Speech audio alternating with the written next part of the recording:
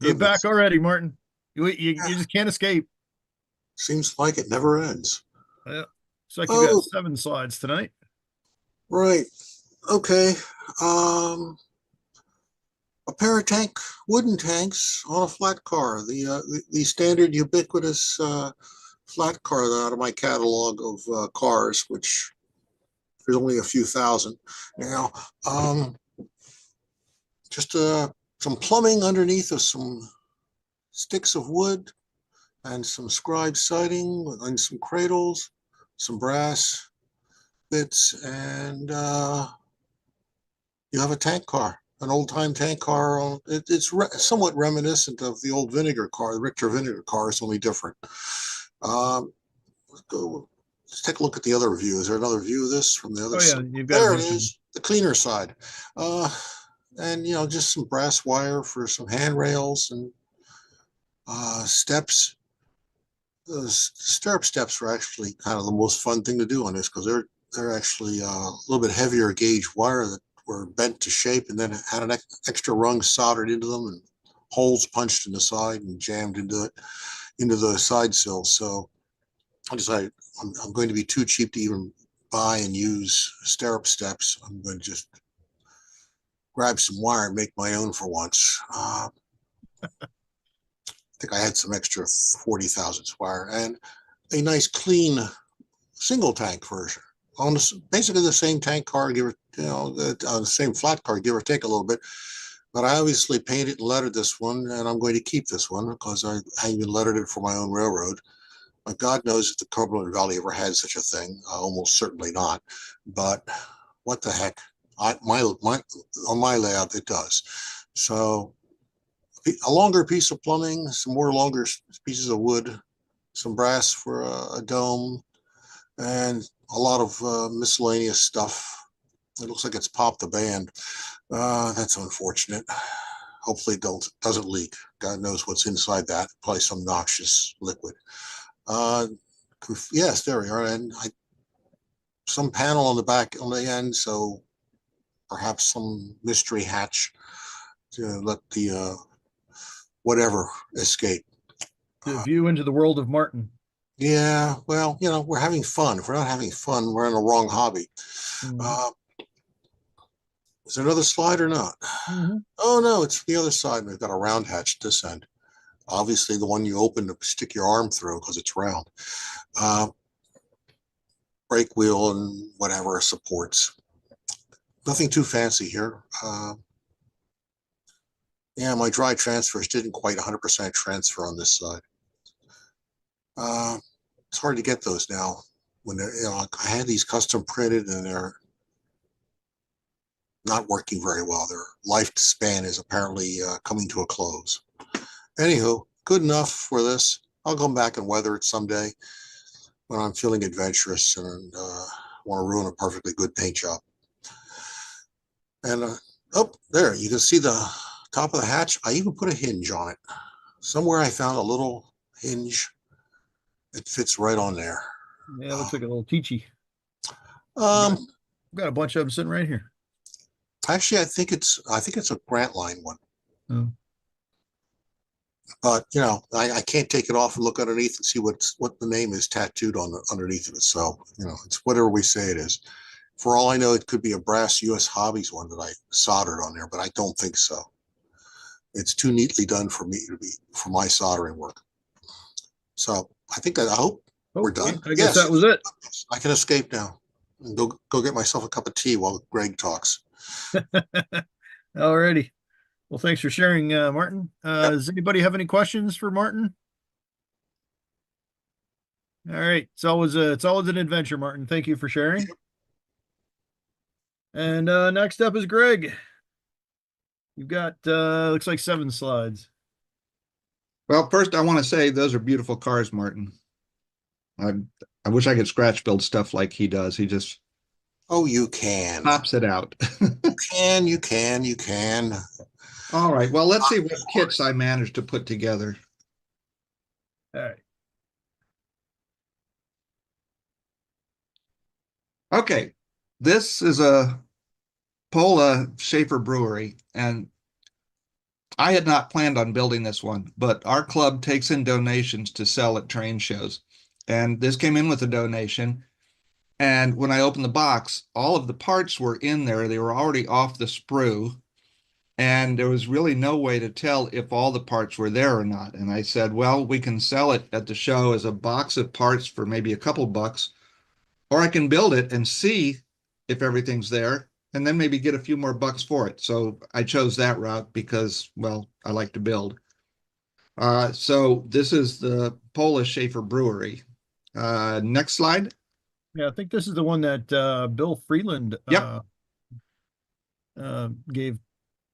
Yeah, along with some other HO stuff, which was Yeah. all put together. So now, one of the interesting things about putting this together is this brewery, this one is made by Pola, and it was marketed under 4 different names. It was also offered under the name of AHM, which was the first company that put it out. It was also marketed by Model Power and by Tyco, and Pola made all of the castings for all of those versions. They're all based on a design by E.L. Moore, who was a rampant model builder and author back in the 50s and 60s. And quite a few of the kits that probably all of us have built when we were starting out were based on his designs. So this is one side of it. This thing goes back to the days of when the horses would pull the wagons, and one side would be on the rails, presumably this side, and the other side would be where they pulled up the horses. And you'll see that in another slide. Have we got another one? Yep. Okay, so on this side, this is where the horses, and they might have been Clydesdales, I don't know, would pull up. On the left is where all of the kegs would be stored after they brewed the beer, and I guess they let it age. And over on the right was actually a trough where the horses were supposed to get their dinner after a hard day's work. Not that you would know it from the instructions.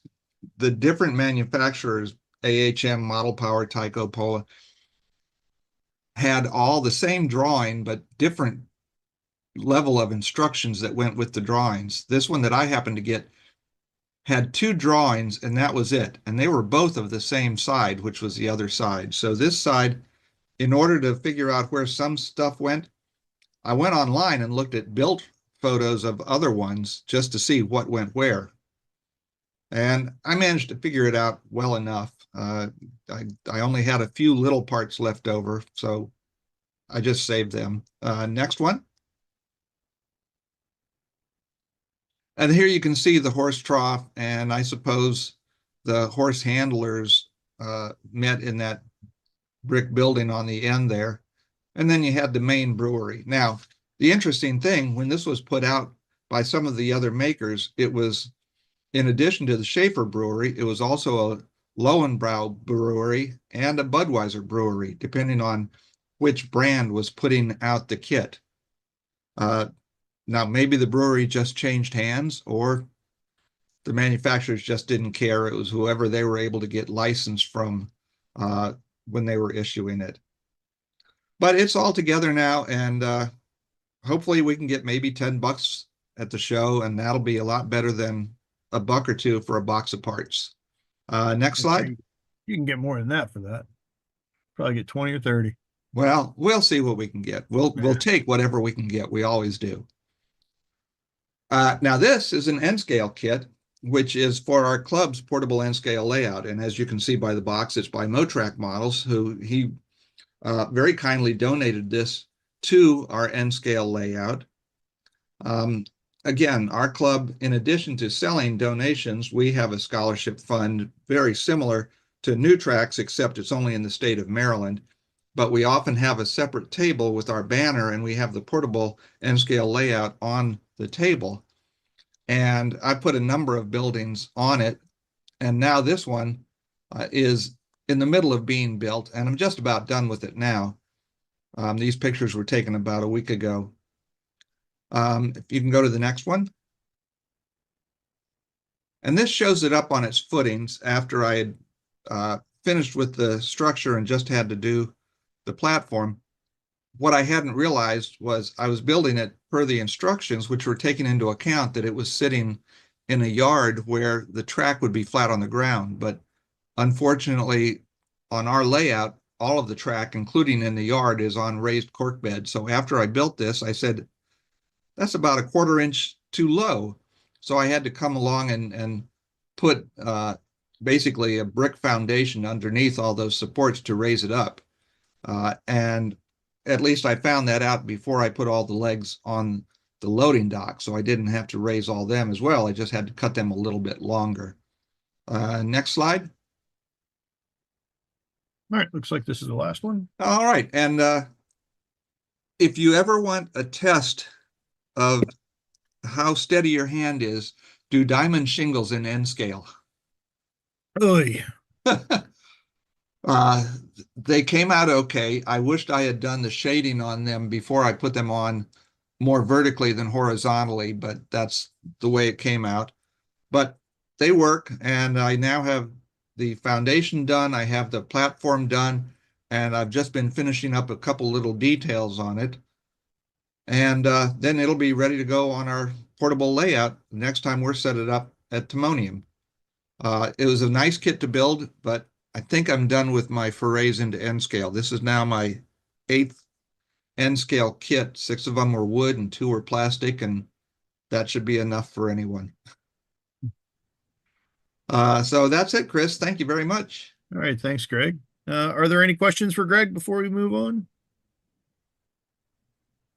All right, I guess not. So, Greg, thanks for sharing, and I'll see you in what, about a week and change. So, Yes, sir. Don't catch anything up in Amherst, so you can oh, come no back kidding. to Timonium. All righty. Next up, I don't know if Bob was going to be able to make it tonight. He didn't think he was going to, so I'll give him the opportunity. Bob, are you up? All right. So, yeah, Bob had something to do after he sent the slides to me, but he's like, here's what they are. So basically, this is the gist of it. He has a limited run kit of Rickety Cove. Apparently, getting it from the Canadian Post Office was quite a challenge because it got lost. It had a wrong postal code or something on it, and so he said that was quite an adventure just getting it. So he sent some photos. It's not complete, but these are some neat little buildings that all pile into this little wharf scene. So there's a couple. I think there's a few more, and I believe this is HO scale. And there's some more, and that's the last slide. So thanks for sharing, Bob, and hope everything's okay at home. And we will. Does anybody have anything to add to this? I wonder if they're N scale. They kind of look that way, but Bob usually does HO. Actually, Bar you know Mills what? only did their limited run kits in HO. Okay. Yeah, it doesn't say. It on was here, last Christmas's set that they put together, Rickety Cove is. Yeah. Alrighty. So now we'll move on to Jeff Jordan. Jeff, are you up? I'm here, Chris. All righty. First of all, this picture, I saw it in Shortline and Narrow Gauge Gazette. So I want to congratulate you for getting that photo in there. Thank you. All righty.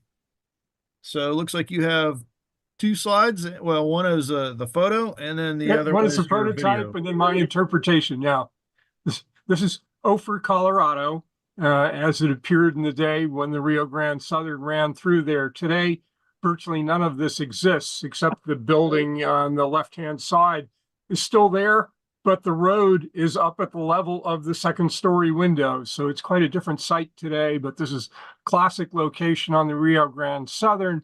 And as I've mentioned in the past, one of the things I'm doing with my modest size layout is creating little vignettes of sites along the Rio Grande Southern. And though my geography doesn't quite match the prototype, the next slide, which is actually a short video, shows my interpretation of the site.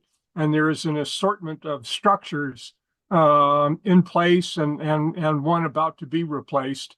Up on the right there, that's one of my oldest ones. That's a Dills market with a couple little features added, including, you can barely see on the right, a coin-operated ride-on horse. And then on the left-hand side at the top, the market there, you've seen, that's the one I Scratcch built and actually stands in Fort Valley, Virginia, but it's been transported to Colorado.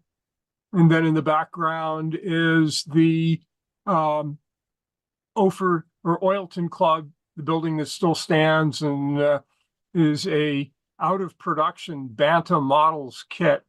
And what really got me started on this particular scene was when I discovered that kit secondhand and was able to put it together and then readjust everything to work around that structure. And you can barely see that there is in the works a tram tower and tram unloader in the extreme background right in front of the train. The scenery, as I've said for some time, I've been promising to actually get some scenery on my layout. And this was as far as I got before the weather turned nasty and I had to spend too much time on farm responsibilities and the like.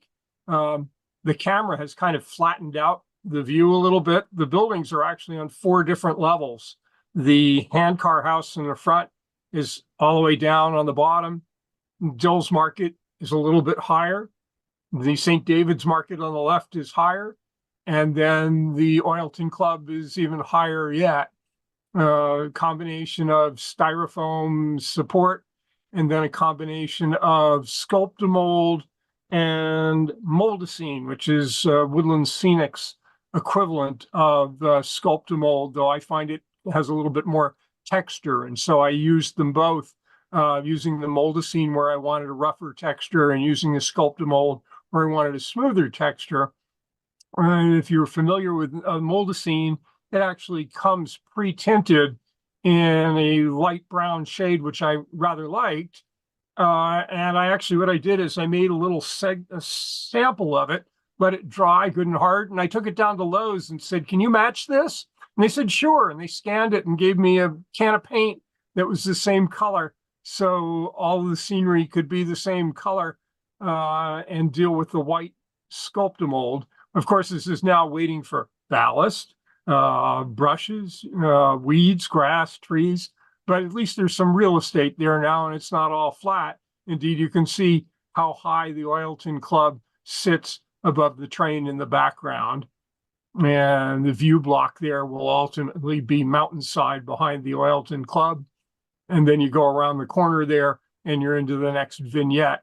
My photographic background is now installed as well.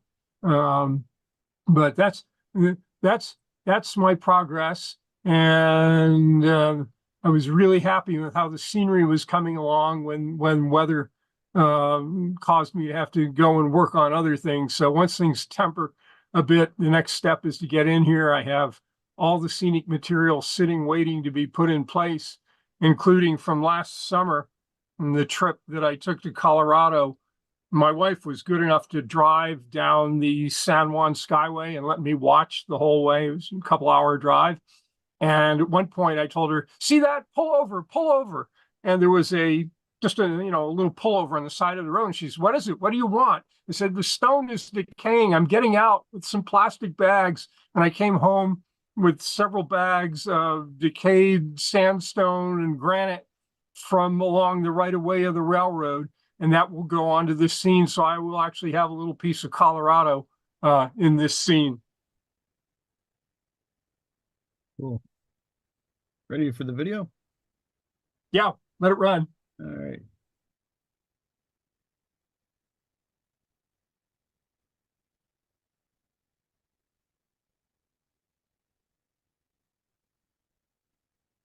One of my favorite Bachmann locomotives, heavily weathered Bachmann cars, and a brakeman up on the roof. Is that a 3D of you? No, that is an Aspen Models figure. I am dying to get to the fellow who does the 3D scans and put on my coveralls and get scanned, and so I can be working on my railroad. Might happen at the Harrisburg show. Oh, that was a good thought. I'll need to remember to bring my coveralls. We'll confirm that. Yeah, Les Davis, Yeah. or are you coming to Amherst, Jeff? No, as long as the weather is like it is, I'm pretty much occupied keeping our livestock fed and watered. Gotcha. Yeah, because Bernard Helen at Mini Prints also does Yeah, that stuff. So, in fact, I've been meaning to catch up with him. I was supposed to get mine done like last year before, and here we are. yeah.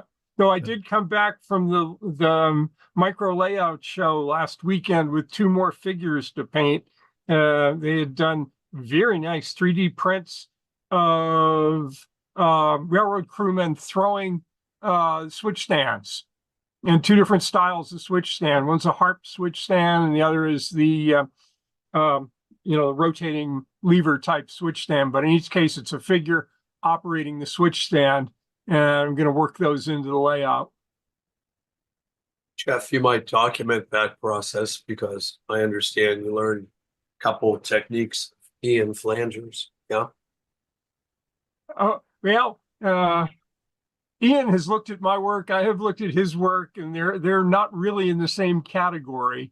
As you may recall, I developed a technique that enables you, and the fellow you see in the photograph there was painted using my technique, so he doesn't come out flat. He has light and dark features on his clothing, and I think he looks very acceptable on this kind of view.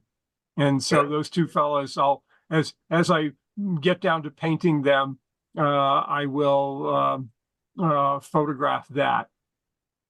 Always more ways than one to paint a figure, that's for sure. Well, you may recall my program on figures was how to paint figures for people who can't paint figures, and myself included. A very simplified technique that came up with a figure that I think is very presentable. The key being that it doesn't come out as one flat color. It has highlights and depth and gives you the appearance of, wrinkled clothing. And so I'm very happy with the figures I get from that, but would be embarrassed to put them side by side with Ian's. Oh, don't say that, but Ian is an artist too. So, yep. Thank you for your presentation. Thank you. Thanks, Jeff, for sharing. And now, all right. Next up, we have Gary Shergold. You up, Gary? I'm here. All righty. I tried to consolidate these down, but I came up with 18 slides. So there's a lot there. What you're about to see, the more you dig into it, the more detail it's there. It's just it's mind-boggling. So without further ado, this isn't your typical model railroad stuff, but you know what? It fits the categories otherwise. You know what happened is I was doing an awful lot. I do quite a bit of modeling, railroad modeling, and every once in a while I will go into other type of modeling. And over the years, I collected 4 ship models, and they sat for quite a long time. So I figured I'm going to build them. And between the months of September, October, and November, these 4 models got built. Now this one here is the Titanic. It's a 350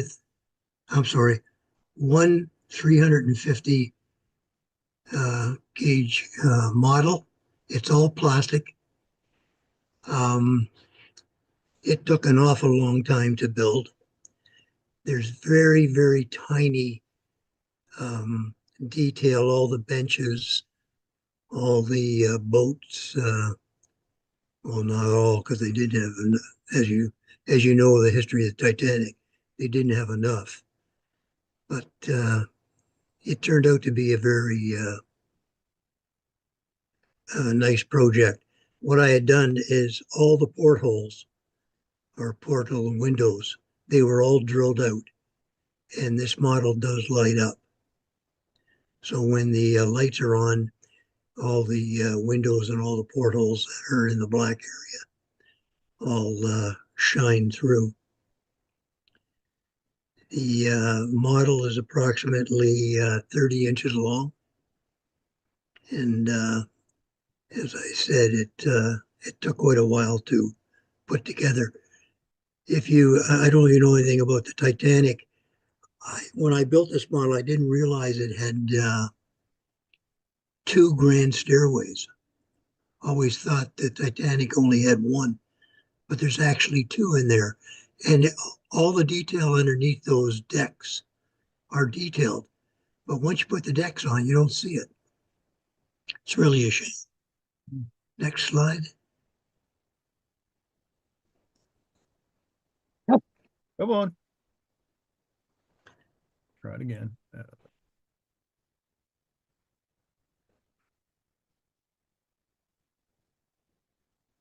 It's not wanting to cooperate. Hang on a minute. The Titanic might sink. Yeah, this is some a little bit of close-ups. I wish I could have. There we are. You can see the lifeboats, and they all are on those all the hooks and the rigging gear that comes with them. Davits. Sorry, They're called davits. davits. Yep. I spent 15 years in the Coast Guard Auxiliary. Very good. And you can see the cranes. There's quite a few cranes on this vessel. One of the hardest things was putting the ladders. You see the ladders on the smokestacks, and that was very difficult to do. They're very tiny, and trying to get them the figures bent and then fitted into their proper positions. But as I say, building the model, it came together quite well. I was quite happy with the finished product. Next Are those slide. photo etch? No, it's all plastic. All plastic. Wow. Everything in there is plastic, except the rigging is not plastic. It's yeah, the whole model is completely plastic. Next slide. Yeah, now that's the stern. And you can see the number of cranes. I was quite surprised at the number of cranes. There was quite a lot of them. They had a number. Of course, they had the. You can see it on the bottom deck there. They had a lot of hatches that these cranes would lift up the tops, and then they'd put cargo on that down into the ship. Next slide.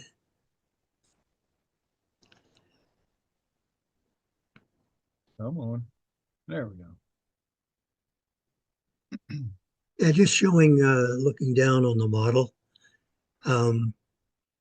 All the, like, when I was building the model, it called for thread to do all the rigging for the stacks. And the two yard irons that are on the front and the back. What I did, I swapped that out for very, very thin wire. The wire, it looks more authentic. With the thread, it was too loose and you couldn't get it tight enough or taut enough to make it look good. So I swapped that all out with wire.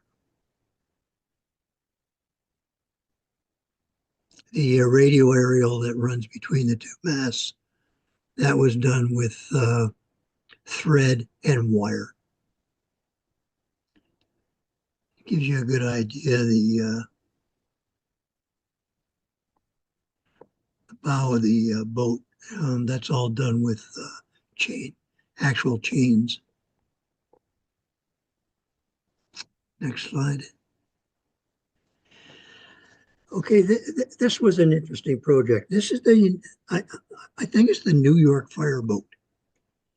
And I did it up, and it's all plastic also. And believe it or not, this is HO scale. This boat's about 110 feet long. And the mast that you see was really the large water tower. That there was a lot of movable parts on this ship that I built. And that mast, when it's up, you'll see a photograph later. That goes 55 feet in the air. And it has a full crew. The cabin in the front, where they do the steering and everything, that's fully detailed. There's quite a lot of detail on this vessel, but that's showing the one side and then the other side. That was a fun project. Next slide. Here's a little bit of a close up. See the tower laying down, the water cannons on there. There's quite a few of those. The life preservers, boats, rescue boats, and all the equipment that this ship would have used. Next slide. Just some more. There's the mast when it's up. As I say, it goes up and down. The water cannons turn. You can position them into different positions. What was really nice was the netting on the front of the boat. That was a lot of fun. I did a little bit of experimenting and painting to get it to look as good as or as close to netting as I could. So that's a bunch of latex paint and washes and a little bit of staining, but that turned out quite well too. And I did put a Canadian flag on it. So, but when I was building the kit, well, when I got the kit, it said HO scale. When I opened it up to start building it, I was quite surprised and impressed of its size. Next slide. Yeah, a little bit of a close up of the, you can see the main area where they steer the ship. There's stairways going to go up to all 3 levels. Radar. I'm not sure what those big gray things are, whether they're water containers of special chemicals or what they would be. But the ship was built, spray painted, and it was a fun kit too.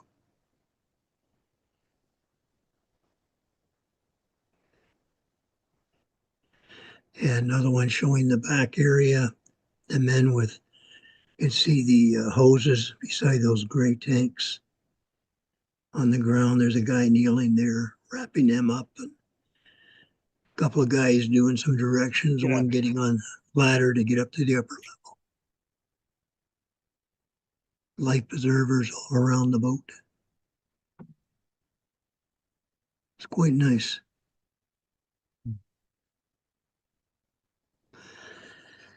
Okay, then I got into building the tugboat. Now the tugboat is HO scale. It was also a fun project. It was plastic. It was spray painted using rattle can and spray gun. The letter S was a lot of fun to do. What I had done was I had painted it yellow and then with a fine pen, black, highlighted the area between the red and the yellow so that it would stand out. It's all detailed inside too. And it's got the HO scale men throughout the thing, the rubber bumpers on the side that hang down. It was a fun kit, so I left the American flag on that one. Oh, and then we come to the Cutty Shark. The Cutty Shark was a restoration. A good friend of mine, I was visiting him here a while back and looking at his collection of railroad memorabilia. And he pointed to a box on the floor and said, "That's for you." And I said, "You got to be kidding." He said, "No, that's for you. Do it with it as you wish." So I took it home. All the masts were smashed.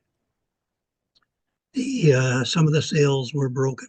The front mast was totally destroyed, and it had about a 1/4 inch of dust on it. So you know how old it was. So what I did was I took a look at it, thought, okay. So I started cleaning. I took a small little paintbrush, some warm soapy water, and some Q-tips, and I started cleaning all the dust off it.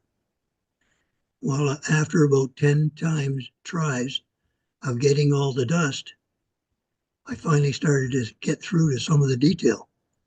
So I just kept cleaning, and it took a really good cleaning. Rebuilt all the masts, and I didn't do all the rigging, but there was a lot of the rigging that had been cut loose, and some of the rigging wasn't proper on it. So what I did is I started to re-rig it. As I said, clean it, and there was a little bit of painting to do on it. And some of the broken pieces, what I had done was carefully taken the mast apart and put metal pins, drilled holes, and then glued them all back together. Next slide. There's some of the rigging that had been fixed on it. Some of the sails were ripped, and I was able to take them apart and get them glued back together. The sails themselves are actually plastic. The model itself is plastic with brass fittings and cannon. There's a brass cannon on there, a few black brass details that make a ship look really good. Next slide. I think we got some close-up. Yeah, there's some of the close-ups. Now you can see the sails. Sails are pretty authentic looking. You can see some of the details. The cranes, I had to rebuild them, made them out of wire. Redid the anchors. They were broken, so they were fixed. New chains were put on, and on the back, again, some of the sails were broken off, so they were repaired, re-drilled, re-rigged, and put back on.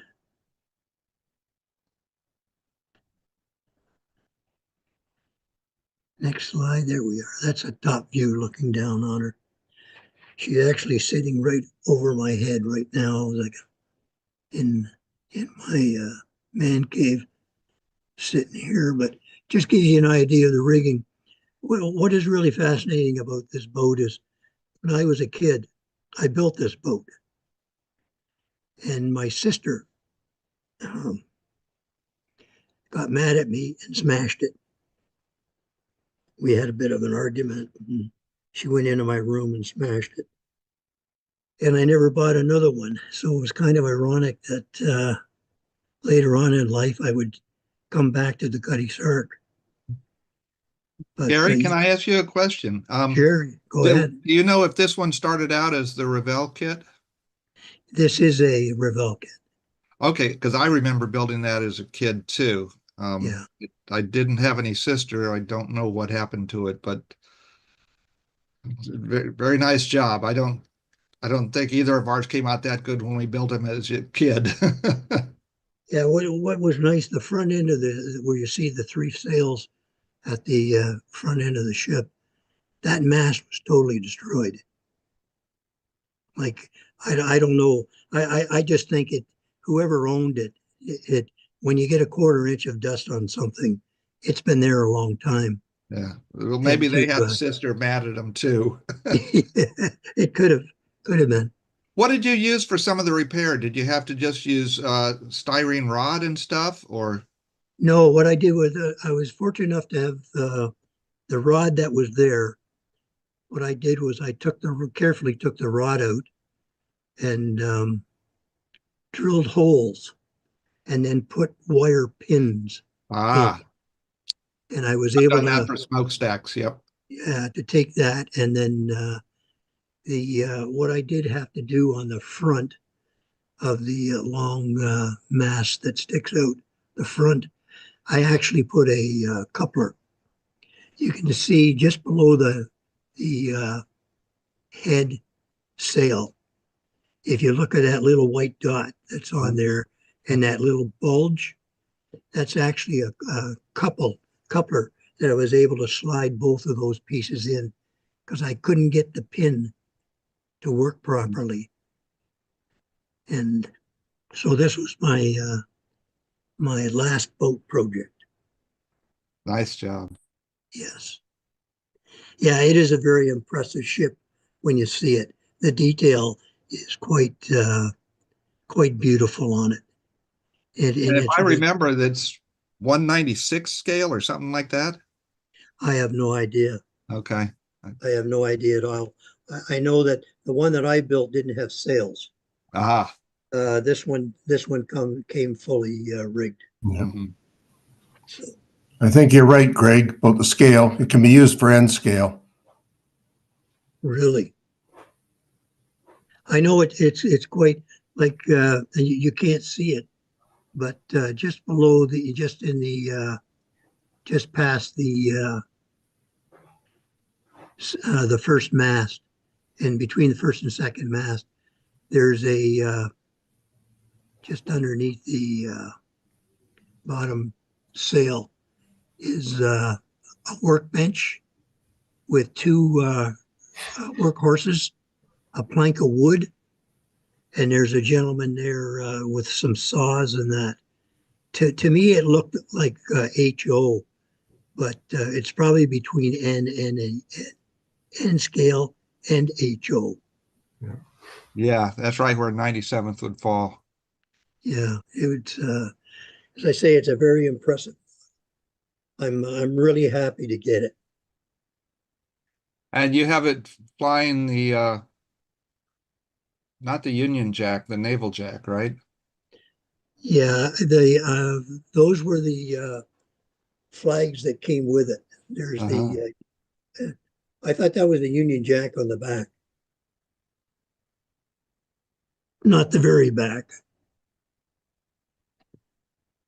On the At third the mast. top of the aft mast. Yeah, yes. I'm not a naval man, so I don't know the terms.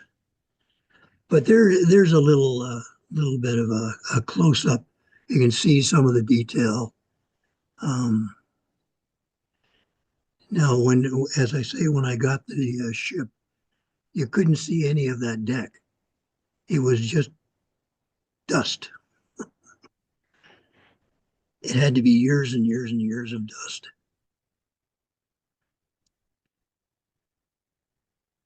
Picture on the right shows the boats. Inside the lifeboats are all the paddles, little gears, or the little things that would be in there if the sailors had to get over the side in an emergency. I don't know if that's it or not, Craig. There's a few more, I think. Oh, there we are. Okay, that's a good close-up. Yeah, I think the last ones actually in front of the outside of a house. Yeah, that's those are the first ones I took that I was going to send in earlier, but I so yeah, you can see the some of the riggings. I don't know what they're called, where the rope goes through the little pulleys and that, but all the pulleys are all there. Everything is all there. The flag on the back. I don't know if that's the English sailing flag, but most of this stuff, like the ladder or the stairway going up, it's all removable. It'll go up and down. The it was all damaged. The boat itself had a lot of damage, but mainly the masts and some of the rigging on it. I don't know whether the rigging at one time had collapsed in, but it wasn't. It wasn't proper. So I redid not all of the rigging, but some of it. It's a very impressive model. Yeah, there's the front showing. I didn't get a picture of that working area that was on the boat. Thing I can't get over is the sails actually look like they have like Wind. they're actual material. Yeah. Well, yeah, and when you look at it, like I'm looking at it now in my den, and it actually looks like cloth. Yeah. But believe it or not, that's plastic. I mean, they just did a mind-boggling job on this thing. This is, and then to Yes. have you come and restore it, that's as equally impressive. Yes. Whoever built this, like there is a, you can see the wooden base. It was made. The base was made for it, and there is a little plaque on the front that says Cuddy Sark, but on the back there's a small plaque with initials, and I think it's the initials of the gentleman that built it. He obviously spent a lot of time building this. It's a very impressive model to see. Hey, Gary, Yes. were those sails painted? Not that I know of. Now they could have been, but when I look at them, if you can see the back of them, um, they're a little whiter than the front. So Mm-hmm. the sails may have come with that sort of that antique white color. Mm-hmm.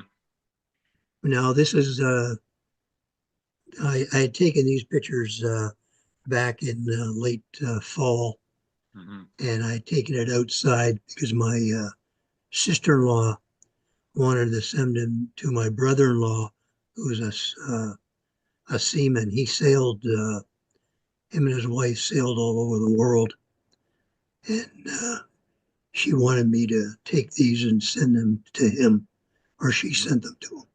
So I sent these in just to get you can get like a really good view of the size of this thing. It's about, probably 2 feet high at the highest point of the mast. And it's got to be at least 36 inches long. Once you get all the dust off, you really notice the.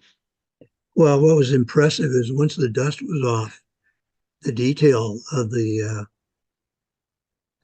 decking, it's all the wood grain and everything is there. It is quite impressive. Fantastic. I went online. You can still buy this model. If you go online, the model is still available. Alrighty. Thanks for Well, sharing, Gary. Yeah, a little different, Craig, than model railroading, but Yep. Yeah, as and I it's say, I model and I just get a breakaway once in a while, do something else. yeah, kind of part of the my build the design behind it is to kind of take you out of your comfort zone every once in a while. So Right. you definitely Yeah. check that block, and this is some impressive stuff, Gary. This is Thank you something to very be proud of. Thank you. Are there any questions for Gary? Alrighty, and I think the last one we have up is Bill Stimson. Yep, Bill. I saw you I'm here. earlier. Sure, you make me follow that. Sorry. Looks like you've got 7 slides tonight. All right. This is an N-scale model of a building off of George Celios's layout. He called it El Pico. I decided I wanted to build that model, so I took a bunch of the pictures that were available for it, and I built the best I could with it. You can see the penny next to it, so you get some idea of the size. The windows are actually individual windows that I had to cut the sides off to splice together. I didn't have anything that had 6 windows of the right type together. And then the doors are Scratch built. Everything else is Scratch built. And I found this American Licorice Company sign online and set it up over the door. George called it El Picos. Next slide. I think there's a couple more pictures of it. There you go. Yep. See the roof there, the overhang roof. Yep. Next slide. Oh, now we're into, this is a Scratch build of a building that was in Jerome, Arizona. It's a blacksmith shop in one of the touristy places in Jerome.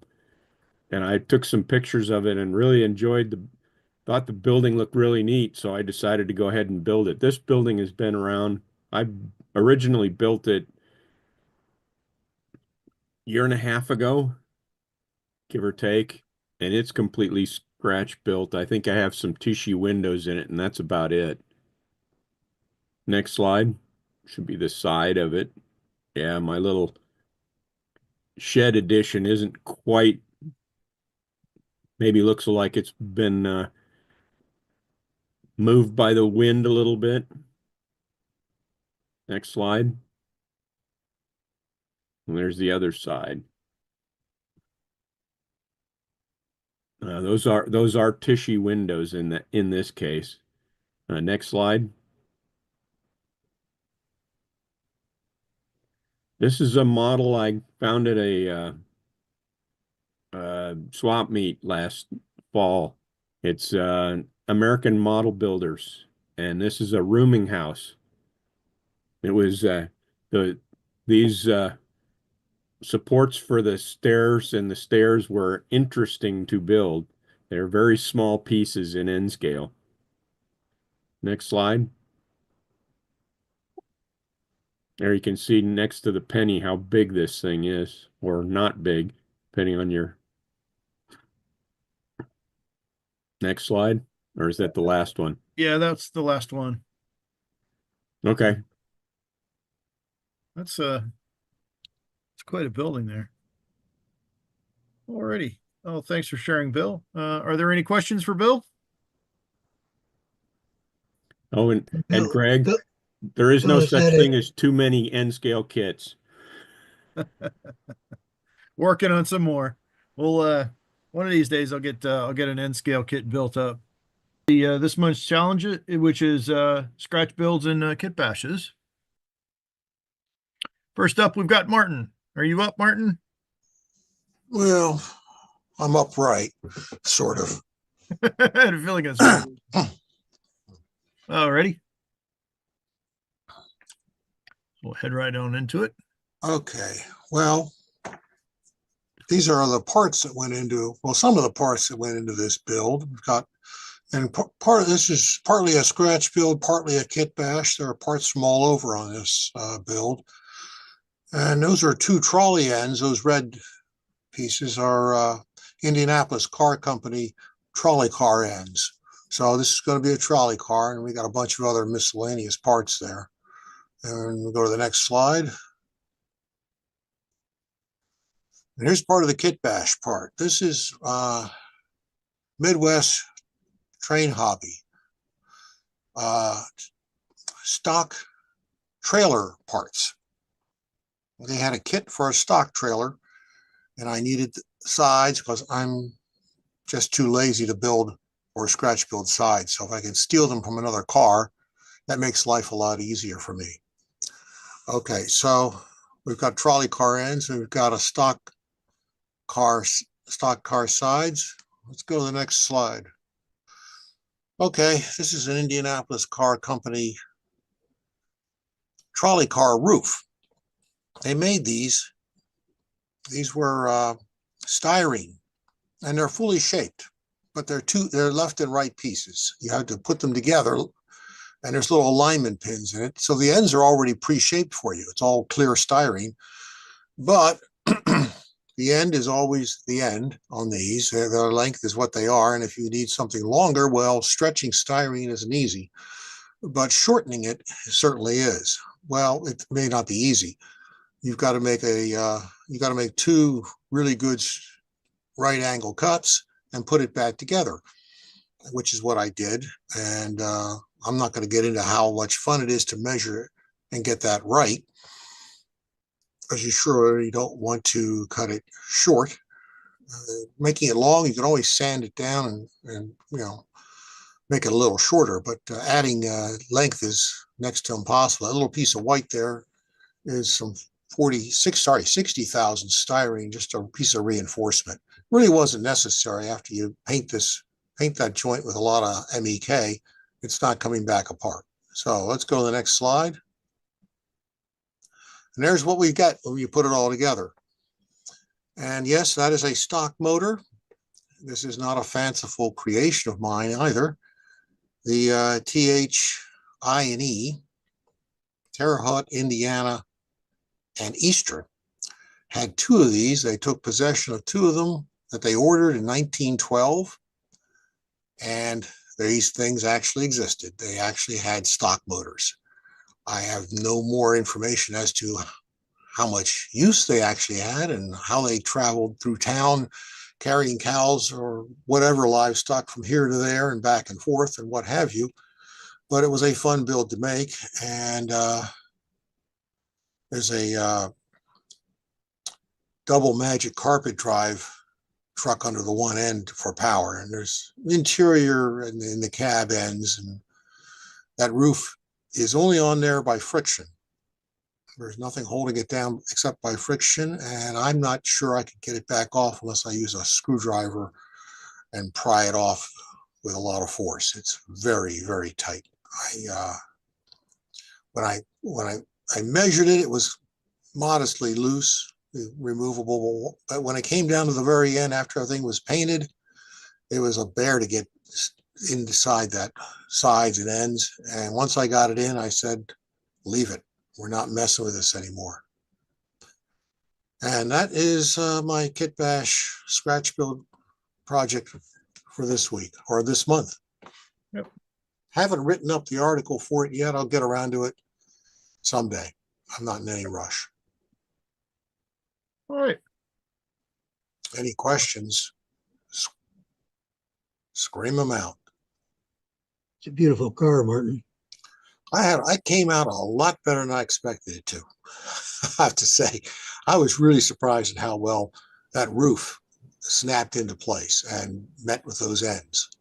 So it really, it was really a very pleasing, satisfying conclusion to that one. And that paint's kind of an interesting one. That's an odd Rust-Oleum color. It says it's burnt sienna, but it's unlike any burnt sienna I've ever seen. But it does make a really nice trolley car color. Yeah, it's a really nice car. Looks like it was probably a pretty miserable ride, though, I can imagine. Well, Cattle rolling around in there. as long as you're going forward, not behind it, I guess it's okay. You're upwind. Yeah, That too. I didn't even think about that. All right. Oh yeah, there's cows on the inside of that. You can barely see them. Before I put the roof on, I printed out a bunch of pictures of cows, and they're glued on some card stock onto some pieces of wood that are on the inside. You can sort of see them if you squint hard and look up close, but maybe not in the picture. Cool. All right. Any questions for Martin? Comments, concerns? All right. Is That's the roof still available? Can you get those roofs? Oh no, Indianapolis Car Company's been out of business forever. I think I have one roof left.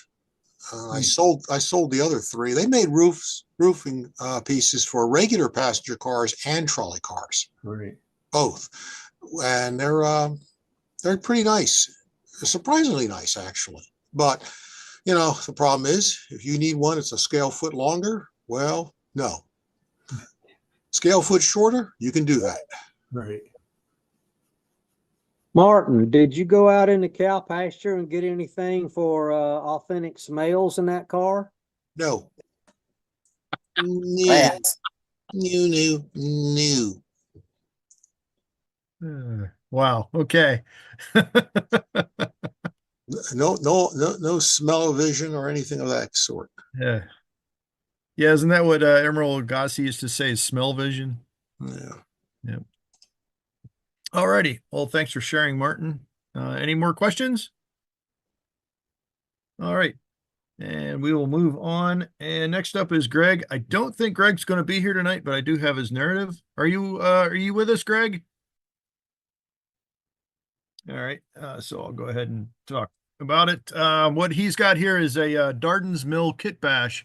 It was a mill that was served by the Western Maryland Railway in Elkins, just outside the yard. This will be installed on a layout with elevated tracks in the back, just like the prototype.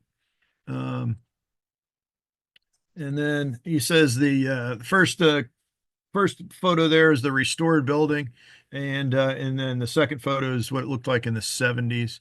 So what Greg actually did was kit bash this to make it a little bit more towards what he was looking for.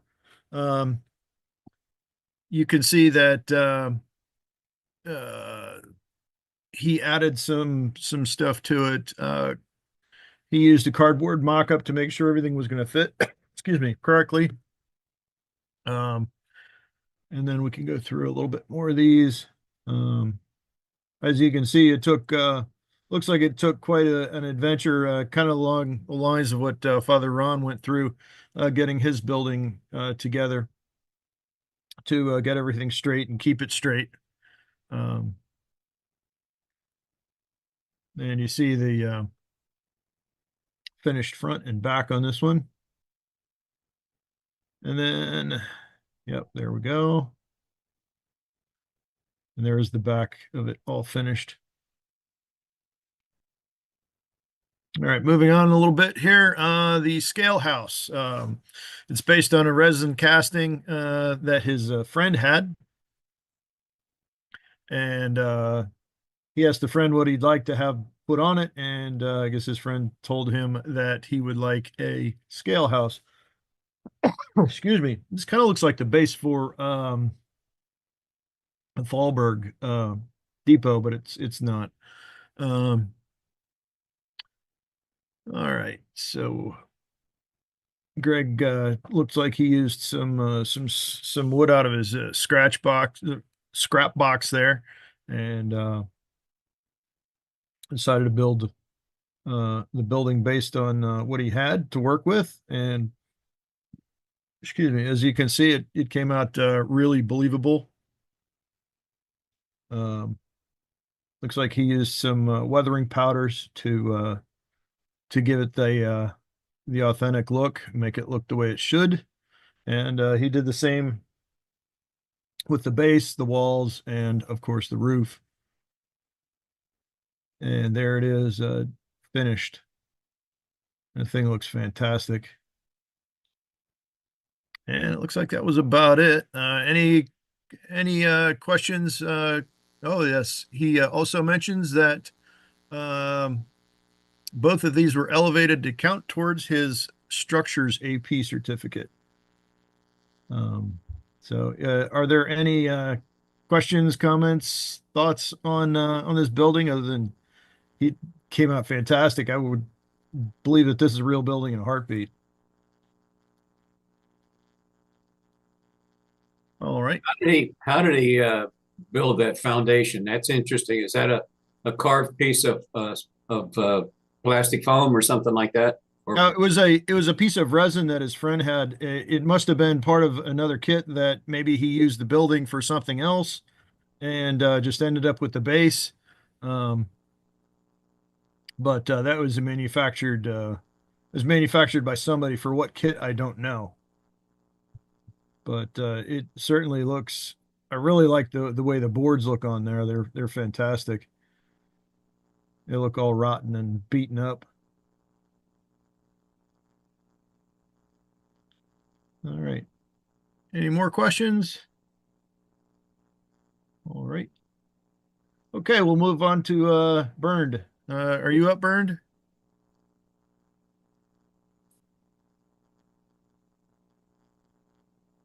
All right.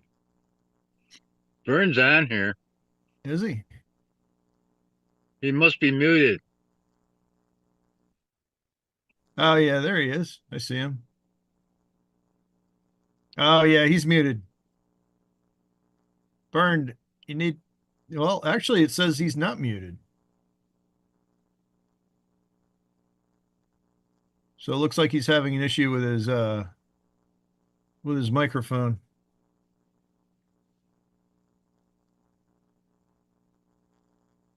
I'll call him and tell him to see if he's going to get on. All right. Yeah, I see him. No, he's okay. Well, he did send me the narrative, so I can go over that, and he can slap me for what I mess up later. This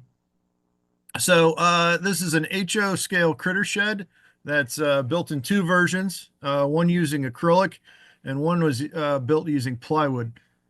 Come on. There we go. All right. Looks like he sat down and did some pretty comprehensive drawings of it, and it looks like he did this on a CNC machine. Okay. All right. I got that right. So the plans for the critter shed called for 1/8 inch thick acrylic and 1/16 inch thick plywood. You'll see in the second photo the CAD drawing of the critter shed. And then let's see, photo 3 is the CAM program showing the cutter paths and tabs to hold apart from getting tangled when cut free. Photo 4 is the acrylic version. That's the photo on the right. Held down with carpet tape. All right, and then moving on to the next step here. It said all parts were cut out and cleaned up, as we can see there, and then preparing to cut the plywood. So he used a lot of frog tape. He placed that on the bed of the machine first, and said it was also placed on the plywood. And then he used ACC on the tape, on the bed, and the machine. The plywood was then placed on the tape on the machine. Let's see, the next photo, the completed routed parts were removed from the machine. The parts were pulled off the tape, as you can see there. And then the acrylic parts being assembled with weld-on for acrylics. And that was the dog that just banged the door down. Using magnets to hold the parts in place is right there on that photo on the right. Then the next one is assembling the plywood version with magnets and 1, 2, 3 blocks. Oh yeah, cutting strips of 1/32 balsa for board-on-board siding. Thought that was pretty cool. I think that's an interesting idea that maybe I'll try sometime. The acrylic version shed with a balsa board or with a balsa board on board siding is there on the right. And then the plywood version shed with balsa board on board is on the left there again. And then Happy Accident built a mirror version of the acrylic shed. And moving on a little bit, cutting clapboard siding from premium cardstock by Naturals from Walmart. A Walmart product there, using a 3M 465 adhesive transfer tape to glue down the clapboard there on the right. And then the next, we've got board and clapboard siding completed. And then the photo on the right there, cutting strips of cedar wrap for the shingles. That's a neat idea. And then shingles from a HO scale, 3 inches wide to 12 inches wide. So he varied the widths of them and cut them. And then he chopped the shingles to length on his homemade chopper. It's a heck of a homemade chopper you've got there. That was pretty cool. And then you see the finished result there. A shingled roof on the plywood version of the critter shed. And not quite finished shed. I think that was the next one here. Still needs to add the lean-to buildings with doors and operating main doors on the main building. So, and it looks like that's what we've got. Hopefully I presented you well. Okay, I got a clap. So I didn't totally screwed up. So Said he had a microphone problem. all right. All right. Well, let's see. Are you on the phone with him, Rich? I was, but not now. Okay. I was going to say if maybe we could relay and if there's people that have questions, we could address them that way. Yeah, I can do that if you need to. All right. Okay. Yep. Bern's got his phone. All right. Are there any questions for Bern? All right. Well, that was that's quite a build there. That came out fantastic. Really something to be proud of. I take it there's going to be you're going to add some the doors and windows. Are you gonna CNC print those, or are you gonna use like T-sheets or something? No, I don't know yet. Okay. All right, cool. Take it one day at a time. All right. Well, thanks for sharing, and hopefully you can get that microphone fixed so you can speak for yourself next time. All right. Next up, we'll have Barb Farquhar. You up, Bob? Yes, sir, Reeby. All righty. Yeah, this is my very first HO scale scratch build. This is a little story that goes with this one. I built it out of 60 thou plastic from the side of the city bus, and it took me 3 months cutting it out and measuring it, whatever. And upstairs, putting on the little kitchen table on a cheap plastic tablecloth, laid all the parts out, had a brand new bottle of 10X 7R model or glue. My wife asked me a question. I turned around, I knocked the glue over. I didn't notice it, and glued all the pieces to the plastic. Ended up throwing all the guards and started all over again. So this is actually evergreen siding, bottom batten siding, and then the rest of it is all from a bus sign type of thing. And yeah, the chimneys are just, of course, brass pipes. The bottom of the chimneys are plumbing pieces. The eyelets for holding the guy wires, they're fish hooks, and the thread is upholstery thread. And I lost you see on the right hand side there, I lost one of the doors when I moved from Ottawa to Kingston here, and I found it about a month ago. And I glued it back on again. Okay, next one. Now this is I think there's 2 pictures here. This one and one more, isn't there? And this is O scale. I never did a scratch build on the O scale, so I had to try it. This is it here. I think there's one more picture, isn't there? Hold on just one second here. Helping the 11-year-old with her Oh, issue here. Okay. All right, here we go. a little better picture of it there. Yeah. So these are all made from popsicle sticks and stuff like that. Okay, that's about it. All right, cool. Thanks for sharing, Bob. Are there any questions for Bob? What did you use for the hoops on the silo? Oh, string. Just thread. The foundry, wasn't that, those plans were in a Craftsman, I believe. Is that Yes, the one? in the 60s. Yeah, That one there, yeah. that's on my bucket list. Ah, yeah. Actually, I just sold it about a month ago. Yeah, that one came out really nice. All right. Any more questions for Bob? Well, thanks for sharing, Bob. Okay. And next we'll move on to Jeff Jordan. You up, Jeff? I'm here. All right. Head on into it then.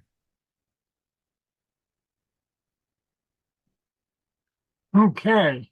So this is though I've scratch built a number of buildings, this is the only scratch build I ever did where there were no drawings, no plans, no dimensions available, just the photographs you see on the screen here were the historic photographs from which I had to attempt to scale dimensions. And to add to it, in my community, we have a small museum, and annually they have a different display. And about 9 months in advance of that display, they announced that it was going to be the stores in Fort Valley, and I volunteered that I would build a model of one of the buildings that no longer exists. That this location today is a vacant lot. There's not a trace that this building was ever there, just these two photographs.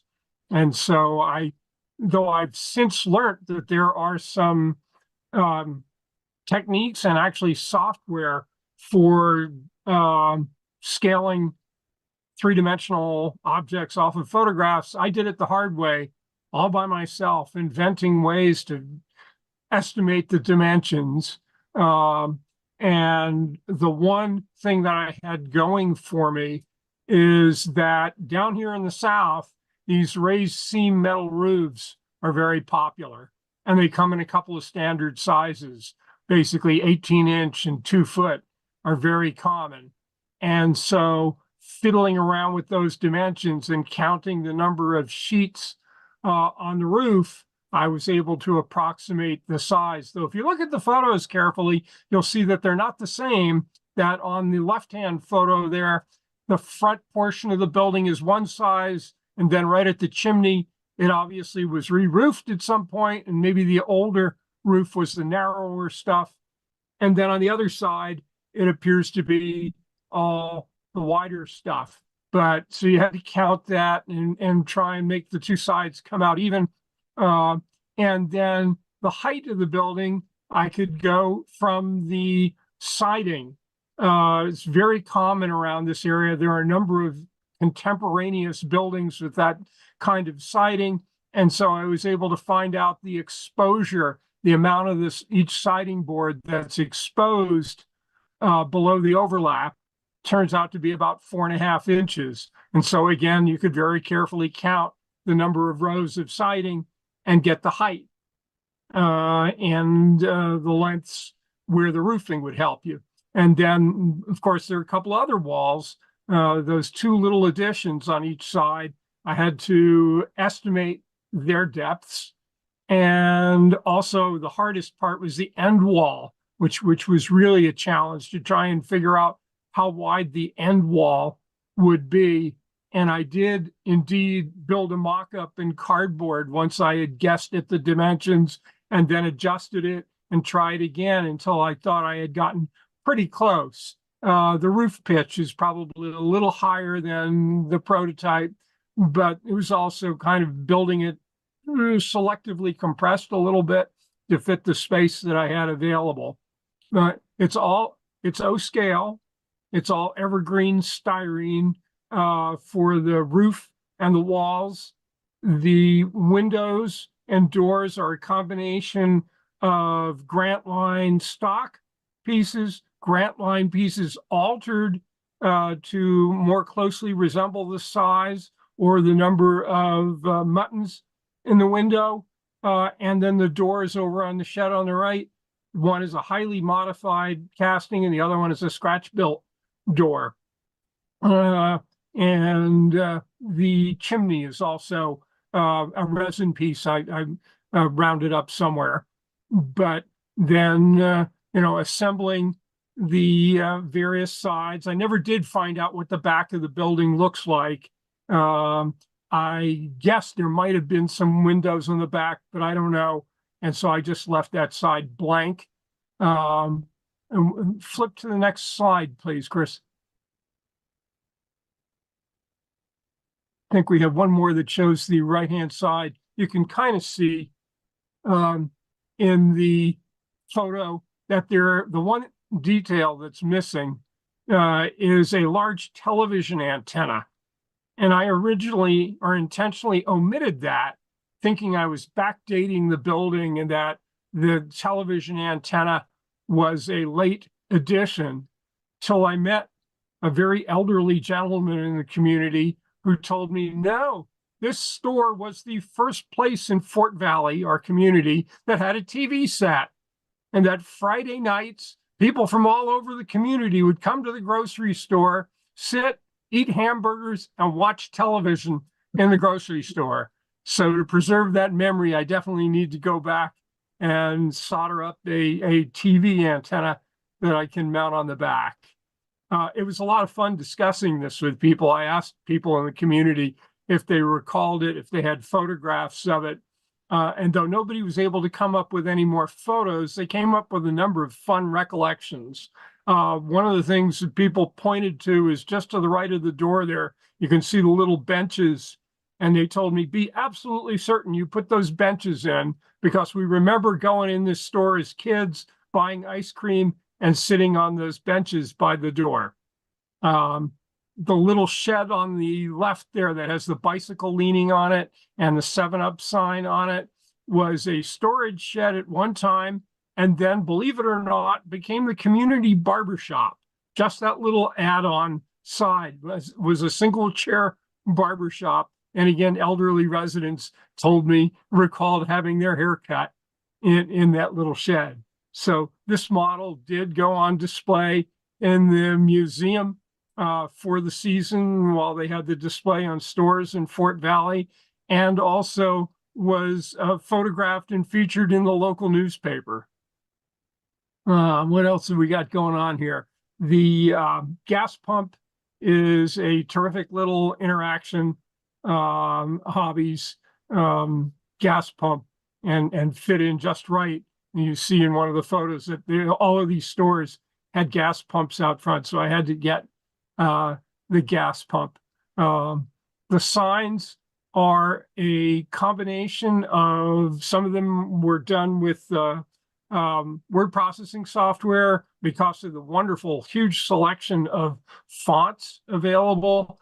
I was able to go through the fonts until I was able to generate signs that very closely replicated the font on the WF Lichtleiter grocery sign. The Coca-Cola button, of course, is easily commercially available. The Coke sign, I found that on a set of, or not Coke, the 7-Up sign, which is absolutely critical. You can see it there in the photograph. So I was pleased when I found that in a pre-printed set. And then on the front there, where it says FW Lichtleiter grocery with the Coca-Cola sign in the middle, that was a bit of a challenge. And ultimately what I got was a much larger Coca-Cola button and carefully trimmed it to replicate the appearance in the photograph. Also the little sign, which presumably has the hours by the side of the door. That's actually from a photograph from the photograph. And I manipulated it to get it the right size and print it out and cut it out. Also the no parking sign, which you can't really see very well over there on the right is actually, again, a photo reproduction of the original no parking sign. Next slide, please. This little place sounds like it was a place to be back in the.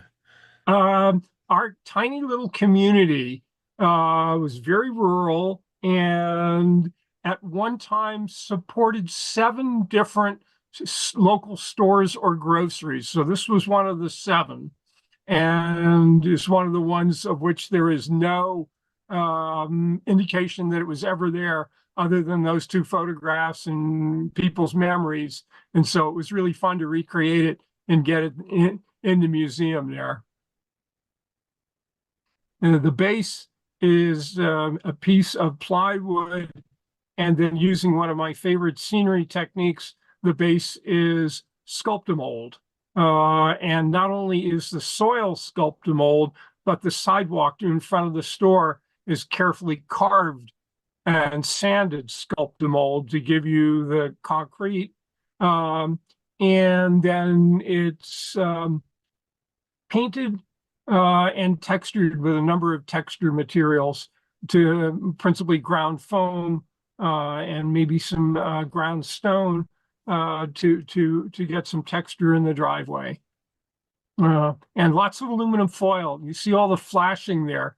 That is all aluminum foil, carefully cut to fit on the other side, of course, where it does the stair step up was the hardest part. And that was one of the reasons I wanted to build this building, is because it has such an interesting footprint with that cutout on one corner with an angled wall, and then the 2 lean-to sections. It gives it quite an unusual floor plan. And I think there may be 2 more photos that just show the other side. Nope, that's it. Oh, okay. But that's my Scratch Build project. And now I'm curious, I recently, going through very old issues of Narrow Gauge and Short Line Gazette, found an article in there on scaling a structure off of photographs similar to the ones I used. And so I'm curious to go back now and use those techniques, which account for perspective and so forth, to enable you to determine dimensions. And so I'm curious to try that and see how the dimensions using that technique compare to what I came up with, just a kind of by hand and by guess and by gosh approach to estimating dimensions.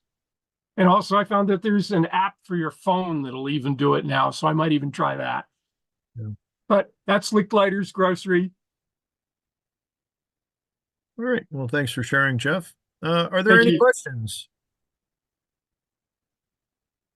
Any questions for Jeff?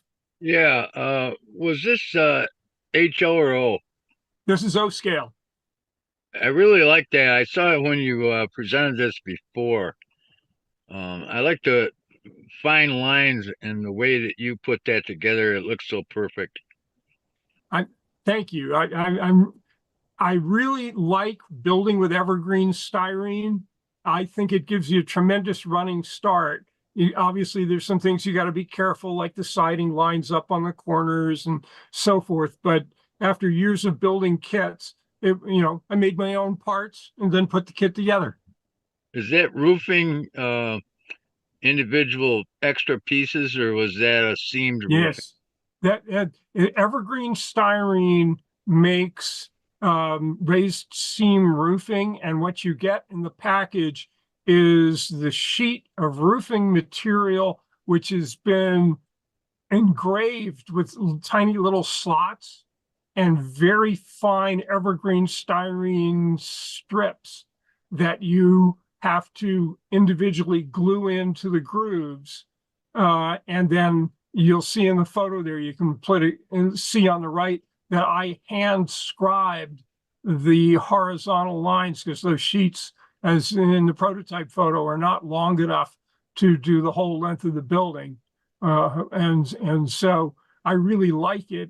And like I said, down south here, I've built several buildings, all with raised seam roofing, and the evergreen styrene roof, I think, gives you a really, really nice a model of raised seam roofing.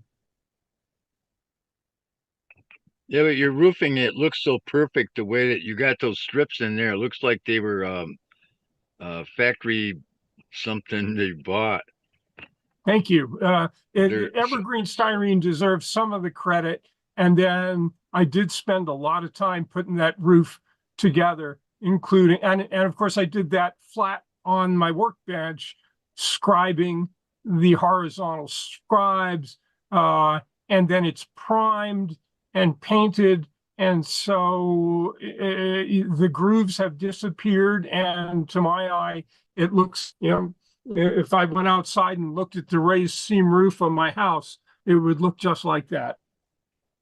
Well, regarding that, I wanted to tell you, I won't keep you long here, but I wanted to say a while back I had a trouble with trying to take a steel ruler and a pencil and trying to measure horizontal lines across for roofing.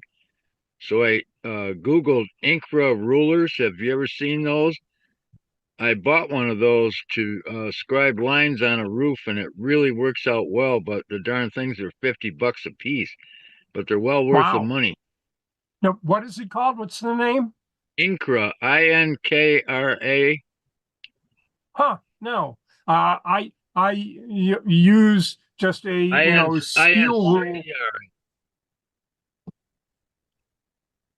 I just use a scale steel rule and use that extensively because it's both a measuring tool and because it's a steel straight edge. It's also a building tool, scribing tool. Very, very handy. It's called INCRA rule. Just Google that and they'll bring up the website for you. Thank you. Incra makes a whole bunch of different kinds of scribing tools. They do radial ones, they do all kinds of different ones. So I'll put it in the chat. Yep, I just brought it up. It looks like it's well worth investigating. Yeah, I'm looking at it too. It's there's quite a bit there. It looks pretty complicated. Can one of you put up the website? Because I'm not on it. Yeah, let's see here. I didn't mean to run into your project here. No, that's part of the whole purpose of this. I see some of those are available right here on Amazon. Yeah, that's where I bought mine, I think. I got the 12-inch one. Yeah, it's really neat with the notches in it. So that rather than trying, what I typically end up doing is with a steel rule and an X-Acto knife tip and trying to make a little tick mark next to the, because this has got the little notches already cut in it, it actually, and of course us O-scale modelers with 1/4 inch to a foot, a ruler just marked in 16ths, 8ths, quarters is right up our alley. I think I'm ordering one. Yeah, marked. I just want to mention they are also made of steel, and in order to use it in the holes, you have to use a mechanical pencil that's 0.05. Looks like Burned has one. It's marked in 32nds, 8ths, 16ths, 64ths, and it has a regular 1-inch ruler on it all the way to 12 inches. I just thought I'd mention that in case there was anybody else on the show that wanted to check it out. I love it. Yeah, that's neat. All right. Any more questions, comments for Jeff? You hear me? Yep. Now I hear you. I finally got my microphone working. Okay. Oh. All right. Any questions, comments, whatever for Jeff? All right. Well, thanks for sharing, Jeff. It's a beautiful model. Thank you. And next up, we have Doc Lovelace. You up? I'm here. Just let me know if I have any microphone problems, because it's also been giving me some issues today, but I'm here. All righty.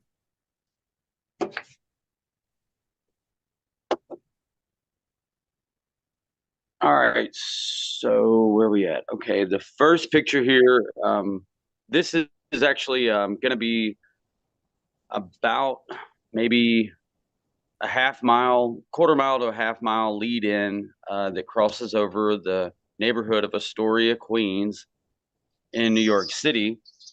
And it's going to lead to the Hell's Gate Bridge. And these photographs here are of the archway concrete pillars that I made from cardstock and paper. The majority of the first ones that you see on the top left, that was the first iteration. And it's all completely made of paper and cardstock. It took me a minute to figure out kind of how to do it, I suppose. But after a while, as you can see from the bottom left picture, I kind of figured it out, even with the cornices on the top.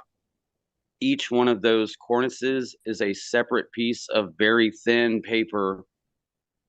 And I just layered them on top like a stair step until I got the proper shape. And the only one that is a solid piece is the very top plate. These are going to go, as you can see from the picture on the bottom left, but the bottom right of that, that's what they look like in real life. And then on the left, or in the middle side, there's two pictures on the top. The left one are the pillars that I've created out of paper, and the right one is the prototype that I'm trying to create. And as well as the very far right picture is just another view of that from the opposite angle of the 7 or so I've created so far, but it'll take about 16 of these before I'm done, just to lead into the bridge. And as you can see on the very bottom picture of the two bottom pillars, some pesky little guy, I don't know if you can see it, but on the back, on the left and right pillars, somebody graffitied new tracks on those pillars, and I don't know who did that, but all right, you go to the next one. Sorry, that's my dog. Okay, so this is these things I believe are called what is it? I made a note and it's up here. One second, I'm sorry. These are called lifting jacks on the top left. And the picture on the top left is what I had 3D printed for me. I designed these. I started with a gentleman that makes in-scale road cones. And these are only about 2.5 millimeters tall. And as you can see from the picture below them, the prototype picture, if you look really closely, right underneath the girders and right above the bridge piers, you can see how you can almost see the sky and the river. Between that is the height in between actually the girders and the piers. So instead of just plopping the girders right on the piers, I wanted to do it correctly, so I had these mocked up. And then also, did you skip or? No, I zoomed in on it. Oh, yeah. So yeah, now you can see that. And you can also see by the picture on the right, just how small they are. I mean, they are tiny. And I have to have 8 of those going across, because each pier, well, there's 8 different girders on each pier.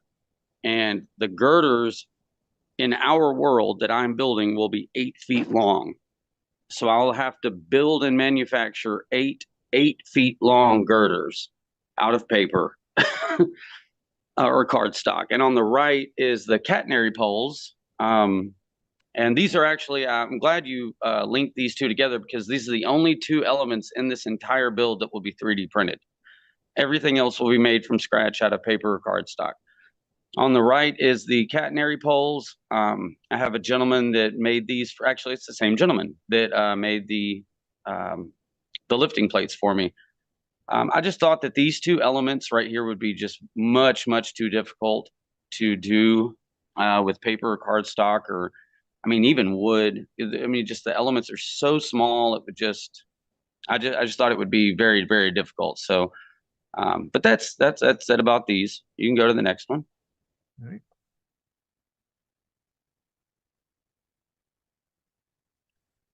And this is a picture of my double-sided kitchen counter that's about, well, from what we're looking at, about 6.5 feet long. And this is what 7 of them look like at prototype length. The prototype will drop about an inch for every 100 inches to give it the grade back to East Astoria.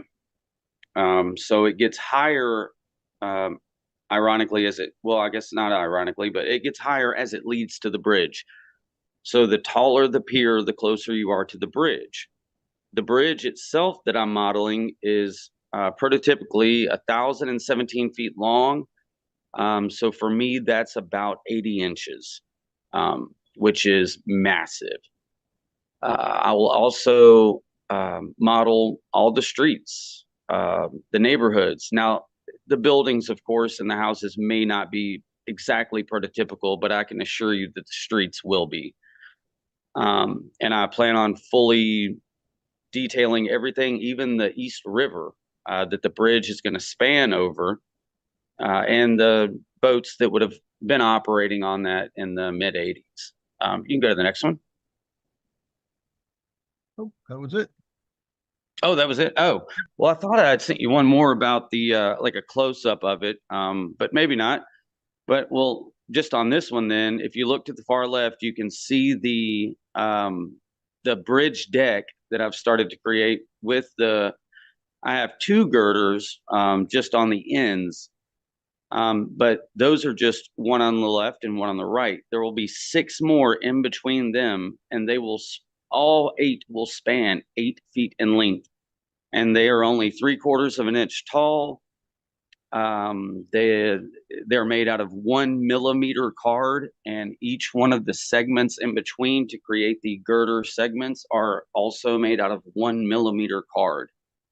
So you can probably understand how difficult this is to glue and keep from warping and all the other fun aspects of working with N scale. Yeah, But use a little bit of extra glue and you throw the whole thing off. yeah. I mean, any little thing. I mean, just too much paint, too much moisture, anything. But oh yeah, I forgot I added a lighter there just so you can see how small all this is. Because those bridge piers in real life, the one you're looking at with the lighter on it is 95 feet tall. Yeah, and you've got one at the other end too, I see. Yep. That one, that bridge pier there on the other end is 102 feet tall, or 101, something like that. But Hey, yeah. Doc, Tom Farrell here. Yes, sir. Is this a diorama or is it part of going to be a model railroad, or what do you I believe it's going to be a standalone. It's going to be a point to point. I am going to power it. And the only thing that I thought I could get away with, which is it's going to be a modular thing still, of course, because otherwise there's not going to be any way I can be able to get it out of my apartment. I mean, but what I'm going to do is it's going to be a powered track. What I'm thinking I'm going to do is once the bridge piers get down to a somewhat believable street level, maybe 40 feet, 50 feet, I might have the track do a loop around. And then once it goes back over the bridge, because this bridge has 4 tracks initially. Now they only run 3. I believe Amtrak owns 2 of them, and CSX, I believe, runs 1 for freight, and the other one is completely just grown over with overgrowth, which that's going to be so fun to model. I really can't wait to model the top of the bridge deck.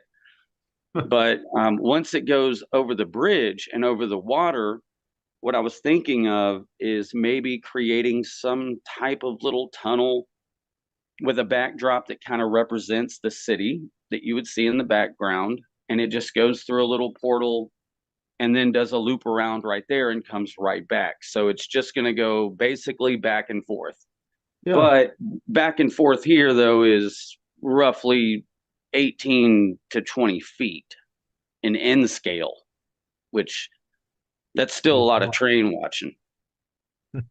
Doc, Yes, sir. it's Pat here. That original picture of the track work, it looked like they sat on concrete ties. Am I right or wrong on that?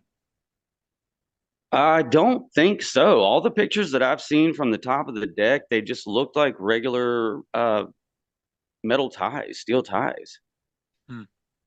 Are they? I mean, you tell me. I It think looks no, very, go back very one. much like concrete because of the shape of them. They're Oh all yeah, I see exactly what the you're same. saying right there. But look at the one to the left of it, though. Yeah, that's regular ties, but that one there is all concrete.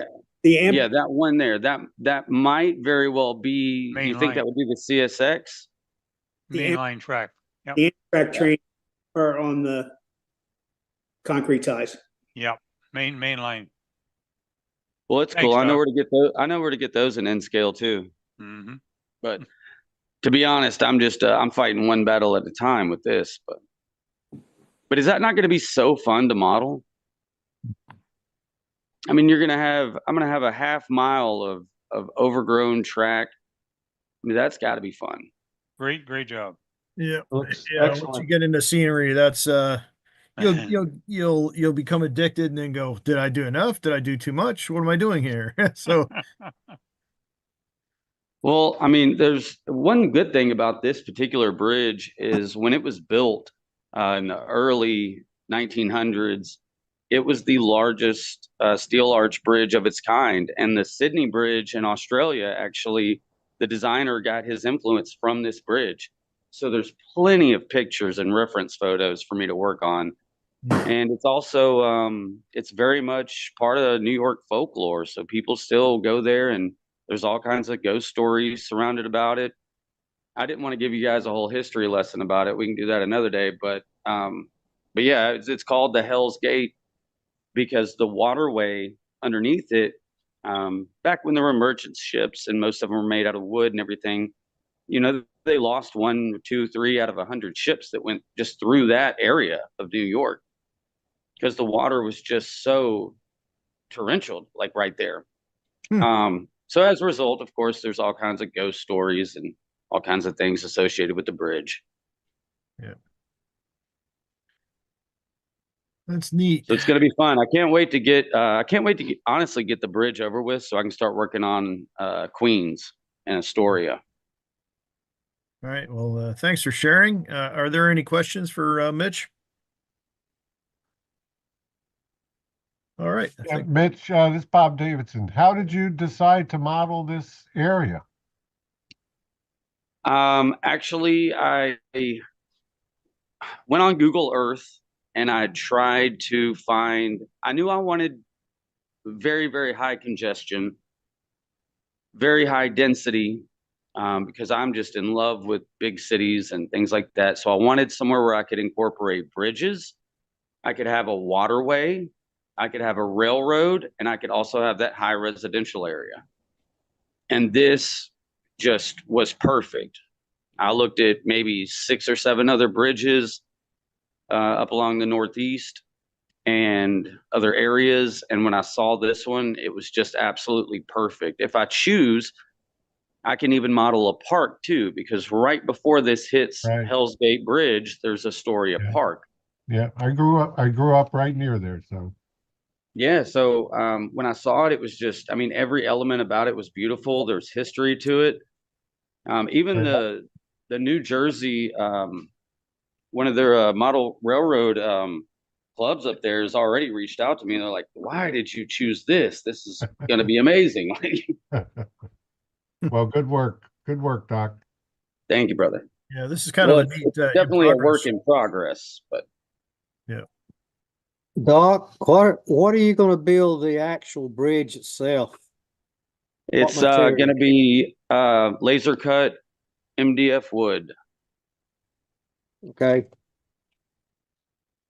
Hmm. I should have actually put a picture of that on here. That's already designed and ready to go. Cool. All right. Any more questions for Mitch? All right. Well, thanks, Mitch. We look forward. Please send us more photos of the progress. Looks like a very interesting project. I will. Thank you. All right. Next up is Ken Myers. I saw you there, Ken. You ready? I am. All right. Here we go. All right. This is a John Whiffen's scale scenes kit that I modified. It's built in HO scale instead of UK double O. I added windows to both the narrow ends, and I added the roof down over the walkway. There's a little HO guy size guy inside there. And on the left picture, you can see a picture of a pallet with some boxes on. That came from a Team Tracks warehouse I'd built. And it turned out I liked it a lot. So I got more and more involved in doing that. And I decided I wanted to create my own. So we can go to the next picture. And I designed and built this boutique hotel. And it was designed in Inkscape, and it's basically a rectangle, but I gave it a little personality by naming it the Arlo Boutique Hotel. And on the bottom floor is Alice's restaurant. And if you look at the far left picture, in the center window, there's a little sign at the bottom of the window, and it says, can you guess it? You can get anything you want. That's exactly what it says. And the air conditioner came from a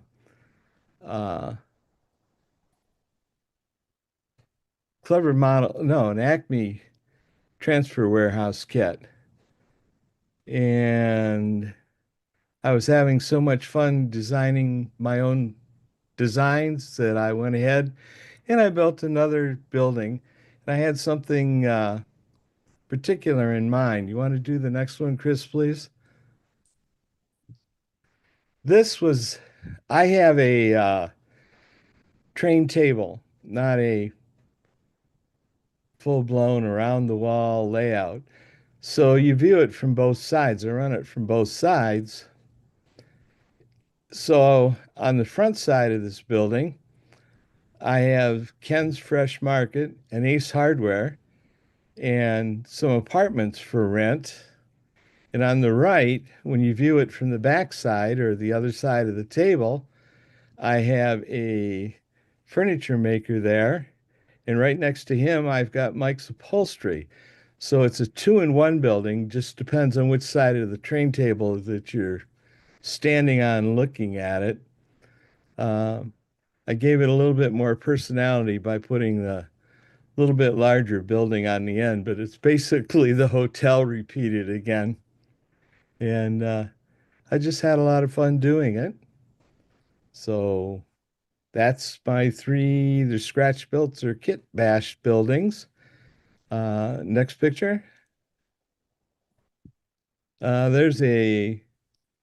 That's my train table. It's 12 feet long, 4 feet wide, and is dead rail. And I use Locify. That's where that picture at the beginning came from when I was on here.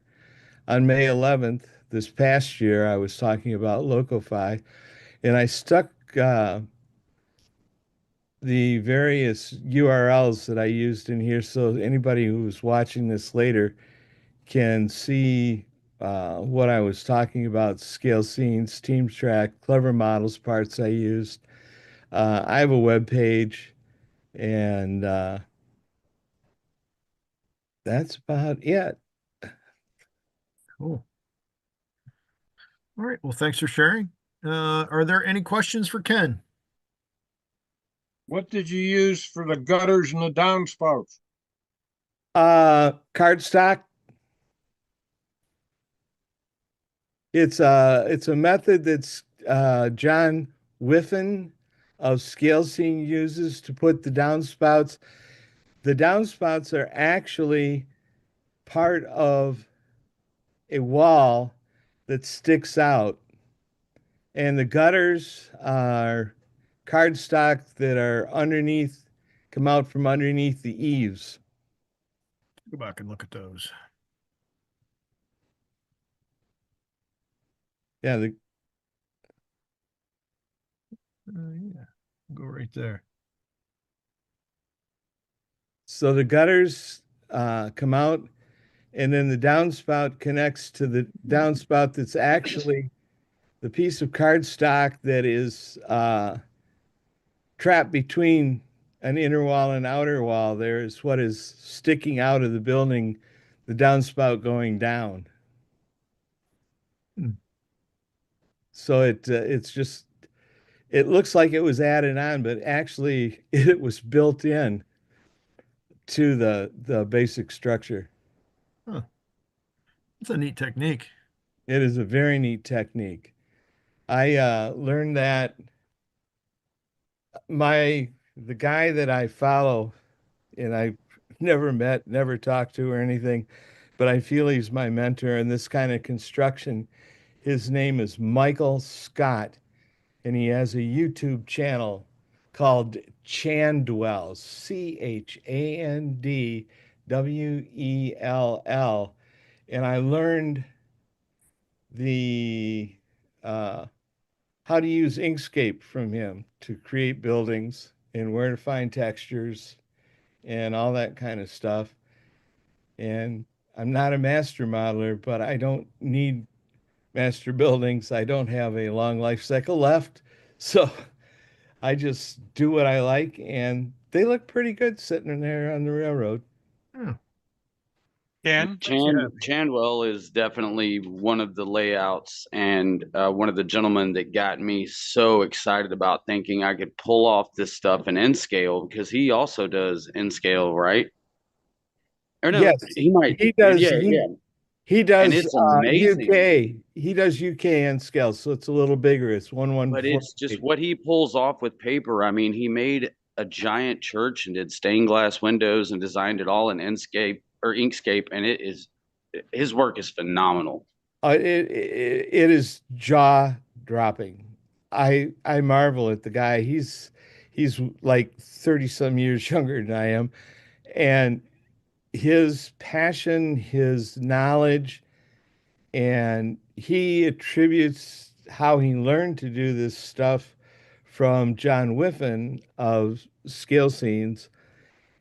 But you look at his stuff and you go, oh my God, that's UK N scale, 1/148th, and the detail. And if you photograph it really close, can you see little things here and little things there that could be better? Right. But if you stand at a normal distance from it, you go, how in the world did he do that and make it look so real? He has a kebab building with a complete interior, restaurant kebab building, and he's got the interior in it. And when you look through the windows, you go, oh my God, you could go there to eat. He's totally amazing. Ken? Yes. The roofing on that, On which one? That one or the that one there, is that a printed? The roofing on that is just a textured roof that I got from architecture.com. It was a free texture.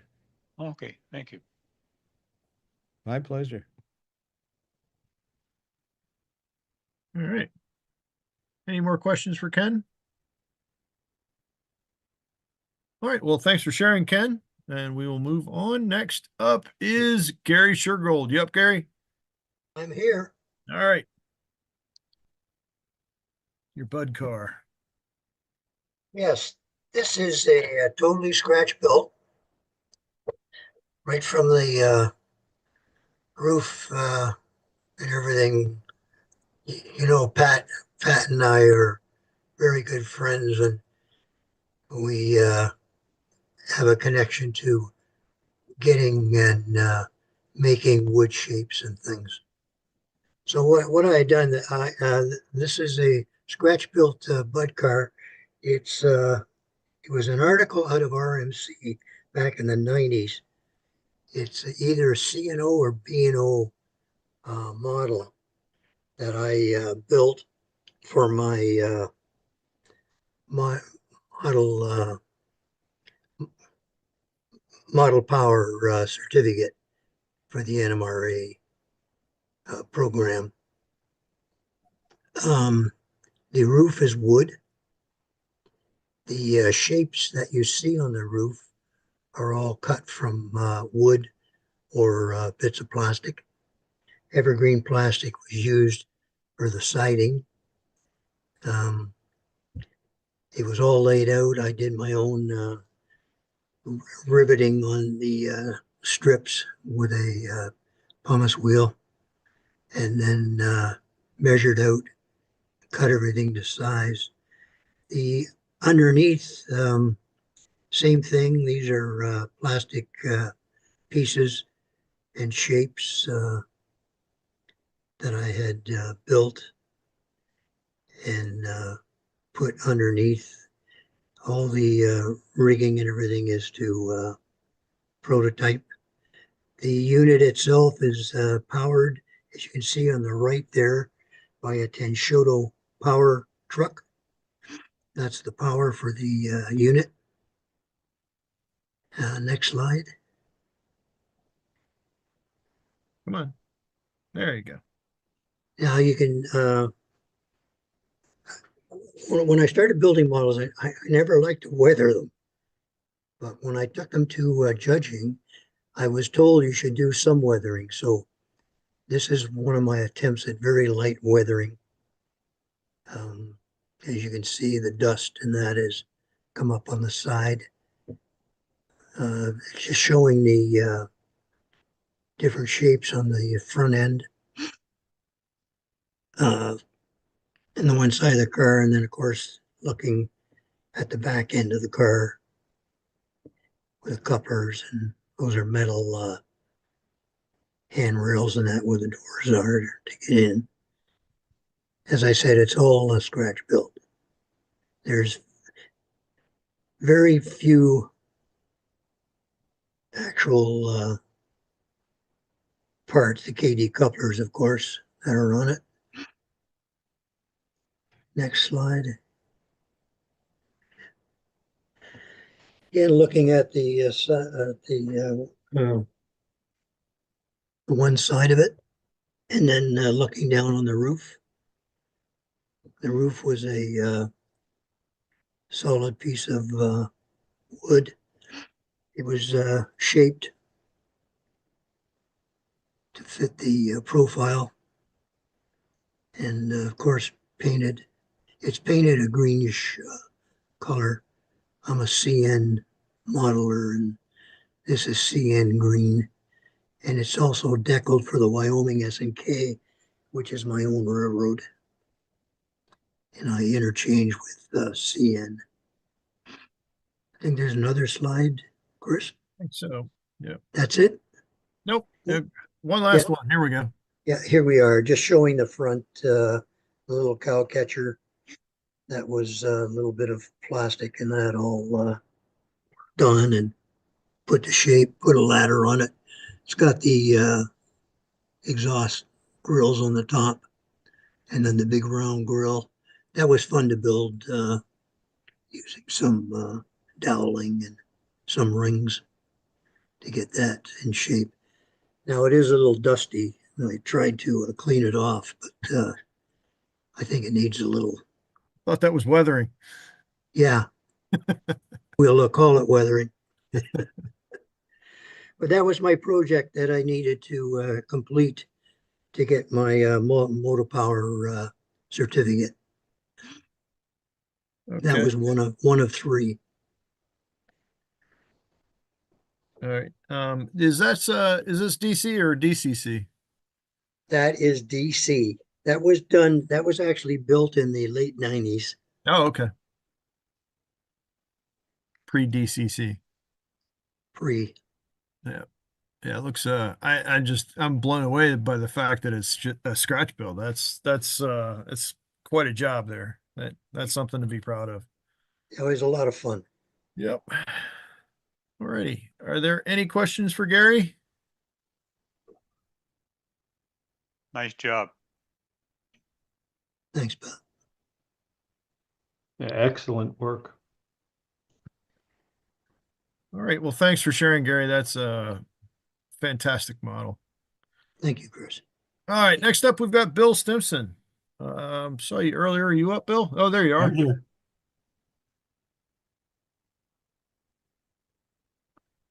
Okay, this is a complete scratch built with the exception of the stovepipe, which is a grant, not a tissue stovepipe that I bent to fit in that window. And it's also N scale. So this is from plans in an old model railroader magazine.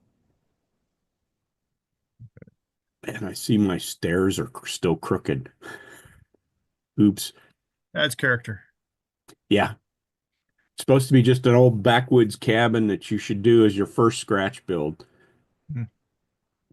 It's not my first, but it was fun to do. Yeah. Yeah, it looks like a neat little thing that you kind of stash in the back of the layout somewhere and see if anybody notices it. Yeah. Well, when you consider, I thought I had a dime on one of these pictures, but apparently not. I think there might be one later on. I know there's some of the other buildings have it. Oh, and this is another model railroader plan by Bob Hayden.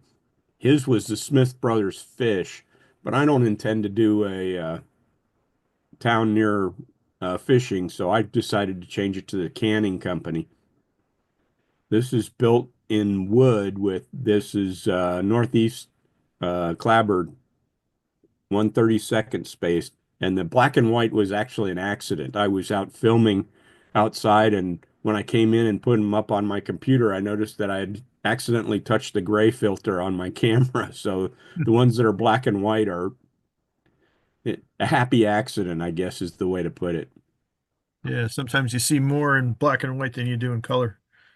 The windows, the upper windows were only nine pane, so I cut one portion of the window off on the Tichy 6/6 windows and re-glued it.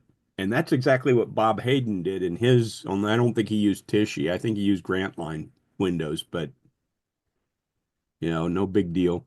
The two chimneys are metal castings that I found in my box of parts that I find at swap meets. And I actually found two that were identical. So I thought, well, I'll just use them. And the signs were printed on my printer. But if you go to the next one, the sign on the other side, Yeah, there's your dime. There's a dime that shows you how big this building is.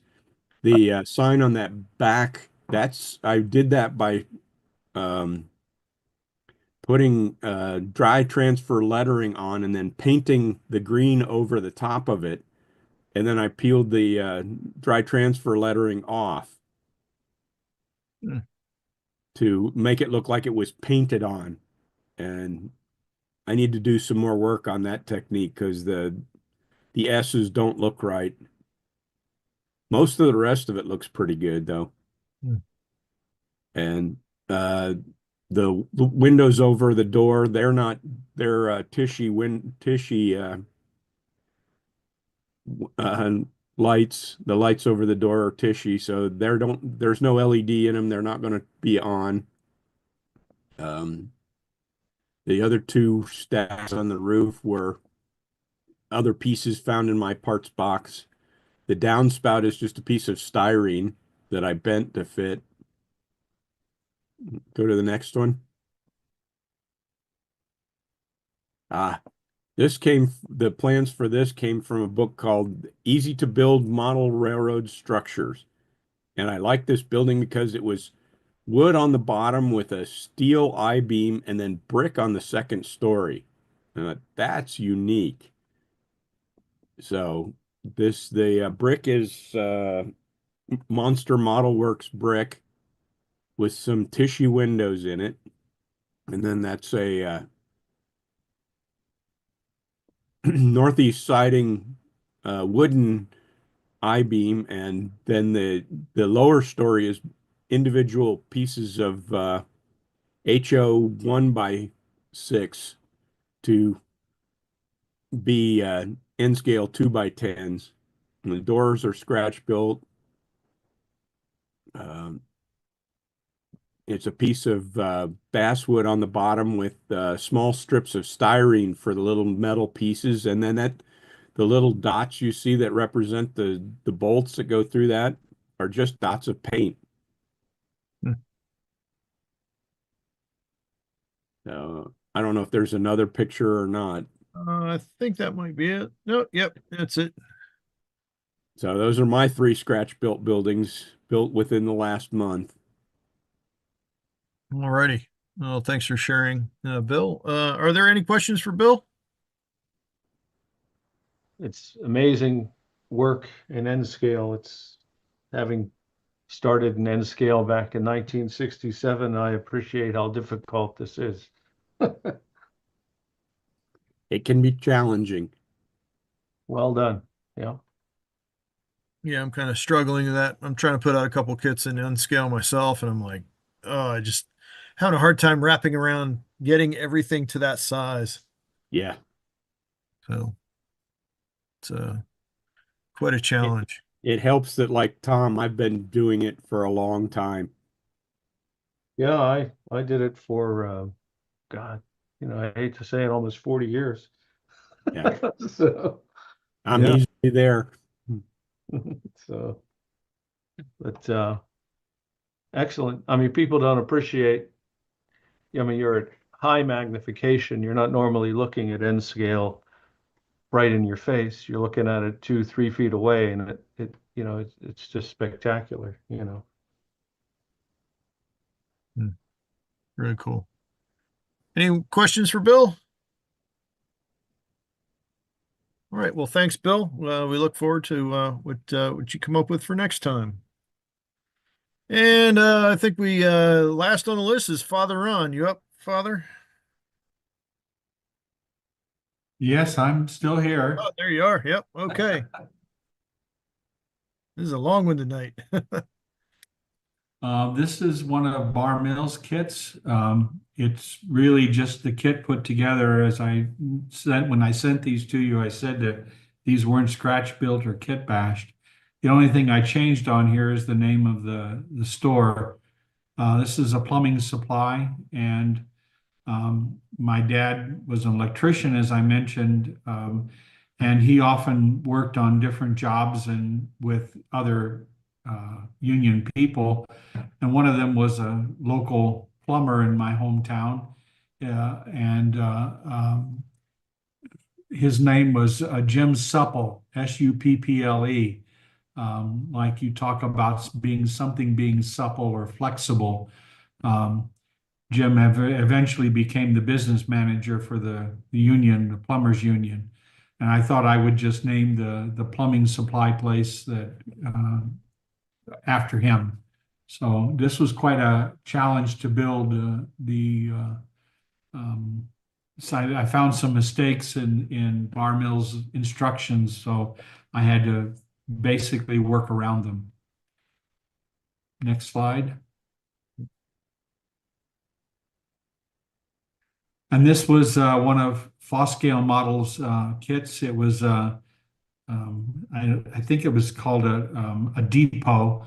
I just call it a wayside station, wayside transfer station. Again, it was quick, easy, simple build. I don't have a name for it yet. we'll eventually name it, but it was an evening build or a couple of evenings build. So I think that's all I have for you. Yep, that's it. All right, thanks for sharing, Father Ron. Sure. Anybody have any questions for Father Ron? All right, well, thank you, and we will look forward to whatever you bring us next time. This month, there is no challenge. It's a free-for-all. So we'll, without further ado, we'll head into right into the show. You up, Martin? Strangely enough, yes. All right. Looks like you're first up here. It's the way the alphabet does work. Yes, it does. Okay, so this horror is an old IMP, International Model Products, 1950s era interurban. And this is how the body of it appeared.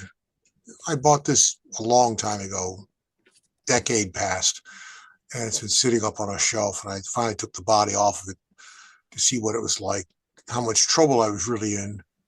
And so there's the body. It's not brass, it's steel and wood, tin plated steel and wood. You know, it has a pantograph on it. That's what attracted me to it more than anything.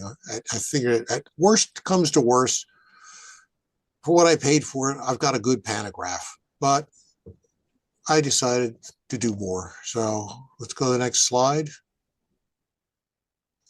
There's the drive. Yeah,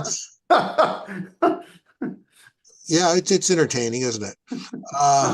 Honkin' big open frame motor, which was missing parts out of it. It's set up for 3-rail, which doesn't help. It's not insulated, and those are brass spoked wheels. And you got a drive that's sort of reminiscent of the interior of a Waring blender. So it's that's not going to be kept. Well, at least most of it won't be kept. So a hunk of wood with a hole in it, and there's another truck on the back. But okay, so let's go see what did I do to this. Okay, so I threw away all those gears and boxes and so on and so forth. Built a power truck using a drive unit out of a Weaver RS3, I think, chain drive tower, nice big healthy can motor. I saved the side frames and rebuilt them into that truck. Sadly, well, the wheels, the nice spoked wheels in that truck just didn't survive the experience. The ones in the trailing truck I took apart and re-insulated at the axles. That was an adventure in itself, and required pulling the wheels off, adding a layer of Teflon tape insulation and putting it back on, and some colorful language, and it was insulated. So let's go to the next slide. Out in the driveway with some cans of paint. We've got it's actually a dark gray roof and some sort of red primer siding. Just repaint it all, put it back together. Next slide. And there it is. So we put it all back together and put the pantograph back on top. There's those are, I've forgotten, some sort of metric screw that was down into the wood. Put it back the way it came. Lots of judicious amounts of CA to hold things together. That trim piece up at on the top is several pieces of metal that's embedded into the wood. Just took a little bit of persuasion to go back and be nice and tight. So there should be one more slide, I'm hoping. Yeah, there it is. Yep. Oh, you can see it's. Someday I'm going to have to take it. The body is just resting on the wood floor. I have to take that. Someday I'll go back and do something with the windows. When I find something suitable, it closes them off. I mean, the view of the can motor is not the most pleasing. So not the most. It doesn't have the best aesthetics. So, but you know, it's not too terrible for a 70-year-old import from Japan. I saved the side frames, saved the body, the roof, the pantograph. I think it looks better than it did. That pretty horrible yellow and green was Pretty dated. nauseating, I think. It's the nicest word I could come up with it. So it was fun, salvage, and I don't know what I'm going to do with it because it's entirely wrong for anything on my layout. It's way too long to go around any curves on my layout. It's probably going to be looking for a new home someday, sooner than later. So that's all I got for this week. Any questions? It came out pretty decent. Oh, I'm actually rather pleased with it. I just don't have a use. I had my fun with it. Time to move on. Yep. All right. Any questions for Martin? All righty. Well, thank you, Martin. All righty. And now we will move on to Greg. Saw you up earlier, Greg. You around? Yeah. I'm still here. All right. Happy to say. Yep. And here's your bakery. Okay. Mine isn't quite as old as Martin's, but it does harken back to my childhood, and it may for a few of yours as well. This is a Superior Bakery. This particular version is the Concord Helgen, but this goes all the way back through the IHC and the Revell line, all of those old Allen Armitage designs. And I remember building this one and the engine house when I was a kid and had my HO layout. And I found this kit and the Weekly Herald, its sister, at the Timonium show over the winter for $10 each. And I said, okay, I've got to try putting it together again. And maybe this time I can make it look like the picture on the box, which I was not able to do when I was a child. Next slide. Now, I opened it and I was happy to see that everything was inside. I was not happy to see the little note that comes from Helgen Concord talking about how these dies are so old that there could be some excess flash, which is an understatement to say the least. There was a lot of cleaning, a lot of carving pieces off of the sprues, but it was done. The only thing that I wasn't really able to use out of the kit were the windows. They were a little warped. The plastic walls, having sat for, who knows, 30 or plus years, also had a few interesting bends in them, but I figured I could get around that. Next slide. So this is an example of just some of the what they call extra flash. There were a few places where some of the small detail parts, you had to actually carve it out of a solid piece.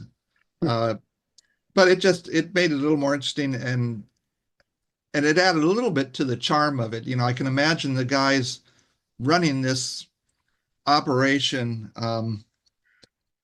saying, they're still using these molds. This stuff is squeezing out everywhere. And somebody says, yeah, they're still paying to have them done.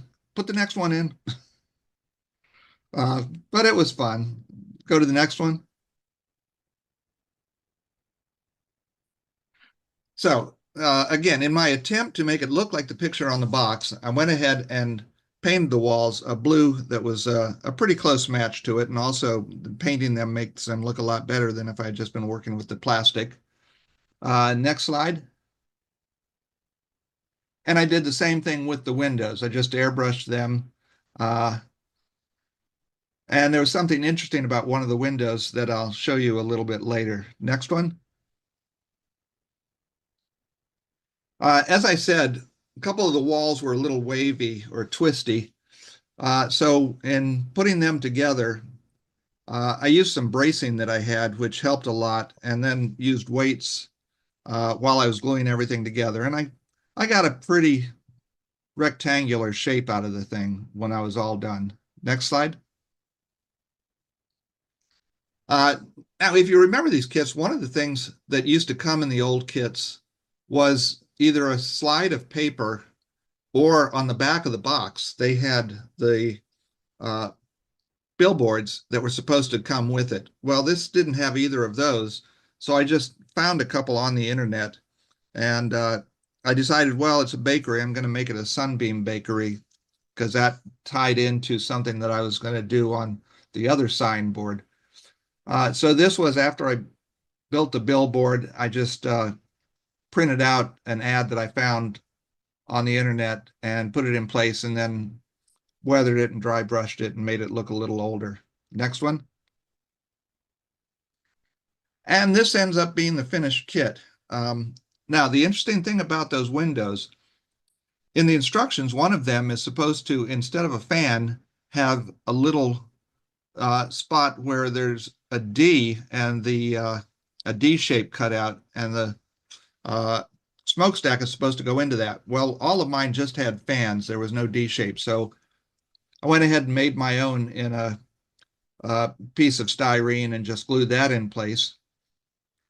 And then again, wanting to make it look like the one on the box, I said, okay, but I got to do some weathering. So after everything was painted and put together, I used mostly dry pastels and artist pigments for the weathering and the rusting of the stuff. Next picture.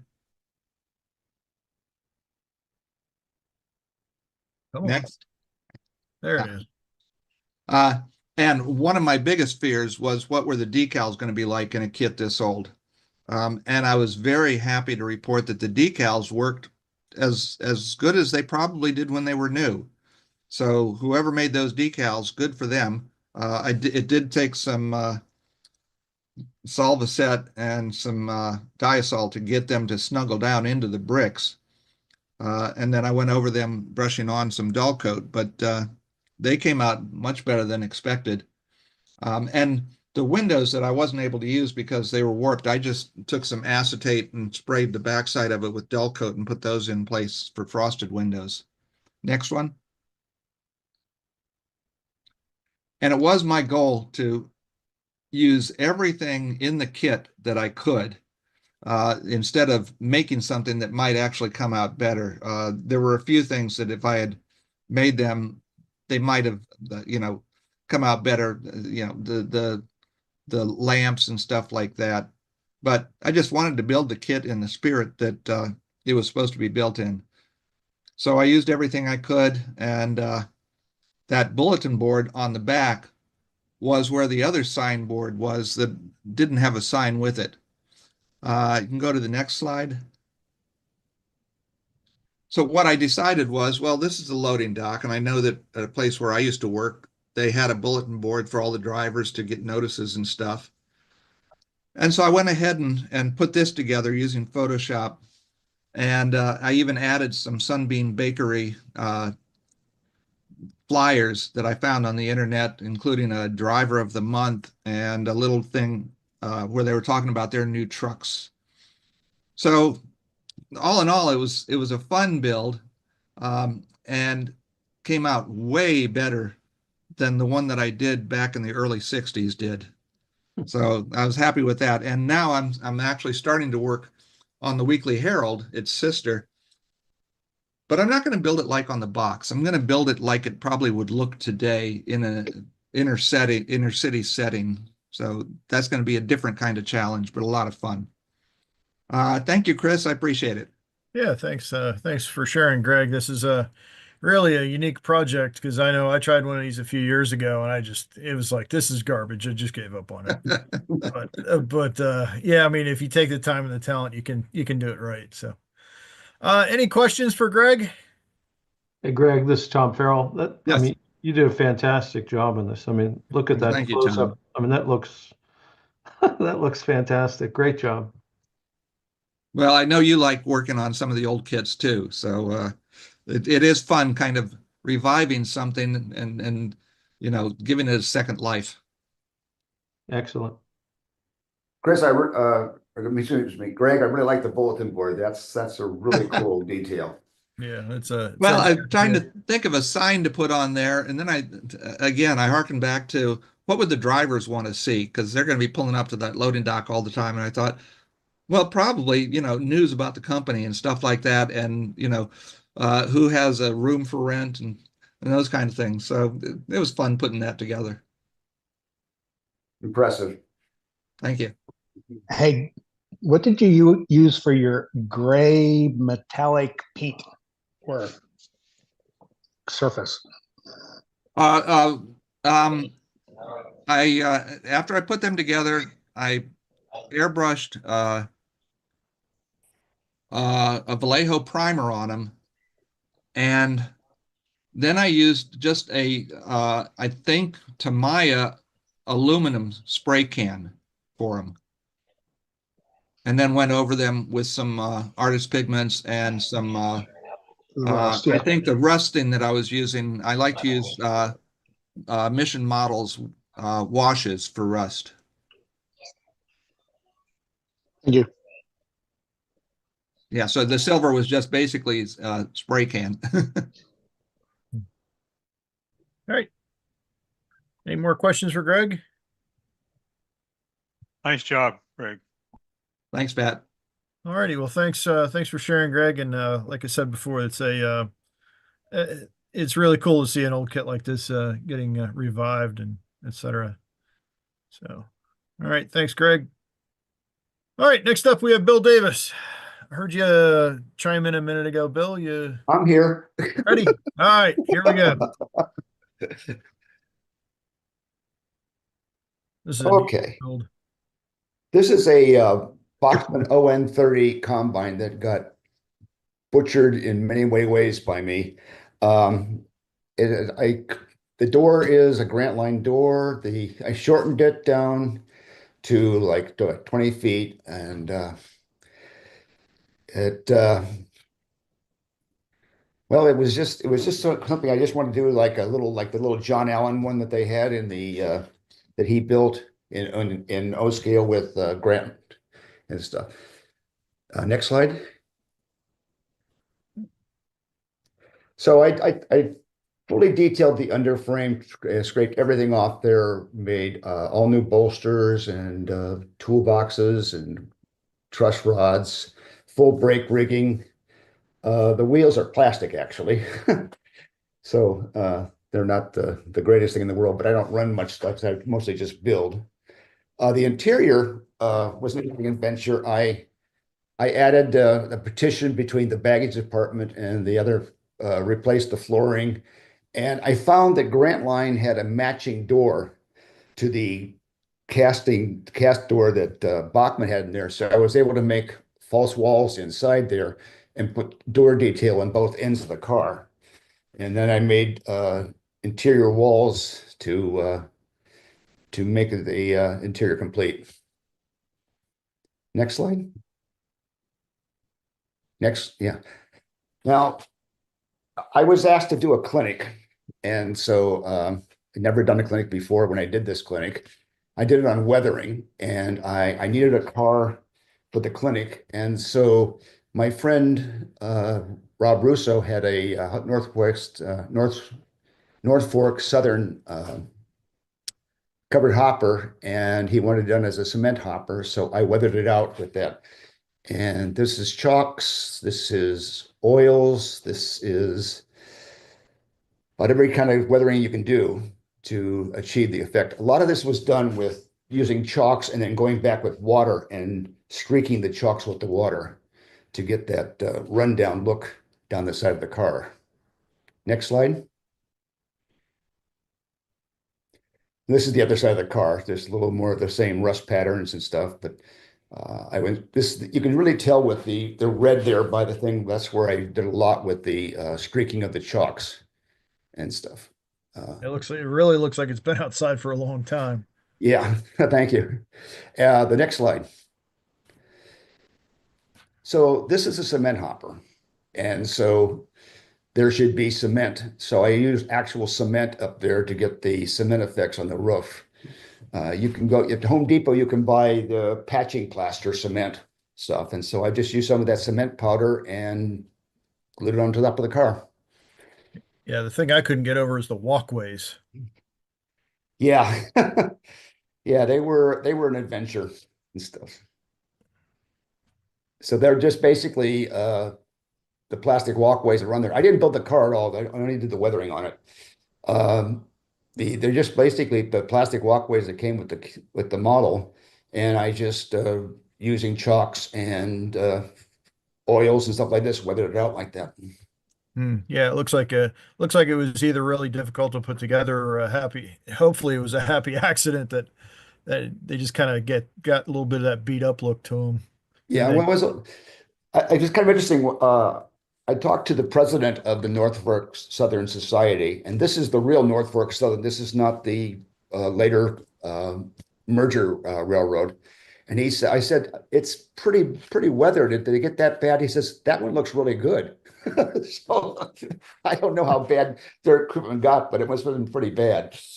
So, alrighty. The original color of the car was black. Black. Okay. Not much black left though. Right. Next. Yeah.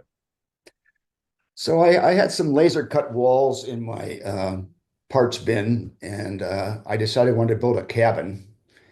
And so I took these laser cut walls and the floor piece and added about 3 feet to the side so it was a less square building, and produced this little cabin building here. There's some unique things in here. The siding on the building is made with wine bottle foil. If you go out in the desert, you'll find there's a lot of places out there where they had corrugated metal, but they've also had flat sheet on buildings. And so that's what I was after, the flat sheet look on the building. Next slide. I built the total underframe of the thing by using 4x4s and 2x4s, and it's braced in every way possible that could be braced under there, which probably never showing up in a layout. And the roof was Coke can that was ran through my friend's corrugator, and then I used multiple layers of weathering and finally a wash of red rust, and you got the reddish red rust color over it. Next slide, is there? Yep. For the interior, I decided to put an interior in it, and so the pictures are off the internet. The bunk beds are Scratcch Build.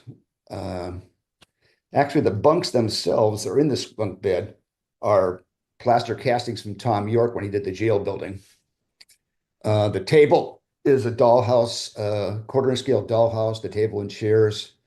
The things on the table are just some castings I had in my parts bin.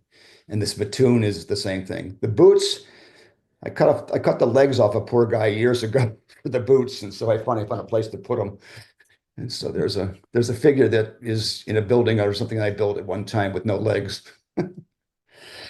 And the wood pile is just cut up twigs. Next. There. And that's the other view. The cabin, the little storage bin is a plastic casting.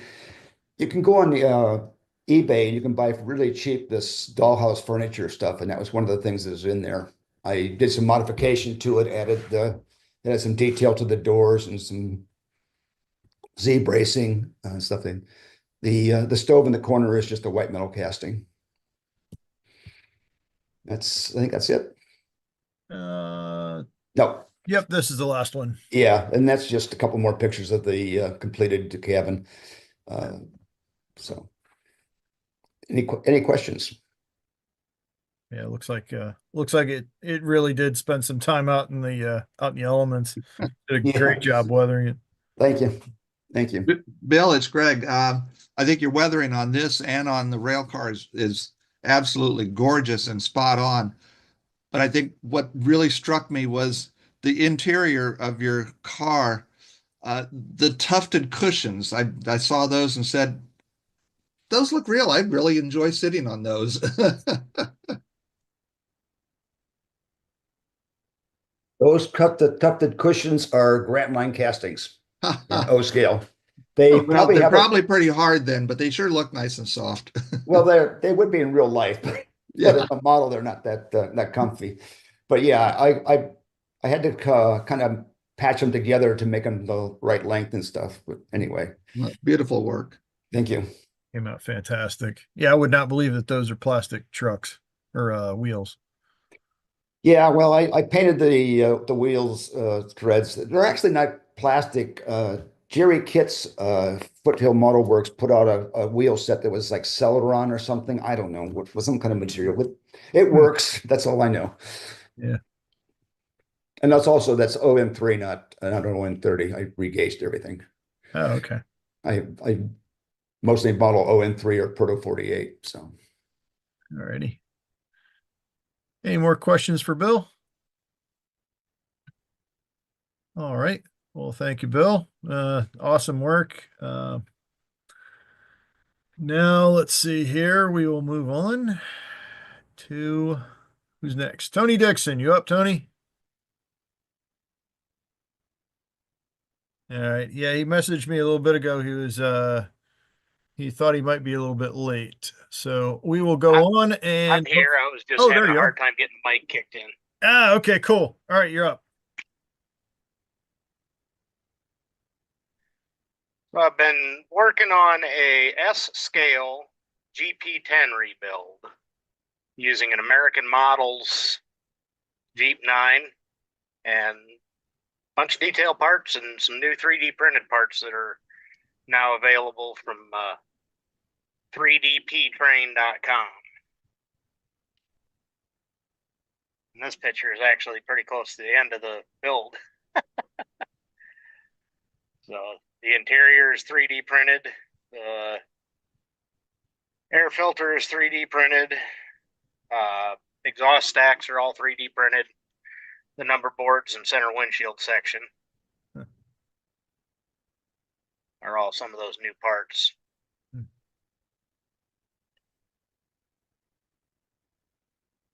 That's just a view of it sitting on the chassis. Fuel tank's another 3D printed part. So locomotive's not completely finished yet, but it's pretty close to it.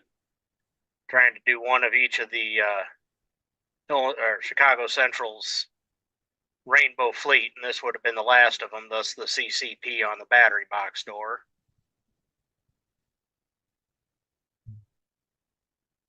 A lot of parts from BTS that are brass, like the handbrake and the MU hoses and mounts are from BTS and drop step. Pilot fillers are available on 3DP trains from Century Models as a designer.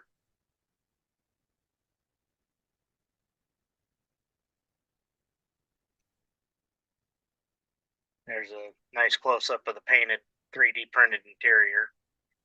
Now this one was a prototype interior and didn't have the trench cut down the middle of the floor. I had to cut that in, but now there's an interior available on there that's already got the floor cut out to clear the drive lines for the American Models locomotive.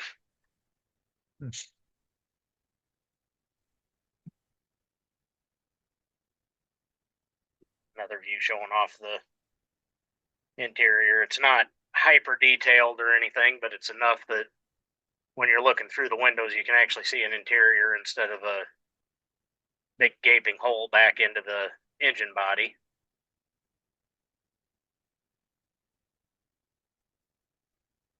There you can see the hack job that I made cutting it to clear the drive lines. And the truck tower.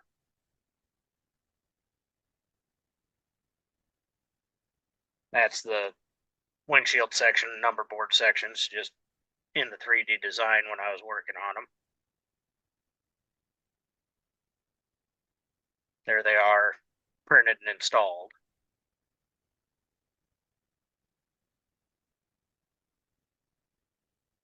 There's a locomotive earlier in the process. Going backwards, deconstructing them. Had to remove and move and add some louvers. I used, oh shoot, now I can't remember what the brand is, but they're a resin water slide decal. Archer, that's what it is, Archer. Used it on all the running boards and used the Archer louvers to configure it the way it needed to be for this particular locomotive. Again, brass parts are by BTS. There you can see a chunk of the Archer water slide resin decals down on the running boards. Otherwise, they're completely smooth from American models.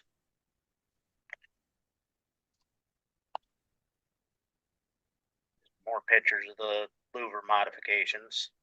Had to add the second set of louvers on each of the doors there behind the cab. Remove one set on the third door back, or fourth door back.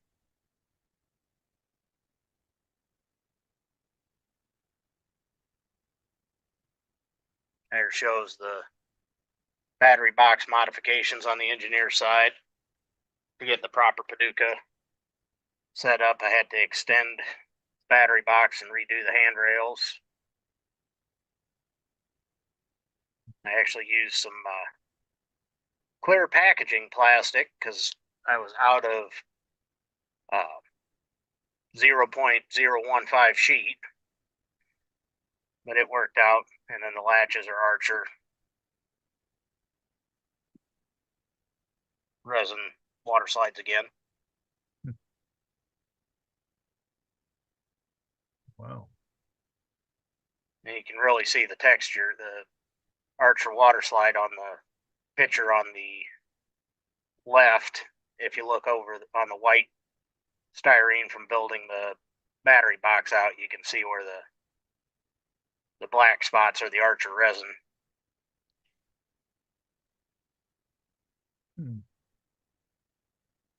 For all the catwalk walkway. Okay.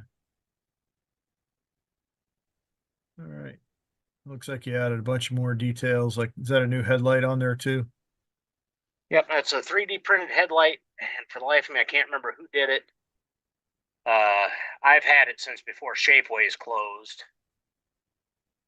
And I want to say the designer was out of Canada, but I cannot remember his name to save my life. It's something that's been in the parts box for the last 3 years or so.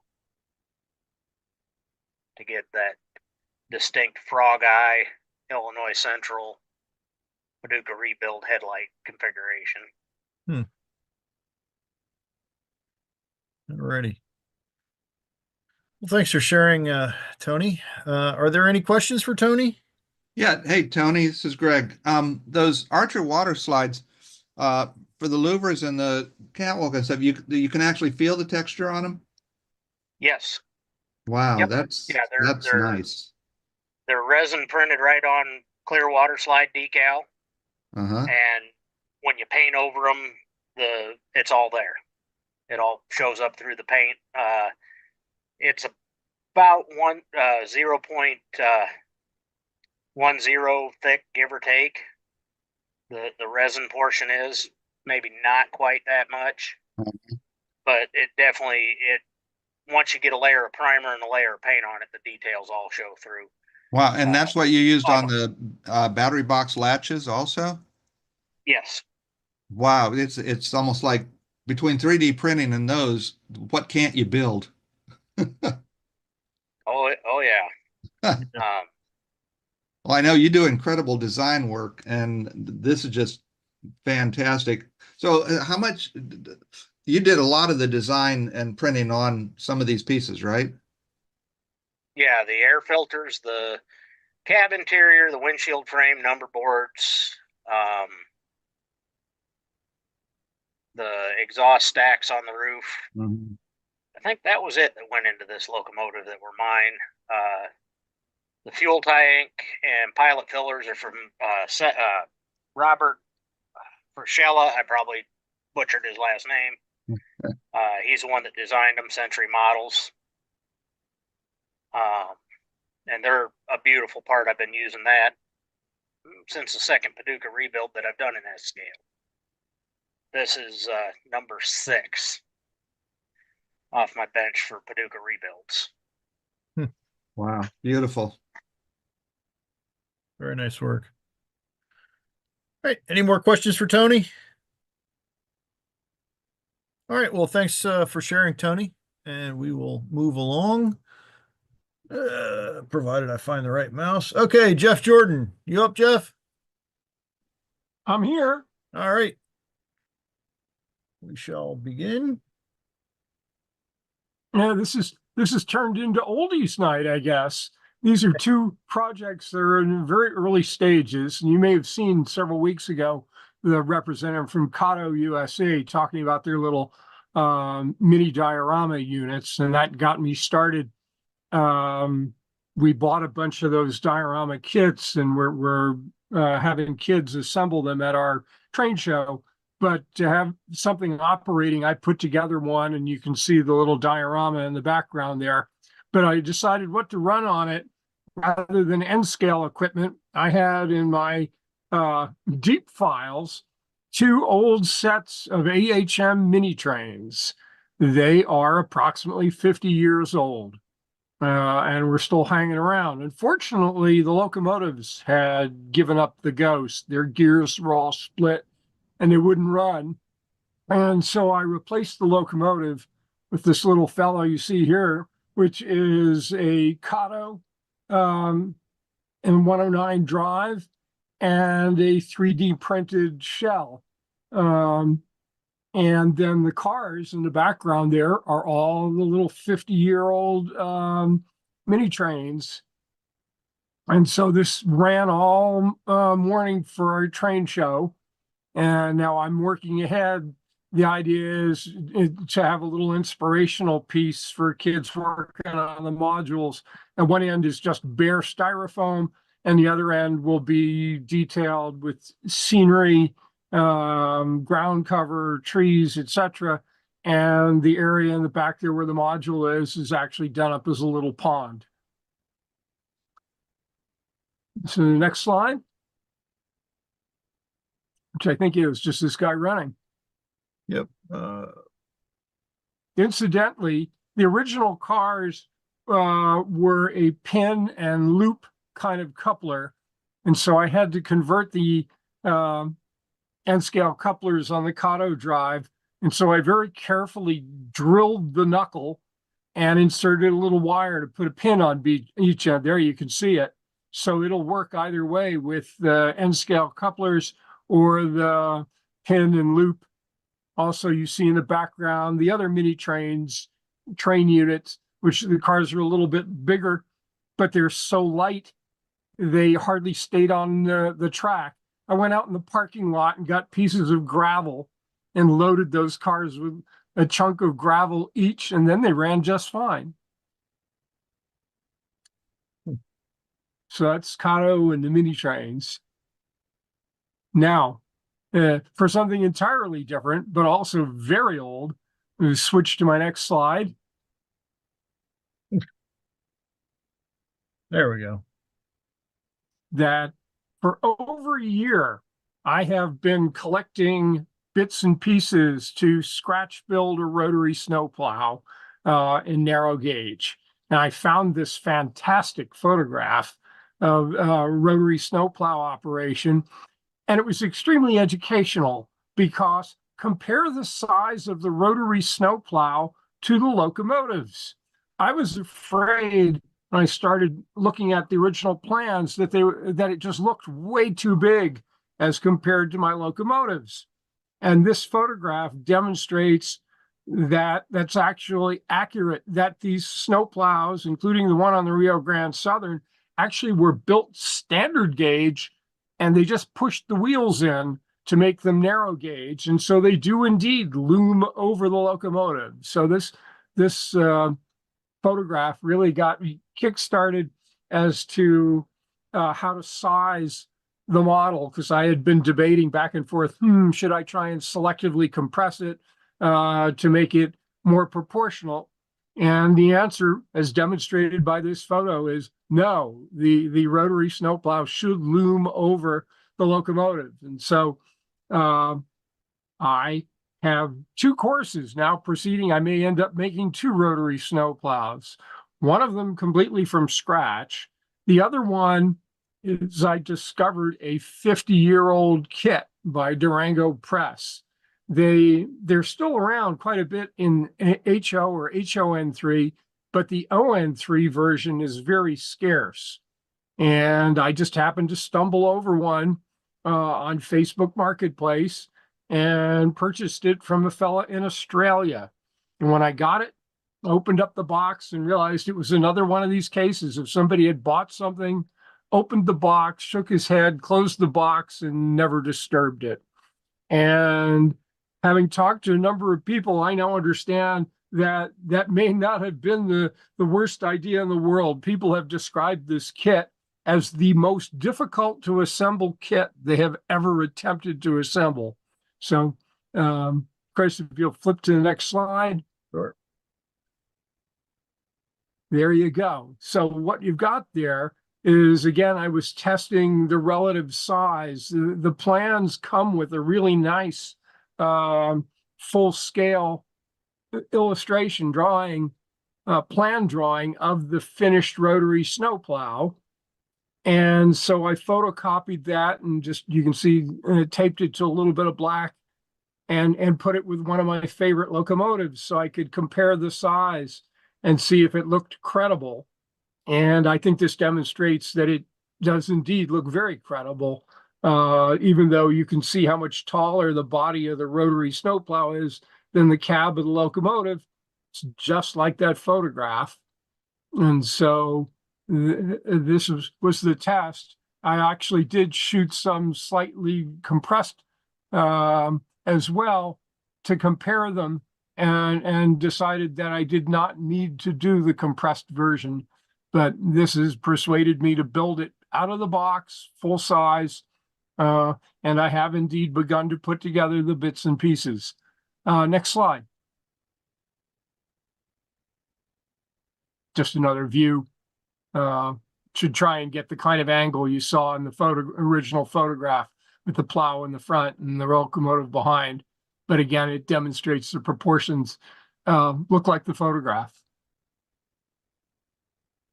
One of the nice things in this kit, and there it's just posed in front of it, or rather than behind it. But again, you can see the relative height, how the smokestack is taller, the cab roof is taller. But that's because it was an 1890s standard gauge piece of equipment. And the kit actually models the standard gauge trucks with the wheels just pressed in on the axles, so that there is a very wide truck with the wheels pushed in. And of course, the original kit was ON3 and I model an ON30. And so it was an adventure in itself, pushing the wheels in that extra 1/16 of an inch on each side. But I have indeed converted the trucks to ON30, and they're beautiful trucks. So I didn't want to just take any old ON30 freight truck or caboose truck, because the metal trucks that come with the model are a very nice reproduction, very distinctive side frame. And so I was able to make those into ON30. And are there any more? I think so. Yep, there's the last one. There's the kit. The ON3 by Durango Press. I've discovered actually that the kit is still available through Keith Wiseman, and apparently he's modified it and improved it in some respects.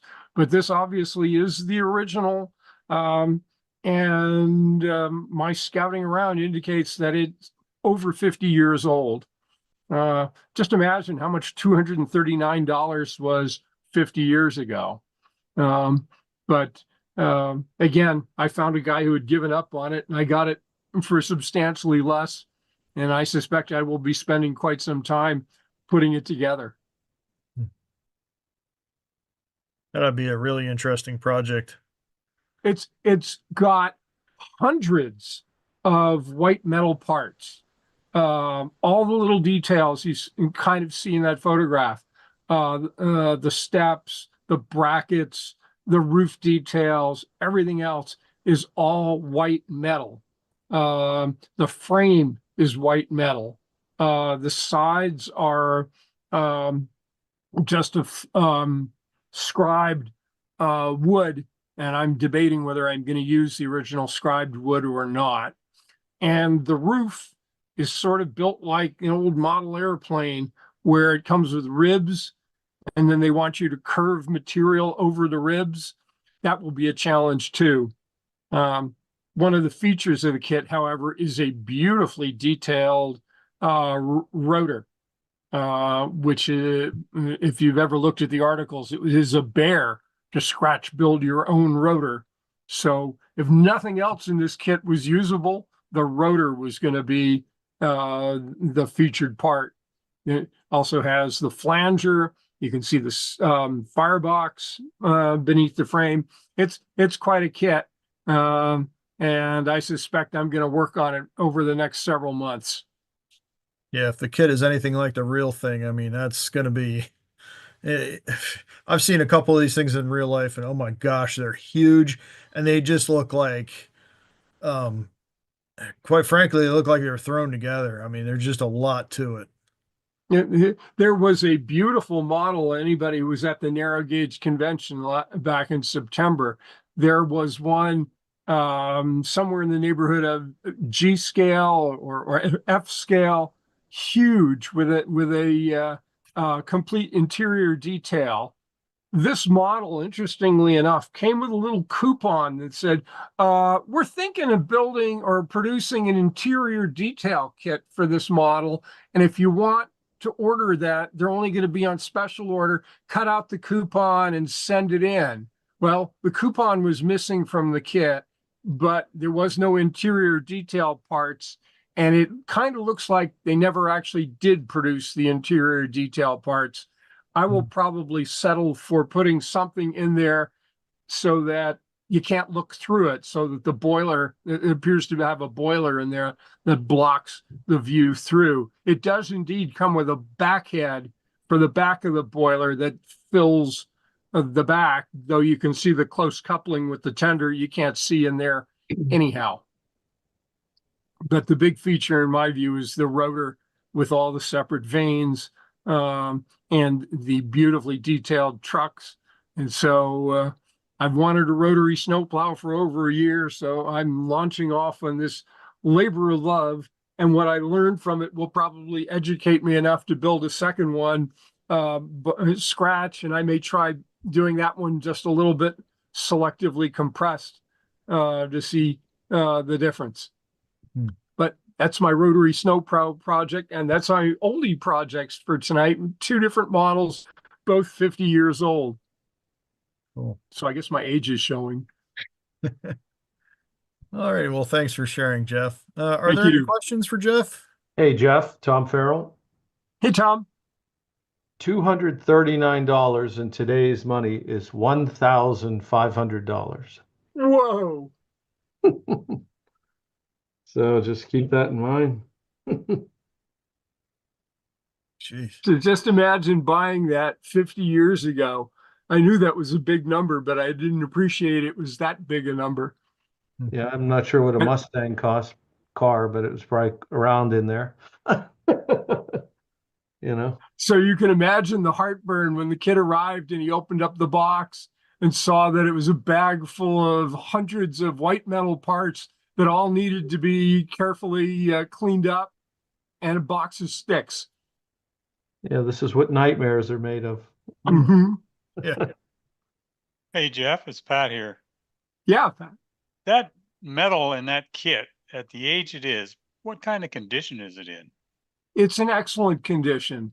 It's not Very nice. Zamek or anything like that. Yeah. It's a white metal alloy. It's a little soft, and so you have to go easy with some of the parts because they want to bend, but there's no indication, and I've looked at the hundreds of parts, I inventoried them. There's no corrosion or oxidation on them. nothing, that looks like it's cracking or splitting. They seem fine. That's good. Yeah, yeah, because obviously it was a big feature of this kit was that it came with hundreds of white metal parts. All Hey, you need Jeff. is the right glue. Yeah, if anybody has tips on gluing white metal parts together, I'm all ears. I've watched YouTube videos on the best way to glue and to get super glue to work on white metal. Well, I'll tell you, it's the cleaning it first before you even think about gluing it. You want to clean it Absolutely. well. And Yep, then I clean- used an industrial strength type of crazy glue. I bought some online on Amazon. Very heavy duty stuff, but it works. Oh, I'm gonna go take a look because I've just got, the usual Yeah, I know. dollar store super glue. Won't work. Work. Hey, check with Hobby Lobby and look for Crafter's Pick. Okay, non-toxic, water-based super glue adheres to metals, plastic, glass, and more, and dries clear. What was the name of that again? Crafter's Pick. Pick. P-I-C-K. Oh, okay. What was We'll the word look at before that? too. Hobby Lobby. What was the word And before Hobby Lobby. pick? No, it's just Crafter's Pick. That's it. Oh, craftsman's pick. Okay. Oh, Craftsman, CR.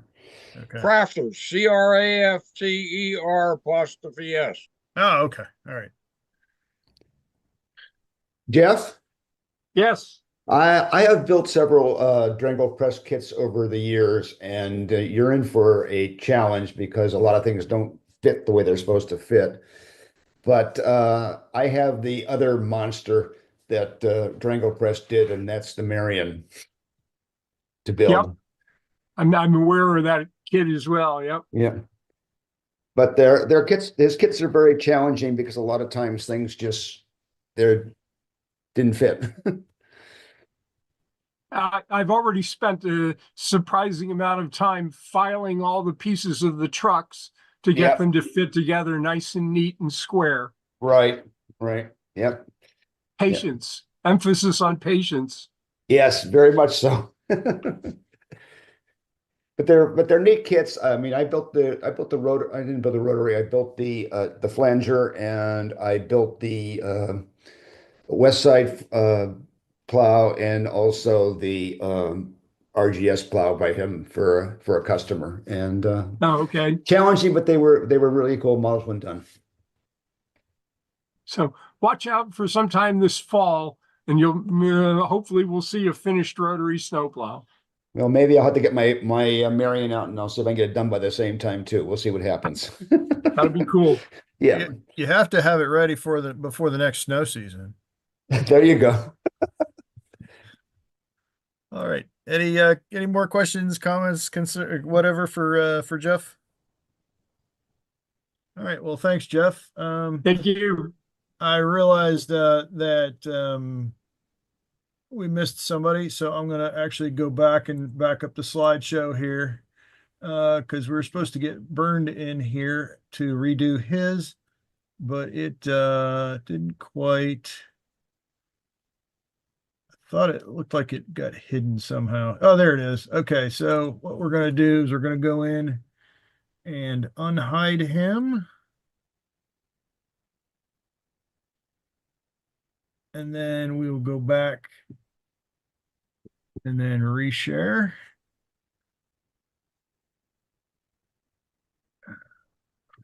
Where was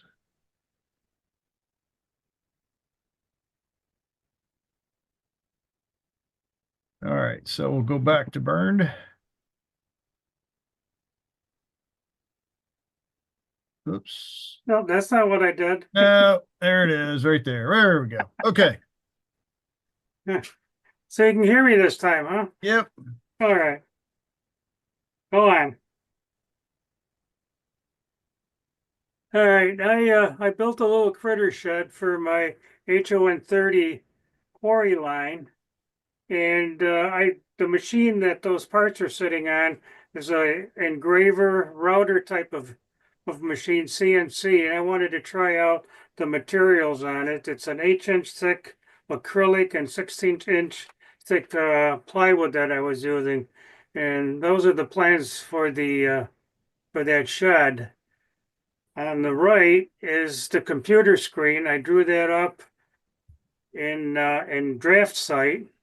So once that was done, then I saved a DXF file, which go to the next slide.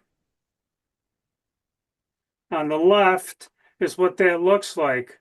What you see there is what you need to do is on the CAM program, which is your computer aided manufacturing program, is where you tell the software where you want it cut, how deep you want it cut, and the little green square boxes you see on there are little extra pieces that keep the piece from flying out when you're milling it out, from mangling the cutter or the parter or anything. So once that's done, you get a G code from that, then it goes into the machine.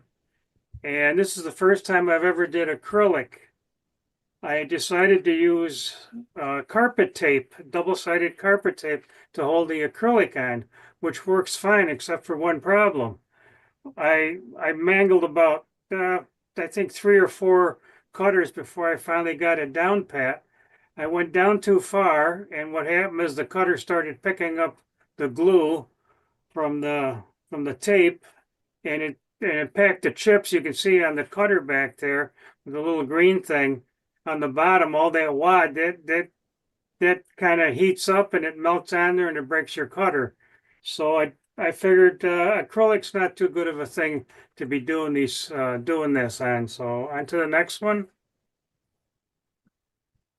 So once I did get some good parts, I cleaned them all up, and those are all the parts for the shed. On the right is I learned something off the internet. You can use frog tape, and I've got a board on there that is totally flat. You stick the tape down, and then the tape on you put tape on the 16-inch plywood. And next slide. Yeah, on the left, on one side you put on ACC glue, and it doesn't matter which one you do, either on the machine base or on the part you're going to cut. And then on the opposite part, you spray on a what do they call it? One that helps set it real quick. Accelerator. Accelerator, thank you. So did that, and there are all the parts, and there's the cutout parts plus what's left over from the plywood. Next slide. Now I assembled the acrylic first. I'm using a 16-inch thick piece of steel, flat steel, 3-inch blocks, 1, 2, 3 blocks, and a square vise. That vise is a precision vise, and I use magnets to hold it together. You can see that on the right slide when I put the plywood shed together, all the little magnets. It kind of keeps everything nice and square. There's no clamps that you need to use because it holds it solid. Those are neodymium magnets I got from K&J Magnetics. Those are hard to get back off again, but all right, next slide. The nice thing about the engraver router is what I did is I made a tool holder. You can see that up on the upper left. It's a little silver thing. And what I did is I incorporated a cutter blade off of a cricket cutter, one of those scrap cutters. And this is 32nd inch balsa wood that I cut into 6-inch HO scale wide strips to do individual boards, which you can see on the right, which I started on the acrylic one. And I use I use 3M 465 adhesive transfer tape.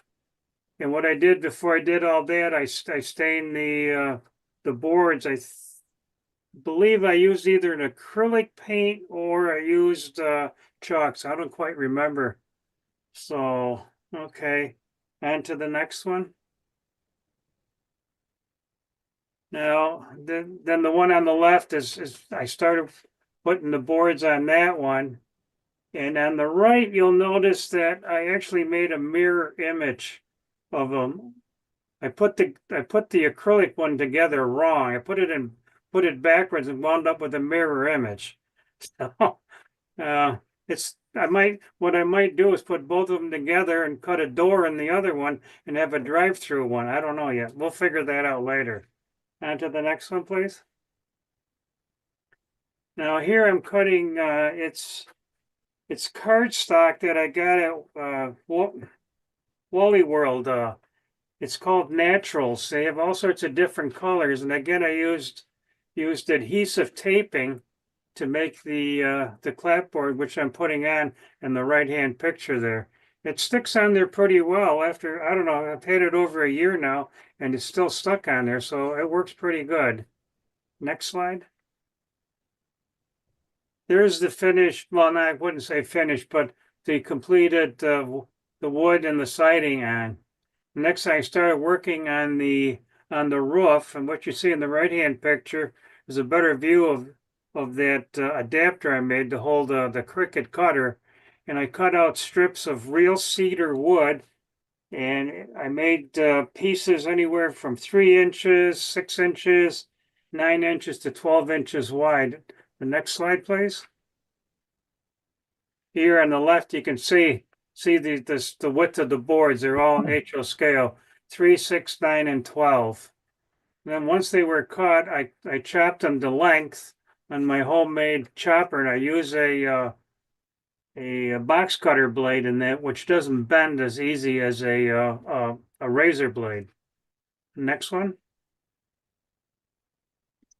And these are the shingles. Once I put on there, I used just chalk to weather them in a gray and a little bit of white. It's the first time I've ever done any weathering on something like that. I think it turned out pretty good. So, are we still got another one there? Yep. And that's the finished plywood shed minus the doors. I still need to do the doors. It was just an experiment, and it'll eventually be put on the quarry layout. And hopefully, I'm planning on in the animation one, I'm going to show how I'm going to try to do animated doors on this thing. So hopefully I can have something by that time. I don't know, probably not, but anyway, any questions? I guess not. Okay. All right. Nice Well, job. thanks. Huh? Yeah, came out fantastic. Your version did a lot better than than my version. Well, hey, Telling the tale. you did pretty good anyway, Chris. Thank you. All right. Well, thanks for You're sharing, welcome. sticking with it, and giving it another shot. So, Yeah, no problem. any questions for Bernd? All right. Well, thanks again, and we will move on. And I believe the last one we have up is Bill Stimson. You up, Bill? I'm here. All right.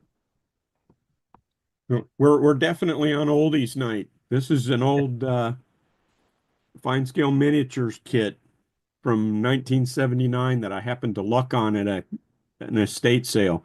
I haven't quite finished. Well, I have finished it now, but when I sent Chris the pictures, the roof hadn't been finished.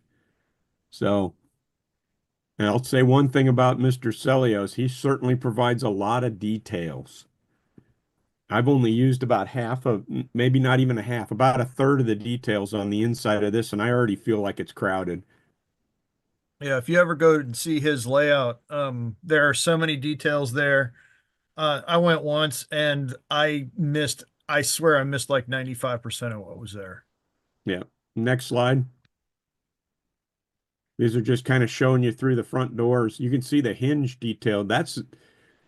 They're set up to actually operate. There's a piece of paper behind two white metal castings that actually lets it open and close.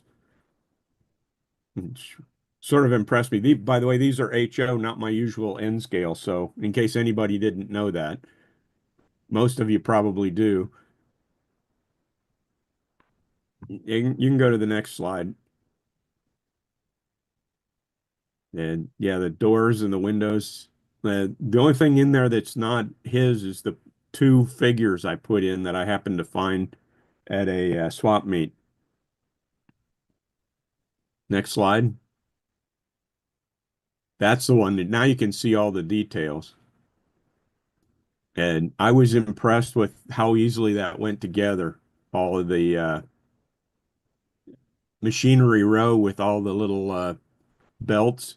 Those are just pieces of printer paper taped together on the belts. And they look reasonably well, certainly for HO scale. I don't know if I would try something else if I were doing an O scale maybe, but in HO they certainly looked well. This one I set up, the rails are HON3 spacing, so that's my intention. I've got this one and one other FSM kit and some other HO scale kits that I intend to put on a diorama eventually. So next slide. And here's some HO scale vehicles. The three in the back are all Jordan miniatures. And I don't know where the front one comes in. That one it was white metal casting, and I don't remember from who it was, but I got it also at a swap meet. Next slide. There are the Jordan miniatures. And as I set this one up, I don't know if you can see it, but as I set it up, the little convertible there, its front tire popped off on me as I was setting the picture up. So there's my excursion from N scale for a bit. I'll be back to N scale in a couple of days. So I think that's it, Chris. Yep, it is. So that's yeah, it's a nice diversion, excursion. So are there any questions for Bill?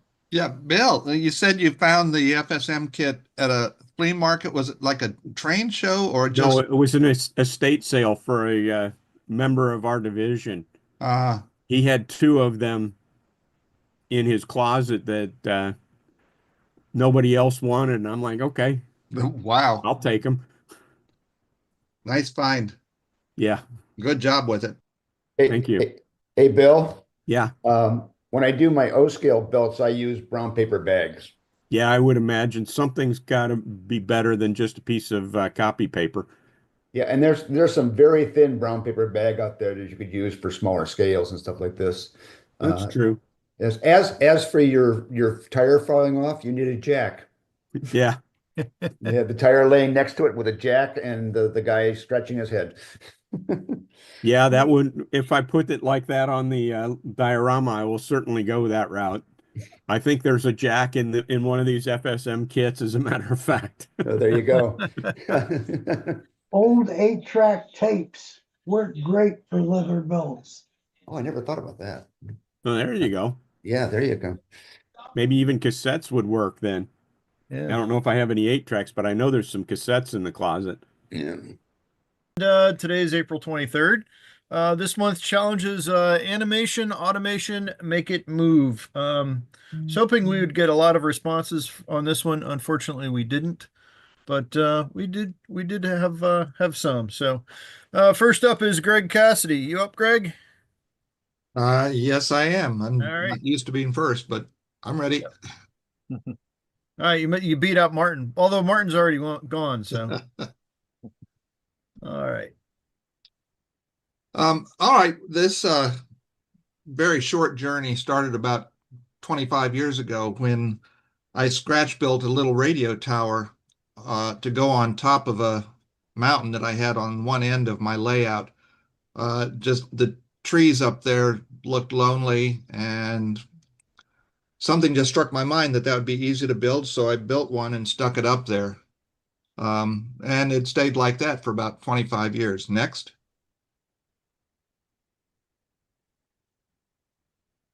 then I happened to be on Evan Design's webpage, and I noticed that they had these warning sequence lights. And since they showed it on a radio tower, I said, I've got one of those. Maybe I'll pick those up and see how they do. So I ordered a set of the sequence lights, and I also got a power supply to go with it. And fortunately, my radio tower was not glued down or anything, so I just lifted it off and brought everything to the workbench. Next. The first thing I did was make sure that my power supply worked with the sequence lights. They came as 3 bulbs with wiring that went to the little flasher module, and then 2 power wires that came from that. And the first time I hooked it up, it worked great. I didn't blow anything up, so I was ready to go. Next. So probably the trickiest part of this whole thing was threading the wiring through my tower. I ran some thread down it and tied the LEDs to it, and then carefully pulled it up and managed to get it up without snagging anything or breaking anything. Next. So then once I glued them to the mast of my tower and painted it, I was ready to test it. I had brought them through on what would be the back of the tower, so that part wouldn't really be seen from the front. Next.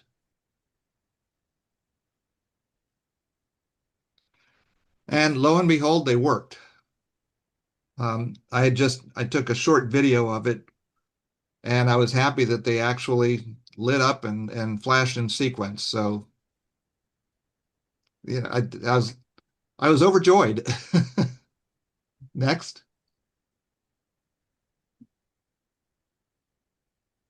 So now the next trick was how to get the wiring through my big foam mountain. It was really just a big solid piece of foam, and it was about a foot thick. So I was lucky enough to have a stash of brass tubing, and this was a square piece that was maybe about an 1/8 inch.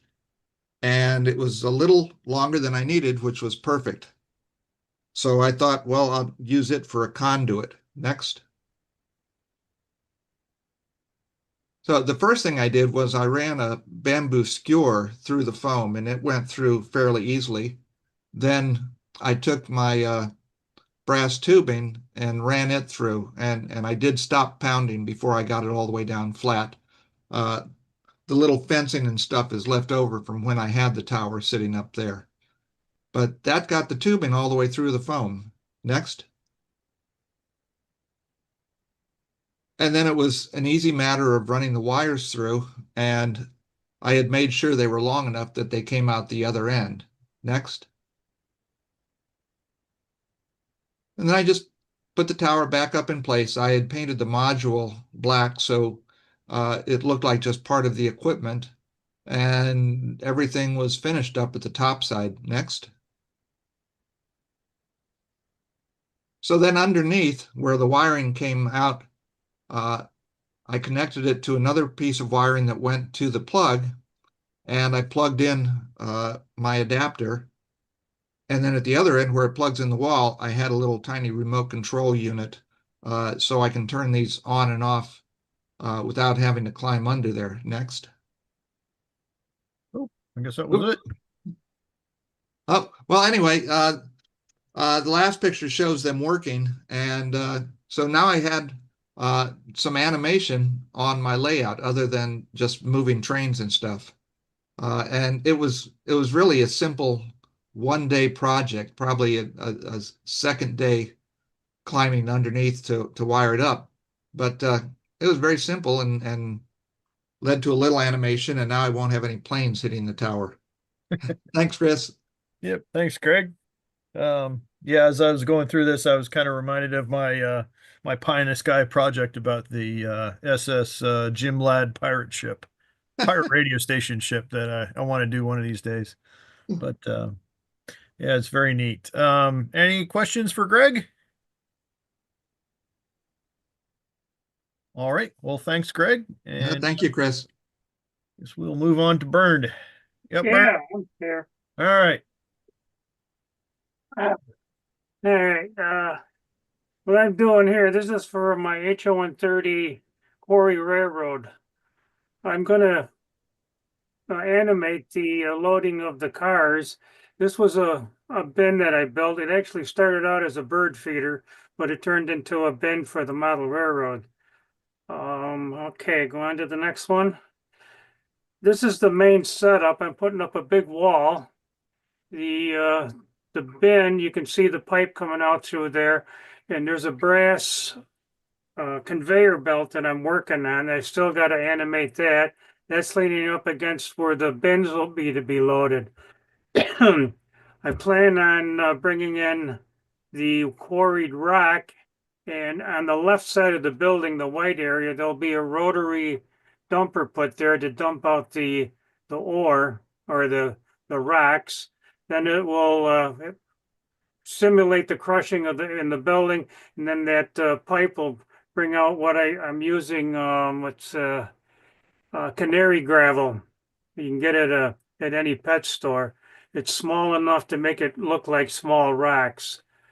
And then once I get the bins built on this, it'll be filled up and I'll be able to fill up the cars underneath it. Okay, next one. This was my first attempt at making an auger. That black piece is a piece of Delrin that I actually turned in the lathe with a very rough screw type.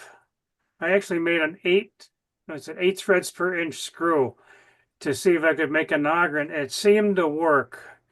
Next one. This is it all assembled together, and that's a motor. I'll explain that a little bit further on what I'm using there. I made a little holder to put everything in so I can always put it back in the same place. Okay, the next one. I was looking down into it. What I did is I put 4 pieces of cardboard angled and then attached a small funnel to the bottom to funnel the racks into the auger. Next one. If you mount one of these motors on a piece of wood, they get awful noisy. So what I did is I buried 4 screws in liquid, the rubber molding to quiet it down, and it seemed to have taken the noise down. So on to the next one. This is the motor tightened down on there. It when you run it, it's not very noisy. So on to the next one. This is the planetary gearbox made by Tamiya, and I've got the full complement of the gear set in there, and that will actually rip the gears apart if you try to hold it. And the motor's only, I think, a 3-volt motor, so you'll get a chance to see what this thing looks like at the end. On to the next one. So this is the whole setup. I made put the auger. I made a little adapter to be able to adapt that to the motor, and that's a piece of copper tubing with a hole on the right side for the for loading it in there, and then the auger pushes it out the end. On to the next one. Hello. Next one, Chris. Yeah. Okay. Yeah, just running slow. I actually went through 3 sets of trials here on making an auger. The black one that I did first had a tendency to pack the gravel in there, and it was actually grinding it and making dust out of it. I think because was a plastic and it was really I don't know, Delrin isn't that soft, but the little particles, the stones were actually embedding themselves in the plastic. So what I did is I purchased one of those big augers to cut, or drills to cut through concrete, which had less of a twist on it. And I made a mold and did it in resin and tried that, and I wound up with the same thing again. For some reason, plastic doesn't work too well as an auger with gravel in it. So what I only wound up doing was using actually a spring. And where I got this idea was from one of the forums I'm on. There was a couple on there called Nickel Diggers 2. They were a couple from Italy that built a module, And what they did is they simulated a nickel mine and mining ore, and they used springs. And by darn, this thing worked the best of all. So that's what I used. On to the next one. So here's a setup. I made on the right, the brass, I made a connection to the motor, and then the loop that you see there will hold the copper tubing, which is at the bottom, and I cut sort of a oblong square in it to fit underneath the funnel. Next one. To give you an idea how big the hole is for the funnel to sit on. This held pretty good in place, and underneath I embedded it in silicone. So again, it would be kind of keep it quiet. Next one. And this is what it looks like coming out in the end. And Chris, I think the next one is it's got to be a video showing how this works. Maybe not.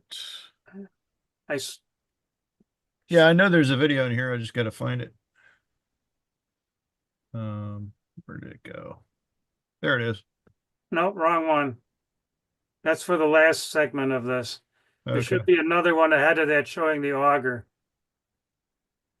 Yeah, it looked to me like there's something missing. I forgot to drop you an email on it. But yeah, I did see a video of that somewhere. I think you'd sent it to me a while ago. I couldn't find it. Yeah, I sent you both of them actually. So, well, if you haven't got it, we'll go on to the next. All right. And then the other thing I found out when I built my my little critter shed for the H130 module, I wanted to open and close doors. And I discovered something on one of the videos I watch. I watch a guy that does a machining, and he had something called a Victor acetylene tracing torch. And I got this idea from him. What it is a motor that actually has a magnetic wheel on it, which you see the motor there. That's a 10 RPM, 12 volt motor, and right at the end is a circular magnet, and then to the right of that is I think I don't know if I had a disc washer. I put a brass fitting in so it would fit on the shaft of the door that's laying in front of this whole thing. And the sheet metal, and back there with the square on, and the other tube, there's where the pipe will fit through. The motor will fit with the screw, and it's sort of loose and pivots, and the magnet will stick to the to that big wheel. So I think go to the next one, Chris. Okay, this is how it works. This is a very simple setup. All you need is a 12 volt motor and an on and off reversing switch. No electronics or anything. Just a plain old 12 volts. You can see it spins around. It closes the door. That's at 12 volts, and the motor's putting out 10 RPM. Now, the best thing about this is when it gets to the end, you'll notice the motor keeps spinning, but the door stops and nothing gets crushed. So it automatically stops. You don't have to program a stop in there. You don't have to have switches or anything. And this is again closing it. I want to do that to my critter building once I determine more how to make the hinges for the doors. So I think that's the last one then. Yep. Yep. Okay. Yeah, it's too bad you didn't got that other one.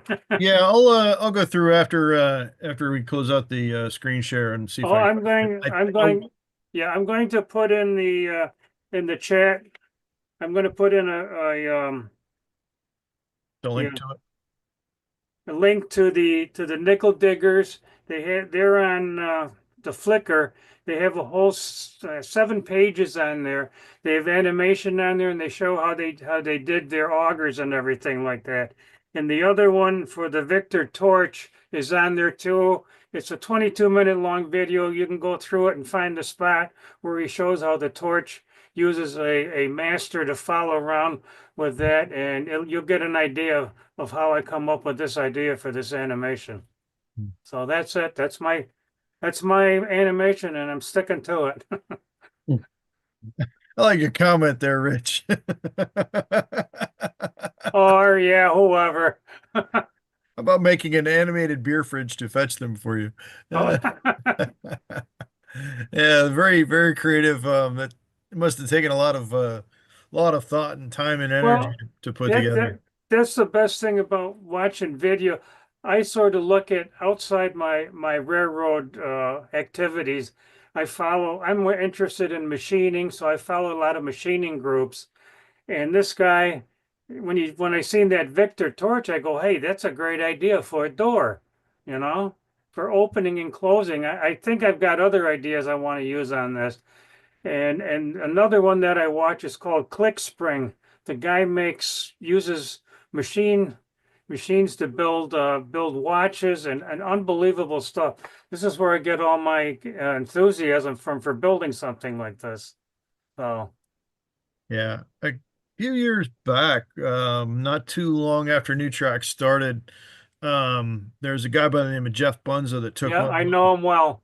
my Gray Street kits and he animated, I think he animated an attic door or something that opened, and I want to say there was a crane that came out of it. Uh, Remember that, Greg? the crane he did a crane issue on the Model Railroad Hobbyist Forum, which Yeah. I built one too. Instead of using DCC though, I use radio control. I do have a whole series on that I did on my website. So Yeah. okay, Well, nice work. Awesome.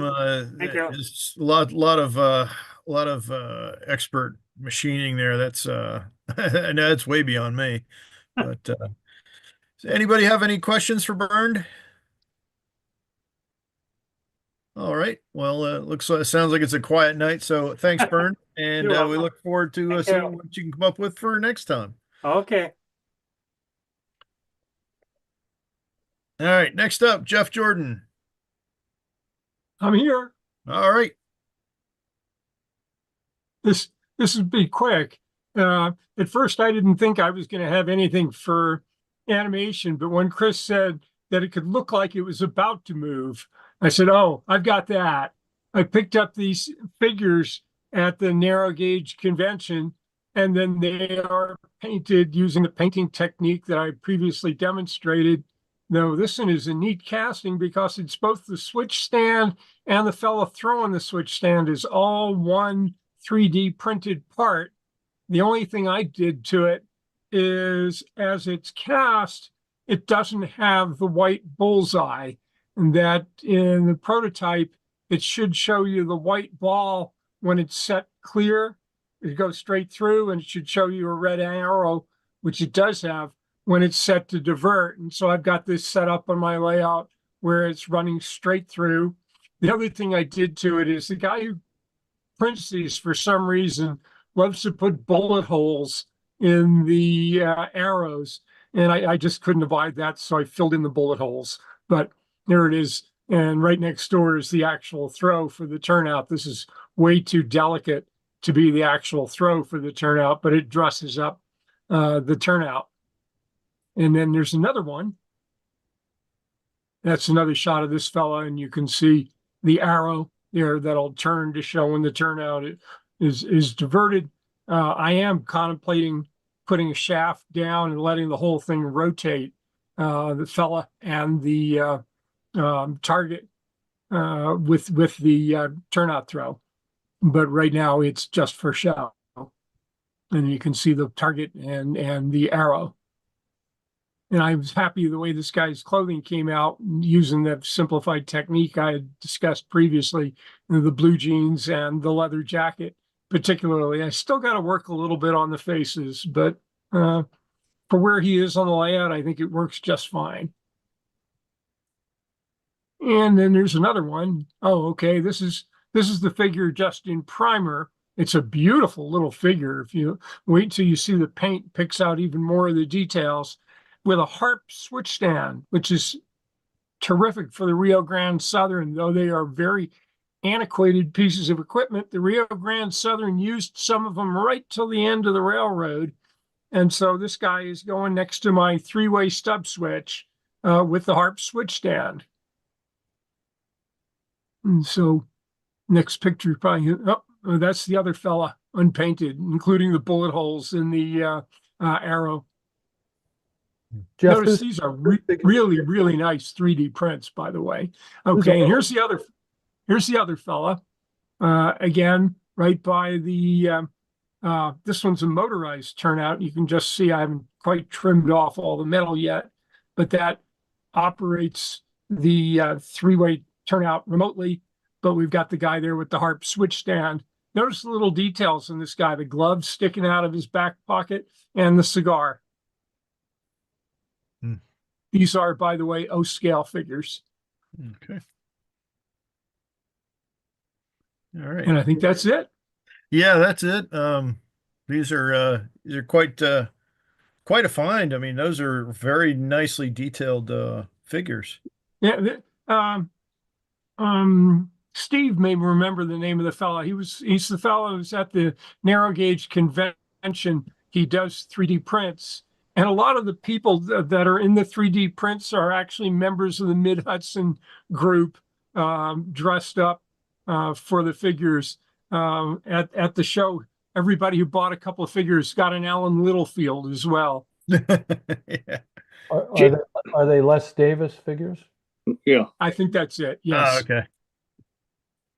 Yeah, I have a bunch of his figures on my layout now, and I actually have two more of his turnout stands. And then at the most recent show, he had the turnout stands with the figures attached, and throwing the turnout stands. And I had a couple of turnouts. I thought that would really fit in. So there they are.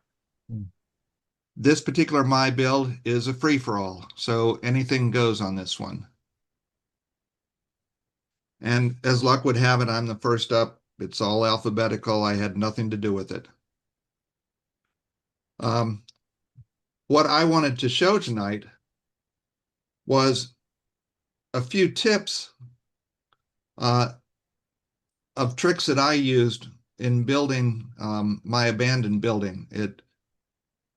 It got a lot of interest in how it came out, and most of them were really easy. It's just sort of thinking differently than what you would if you're building a normal structure.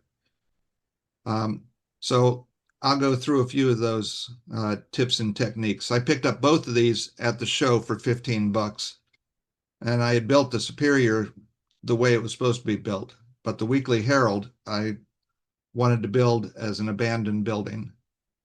One of the first things that I was thinking of was I wanted a couple of the windows bricked over. You can get ordinary brick basswood sheets that are usually 1/16 thick, but for these windows, that would have made it stick out unprototypically. Monster Model Works makes some 1/32 inch brick sheet, and I had some of that, so I just cut a couple pieces of that, and it fit right in the windows. And this is testing how it fits. I ended up only using one, but it fit in there quite nicely. For the windows that came in the kit, I wanted them to look like they were old iron that had been rusty, so I started by spraying them with a rust color. And then I just used my sponge in a couple different shades of very thin gray paint to go over the windows and sponge on what would be the color that is sort of underneath the rust. And then a lot of my windows were going to be broken glass, so I took a scalpel to the pieces of acetate that I cut out and just made a whole lot of shapes of broken glass. I looked at a few pictures to get inspired. And for some of the window frames, I wanted them to be completely busted out, so I broke the actual frames and cut out little pieces of the acetate and then glued them in place. And this is what the broken windows and broken glass look like when I put them in the door. And with the scalpel, when you're working with really thin acetate, it actually can cut pieces out quite easily. And a couple of my broken windows were only meant to be cracked, but they ended up being completely broken, so that gave me more parts to work with. Now, the front part of my building was going to have a wooden floor in it, but I didn't want it to be raised compared with the rest of the concrete floor any more than would be prototypical. So instead of just using some scribed 1/8 or 1/16 inch basswood, I used some 1/64 aircraft plywood and just scribed it myself. Now it was very thin, so when I went to stain it, it wasn't in place yet, but I just clipped it to a piece of 1/4 inch strip wood and put the stain on, and that kept it straight while it dried, and then it was easy enough to glue in place when I was ready to. Another tip that I've used a couple times in the past, I was painting the stonework on this, and even in HO, if you're using a chalk paint or a terracotta paint, you get a slight bit of texture more than you do with just ordinary craft paints or hobby paints. And so using those to paint all of my rock work gave them a little more texture, and the larger scale you're working in, the more you can notice that texture. I also used a wet palette so that I could get even more shades by mixing some of the paints. And to make my dirty windows, this is something I've been doing for years. Once I have the glass in place, and of course, in this case, the glass wasn't in place everywhere, but where I had the glass in place, I mix a very, very thin mixture of burnt umber or burnt sienna and water, and then just pool it on and let it dry. And it comes out looking like quite dirty windows, which is what I wanted on this building. Now, one of the products that I like to use, and I'll show you why I was able to use it here. I was going to be building a frame for the awning, but the frame was going to be collapsing and falling down. And I wanted it to be only being held up by the boom that held the derrick. So in order to get everything glued in place correctly, I used some liquid PSA, which is a type of glue that you put on a little bit and let it cure somewhat, and it becomes an adhesive, sort of like on a tape or something. And that way I was able to stick that part of the frame on, and then I could build the collapse portion around the boom, but then it was easy enough to take it off afterwards with no residue or anything. And I like the PSA being used for that. It's also useful in some other procedures. Then the last thing I did was, for gluing broken glass in my skylight, I wanted a lot of just windows missing. So I just cut lots of tiny pieces of the acetate and then just put a drop of super glue and stuck each one on. And it ended up looking like most of the windows were gone and only a few pieces of glass were remaining. And it came out very effective. And this is where I had a pool of water underneath the broken skylight. And so this is how the whole building came out. And some of those little techniques I kind of had to develop as I was working on it. I just said, well, I know the look I want to go after. What do I need to do to achieve it? And most of them worked out. There was a couple techniques that I tried and they didn't work at all, so I'm not going to show you those. But that was the end of my tips and techniques. This is the front of the building. I had used some newspaper printout that I made to cover the windows. And then I had some leftover pieces that just were scattered on the sidewalk. So that's the end of my abandoned building. Are there any questions? All right, we'll move on. I know Jeffrey's here. I saw him log on just a few minutes ago. So Yes, Jeffrey, I'm you here. ready? I'm here. Great. Go ahead. Okay, this is a quick one tonight. I've been working on adding a work train, and I at one of the narrow gauge shows, I think it was the one up in Harrisburg, I found this very old kit, Pac West and it was already a model of a box car that had been converted to a work car. And it is truly a box of sticks, though I think it went together pretty nicely. And so here's the work car painted a mineral red, lettered for the Rio Grande Southern, though it's not an exact prototype, it's close. Notice the kit is very fine, separate applied truss rods with the little open clevises on them, the brake gear, the separately applied grab irons every place. All the hardware is separate bits, so it's really quite a nice kit, and I was very happy to add that to my work train. And then I didn't have a static photo, but the next photo shows my work train in the foreground there. And there's the work car on the end, but also you can see two flat cars, and the loads there are based on prototypes, but the bulldozer you may have seen long ago, that's the to me a Japanese bulldozer from World War II reworked to give me a modest sized bulldozer. And then the crane is an old corgi toy, which again happens to fall more or less in the ballpark of O scale. It's got a guy in the cab, which I couldn't get out, and it needs some weathering, but it does give me a reasonable size crane. And those are hard to find in O scale. There are not a lot of them out there. And so searching all over, I thought this made a presentable load for my work train, which is just sitting on a siding there. That's really nice, Jeff. I can tell you how to get those windows dirty so that you can't see him. Yeah, I was thinking actually that one of the things I might do is in Al Judy style is put some tarps over the stuff. Aha. That would work. All right. Well, they're very nice. Anybody have any questions for Jeff? We'll let this run to the end again. Okay. Yeah, you've seen that before. That's one of my stock train with the brakeman painted my brake painting technique on the roof of one of the stock cars. Well, you're going to have to pull your work train out next time you have an operating session to clean up some spillage or something.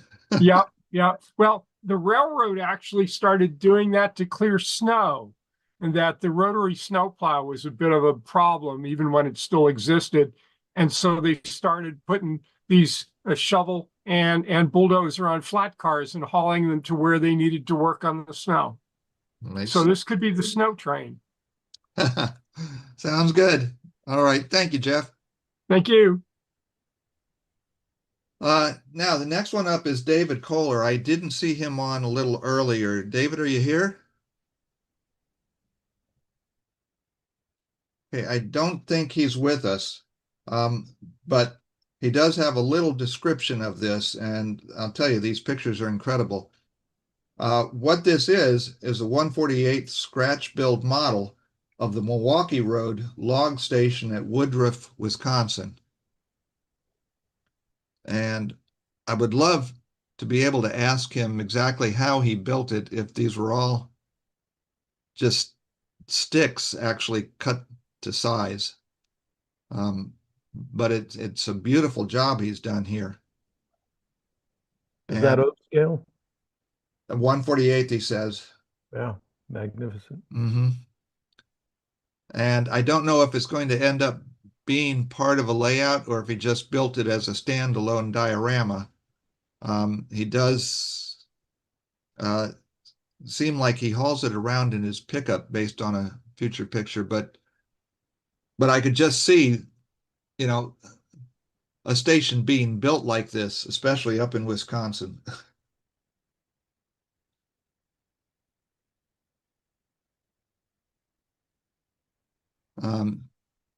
So I don't know if he just put it there for a photo, if he actually takes it to shows or something, but it's certainly a beautiful piece of work.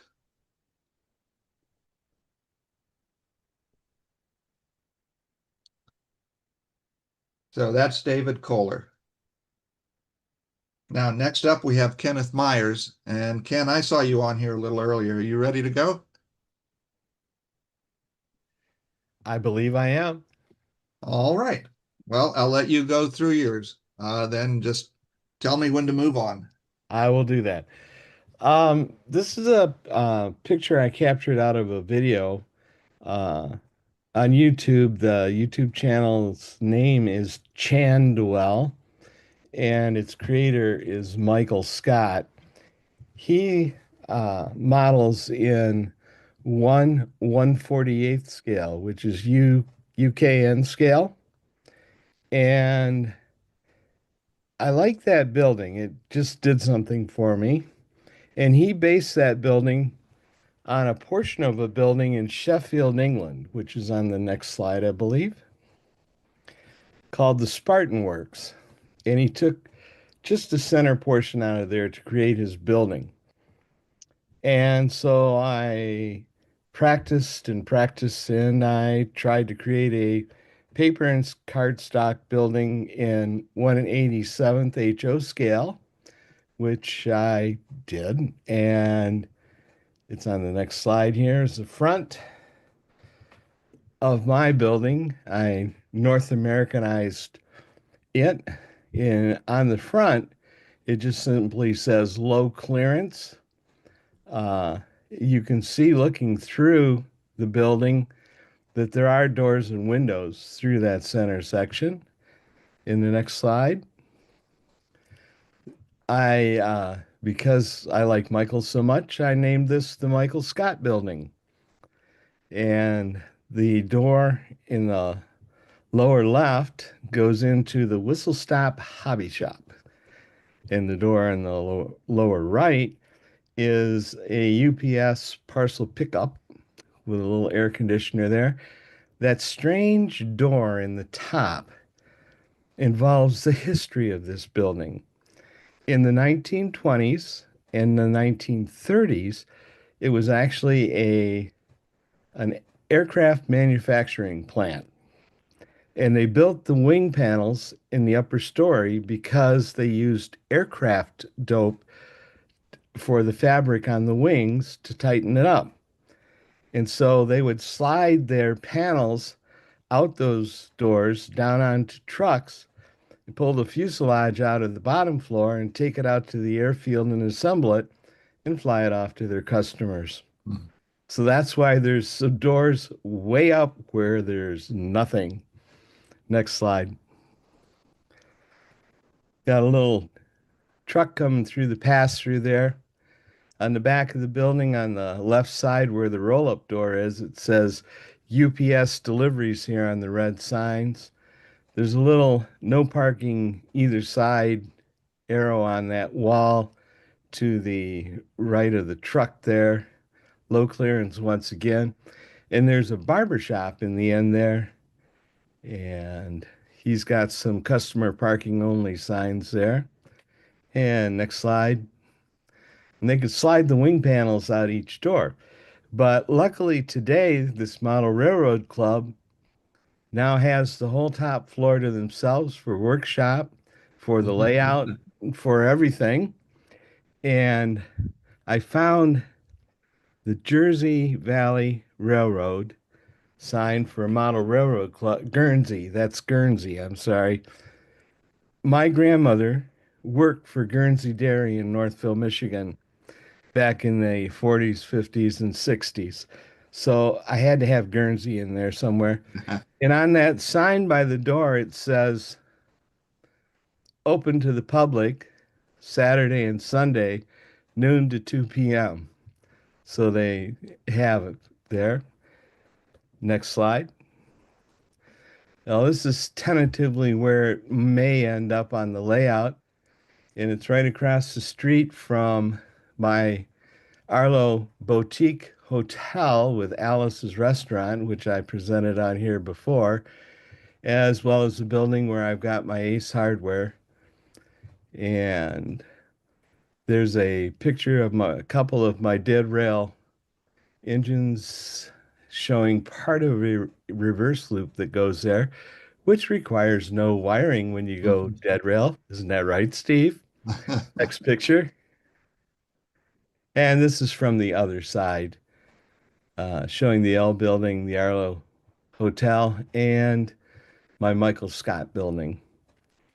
And I just am having a ball designing, creating, and building paper and cardstock buildings. It's a lot of fun.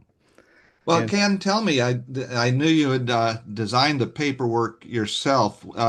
Is it just cardstock they're using for the basis of the building and the paper's glued onto it? yes. Uh-huh. Yeah. The paper is printed. I use Inkscape to do the designing. That's what Michael uses. I know other people use other things. Um, each building I come up with a little bit different technique for things. But yeah, the paper is just glued onto the cardstock. Um, and the cardstock is various thicknesses so as to give me the right depth for the window and door inserts. Mm-hmm. And it's just a lot of fun trying to get better at it and make it look better. I don't light them because I don't. I just don't run my railroad at night. But on the daytime only short line, it's only 4 miles long. So, All right. Well, I love the building, and I got to imagine that at least somebody has asked you, is that named after the guy in the office? what the Michael Scott. yeah, Michael Scott is the guy who has the Chandwell Right. YouTube videos. The man is amazing. He looks to me to be like in his 40s. And he does this stuff, but at 1/148th scale. Wow. And how he does some of his stuff, I look at it and I go, I can't believe you have the eyesights nor the patience to do that, because on some days patience runs a little thin, even in HO. The thing about HO bricks is a real brick face, modern brick face, probably goes back a while. The face of a brick is only 8 inches long by 2¼ inches high. And when you reduce that to HO scale, it gets really small really fast. And everything else does. The windowsills, the lintels. I finally got my on this building, I got my lintels inset into so it's actually in the wall of a building like many lintels are, because they're actually part of the structure to hold up the rest of the building above the lintel. And I did that by printing the lintel onto the sheet where I cut out the windows and things, and then cutting out the whole window and putting the already printed lintel back into place. And then I could put my sills on and windows behind it. Mm-hmm. It worked out pretty good. I'm just having fun. I'm an old guy. Don't have anything super great. I just love running dead rail.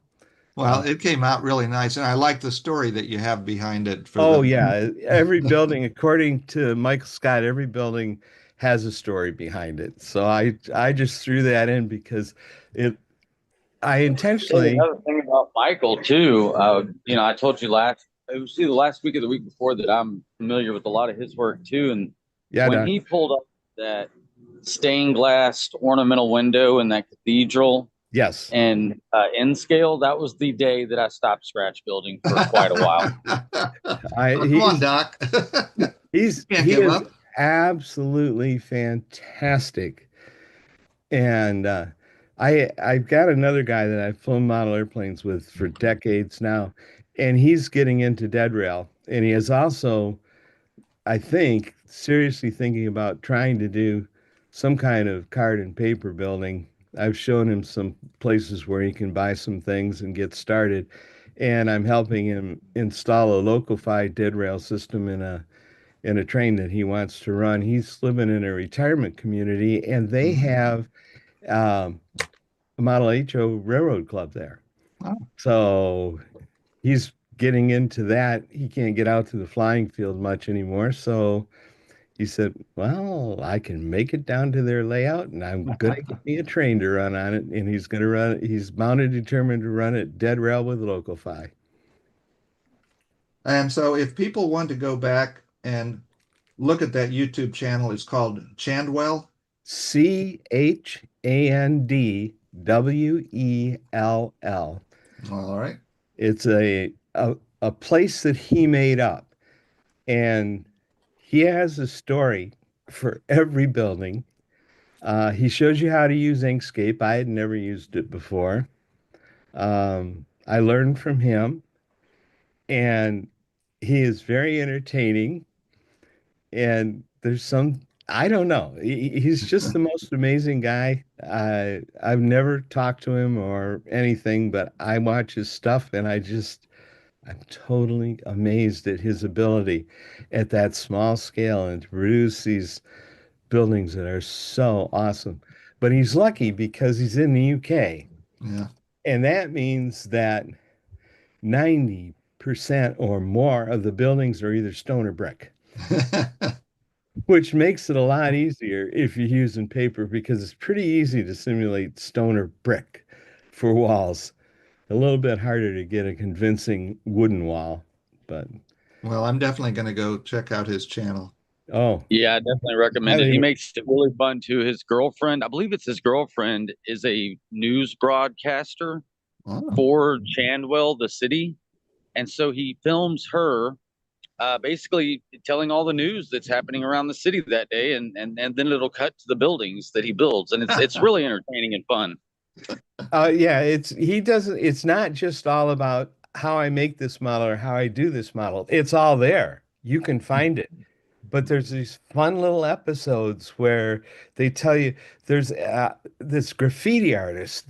His name is Scotty, and because was what Michael Scott was called when he was in school. But there's this graffiti artist, and he goes around putting graffiti on a lot of the buildings. So there's always a story behind the graffiti on a building, on a wall, on a viaduct. He is the most amazing guy. I can watch him for hours and hours and hours and hours and hours and hours. Thank you, Ken. Greg, is there another one up? All right. Yes. Thanks, Ken. Now, the next one up is Bill Stimson. And Bill, I saw you here earlier. Are you ready? Yes, sir. All right. We've got 6 slides. So these are 3 buildings from a E.L. Moore article in Model Railroader, where he built a small terminal, engine terminal. And this is the yard office. And you'll notice that I've managed to make a screen door in N scale. And that Not is an easy task. That is a piece of toile ribbon that I found. Somebody recommended it for chain link fence, and I stumbled across it while I was building this building and went, ooh, wonder if that'd make a screen door. Well, there you see the screen door. Nice. I painted the wall behind it. I didn't really make a wooden door. I just painted it dark color and then put that screen there and put 2 pieces of strip wood over the top of it to make the door. That works. Yeah. And the shingles are a Xerox of an old Walthers shingle sheet from the 80s, if I remember right. I had 4 or 5 of them, and the last sheet before I started cutting it up, I actually scanned it. So I've been printing them out when I need some paper shingles. They look pretty decent for just a piece of paper with shingles drawn on them. The next slide should be the side window.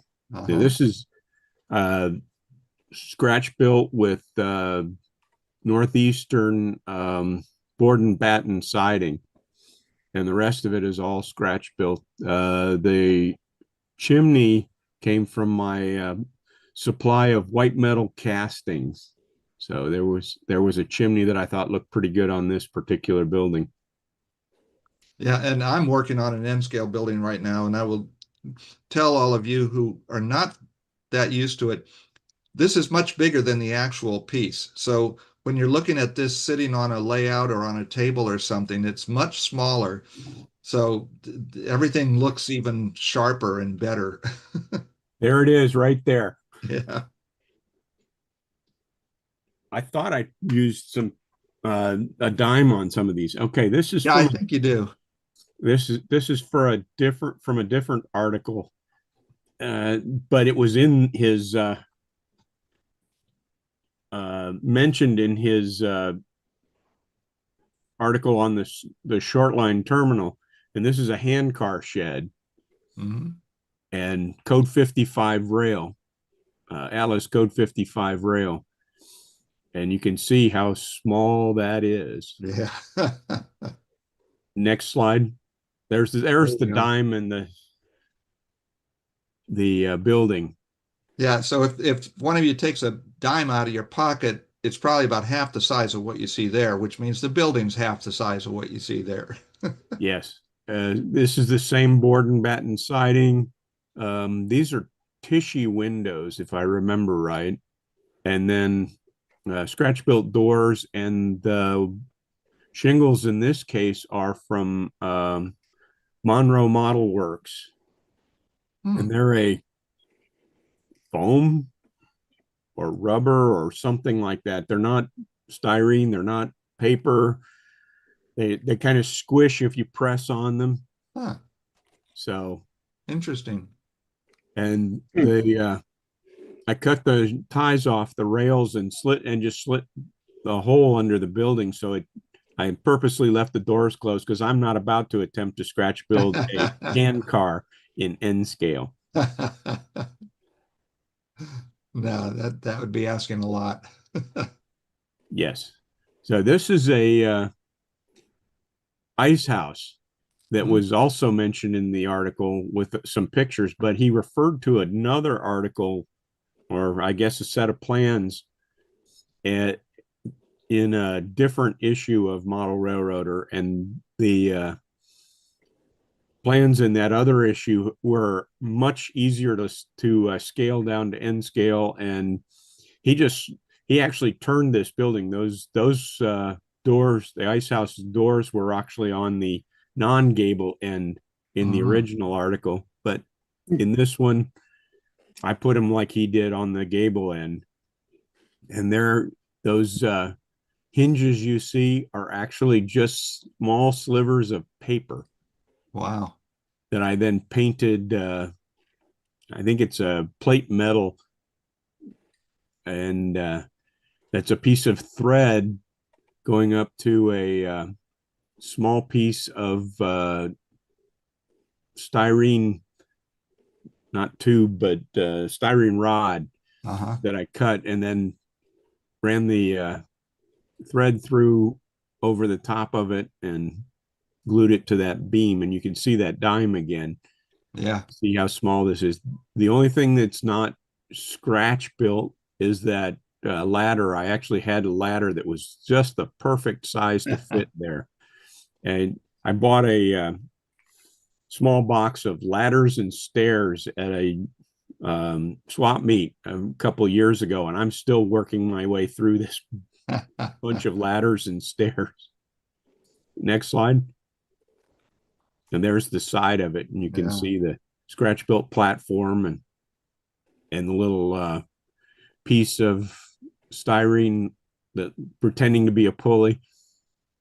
Well, that's the nice thing about N scale is you can, I almost call it cheating with some of the details, because you only need something that kind of represents what should be there. For example, your hinges, you know, in N scale, when you're looking at the building, they're going to look like hinges just because they're so small, and that's what you expect to see there.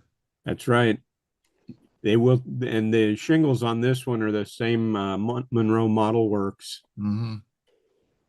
shingles, and the same Northeastern. I mean, I'm just cutting small strips off of that siding. I've got another 6 inches of that 12-inch piece to go, and I've gotten 2 or 3 other buildings out of it. I was going to say that's a few more buildings there. How did you come across these E.L. Moore articles? I'm wondering.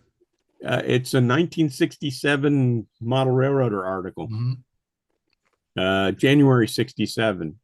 Yeah, I know. I put out a video about him and his influence in a lot of the early IHC and model power kits and stuff, and Yep. a lot of the stuff that he did back in the 60s and 70s. But you don't see or hear much about him anymore. That's why I was wondering where you ran Oh, across him. I've got about 3/4 of his articles that I've No kidding. managed to find and copy and keep in my back pocket. I'm going to attempt. This is the start of the engine terminal. I'm going to attempt to build all of the buildings in the engine terminal, and then build the engine terminal as a small Fremo module. Ah, So it'll be interesting that the February issue of 1967 is the engine house itself. And the only thing he didn't make an article about that I can find is the turntable in the engine terminal. Everything else, he had an article about it. yeah, he was So, quite a prolific writer back then.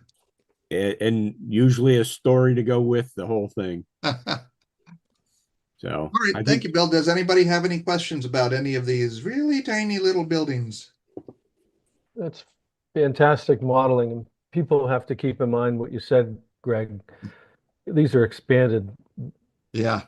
tremendously. And when they're looking at it in N scale, I mean, the detail on this particular one is fantastic, but viewing it on the layout, it's amazing. You know. Well, thank you, Bill. And Bill, I'm going to try and get a hold of you later. I want to exchange some more information about EL more. Sure. So I'll be in touch. No problem. So that's what we have for our My Build for this month. The upcoming one is going to be water, and that will be held on June 21st. And as Chris says, anything that has to do with waterfronts, boats, bridges, etc. I have a little pond that I'm probably going to submit. And we will also have the results of the elections. And we're not talking about any political parties here. What we're talking about is choosing categories for next year's My Build. And the deadline for submissions for the June My Build will be June 18th. And you can send them to Rail Runner. Oh, I forget his address, but I'm sure it's on here, and he'll tell you before then. Now, for the 2025 My Build survey link, we have this QR code here, and if you don't have your phone handy, that's okay. I'm sure you can get to it through the website. And it just takes you to a little poll where you can vote for what you want to have for some of the upcoming My Build challenges. And I want to thank you for watching, and thank you for all those of you that participated. And next week, your ordinary host should be back. Hey, Greg, so will you put that's it, Tom. Greg, will you put that link in the chat, please? Yes, I will. Cool. Thank you, Greg, for filling in. Really appreciate it. Well, we have one final presentation, which happens to be mine. It was dependent on whether we had the time or not. So we have time. Oh. You have a question, Steve? Is that you? No, I just forgot to mute myself. Oh. I'm going to do a presentation this evening on applying artificial intelligence, AI, for billboard artwork. This is a billboard that I made this week, over the past 2 days. And I use ChatGPT. I use ChatGPT every day. It understands and responds to natural language. So when you sign up for ChatGPT, it's just one of the many AI engines out there. You just ask it questions like you're talking to a person, and it can assist you with writing, translating, creating photographs, etc., etc. It pulls on data from the internet, and it actually learns. It keeps getting smarter and smarter and smarter. That picture there is generated by ChatGPT. I asked it to do a steam locomotive and a coal tower, and that's what it came up with. Pretty amazing. So that's all wonderful, right? But how can we use it for model railroading? Well, I asked ChatGPT to create me a night. This is what I typed into the engine create me a 1930 theme billboard art for the Eberwein Coal Company, and it said, "There's the answer." It said, "I'd be happy to create a 1930s theme billboard art for the Eberwein Coal Company, but first, to capture your vision, could you answer a few questions?" So it asked me if there was a slogan or tagline. So I said, "Fueling industry since 1898." Actually, it was 1864. I don't know why it says 98. Billboard style. It asked the questions. I did the answers. So it came up with these Oh, here. So it said slogan or tagline, and it did an example here. Billboard style, it did some examples. Color preference, do you want illustrations, blah, blah, blah. So it asked me all these things, and then I answered the questions. I said, fueling the RB and OG, Rustic Buff and Old Gothic Railroad since 1846. 1846 was the year the Pennsylvania Railroad was incorporated, so I just chose something that would have some relevance. I said, give me a billboard style painted on wood, use a muted vintage palette, put a minor silhouette and a coal hopper on there, and do it in a coal town region. So then I answered all these questions in paragraph form. I just put a comma between each one of these, 1, 2, 3, 4, 5. And then it took about 30 seconds and it generated this all by itself, which I thought was pretty neat. Eberwein Coal Company, except for I wasn't specific enough. It did basically a painting, and I need this to be a flat if I'm going to use it for a billboard. So I then asked it, using the same image, orient flat, no frame, so I can print on a model railroad billboard. And then it came up with this. It changed it, which isn't what I wanted, and I thought, well, there's some issues with this thing. I said, try it again with less coal in that hopper. And then it came up with this version. Eberwein Coal Company, put everything on there, but a lopsided coal. So I asked it again. I said, again, with very little coal in the hopper, and it came up with this. I mean, every time it's coming up with different artwork. So I'm getting closer and closer to what I want, but this looks toy-like. So I didn't think that hopper. I liked everything about this one, but the hopper. So I said, again, with very little visible coal in the hopper and no periods in the RB and OG railroad. So it came up with this. Now it went back to doing a billboard on the side of a building, but I'm getting closer. It's a process you just keep refining. So I asked it again. I said, perfect, but using the same image, orient flat, so I can print on a model railroad billboard. And it came up with a crude hopper again. But parts of this I really like. It's too bad you can't tell it exactly what you want. So I said, same with no lettering on the hopper. Came up with that. Then I said, same artwork, add more detail to the hopper and make it look like it was painted on wood. Now we're getting really close. This is the one I used. I tried to get it a little better. The coal's a little high in the hopper, but having gone through all these iterations, I thought, so I said exactly the same with dark red lettering. Well,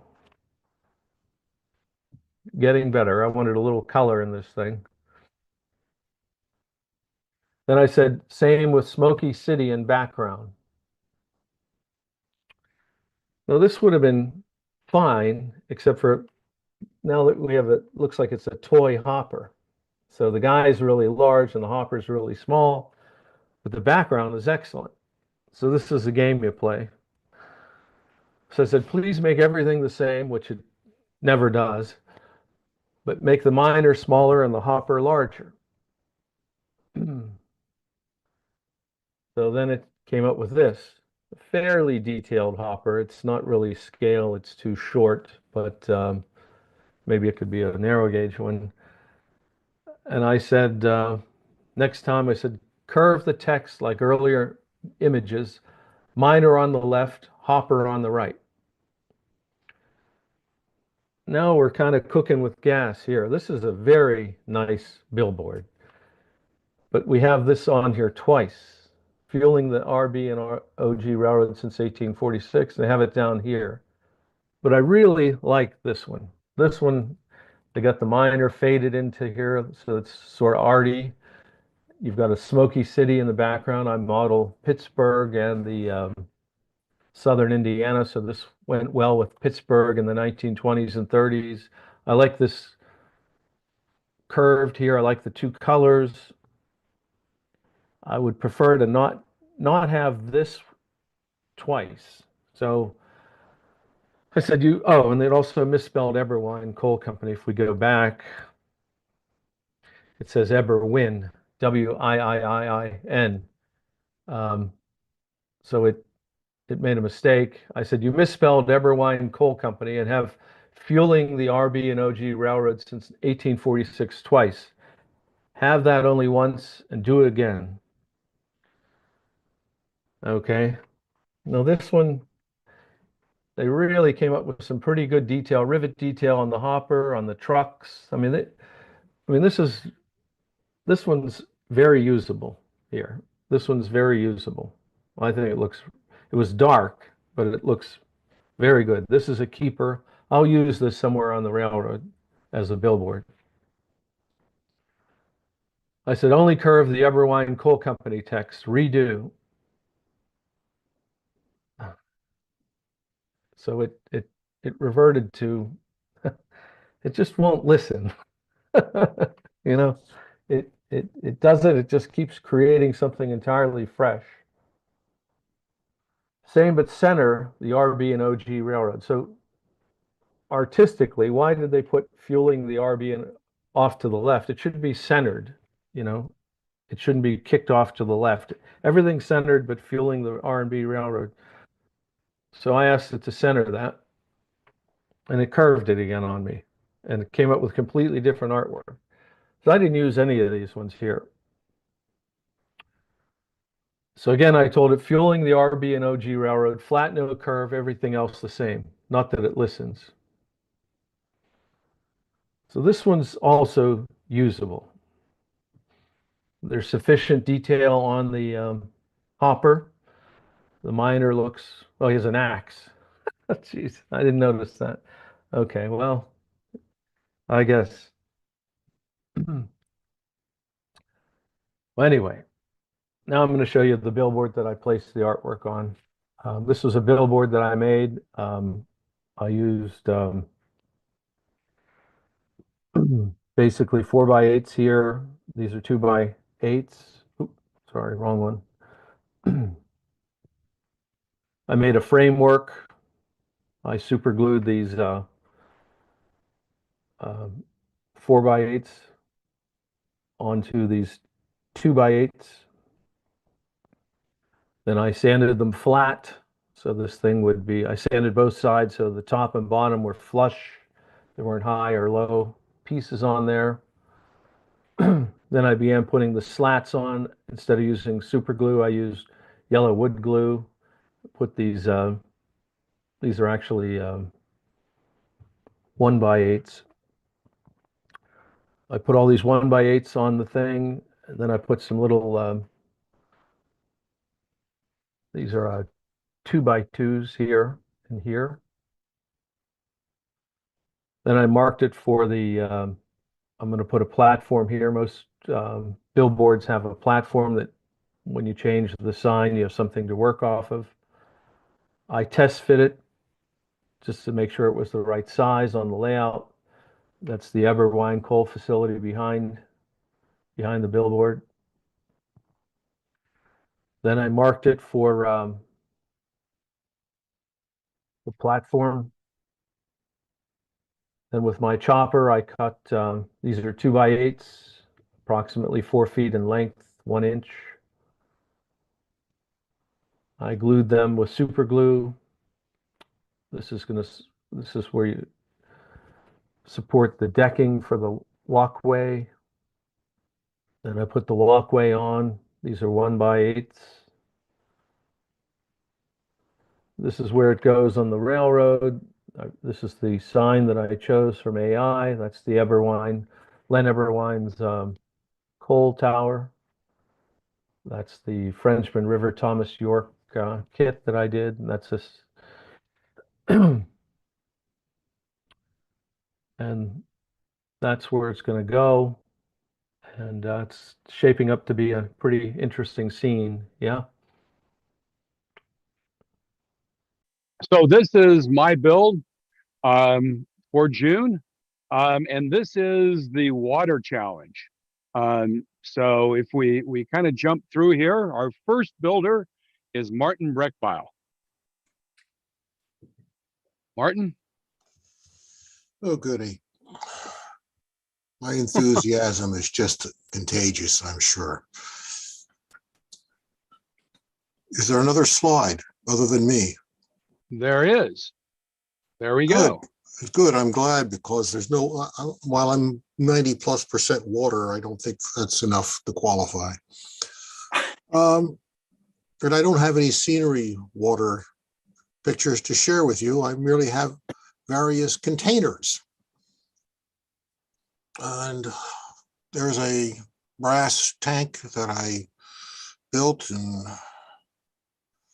soldered all up out of whatever it was, brass that was laying about in my shop, to put on the end of this car, as well as a little dome and hatch with a hinge. And there's actually a valve and a pipe at the other end.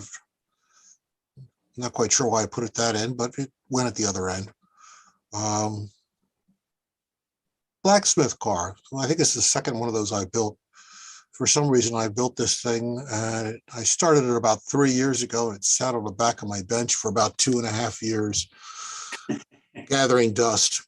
And I said, enough is enough. I need the space on my bench more than I need this to sit there. So I finished it, or came as close to finishing as I do on anything. I may revisit parts of it someday. There's another 30 or 40 slides of just this car somewhere, but I know I didn't send them, so don't look for them. Is there another one?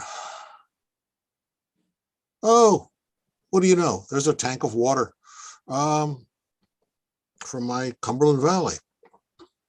A water and tool car. Just a water tank, all board by board, with some real brass that holds it all together, wrapped around it, that are all soldered in place. The bands, I actually force fit those over the wood. They're soldered to fit and then forced in place. And it's all glued together, but the brass helps it from wandering around later. Another hatch on top that was probably a piece of tubing and some copper and some brass soldered together with a little handle, I think. Although if I don't have my shop glasses, I can't actually see that fine a detail on a slide. But underneath of it all, the standard flat car, which I've built 300 or 400 cars for them. Is there yet another? Oh, goody. Another water tank car. It's one of those rectangular cars. It has some prototype in some logging somewhere, somehow, and people made kits of it. And being too cheap and lazy to buy a kit, I just scratch built my own version of it and said, good enough. I'll have a nice rectangular water tank car. This must have been 15 years ago or more, but fun build, fun to do. Uses up lots of bits and pieces of wood in a shop and lots of glue. But you have an interesting car unlike anything else in your lab when you're done. I'm hoping there's not another, so you can go on to somebody else now. There's not another, any questions, questions for Martin? Martin, that's what I like about the modeling that you do. It's all unusual. It's stuff that you won't see on everybody's layout around. So it's supposed to be, I suspect that reflects something of my personality or some other aspect of me that we won't go into. I really Martin, like on I that, really like- on the first car that was the blacksmith's car, Yes, sir. that water tank, was that all for the blacksmith and his job, or was it for something else as well? I don't know. I didn't ask him. Probably put Okay, out get the fires back he to started. me with that. Yeah, I'll get back to you on that. I'll wrestle him to the ground and interrogate him later. Some of the men in black will show up and ask him pointed questions with a cattle prod. I like the water tool car. I've never seen anything like that before. Oh, I've built half a dozen variations on that just for out of fun. Yeah, that's an Varying different sizes of the tank and yeah. the tool shed. That's neat. Thank you. All right, carry on. Mr. Cassidy. Great. Hello. I sent a bunch of pictures of this one piece to Chris and told him just to use the best. I don't know how many he used. You got about 6 or 7. Oh, he probably used them all then. Okay. You just want me to walk through them slowly, or? Yeah, let me give you the backstory first. This is a water modeling feature. It has nothing to do with model railroading, though. As some of you know, one of my other hobbies is Halloween displays using Lemax and Department 56 Spooky Town pieces. And every September, I start setting up a Halloween display for trick or treat night. And I'm always looking for something to add to it. And I was at the Timonium show and saw a guy selling this kit, which is made by Jaguar, and it's for military modelers. It's 1/35th scale. And I looked at the picture on the box and said, I'm going to be doing a town scene on my Halloween display this year. If I can make that fountain really cruddy and scary, I can use that. So for $1, I got it. And it contains all of these resin pieces that you see. Now I pieced them all together. Yeah, you can go to the next one. I pieced them together after cutting off the flash, and this is basically what it looks like. And I said, yeah, I can work with that. So next slide. Yeah, I used some resin primer and sprayed it, and that was going to be my base color. Then I went over it using a sponge and some gray paint to give it some tone, and that varied the shade between those two shades of color. Next. Then I used a dark wash and went over that to bring out all of the detail in the cracks and crevices, and then used a dark gray paint to highlight some of the metal pieces that were holding the tank together. Next. Then I mixed up some Mod Podge with a couple different colors, and I put that inside. This is after I had glued all the pieces together, and I tested it with water first to make sure it wasn't going to leak. After the Mod Podge dried and gave it that kind of icky green, I mixed up some Envirotex and poured that in on top of it and let it just settle there until it cured. Next. Then I went back over it with some pigments to give it some shading. And I had already done that before I glued it all together. And then the last step I did was using some of my oak leaf that I've ground up and put them around. And I used a little bit of Envirotex to give a leak where that overflow pipe was coming out. And I'd also used some of those pigments for shading the rust and some of the green stains around the base of it. Next. And so this is what's going to go in the town center in my Spooky Town display. And I think I'm going to have some type of skeleton hanging over the edge of it as if he shouldn't have drunk out of it, maybe. So that was my little modeling project that included water. Some of you may not know, but Greg is a very well-known, award-winning, I might add, modeler in this other hobby that he's talking to you about. And you ought to really be proud of that, Greg. That's a great honor. Yeah, well, it's you know, it was a little bit of a diversion because it wasn't, you know, railroad or structure related, and it was a lot of fun. And it just, you know, military modelers have a lot going for them. All right, thanks. Thank you. Hang on, I got to get rid of the spotlight on Greg here. I got to find him. Uh-oh. There he is. Okay, so I guess I'm next. I added a few in here. So I thought these are a couple of module pictures.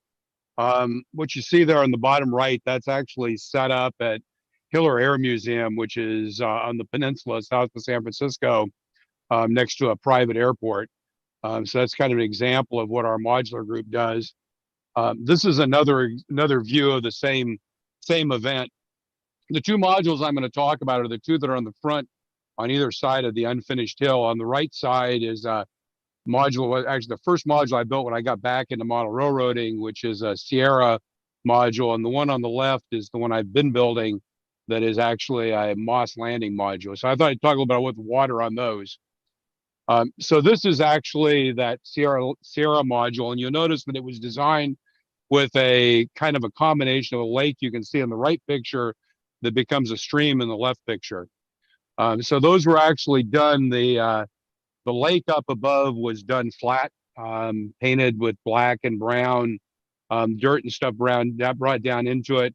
I actually used magic water for it. What I did was taped along the front board and some black electrician's tape and locked that on really tight to hold that edge to edge on the module.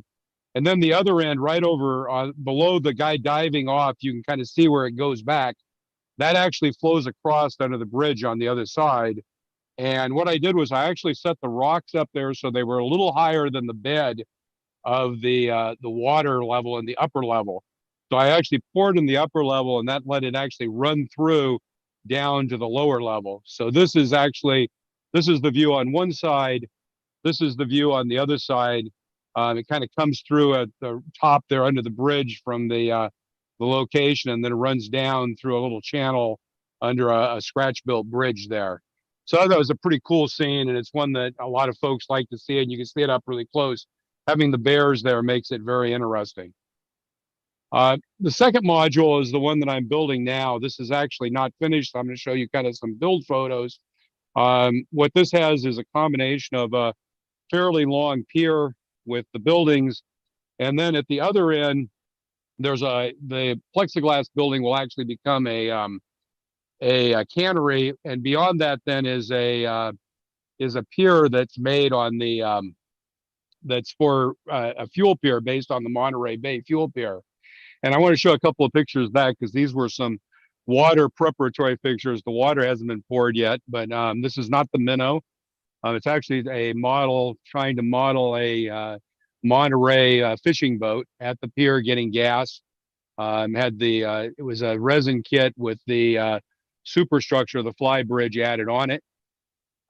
This is the other ship that I'm building, which is a little tug, and it's on the other side. You can see on the right there the fishing pier, and this is the other side of kind of a causeway that runs across here, where I've got a car float and then a tug to move the car float.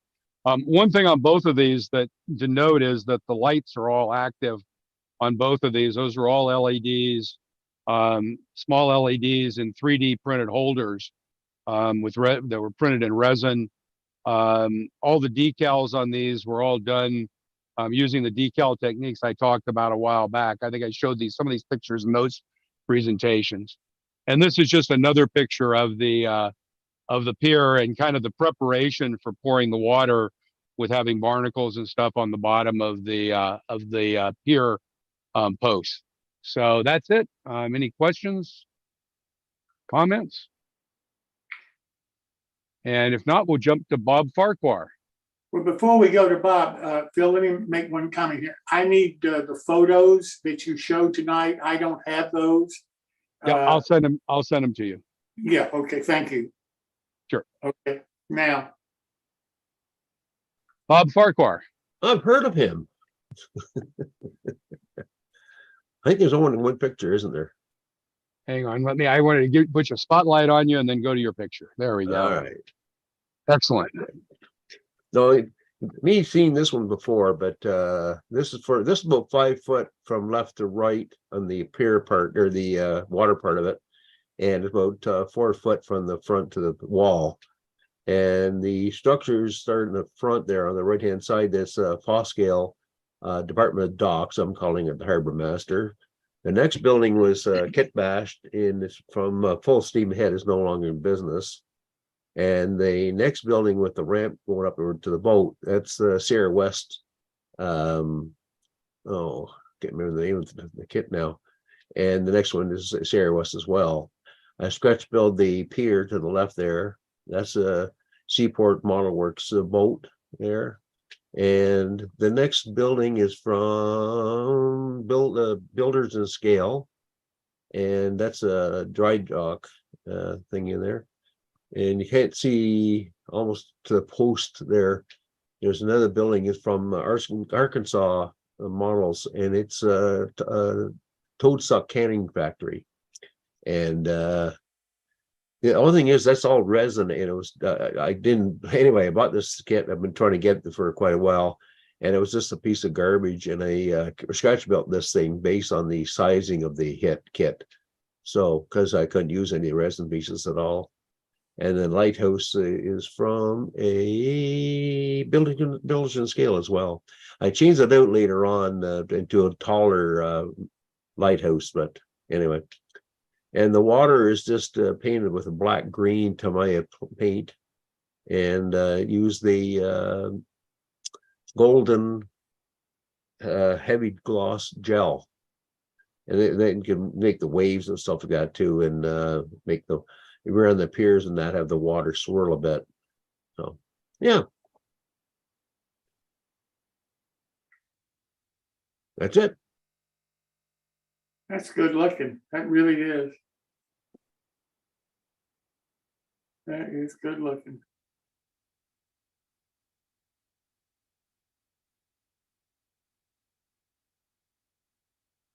Next up is Earl Hackett.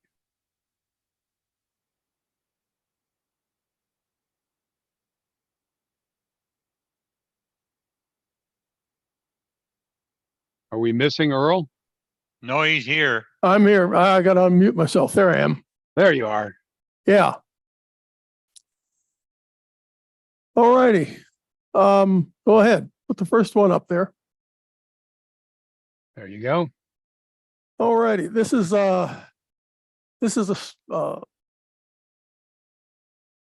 basically we have what I've done here.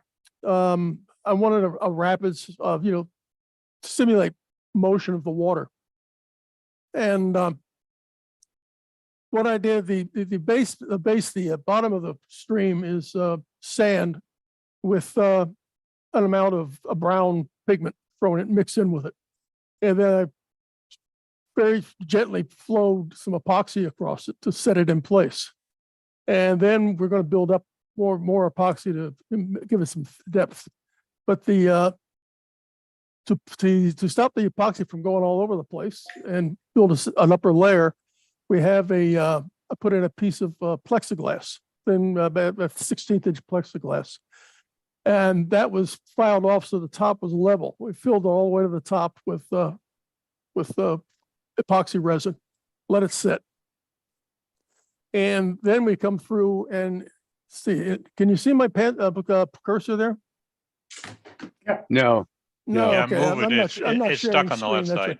Yeah. But you'll notice that there's a few spots where I've taken a round file and filed them down where the water is going to flow through between those rocks. Those rocks are pine bark mulch. They're not rocks. But to give the effective of water flowing, I used a product called Lexel. It's a clear caulk for caulking roofs and stuff, but it's totally clear and colorless. The nice thing is you dip your finger in a little bit of mineral oil, you squirt a bunch of it in there, dip your finger in a little bit of mineral oil, and you can smooth it out to wherever you want it to go. Huh. And so once I get, that's the base. Then for the ripples, waves or whatnot, I'll use the golden, they call it regular gel. It's a, it goes on white, but eventually it dries. The one that particularly is, they come in different types. This is completely transparent, and it's the high gloss, and the thickness is, it looks like it's about 75% between what they call thin and thick. So after you form it into a wave, it'll settle out a little bit. You won't see brush strokes in it. Huh. But you can see the effect of the sand and the gravel on the left, where those white reeds are coming up. That you can actually still, the epoxy is whipped into it and giving it a nice wet appearance, so that it looks pretty good. Go take a look at the next slide. I think I sent two. Yeah, this shows you a little bit more of an overview. Doesn't show exactly what I want, but when you look at a rock in a stream, there's standing waves around it, and these standing waves are just like the wake of a boat. The boat's moving through the water and creating these standing waves. Well, in the case of a stream, the waves are water's passing up past the rock, and you have a ripple of wave just like a boat wake, and they extend out quite a ways. And that's what I do with the gel. I just made these standing waves, and then after they set up, dotted up a little bit, messed it up with some brush strokes and everything, so you just have random ripples on the surface. These gels, go on as a white. They're white and pretty opaque, but give them a little while and they dry perfectly clear. In my case, it took almost 2 months for them to dry to where you didn't see the whiteness in them anymore. Huh. So there you go. Do you paint them, Earl, once they're done, once they're dry? What you could put a little bit of white paint to simulate foam. Yeah. But I found that my lighting created such reflections and everything, I didn't need to. Oh, okay.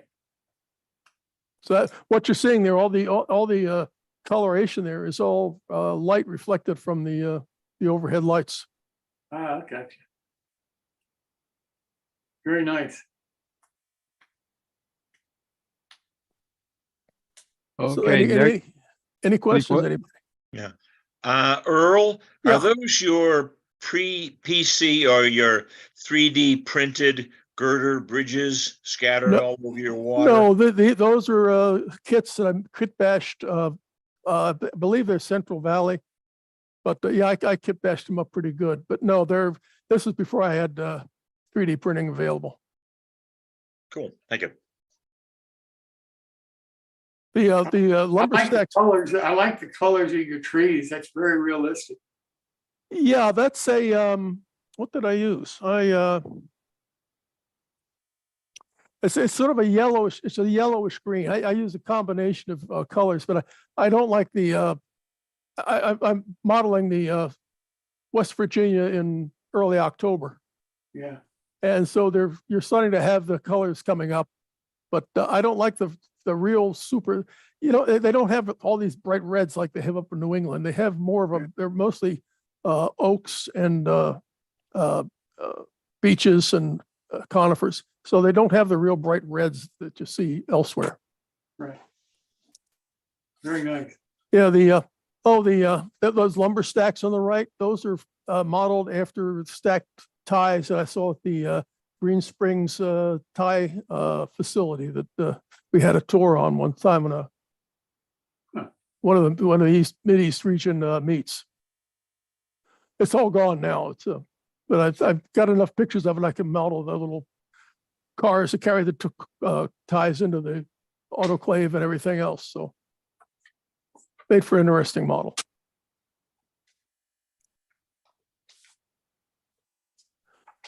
Oh, anything Okay. else? Okay. Next you. we have Mitch Loveless. Mitch, are you here?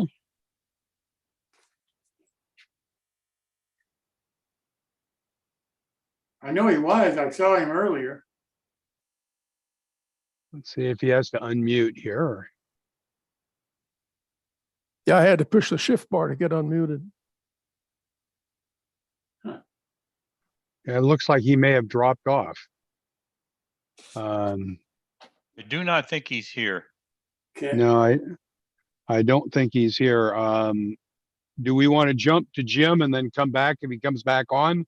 Why don't we go ahead and do that? Let's jump to Jim Murphy. Hang on, I got to find his slides here. Jim, why don't you go ahead and go? Oh, okay. Here. Good. Sounds great. Am I coming in loud and clear? You are. Hit it.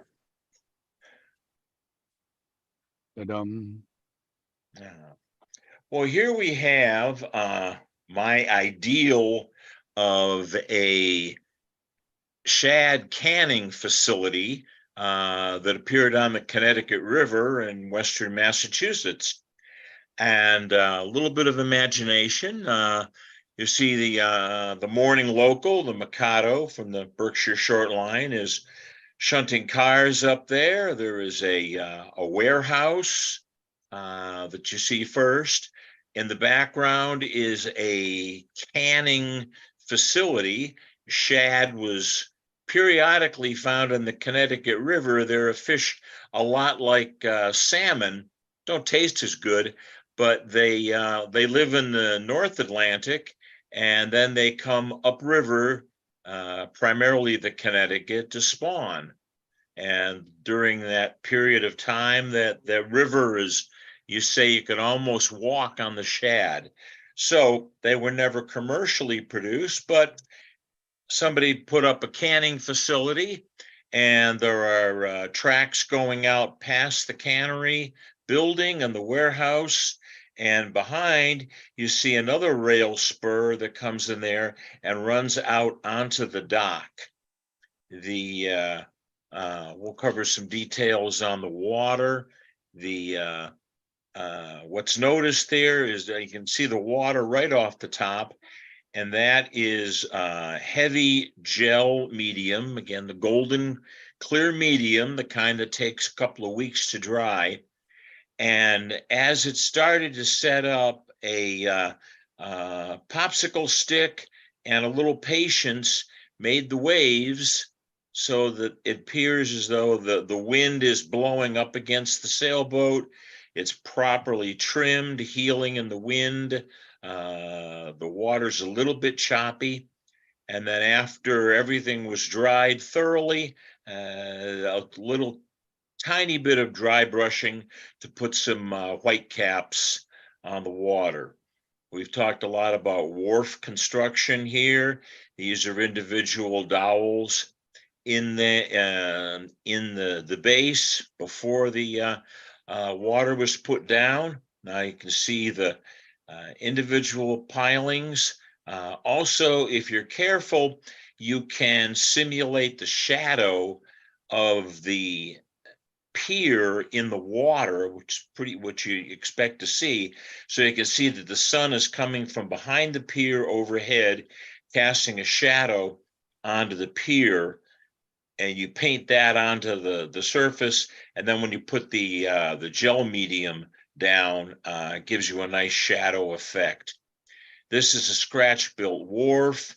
On top of it is a Blair station model, I think it was, and that appears with some various figures. You can see the rails going down out onto the dock, so that they're covered up there.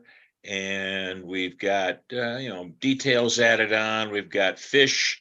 These are some hand carved shad in the bins there, waiting to be either iced and then put in refrigerator cars, or just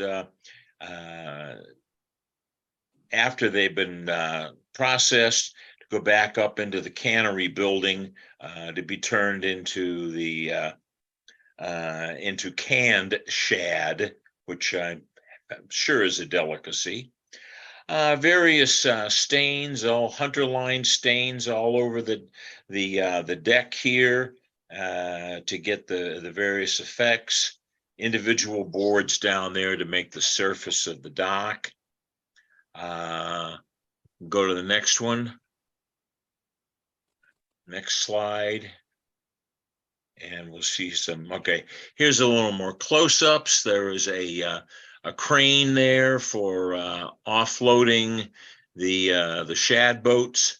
And we've moved a tank car in front of the cannery to provide vinegar and or lye, which was used for canning the fish. The little more detail on the dock itself. Certainly adding tires was bumpers for the dock, a little fuel tank up on the side, and some very bad puns pasted all over the dock and the cannery and the facilities that covers up all that. Anyway, this is the final coat on this, and some of the areas was realistic water, just to give it that little bit of extra shine. But the waves and the white caps are from gel medium and stippling to get that effect. Okay, I think that's the last slide, but if we could maybe go back to the first one, you could find that. There we are. This is a lifelike supply house. This is an old Keebri kit, a Blair Line roadside stand, and all the various backgrounds in there. My lovely wife, Ms. Nancy, painted the backdrops back there, clouds and paintings in the back there to complete the scene.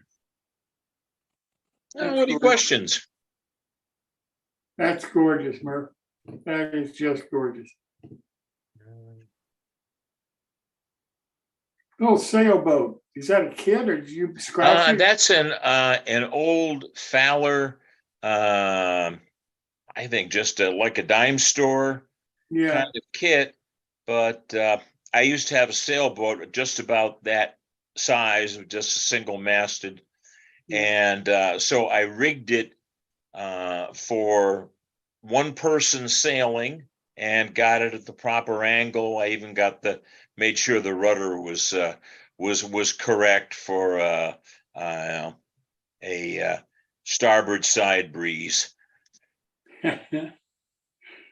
That's clever. That's cute. Thanks so much. Pleasure. Okay. Alan Rogers. Boy, howdy. It's unfortunate you waited after all these experts to feature my thing. Oh, come on. I've seen your modeling now. Well, this is a water challenge, and I'm afraid the water won in my case. So I wanted to have a bayou. So basically, what I turned up with is it looks like kind of like a pond, but you can't really tell that that's water in the pond. So might be a little bit of an instruction moment here. I used the Woodland Scenics murky deep pour water, and I used 2 doses of it. But Woodland Scenics says don't put their stuff over anybody else's paint. And at the time I thought, well, they just want to sell their paint. But I really think it's probably a good idea to take their advice, because the paint I put at the bottom of the pond is the cheap stuff from the craft store. And in spite of all the water I put on there, it didn't turn out very shiny. But basically, you can see in the background there, I've got a tree with some cypress knees underneath it, and haven't figured out how to put Spanish moss on it yet. But in the foreground, I've been told that that building that I produced there, it's called a cracker shack.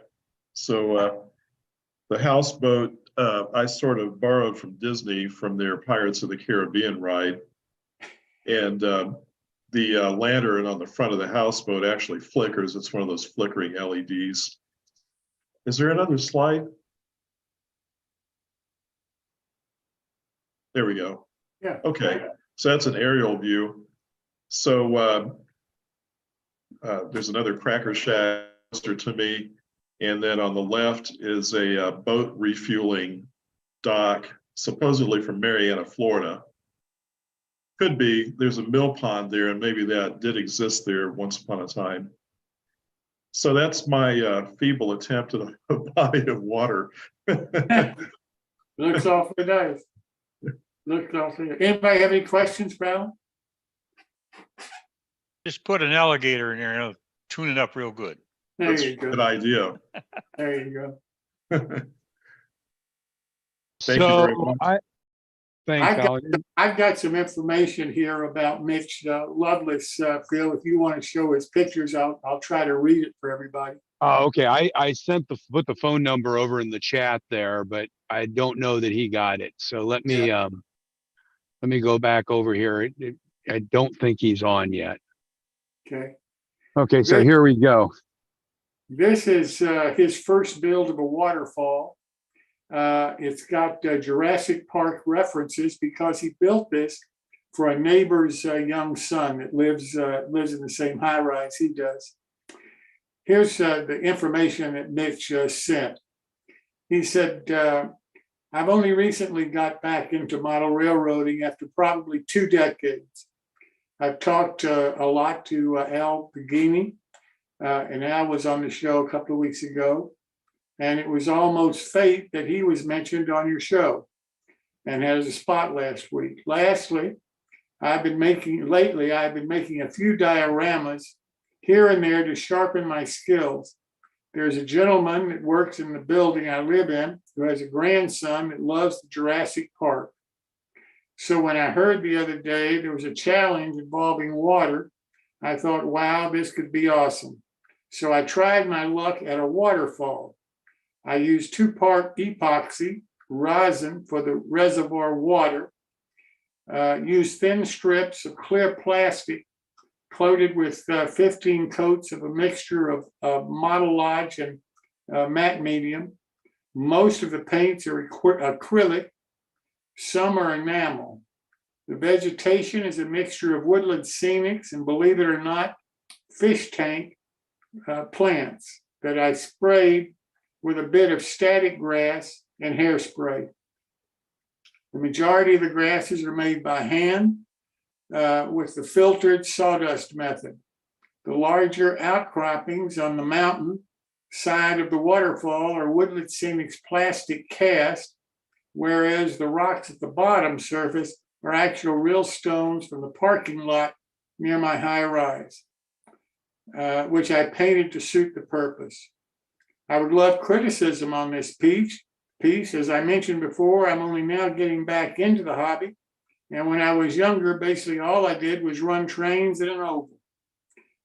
So with that being said, thank you guys for even thinking about putting on a contest like this. I may have never ever created this piece or learned some of the skills and mistakes that I have while building this. Sincerely a big fan of the greatest hobby, Mitch. And Mitch is exactly the kind of modeler that we were hoping, along with the highly skilled modelers, would want to participate in our My Build, because it's really a segment for everybody, regardless of your skill level and what you're trying to build. I think he's created something really unusual here. And obviously he's wants to become much more involved in our hobby. So Mitch, I think you did a great job. There we go. And then first up, we've got Greg Cassidy. Hey, Greg, how you doing? Hi, Chris. I'm glad you made it. I offered my services if you were AWOL, but Yeah, it was supposed to be a 15-minute meeting, turned into a 40-minute meeting. So these things happen. Well, I'm glad you made it. Yeah, ready. All right. So let's see. First up, we've got your Okay.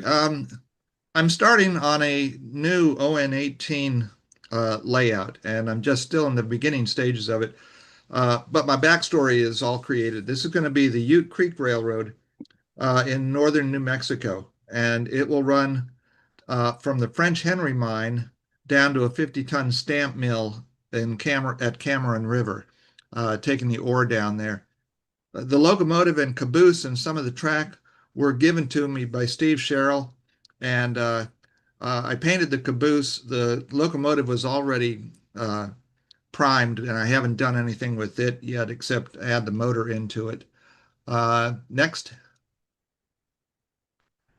While I was at the O Narrow show in Harrisburg, I picked up a couple of the Carroll Creek hoppers, and I've started getting them ready. I just put some paint on them and got the wheels and couplers on them, but they still will need some more work as well.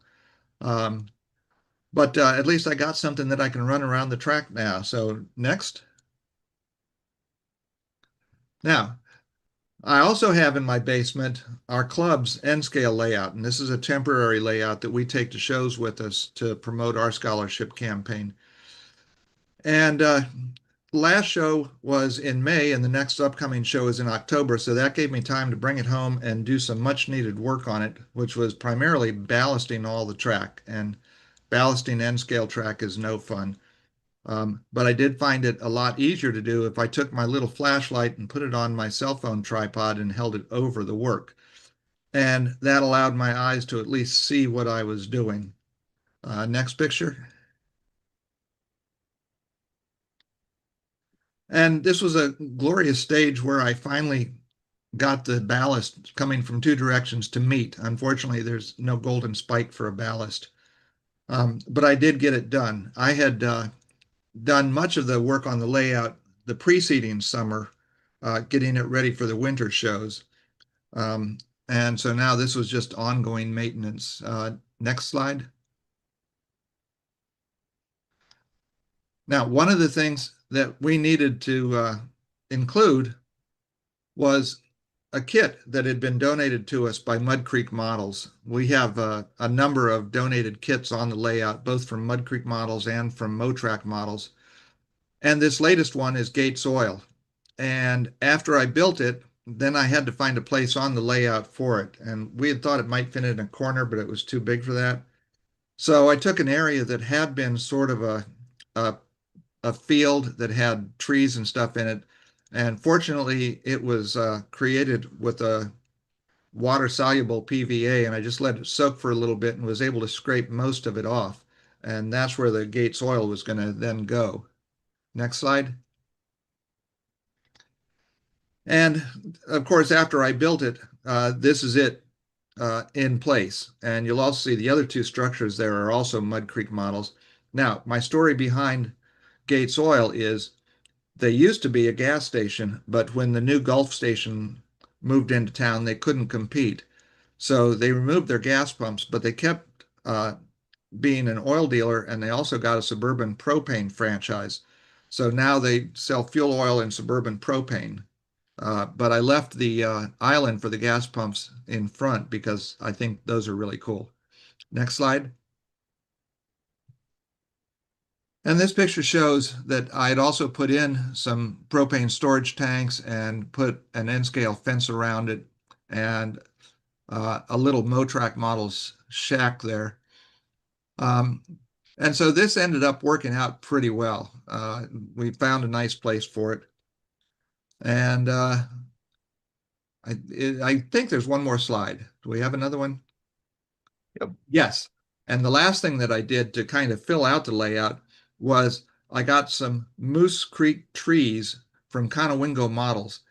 And I want to tell you, these are some of the best evergreen trees I've ever seen. I got a 10-pack, and they're just really nice. For N scale, I think I got the 3.5-inch trees, something like that. I just poked holes in the styrofoam, which is the base of our layout, and put them all around the layout. And they were one of the best things that I got for it. I wish Moose Creek did deciduous trees as well. Yeah, I've been trying to bug the guy to get into that stuff, but yeah, those trees sold like they're going out of style last weekend. I think I have no idea. I brought a huge box and then some, and I have like 4 packs left. And so I think the only thing we need to do still is I need to finish the little corners there. I don't know what we're going to put on the corners, and I need to get some foliage on those mountains at the other end. But then our portable layout will be done. Everything comes off of it when we transport it. We have a lid that goes over it. So we set it up at every show. But this was one of my summer projects, along with the ON18, which is now my primary project. So that's it. Thank you, Chris. All right. Thanks, Greg. Any questions for Greg before we move on? All right. Well, thanks. Thanks again, Greg. Next up is Dan Cohen. Are you up, Dan? Trying to get off mute. Can you hear me? Yep. Okay. All right. Go for it. All right. Let's see. Here's your first one. Okay. So let me first start by saying that I'm an OG on this show. I've been around since it started, and I didn't have any skill or idea how to model. And so I just want anybody out there who's watching on YouTube or as a casual observer to jump in with us, because I built my first Craftsman kit because of this show. I've Scratch built for the first time because of this show. And I've just become a much better modeler. So I just want to give props to the show. I even had a couple of years where I volunteered on the production crew and everything. So if you're not jumping in with us, you really need to. It'll make you a better modeler. And hopefully this will show you how I became a better modeler. So what I'm showing today is a flat car clinic from the Lone Star region of the NMRA. They have a website where they have many clinics, all in PDF format. And looking towards the AP program, everybody said start with a flat car. It's the easiest one. So this build that you see here today is actually my third attempt at it. I had 2 other false starts with it, but finally made my way through this one. And so what you're seeing here is it's just the framework. It's almost all styrene. You can go to the next slide. And I'm following the clinic exactly as is, because I don't really have any idea how to build these things, and I'm not an expert on cars. I don't know specifics of cars and locomotives, so I'm following through with the build. Go ahead with the next one. So as I'm going through the build, something that I really hadn't done was work with wood. And so this has a wooden deck to it. So this is scale lumber from Northwest Shortline, I believe. And you can see here I'm staining the wood, and I'm using one of our friends, the Hunterline stains, and I use creosote black, and I don't know if that's the best picture, but it comes out really, really dark and didn't look like it was used, and it didn't really look like wood. If you want to go to the next one. So let me go back. I thought there was another one on there. There might be a finished one, but this was too dark. So trying to find a way to fix that, and not having a lot of experience, I know how to dry brush. So I decided to do that with some burnt umber craft paint and some of this like off-white Vallejo paint. And later on, you should see another picture. It came out surprisingly well. It shocked me how it came out, but it was just too dark this way. So, okay, go ahead. So the underside, following their instructions, you see here some commercial parts, which is the brake rigging and everything. Again, I had no idea how to put these on, so I was just looking at pictures and trying to figure out where they did it in their clinic. But because I was doing this for the master model railroader, my goal is to have a New Jersey transit layout. I grew up out east on the Northeast corridor.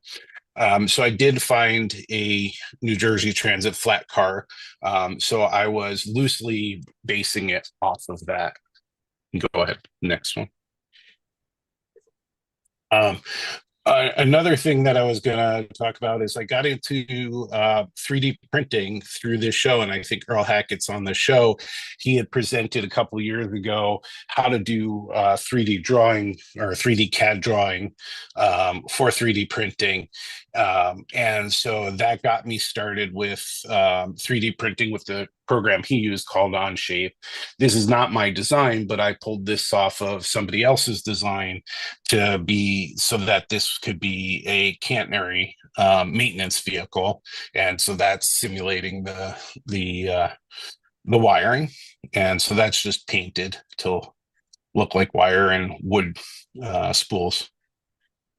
Go ahead. Okay, so here you see some of the wood decking. I think this is the best feature of the model, at least in my opinion. But I didn't put the wood decking on when I stained it. I kept it off, then did the dry brushing. That way, when I put it on, it was more random, and you got spots that looked really used and spots that didn't look as used, and came out okay. These pockets on the side were absolutely the worst to build. You had to use this tiny styrene and melt it together and get it together evenly, all of them looking almost like the same size. So that wasn't my favorite part of it, but I got through that with some stops and starts. Go ahead. And so I submitted this in May for evaluation at our Thousand Lakes Region Convention, and actually got a merit award, which was absolutely surprising to me. It's the first merit award I received. It received 96 points, and even more startling was it had the highest point total at the convention, so it also won Best in Show. Oh, congratulations. Thank you. Is there another? I don't know if there's final slide. Okay. So the reason I'm showing this is this car was, when it's built, it's all styrene. So it has absolutely no weight to it. And so to make it be able to run on a layout or just get it on the tracks and stay on the tracks, it needed some weight. And there are all kinds of suggestions I got, but I also wanted, again, for it to be functional for the layout. So this is a catenary maintenance of car. It has this contraption on top, so obviously that the workers can get up to the catenary. But it had what looks like a transformer of some kind, and on one end, and then it had on the other end, it had what looked like an air conditioner or some kind of radiator or something. So I went back to my 3D printing and I designed it to house some car weights. I have those 1/4 ounce car weights. I bought like a box of 250 of them, so I'll have them for like 10 years. And so they don't look exactly like this. They're differently sized, but they're just there to cover up the weights. And that's how I weighted the car. But the next, I think it's probably, so here might be it. So these are the pieces that were added to the car, and then the wire coils in the middle. All right, let's see if there's one. Nope, I guess one more. Okay, so here it is. Finished work. Yep, so here it is finished. So you see they don't look exactly the same. They're just representative, and I just needed a way to hide the weights. And I think the most critical they were of the car was really on the sides with the decals weren't great, and I actually scratched around where the NJTR was, and so there was some exposed paint there and everything. But you know, I follow, you know, it was surprising to me to be able to get it finished after 2 other attempts. And so now what I'm doing is I'm taking the base of that, I'm taking that clinic, but I'm 3D printing as my next attempt a gondola based on that. So I've been working on that, and maybe at a future my build I can add pictures of how that gondola came out. Thank you. All right, thanks, Dan. Very nice work. Are there any questions for Dan? Comments? Yeah, Dan, it's Greg. I'm really glad to see you moving forward with all this stuff. And I've been Thanks. following some of your YouTubes. And like you say, anybody can just really jump in and start on this stuff. I think people are getting sick of me saying just jump in, but that's kind of my hashtag for everything. But it really, that was the I got frustrated early on in the hobby because that I couldn't just like lay down scenery. I couldn't just move forward. There was something blocking me. And I finally said, I'm going to cut open that bag of scenery and just dump it on the table. And where it comes out, I'm going to glue it down. And from there, I was able to just keep moving. So that's the where I first came step up with is almost always the hardest one. Yep. Yep. But So I can appreciate see that. the wood on your decking now, and I see how it came out lighter with the dry brushing. That looks great. It gives it that used look. Yeah, I'll have to share with people more pictures without the load on it because you really get to see that feature. It's so scary starting with dark and going to light. Yeah. It just is. I'm glad you didn't get discouraged. Well, yeah, because I had to keep going, and actually part of the doing this stuff on YouTube is actually to keep me honest and keep me going, and how with other people wanting to see how I'm doing, that's what's going to keep me going with it. And I thought, oh my God, I do not want to do this, you know, a fourth time. And so, yeah, I kept going on it. Yeah, it came out great. Thank you. And thanks for the wonderful compliments about the show. I know I've been on it for a long time, and I know that there's several others that have been on it for a long time, and it's great to finally hear that that validation for the work that everybody's been doing. So absolutely. So thank you. All right, thank you. All right, next up we've got Bob Farquhar. Are you up, Bob? I've heard of him. Oh, you have? Okay. Is that your scratch building project in the lower right corner there? Yeah, that's how it starts, right? Yep. All right. I just finished this one for a guy. It's bar mills, four-fingered Tonys, and they changed this. I made a new sign for pillars. I don't, must be a family member or something. But anyway, I just finished that one the other day. And I don't think another picture. Oh, sorry. All right, here we go. It's a different angle, yeah. Go ahead. Yep.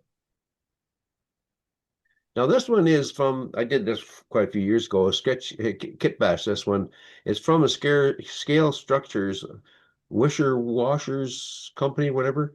And I detailed the interior, have lighting and everything else. I don't have pictures of the lighting done, but yeah. That's it. On the next one. Those other ones were HO scale. This is my first attempt at O scale. This is Scratcch Build Barn.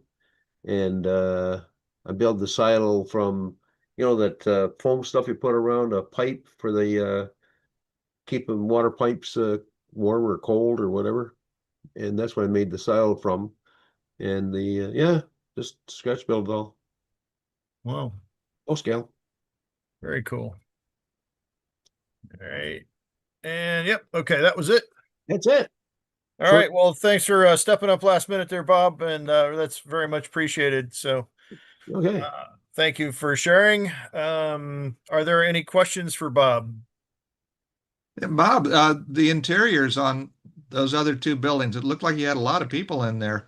Oh yeah, yeah. I bet it. Yeah, I can see activities in almost all the windows. Actually, I had a second one of those done, built one of them. They have a guy re-roofing it. So there's a lot of people in there. Yep, there's Yeah, and you got people. people inside there too. Yeah. And in the parts of pigs hanging off a rack. Yeah, and not current prices, I see. Yeah, I know exactly. Wow, really nice, Bob. Okay, thank you. All right, thanks for sharing, Bob. All Sure. right. Let's see. Next up, Daryl Jacobs. Daryl was off camping, but he sent in some information. So this was because I went after him because he's got a new kit 3D printed item that kit that looks pretty cool. But we'll get to that in a minute. He says this is the National Bank building kit. He's working on it in HO scale. It's laser engraved basswood and polyback. Full interior is being worked on, including the teller cage and vault. And he's looking to put this out through Interaction Hobbies, which is his company, next month. And you can see this is what I thought was really neat is he took the time to laser cut the detail on the inside of the building, all the woodwork in it. So I thought that was really cool. And of course, that's what it looks like in his CAD program. Now the thing I was hoping to get some information on. This is Professor Fake's Phantom Submersible. It's 3D printed. This is a sub that Professor Fate and Max used to spy on the Great Leslie in the Great Race movie from the 1960s. He designed and printed it in 14 separate parts and 7 parts for the cradle because it's meant to be a flat car load, which that's pretty cool. I think this would be I've seen the Nautilus and a few other little things that from fiction, and this just adds right to it. I think there might be a couple more pictures. You can see the size on that. It's pretty sure it's HO scale. But it's a neat little gadget there he's got. And then lastly, he has an O-scale home interior detail kit that has everything literally, including the kitchen sink, pizza and a bowl, and pizza and a bowl of ramen. And those are it's a mix of 3D parts and laser cut parts. So it's quite an interior kit he's got going there. So Daryl, if somehow you've managed to not go on your camping trip, we thank you for sharing those photos. They are some really top-notch work. I really like that submersible. That came out pretty cool. Oh, one more, and oh yeah, there we go. There's the food, some croissants there. Good looking stuff.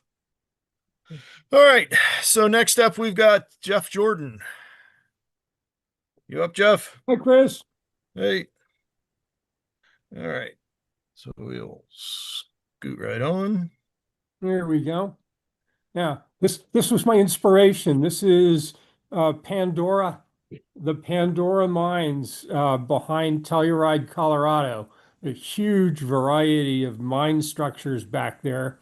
And I saw this picture and it really struck me that it was a nice compact size and something I wanted to try and model. And then Mike McCarville brought out an O-scale powerhouse kit for the mines as well, and that really got me going. And so I had to get to work on the mill building, and so that one got built as well, but it's entirely scratch built. So I've got a couple of pictures of both buildings, which are just off my workbench. There's the mine mill building, and this is all O scale. And this is scratch built except for the windows, which are Grant Line castings, but otherwise It's got a plywood core and is planked with over 300 coffee stirrers. And the roofing is from Full Circle Models, and they're terrific embossed paper corrugation. Um, and actually, Mike McCarville put me onto that with his kit, and I liked it so much I bought more of it to put on the roof of this building as well. Though it comes in long horizontal strips, I took the time to painstakingly slice it into 3 foot wide panels. And so it doesn't show that much in this photo, but you'll see in some of the other photos that each one of those is individual panels. And a new technique as well, the weathering is with pan pastels, which has a very short learning process to figure out how they work. And I'm very happy with the weathering and rusting that I've got on that. You'll especially see it on the next slide with the other building, which is all corrugation. Here's the other side of the mill building.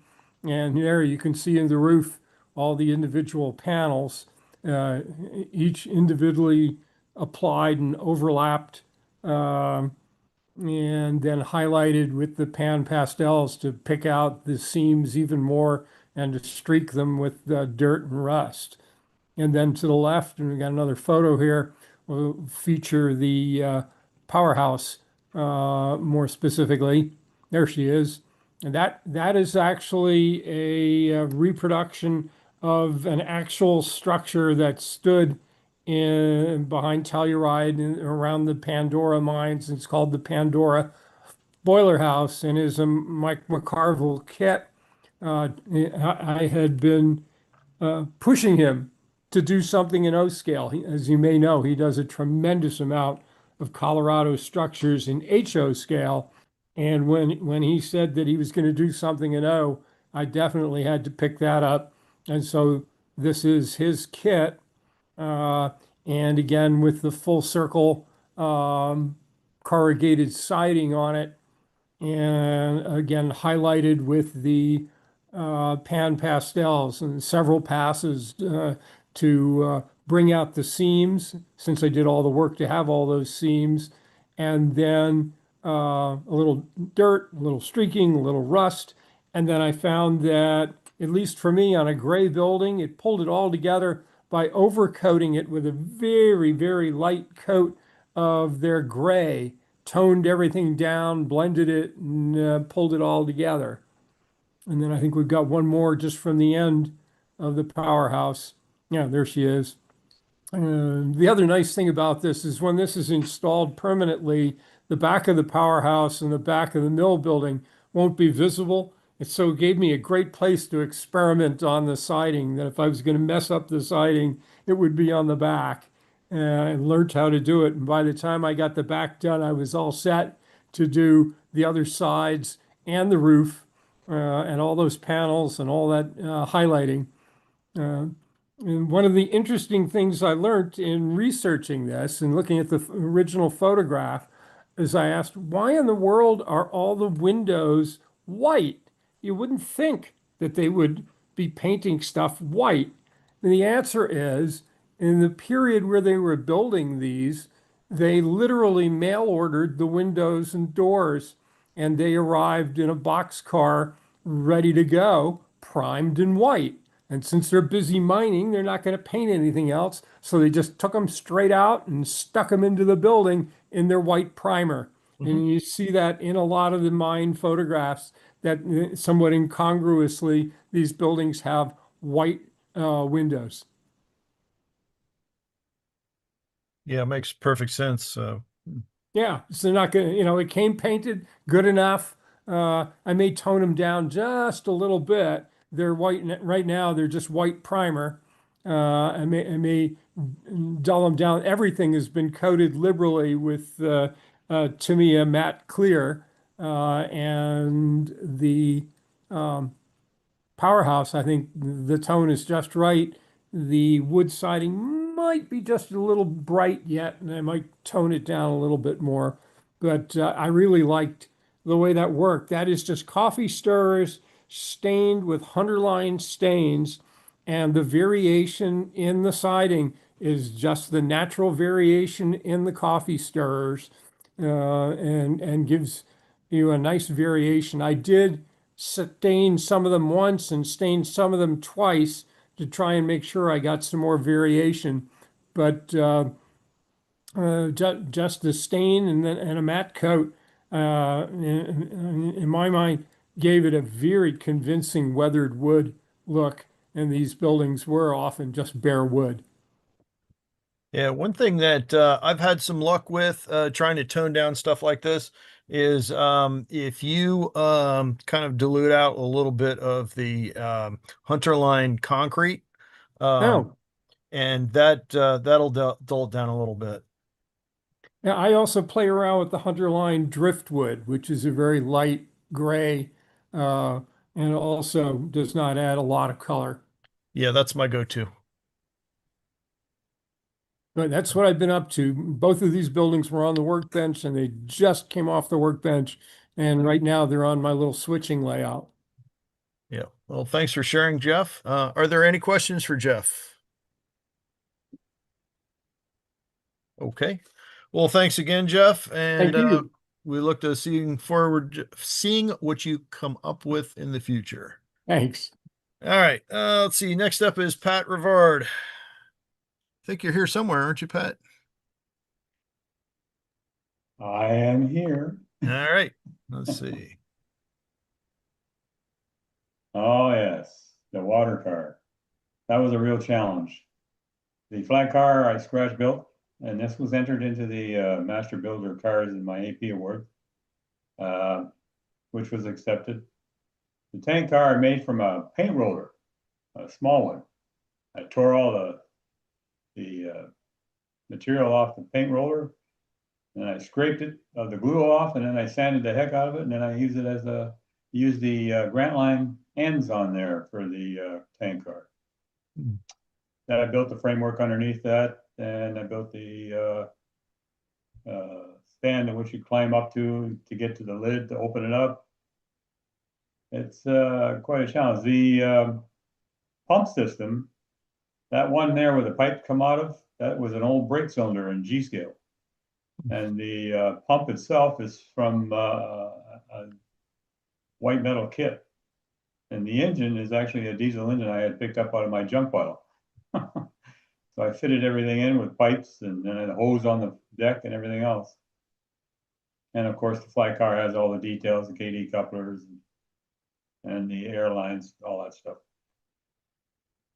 Cool. Yeah, that was quite a challenge. Next, the passenger car and the flag car. The passenger car was an old Lobel kit with no interior, but was quite a challenge putting it together. It was a lot of fun. I also had a picture of the interior. I don't know if you still have it. Yeah, it's in here. I think it's actually the last photo. No problem. We'll see it later.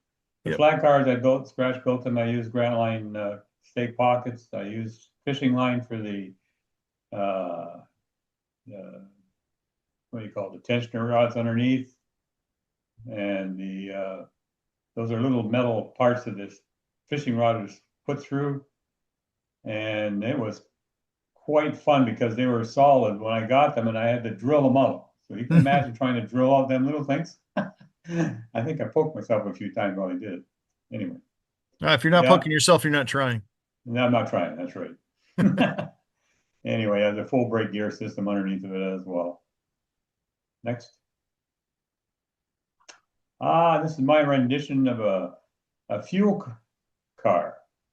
I had one of those tanks from an old kit, rosin kit I had. It wasn't a kit, it was just a rosin tank that I had. I didn't know what to do with it. So I figured, well, this would make a good tank car for fuel. This is my rendition of what they might have used up in the mountains when they had the bulldozers up there pushing logs around. There's a pump system that hooked onto that also. And I thought, well, why not put a light on so you can use it at night? So I did that too. And I used tanks and put them in there. Those are rosin casting tanks. And there was boxes and barrels and chains across the opening so they wouldn't fall off the thing when you're rolling down the track. And of course, there's another one of those flat cars that Scratcch built. Anyway, that's was a lot of fun to build. Okay.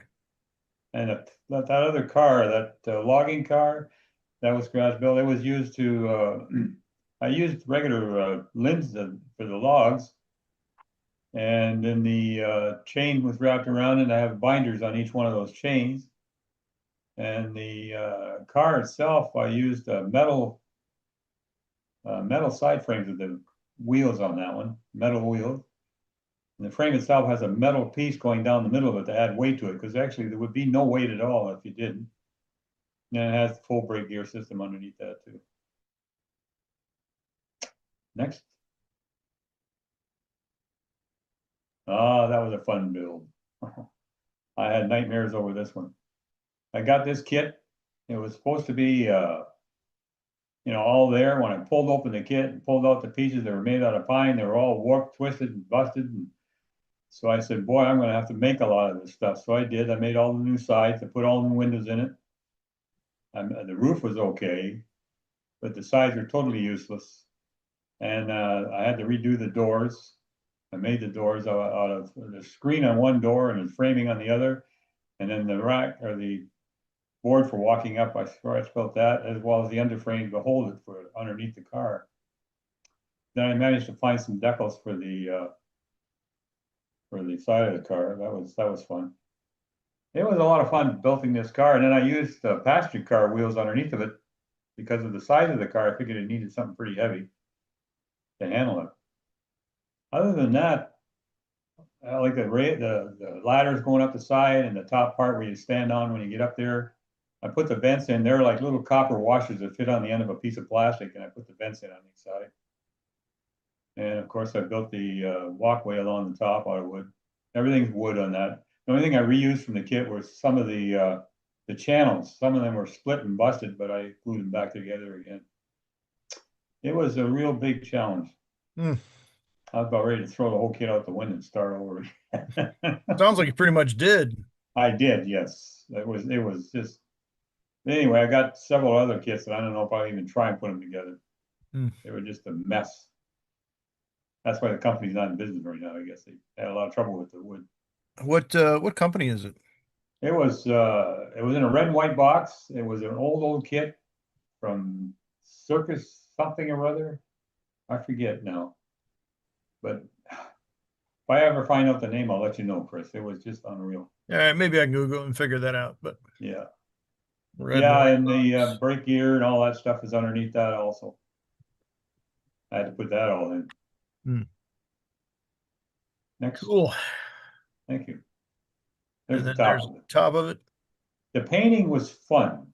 I primed that thing twice so the paint wouldn't disappear when I sprayed it. I sprayed the top and the sides. And the bottom is black, flat black. That was really a challenge to make it so it would stay on there and look like a circus car. I got the colors online from the original car, and I used that as my base to work with. That's the inside of that passenger car. Yep. I put all woodwork on the sides, inside. I had some seats in plastic, so I used them, and then I covered them with a felt cloth.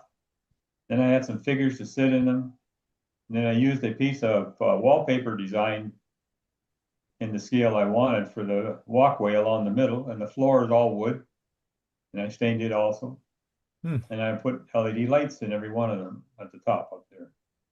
And they plug in when you let the thing down. I wired it up to the steel wheels at the bottom, and the way she goes, she lights up as she goes along. And I got the stove in the one end. That was a real fun game. But it was fun building. Once you put your window glass in, then you had to cover that with framework as well as the woodwork for the sides of the wainscoting for the sides of the car inside. But it was fun. Yeah, I never would have thought to use felt for seats, but that makes perfect sense. Yeah, it worked out. I was wondering what I was going to do. I didn't like the plastic. Even after it was painted, it looked like heck. But I said, it needs something to look comfortable. So I came across this felt at Michael's, and I picked up a sheet of it and I cut it all up and used it on the seats. All right. I don't know if there's any more pictures or not. I think that one is it. So, thanks, Pat. Are very there welcome. any questions for Pat? Shoot away. Hey, Pat, Lee. Yeah. I like the interior work. Very, very well done. And the surface color car is that's cool. Very unique stuff. Thank you. Yeah. Thank you. Yeah. It was fun. Those, I like a challenge when I got it. those circuit or circus car kits, the extra ones, we should send them to Martin Breckbell. It's right up his alley. He loves that kind of stuff. Yeah, it is. But it was fun. The circus car, I had the picture of the circus car and I had some of the plans, but didn't help me out much. After I opened the kit and found out all the parts were warped. Mine will not work when it comes to building kits. It warps too easily. Yeah. That's why a lot of them went to basswood. Yeah. Can you speak how you mounted the roof? I assume somehow you have electrical connection to those lights? Yes, and it comes down and it has a miniature plug on one end, the wiring. And it comes down in a plastic tube along the back on the end of the car and goes straight down to the floor. And underneath the floor, I run it to pickup tabs on each one of the wheels. Okay, thank you. You're welcome. Cool. All right. Any more questions for Pat? All righty. Well, thanks, Pat. You're welcome. Thank Look you. forward to seeing what you come up with next time. All right. Next up, we have Gary Shergold. You up, Gary? I'm here. All righty. Yeah, back on July 5th, our club got together for a summer gathering, and we went up to the Moortown Museum, which is just south of Sarnia in Ontario. And Sarnia is just across from Port Huron in Michigan. Anyway, we went to this museum, which is about 20 minutes south of Sarnia. And while viewing the museum, it was the railroad days. So we went up there, and while we were there, I came across this layout. This is an ON30 layout. And when I saw this, I thought of Tom and someone that had mentioned ON30, that's not a modeling scale. Well, wait till you see this one. This is about 10 feet long and about 2 feet wide.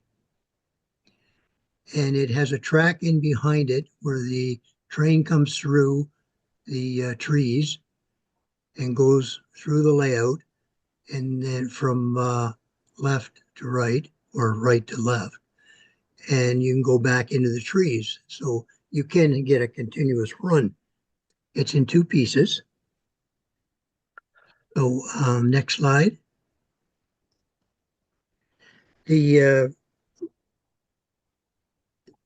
model was built by Seaman Elborn. Now, I hope I pronounce his name right. It's Sleeman Elborn, and he's from the Sarnia area. And when I got talking to him, of course, I asked him the scale, and he told me ON30. And then we got talking about the cars and the buildings and everything else. And I said, what kits did you use and that? And he says, everything on there is Scratcch Build. Now, the background is wallpaper. And he went to the gentleman that sold this product.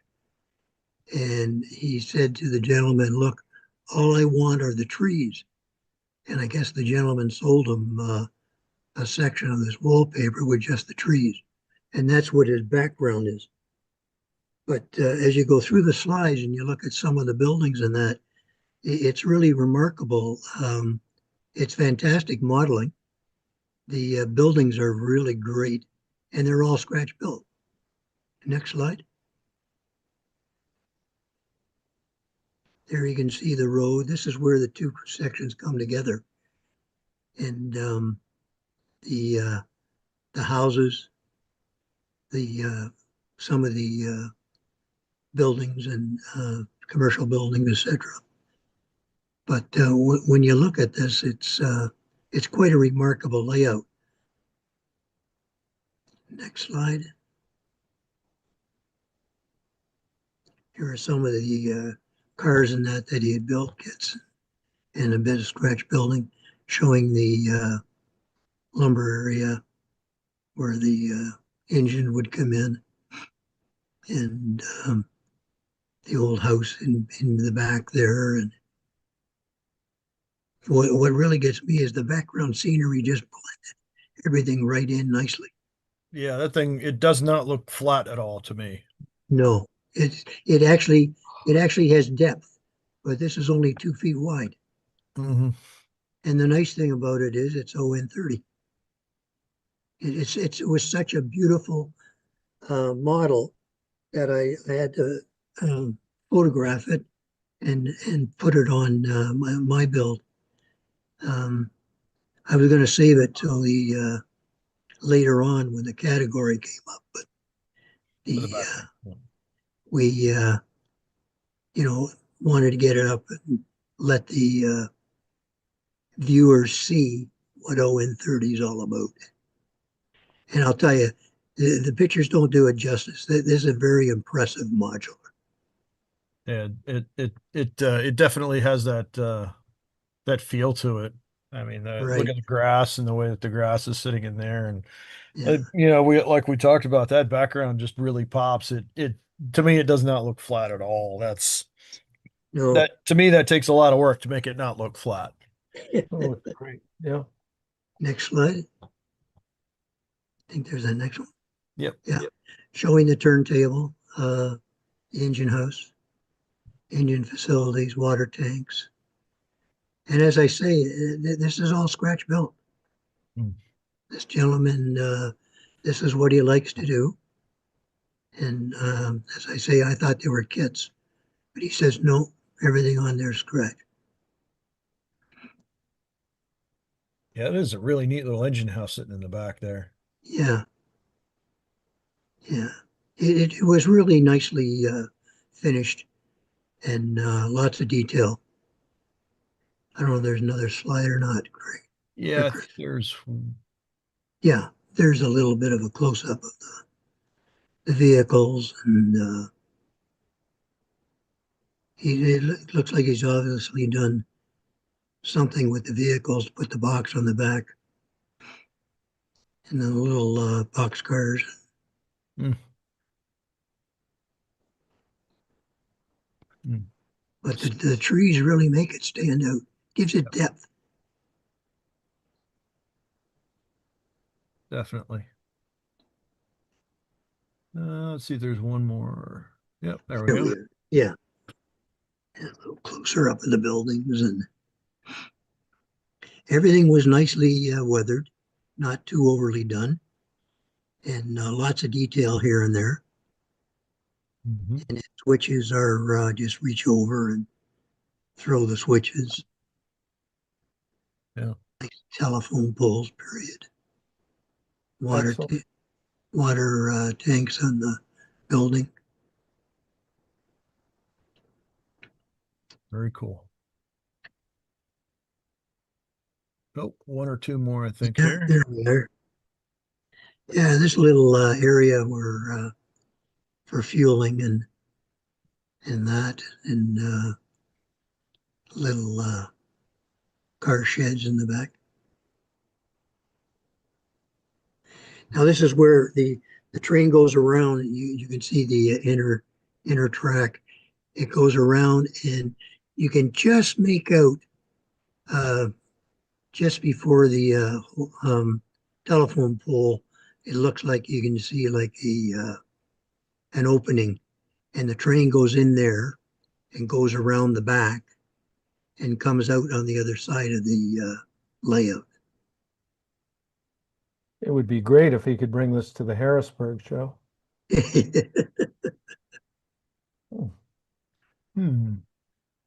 Yeah, I think we need to do some detective work and check this dude out, see if we can get him on the show. Yeah. So, I can try and contact him and ask him. I did get his permission to show these on New Track. So this is one of the nicer modular layouts in ON30 that I'd seen in a long time. Yeah. Up here, anyway. All right, let me see if there's another shot here. Nope. Okay. Yeah, that's it. Okay. Wow, this is that's fantastic. Thanks for thinking of us, Gary. That was really cool. What I loved about this was the fact that he was able to put so many buildings in one small area and make it look right. Yep. Yeah, nothing looks like it's rushed or Yeah. or what kind of bothers me is when stuff looks planned. Yeah. And this does not look planned. It looks really good. Looks like it was put down where there was room for it, and that's more realistic, I think. But Did a nice job. so yeah, fantastic job. very nice. Yeah, he told me he had a lot of fun building this. Yeah, I Then he, and he takes it to the shows and shows it to the people. And it is really, the pictures, do it some justice, but to see it in person. And when you see those trees, you think, wow, that's just fantastic. Should be Martin if Martin's up. I didn't see him earlier. Is he around? I guess not. Well, here we have a couple of photos of a Martin project that I'm sure is O scale, and I recognize these from a book that he recommended I pick up. It looks like it's quite a bit of kit bashing. I'm not sure where the base came from, but I'm going to guess that the hopper is probably something maybe O scale. If not, then it's HO scale. And what you're looking at on the back side of it is the one of the Tichy cranes. So there's one view of it, and here is a second view of it. So thanks for sending those, Martin. Does anybody have any comments that they would like to make on this interesting creature? It's a definite or car, and I'll bet it's HO or S at the very, one of those two. Yeah. Very well done. Yeah, very Yeah. unique car. What do you suppose this thing's doing for us? I think it's probably a maintenance of way. It does have your Electric, you see. your semaphore on up there, so it is electric. So it's self-propelled. Maintenance of way of some sort. Oh, for ballasting. Ballasting. Yep. Yeah. Okay. He's right. He's a magician. Yeah. I thought for sure we'd have him on live here. Well, it was kind of interesting to as we talked about, but hopefully this is a slow drawback of Martin. Hopefully we'll get him back on here. As I said prior to the show, he is one of the most skilled modelers in the country. And I can say that he's not listening, no doubt, or he'd be on. But he's a hell of a modeler, and we wish him well and hope he comes back. Yeah. Yeah. Well, thanks for sharing with us, Martin, and hope this is just step one of your return. All right, next up we've got Greg Cassidy. You up, Greg? I thought I saw you earlier. Yes, I'm here. Okay. And I'm glad Martin's pictures are back, so I'm not always first. Yeah, that's probably one of the reasons why he's mad. But okay, what I want to show you tonight is a little blacksmith shop in O scale that's made by Calvin Witt. This is a young man from California that I met at the Harrisburg O scale narrow show back in June, and he had brought a bunch of his little laser cut kits to the show to sell them. This blacksmith shop I picked up for $5. And I'll show it to you. Next slide. So, it's very basic. This is what you get in it. And show special, I didn't get any instructions, but who needs them with something like this? It's just really nicely laser cut walls, corner stock, tissue windows, a roof. It came with the glazing and stuff, and a door assembly. Next slide. And this is, once I finished it, the basic assembly, I just stained the wood, braced it, put it together. The corner bracing and stuff, I poked nail holes in. The sign that's on it is one that I made on the computer for my ON 18 layout that this is going to go on. And after painting the wood and the windows and stuff, one thing I like to do is, if you're going to have a building with dirty windows, I use a very, very thin solution of raw umber and just brush it on the windows and then let it dry. And I think it comes out looking really good. Next slide. And this shows my starting to weather using artist pigments. I love using these things. And if you can see there on the roof, on the left side is where I've applied some of them, and they just kind of blend everything in and make everything look dusty and give it a little bit of texture, and I like doing that. And you can see some of the other pigments that I'm going to use in the background. Next slide. And this is once I was done using all of the pigments, and I like how they can blend in different shades. When I was doing the staining, I used a couple different stains for darker ones near the bottom, and this kind of blends it all together, and I like the way that they come out.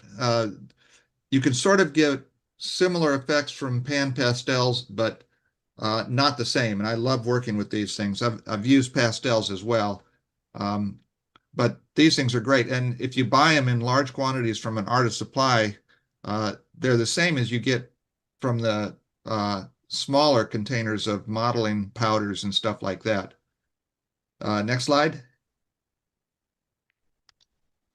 And this is it finished. One of the great things about his kits is you can modify them any way you want. This was especially supposed to be a blacksmith shop, and I added a couple little things to make it the office for my railroad. But when you start with something basic like this that barely costs you anything, if you order this online from his Etsy store, it's $16 with free shipping. In fact, everything that he has is free shipping right now. I hope that continues. But it makes it really easy to go ahead and just use one of them as a basis for any kind of kit bash that you want to do. Next. And this is going to be its approximate location on the ON18 layout that I'm building. The layout's only 2x2. It's portable, a mini layout, and it's just a little mining railroad that runs from the French Henry Mine in northern New Mexico. And I'm just starting to work on the mountains in this photo. I'm almost done with them now. I'm getting ready to paint them. And I'm going to use primarily his buildings on the layout. And, this building could be anything you want it to in almost any era and any location. Next. And, I was so taken with what I got at the show that I went ahead and ordered 3 more kits from him. These 2 have already arrived, the firewood shed and the mine entrance, which I'm using at the mine. And again, I think these were basically $8 and $10 again with free shipping. And the third thing I've ordered that just arrived, but I didn't get a picture of it in time, is 2 little sheds that I got, that at least one of them is going to end up on the layout. More likely both of them, except they won't look the same probably. But I can't recommend going to Etsy and looking for Calvin Witt enough if you want to get some O-scale bases for some kind of kit bash or something. Just take a look at his stuff. And I think that's it, Chris. Yep, sure is. This kind of actually brings up an interesting topic that I've been kind of kicking around with kind of Wingo models for a little bit. Would people actually be interested in a kit that's just very, very basic with no directions? I think some people are, especially modelers who are looking for a basis for something else that they can kit bash into something they like. It's important for it to be at the right price point. And frankly, the blacksmith shop, when he had it on the show table for $5, I said it would be criminal to pass that up. Yeah. But yeah, if you create something that's kind of basic, you don't have to flourish it with uh, all the details or instructions. Really, if it's something basic that somebody's going to use for kit bashing, because what do they need instructions for? I think there is a market for that. Okay. And yes, he is located on Etsy, which is a shopping platform for people who make and sell their own stuff. That's ETSY. And his name is Calvin Witt. WITT. Yep. All right. Are there any questions for Greg? All right. Well, thanks, Greg. Appreciate your involvement as usual. So Well, we and look thank forward you to to. you, Chris. I appreciate you always running this show for us. I think we all do. Greg, quick question. How did you fix the those pigments on that building? I don't. If you're doing structures that aren't going to be handled a lot, there's no need to. Okay. If you're doing cars or structures that will be handled a lot, you could go ahead and do an overspray of dull coat tends to really lighten stuff up. I like to use Tamiya dull spray because it doesn't do that as much. Okay, great. Thanks. Mm-hmm. Okay. Tamaya, that's interesting. But they actually, Earl, they actually tend to adhere to the wood quite a bit. In fact, it's not at all uncommon for me to overdo one area and have difficulty getting some of it off. Again, it depends on the material you're putting them on, but wood, they really adhere to that. Yeah, they seep in a little bit. Yep. Yeah. All righty. Well, thanks, Greg. Mm-hmm. Now we'll move on to Phil.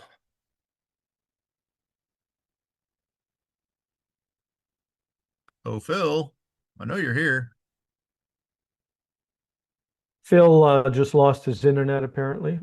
Ah, okay. He All just right. called Well, me.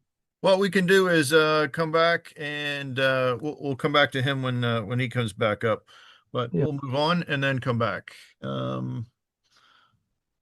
Let's see here. I hate to blow through the previews, but here we go. All right. Next up, got Bob Farquhar. Are you up, Bob? Yes, sirree. All righty. I did this diorama from a kit at HO scale by Interaction in British Columbia. And I can't really see the name that well on the roof, but it's named after a great modeler named Greg Cassidy. Go to the next one. This all wood kit, pretty much all laser cut. I mean, that's just, I like doing details. Either the next one. The sign is it looked like it's taping back, but it did take fixed up later. But even the gas meter there on the side comes with the kit. I think that's all of, or is another picture, I think. There was 3 of them. Oh, okay, that'd Let's be it then. see. Okay. Yep. That's it. Okay. Right. Or the interior is all detailed too, and there's lighting in there. Didn't show it in the pictures, but I showed this once before several years ago. But yeah. Okay. Okay. Well, thanks, Bob. Are there any questions for Bob? Yeah, Bob, how did you do the rusting on the roofing on this side and especially on the other side? It's the pen pastels. Okay. Yeah. Yeah, because the other side, I mean, I swear it looks like it's just really rusted roofing. Yeah, yeah. Wow, beautiful job. And thank you so much. Righty. All right. All right. Thanks, Bob. Is Phil back up yet? Okay. All right. We'll move on. Let's see. Bill Freeland. I actually had the privilege to go over to Bill's house. He lives about 15 minutes from here on Friday, and he showed me. Unfortunately, I haven't seen him since we got together with Greg back in, what was that, November, when we went to Howard Zane's. Yeah, I think it was October, maybe. Yeah, maybe. So yeah, it was it's been a long time since I was over at Bill's, but since then he has had to basically redo a large several large sections of his layout, and he had I forget the guy's name, but he came over and did a lot of uh uh redoing of his track work, and he also did a bunch of rewiring in terms of these open switch deals where you flip one switch and it basically will guide a train through a whole series of different switches. It's pretty cool. And somehow I guess this guy did it in his head. So if I could find out who that guy is, maybe we can get hold of him and get him on the show. But anyway, so Bill is not able to make the show tonight because he's at an operating session, but he shared a few things, and I will bring those forth. As soon as I pull up my notes here. Okay, the first one is that's the new look for Pittsburgh that he has on his B&O layout. Matter of fact, I think when I was at his house, that wasn't, he had just talked about doing this. He didn't actually have it up yet. It was just something that had come from a fellow modeler that I can't remember if the guy had passed away or if he had just given up the hobby because of aging out.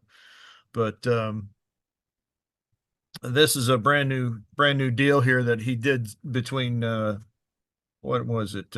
Friday was over there, Friday and today. So he's done quite a bit in a very short period of time. So that's the new look for Pittsburgh, is putting up a steel plant.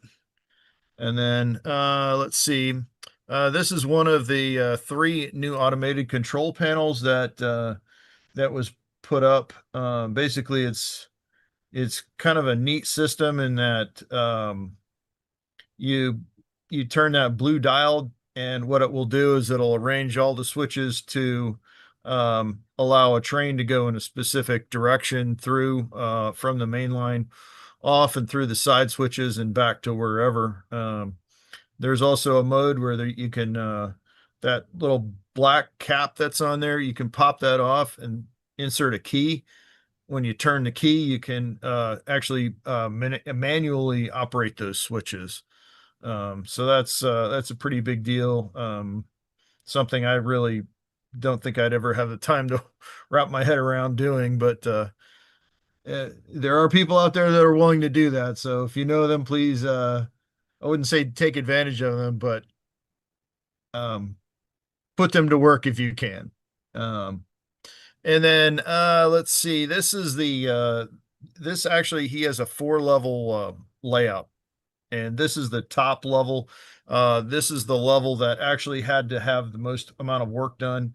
You can see about halfway through the picture there is like where the green ends and the brown begins.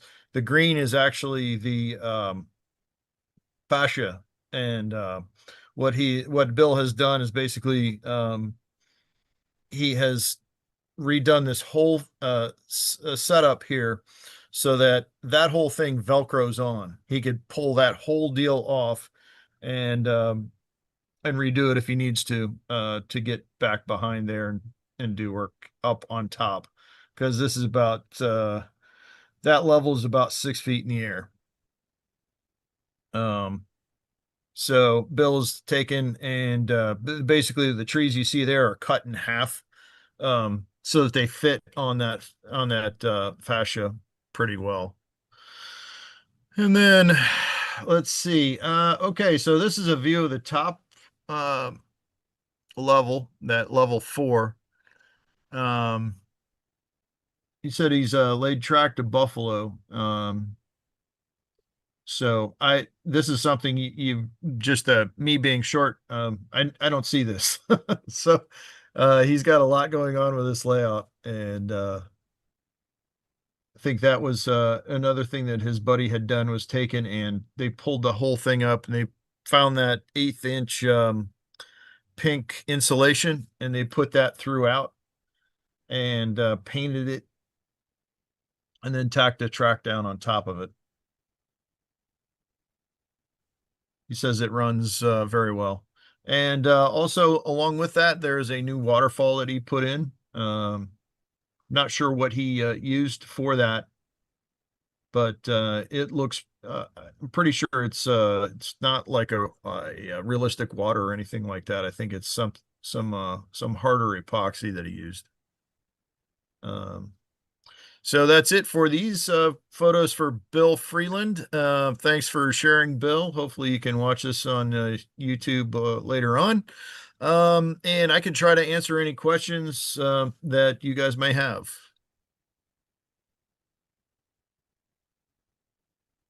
Chris, whereabouts is it that he lives? He is in Northeast Maryland. Okay. So I drive by there every day. Hey, Chris. Yes. Pat here. Is each one of those levels a different scene, like a winter scene, a summer scene, spring scene? I'm not, how should I? It looks like it. There are some areas that are winter. There are some areas that are fall. I would have to say, yeah, I think as you go throughout the layout, the scenery changes. I never really paid a whole lot of attention to that. But let's see if we can see this lower level down here. Yeah, it's all fall down there. That's fall. And the one definitely that second level is definitely fall. But looking a little further down, that bottom layer, that might actually be like spring. Spring or summer. Yeah. I kind of looked at that and I said, it looks like 3 different seeds. Yeah, but then here we are. Well, okay. Yeah, it might be a different season on each level. I'll have to ask him about that. So now I'd like to have Mr. Chris Course, the host of one of our most popular segments, the My Build. Chris, welcome to the show again. As I say every show, it's very popular program. It's all yours, Mr. Course. All right. Thanks, Tom. And congratulations again, Pat. All right. Tonight, let's see. We have a program for you. And tonight's challenge is backdrops, flats, those sorts of things. So we didn't have a whole lot of entrants, but I think we do have quite a bit of content to share with everyone tonight. And first up is Greg Cassidy. You up, Greg? I'm here. All righty. I have to remember what I sent in. Yeah. That's right. That's right. Okay. This was when I was building my layout in the early 90s. And this was my first attempt at doing a backdrop. And what I had done was mounted some masonite on the wall. And my bench work was still away from the wall at the time. So I could paint the backdrop. After I was done with that, I moved the bench work up against the wall and attached it. But I had tried the method of just putting on blue paint and then kind of fading it into a white as it gets near the horizon. And I thought, well, that'll suffice. But that's not what I ended up with. Next. What I ended up with was a friend of my wife's said, I can paint that for you. Well, we had a couple of her paintings hanging in our house. She was an accomplished artist. And I said, well, I'd like some mountains and some clouds. Could you do something like that? And she said, sure. So before I had moved the layout back against the wall, she had 2 or 3 days where she came down and painted the stuff. It wasn't until after she was done that I realized she was an impressionistic artist and she had kind of done her impressions of the mountains and the clouds and the stuff. And while it made for a beautiful painting, it wasn't exactly what I had expected, but she was a friend of my wife's and she had put so much work in it. And I said, you know what? I think it's wonderful. So I'll go ahead and leave it like that. And I went ahead and moved the layout against the wall and started building it, as you can see here. Next slide. So what we ended up with was kind of an impressionistic painting, which in some photos works out pretty well. You get the impression of clouds and sky. Um, and there are some ways of taking the photo where it works out well. Next. If I take a picture of one of the cities on my layout, the sky in the background and the mountains kind of fade away and they look pretty representative. And since they don't really factor into the scene, they just kind of fall into the background. Next. There are a couple angles that I can take photos of where it doesn't really quite line up. And this was because when she was painting the backdrop and I was considering where I was going to be putting mountains and stuff, we never coordinated. But it still works in some cases. Next. And again, if I kind of get the backdrop so that it fits in with the picture, then it's not too bad. In this case, it does kind of represent rolling hills. And so for the most part, I'm happy with it, except in some cases. Next. If I try to take close-up photos of anything that's near the back, all of a sudden my backdrop looks like some kind of Salvador Dali painting, and it doesn't look at all like background trees or mountains or anything. So it's something that I kind of learned to live with. Next. And usually when I try to take pictures of my layout, I'll try and have something in the foreground so that the background just kind of blends in and doesn't become that noticeable. And for that, it works very well. Next. Now, the other thing that I've played with backgrounds is when I want to take pictures in other directions. For example, this is taking a photo underneath one of the bridges on my layout. And as you can see, since I'm shooting out into the room, it doesn't look like a very realistic picture. It shows a lot of my Halloween display back there. But I found a way to counter that. Next.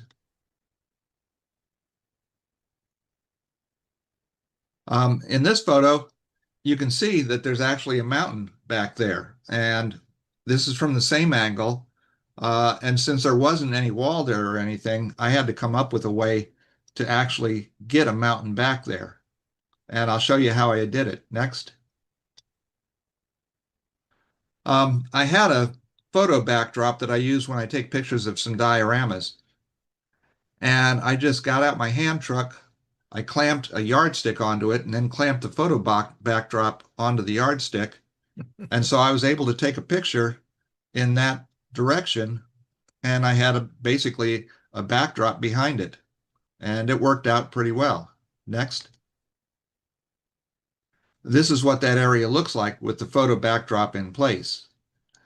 And while if it was part of the actual layout, it might match the mountains a little bit better, it still gives a pretty good impression of being a photograph in the background where ordinarily there wouldn't be anything there. Is that it? Or do I have another one? Yep, I guess that one's it. Okay. All right. So those are my backdrops. All right.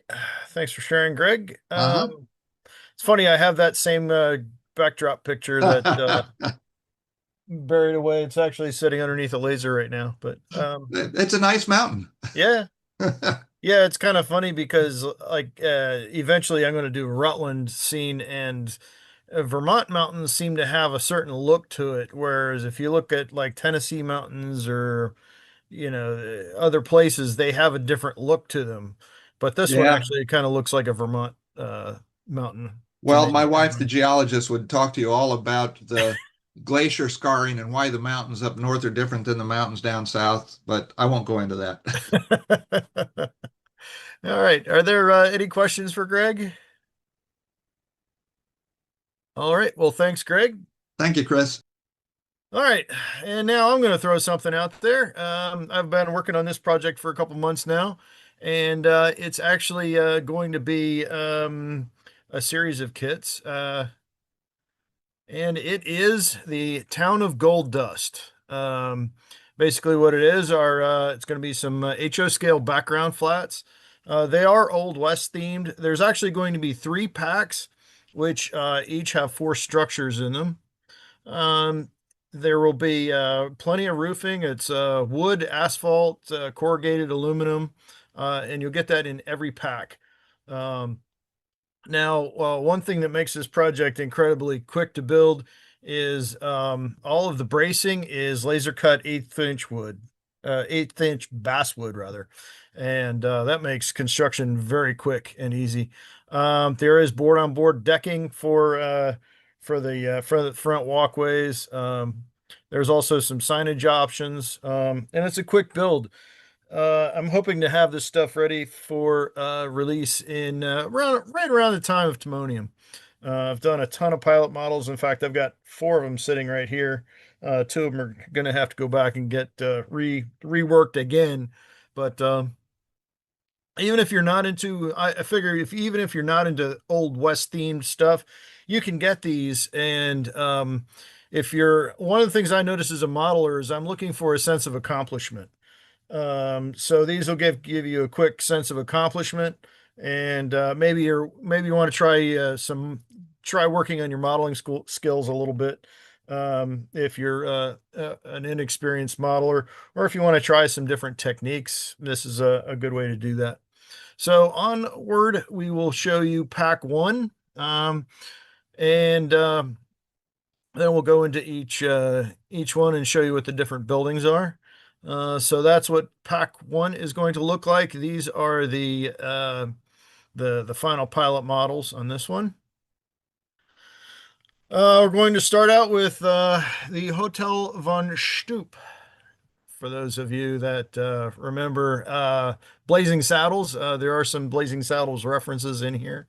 One of the things I tried to do was last time I had brought out some, yes, Lily. I had brought out some background flats. They didn't sell very well because, I mean, they're just kind of plain and But what I decided to do was take my friend ChatGPT and have it do some work for me and try to make up some posters and things along those lines to make this project more interesting. Oh, by the way, that sign on the left, I did not tell it what the hotel looked like. And if you notice what the hotel looks like in the middle there versus what's on the left, it's strangely very close. So I don't know how ChatGPT came up with that, but okay. And we got a little quote from Joe Walsh there, basically saying he really doesn't, he's not bothered by AI. But yes, I did use AI to kind of spruce up, find a way to find some ways of gaining some interest in this project. Next is the Brimley's Farrier Services. And it's actually named after Wilford Brimley because I was trying to figure out who in the world was a farrier. Well, come to find out, Wilford Brimley was actually a farrier. So that's what we're looking at there. It comes with a 3D printed sign for the farrier, and then a nice little sign otherwise. Moving on, we've got the Gold Dust Bank. I'm not really sure I'd put my money in that or my gold in that bank, but you know, it is what it is. And then there's also a house. There's some houses. I haven't quite figured out how I want to name these quite yet.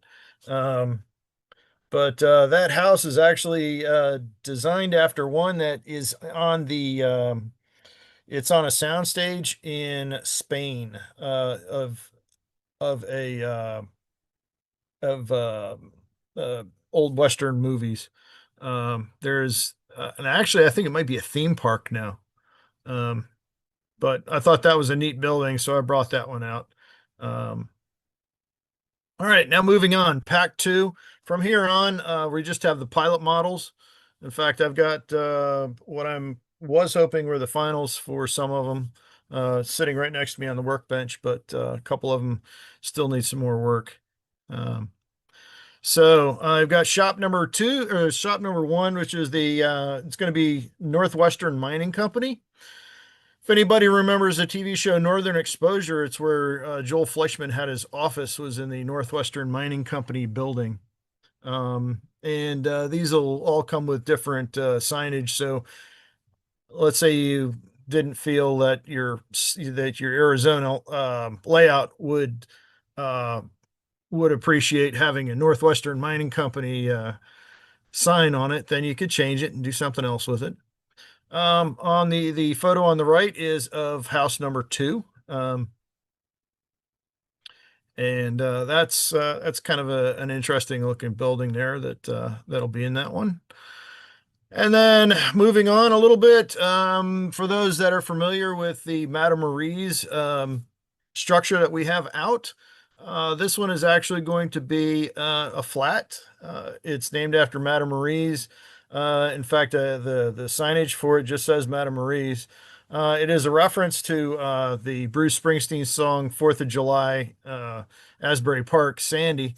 And that actually is about, I just got a Facebook reminded. Yep. I just got a Facebook reminder that I was at Madame Marie's about 10 years ago when I took this photo.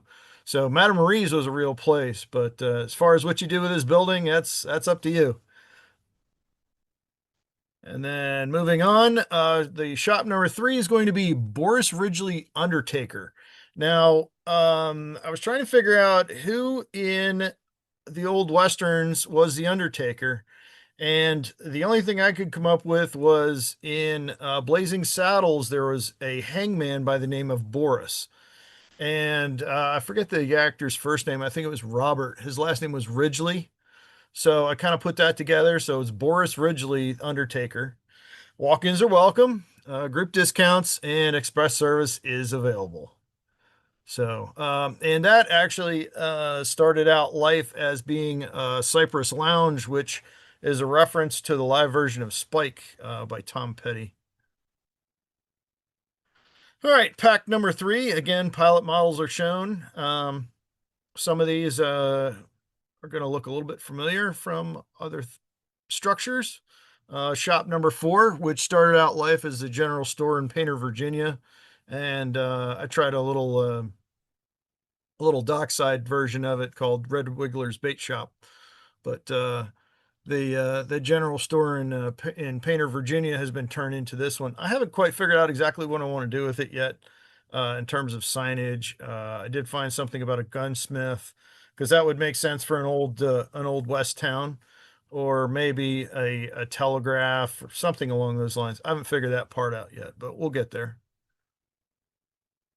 And then the church, it's kind of actually a strange reversion, because for those that remember the Fallen Angel Tavern, which is the full shaped or full scale building, I've chopped it down and basically reverted it back into a church. So this is a fun little build. I'm actually pretty pleased with the way that the church turned out.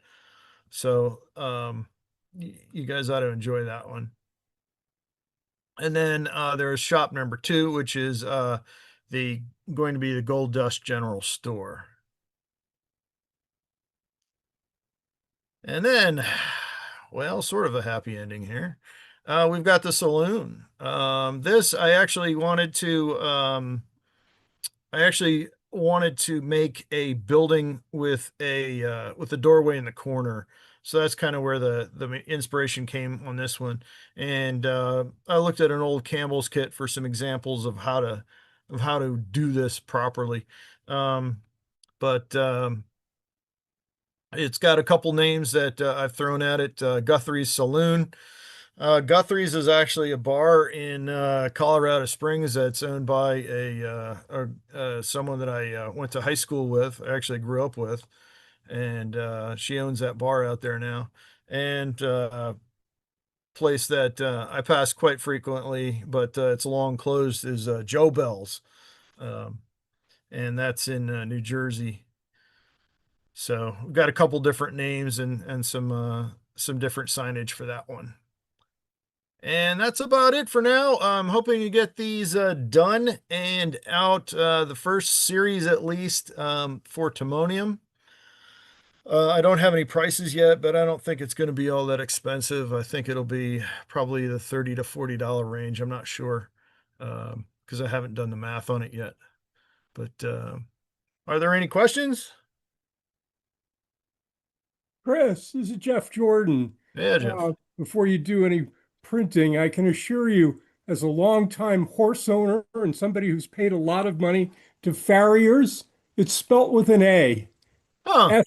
Farr. All right, easy fix. Did I have an E in there? Yeah, you've got it, Yeah. farrier. Okay. All right. Maybe I copied it down wrong now. Okay. All right, we'll fix that. Thank you. Hey, Chris, at least you Yes. didn't call it a furrier. True. Yep. Although the dog abandoned me, so oh well. He was here. But all right. Anything else before we move on to Phil? All right. You ready, Phil? I am. Go ahead All right. and jump through this. Okay. I think I got your corrections made correct. Cool. Yeah, that's good. I just realized it was not a worry. So this is a backdrop for a part of my module. It's basically a 12-foot backdrop piece. I started off by using, this is two photos taken with the panorama mode on iPhone 16. So what you do is you put the phone into this panorama mode, you kind of hold it up and move it across, and it takes a picture. This is actually taken just north of Moss Landing in California, which is on the coast. There's actually a park there. This is kind of the wetlands there right by Moss Landing. Over on the very far right, you can start seeing some of the structures for the power plant that's there. You can see at the bottom, when I got done taking these, they're about 9918 by 3928 pixels, which at the resolution I was printing out was going to be about 72 DPI, but it turned out run it through Photoshop to clean it up a little bit. So go ahead and jump to the next picture. So one of the things you'll notice is these are zoomed in a bit, which obviously if you're zooming in where you're standing that close to a backdrop, when you see where this goes in the room, you'll realize you can stand right up close to it. It's not actually on the back of the layout. It comes along the side where you're very close to it. And you see these new millennium objects out there, power poles, different sorts of things, some buildings. If you look there in the upper picture, right in the trees in the middle, you notice there's a nice modern looking house in there, something that wouldn't fit into the 1910, 1920 theme of the layout. So go ahead and jump to the next picture. So what I did was took 2 blocks of one of those panoramic hinges, and they're shown approximately up on the upper right there, those 2 red blocks. And those were turned into 2 images, because these are going to be printed on a 3-foot by 6-foot print image. So there actually that picture was cut up, edited down, and then it was using Photoshop. All the modern stuff was removed, including a lot of the really obvious plants in the lower bottom. You can see those are gone out of the picture as well.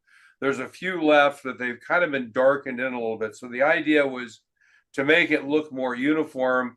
Didn't want a lot of height because there really are no visible mountains when the sky is a little bit hazy like this. So go ahead and jump to the next picture. So the idea was then when these are printed, they could actually be aligned and would form a single image with a bit of a line in the middle potentially, but managed as best could happen. So these were printed as propylene banners, polypropylene banners at Office Depot. $75 each, $55 if you get them on sale. If you watch Office Depot, typically about once every 3 months or so, they seem to have a sale. So you can get them a little bit cheaper on sale. Okay, so go ahead and jump to the next picture.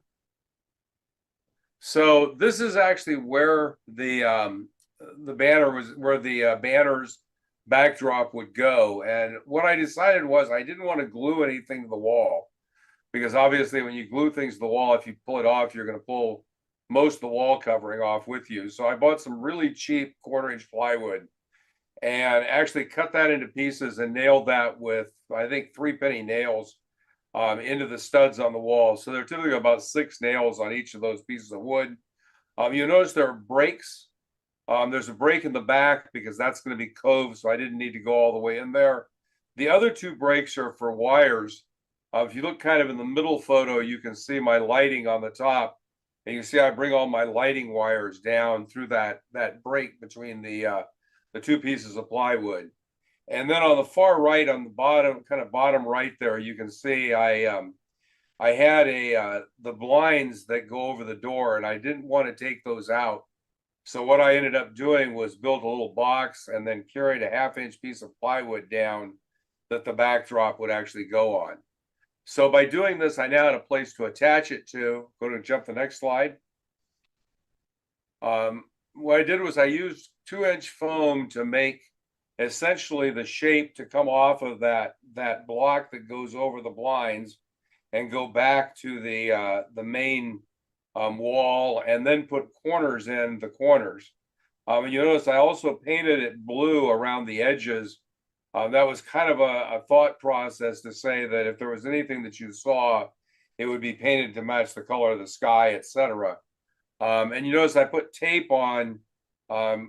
This is now ready to put linoleum on, and I actually put the tape on, and you notice that the wiring is now kind of taped in place with some kind of heavy duty Gorilla tape. So go ahead and jump to the next slide. So what I decided to do was use linoleum as a backing, and linoleum is, I think, a particularly good backing for backdrops. On my previous layout, I actually used linoleum and coved it. I did a dropped shelf above the layout that matched the basically the dimensions, the footprint of the actual layout. So I dropped down about 16 inches from the ceiling and put in a piece of wood, plywood, to make a shelf, so I had storage above. And what I actually did was run the linoleum on that and then down the wall, so it was coved at the back at the top. I saw that effect, I think, in Caesar's Palace in Las Vegas. I thought it was a great effect. Clearly, the ceiling here is high enough you can't do that. This is current linoleum. I did find one big difference between the linoleum I bought 25 years ago or 20 years ago. It had a paper backing. If you look on the upper right picture, I took that picture and show using a staple to hold it in place. But the reality is it also shows you that the backing on linoleum now is plastic. It's just plastic through and through.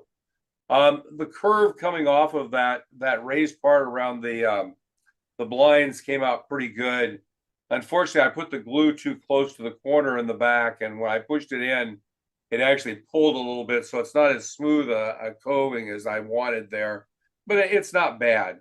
And you notice that just like Greg did, I did all this without the module in place. What I did was I used the laser level to do my leveling, and I shot the laser level on the wall right where this is, and I actually put all of this just about a 3/32 above the level I planned to put the module at. Filling that eventually I would fill it in with Sculptamold, because what I'm putting there really doesn't have any water issues. Go ahead and jump to the next slide. So this is basically what it looks like installed. You can kind of see there the laser level shooting the level across the at the wood on the top of the modules. So this is the module slid back in place. You can see why on the right there, when you actually stand there operating, you're actually standing right next to the backdrop. But then the backdrop just slid into place. The ink is somewhat water soluble, I found, though afterwards it really doesn't look bad. Go ahead and jump to the next slide. This is basically a picture of that end of the layout room. So what you'll have between those two modules is a 4-foot module. It's actually in place now, but I didn't take another picture. Coming at you here off of the edge, kind of center of the big module in front of you, is a 12-foot module. That's the one that's got the structures on it I took to the NMRA convention last year. And so you can see basically the way the layout, the backdrop goes. It goes from the mirror on the right. I decided to leave the mirror up partially because it makes the room seem a lot bigger, and it's there, and it just was no work to leave it there. Basically, it goes from there and then wraps around with a rounded edge on the edge of that piece that goes over the blinds. And I think that's the last photo. On the point where you kind of see the joint. Oh, there are a couple of, no, that's true. There are a couple of photos just kind of trying to get a look at how it's going to feel when it gets done. Obviously, the scenery on this area is not very done, but you can kind of get a feeling for what it's going to look like. I think the last one here, I actually had a structure that I think I'm going to jump to the next one. This is a structure that I just happened to have around and put it in place to kind of get a feeling. You know, I put some vegetation up against the edge. It should have that feeling of what it really is there. It's a fairly low, and it runs for about 10 miles before you start hitting the hills. And clearly they were in the haze the day I was there. I think that's it. Yep. All right. Thanks, Phil. Are there any questions for Phil? Alrighty. Well, thanks, Phil. Let's see here. There we go. Hank Primus. You up, Hank? Yep, I'm here. Alrighty. I think you have one slide. I have one slide. Yep. This is actually the southern end of my layout. The only thing that's in there really is the backdrop. Now, I want to say one thing to everybody who's thinking about if you're going to have a backdrop, plan for it in the beginning. I did not. Therefore, when my buddy told me you really need to put a backdrop in there, I had 3/4 of an inch to try to get it in there. And basically the sky, some of the buildings in the background are from a pre-printed sheet. And I glued those to a 2x3 sheet of foam core. And from the bottom, I had to try to push it up and then hold it with some adulterated, what are those things called? Clothespins. So when I got the space to actually start building, I was so crazy that I went right ahead and I built almost up to the wall all the way around. Now, if this weren't such a large, this is actually 5 feet from the edge. So that makes it rather difficult to work. So all of the work came up, and these are actually 6 different panels that have gone together. You can kind of see a line going under the clouds. And then I used some paint and some other things to try to meld it all in. Then I used buildings. Some of them are just flats. Some of them are background buildings, very thin ones. And that's what I've got for my southern end of my layout. Yeah, came out pretty neat. Well, it did. I actually like it. It really looks cool when looking at it. Because the buildings milled in with the buildings. And actually somebody looked at it and told me those buildings in the background are actually buildings from Pittsburgh, Pennsylvania, where I grew up. Cool. So, I didn't know you were a Pittsburgher. I knew there's something I liked about you. Tonight we have the October 22nd is the challenge of Halloween and oddities.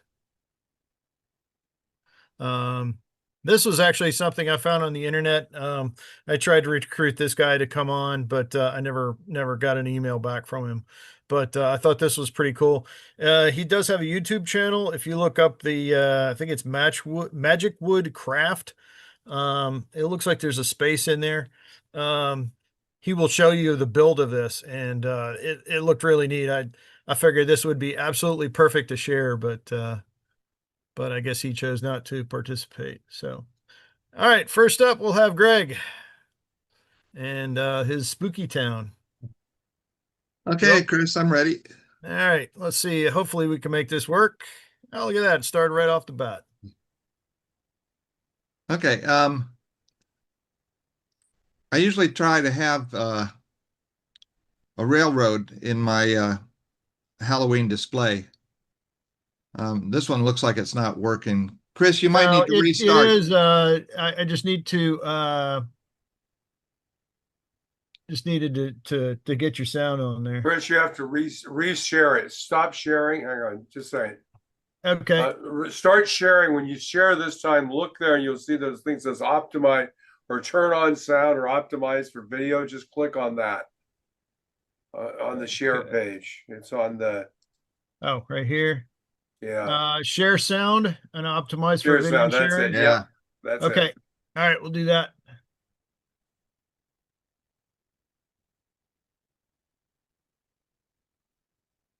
All right, so we'll go down. And here we go. So for our Halloween display, I usually try and get a railroad included when I can. And in this case, I was able to put the Phantom Station in our Halloween display.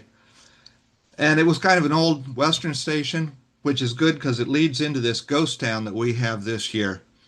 And this isn't your normal abandoned, dilapidated ghost town. This one is very active and full of all kinds of spirits like skeletons and zombies and ghosts. So they first arrive in town on the Ghost Rider Express stagecoach, and they work their way past the shooting range and on down to the saloon, which has a hotel above it. And you'll get to notice there's a lot of action on some of these buildings. And then as we move back, we're going to find ourselves in the middle of a Mexican standoff.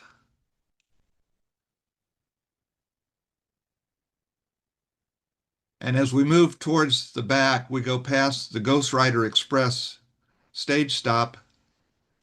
And we also go past the blacksmiths and the undertakers, and there's Boot Hill in the background that I made.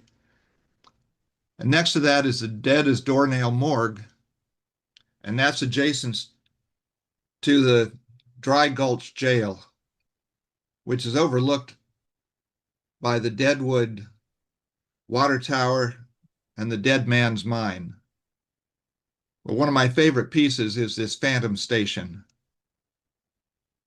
And this is only one of the 3 sections that we have on this year's Halloween display. But I'm always glad when I can get some railroading in it.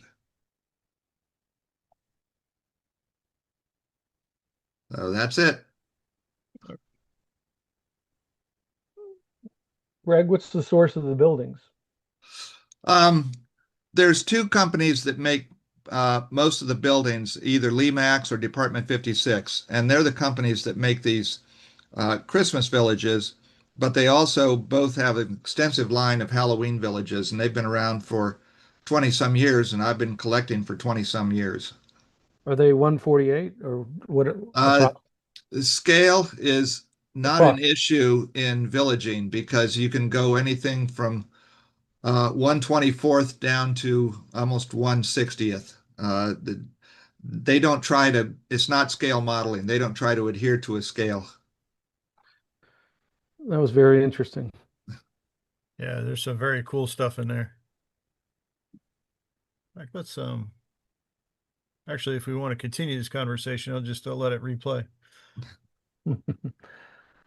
But yeah, we'll give it a second look because there's a lot. This year's display, and it takes up our whole living room. It's basically like setting up a layout every year. We have the ghost town is about 1/4 of this display. I have a whole section of haunted houses with about 19 of them. And then we have our graveyard, which is there every year, and that's about half of the display. So if you imagine a display that's about 4 times this size, that's what we have. And the trick-or-treaters come in every Halloween and they get to look at it. So it's always fun. They've been coming in for the last 10 years now to look at whatever Halloween display we have up. And each year it's something different. This year it's the ghost town, haunted houses, and the graveyard. Last year it was pirates and zombies. And the year before that, it was witches and haunted gardens. So it's different every year, and that's what the trick-or-treaters enjoy about it. Really neat stuff. Yeah, there's so much to look at here. And as you can imagine, most of these are making some kind of noise as well. And I usually have to turn most of them down and just have a couple of them because it can get so loud. What are they made out of, the buildings? Are they castings? The older ones are ceramic. Some of the later ones they're making out of resin. I mean, for what they are, their detail's really high. Oh, it's incredible detail. Like the Boot Hill back there, that's one I made out of foam and used stripwood for the fencing, the sign, and the grave markers. Really And there's nice. a small industry involved in keeping these things running because they break very often. And I've got 4 or 5 of them that I've repaired by getting a variety of gears or belts off of Amazon and tearing them open and getting it working again. Deadly Express. Cool. Excellent. Are there any questions for Greg? Any more questions? All right. Well, thanks for sharing, Greg. Thank you, Chris. And we'll move on to Phil. Ready, Phil? If I get unmuted, I'll be fine. Excellent. Well, so before we start, this is oddities. So this doesn't look like an oddity, but it in fact is an oddity. I ended up modeling the central coast of California, but this was the first module I built, and it was a Sierra City was kind of the name of it. It was designed to be a city in the Sierras, all in Nevada County narrow gauge, but farther up in the mountains.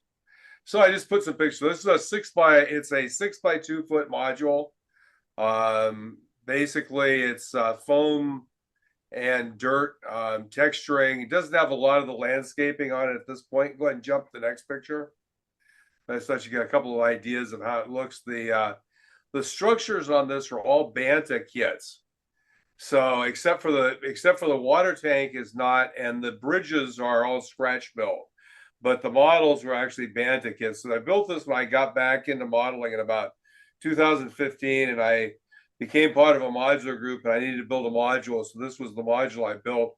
The trees are that a McHenry Lumber Brothers, which are the wire wrap trees that then have it's actually grape stalks for the trunks down at the bottom. The cool thing about those is when you've got them on a module like this and you bang them, it doesn't do any damage to them. They don't look as realistic as some of the others, but they're not nearly as fragile. Go ahead and jump to the next slide. So kind of a picture of those Scratch built, Scratch designed bridge over the little river there. Some bears down in beneath, and basically the pond at the top drains down through the river, and that was poured with our unfortunately lost magic water, which was one of the best tools we had to pour water in rivers. Go ahead and jump to the next slide. That's just a little bit closer view, kind of down through the other 2 bridges that go through the center and the little water tower. Go ahead and jump to the next slide. And this is a view from the other end. We'll get a Banta kit I think I've got some better views of these from the interior. We'll see. Go ahead and jump to the next slide.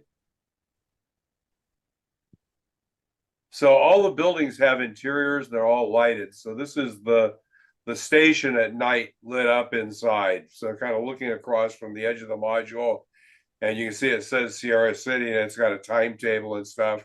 I think the next slide actually shows it during the same view during the day. So, you know, you have it when it's lit up. So go ahead, next slide. This is kind of looking across it at a distance and trying to achieve that. Unfortunately, the backdrop here is not very good. And I think that may be the last one. Let's see if we have one more. Yep. Yeah, maybe, yeah, just click through. Just I won't be making any comments. They're kind of the same. The freight shed, that was the rubber cement trick for getting some of the peeling paint look out of it and kind of making it have that little bit different look to it. And go ahead and jump to the next one.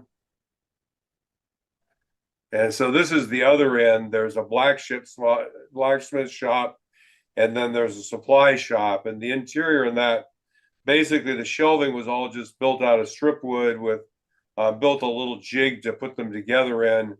And then all the boxes are just cut out of wood and stained different colors. And when you look in from outside, that combined with putting some strip wood on the walls to represent studs makes it look pretty reasonable and realistic from outside. And go ahead and jump to the next slide. I think I'm done. That goes to Tom. All right. Any questions for Phil on that? Nice All right, job, well, Phil. Yeah, it looks good. Yeah, it's been the thing about that module is now it's had 10 years, 10 plus years of being set up 6 or 7 or 8 times a year. And it actually has held up really well, works very well and continues to operate. I was gonna say, yeah. Well done, Phil. The stuff I take to train shows, every now and then it just needs an overhaul. Yeah, this thing, you know, it was built, it's all fast tracks, and it's built, I don't have any pictures of it, but the framing in this was built with you know, double wall framing with 1 inch in between, kind of like airplane construction. So it's fairly lightweight, but it's incredibly strong. So anyway, but I liked it. Do you have a track diagram by any chance? I do. When I talk about moving my modules into my game room, I'm going to do a set of presentations on that, and just still building out, getting things built in. But I'm getting to the point where I think I'll be ready to do a kind of intermediate presentation. I actually have a track diagram. It's a 6 foot long with 2 Ys and a passing track, and then the tracks that you see in the back there. There's basically a track that runs off in the back, and then it kind of comes over to these tracks for the supply shop here. So yeah, I really like the Banner kits. This was, you know, I have to say, for someone who'd done modeling before but hadn't been back into the hobby for a number of years, buying the Banner kits were great. They weren't unreasonably expensive, but they let you play and actually make them look pretty reasonable. Cool. So thanks Yeah. much, guys. Yeah, I don't know that I have any Banta kits here, but yeah, it's definitely something to look at. All right, well, thanks, Phil. And now we'll go on to Tom. Well, thank you for having me on this one. This is a graveyard that I modeled on the current rustic buff and old Gothic. Few of you have actually seen the layout. Phil, Rich, Bill. This is just across my covered bridge. The covered bridge is to the right. And not a lot of people model graveyards, but I thought I'd put one in there. And seeing that we're doing Halloween and something a little ghoulish, here we are. So next slide.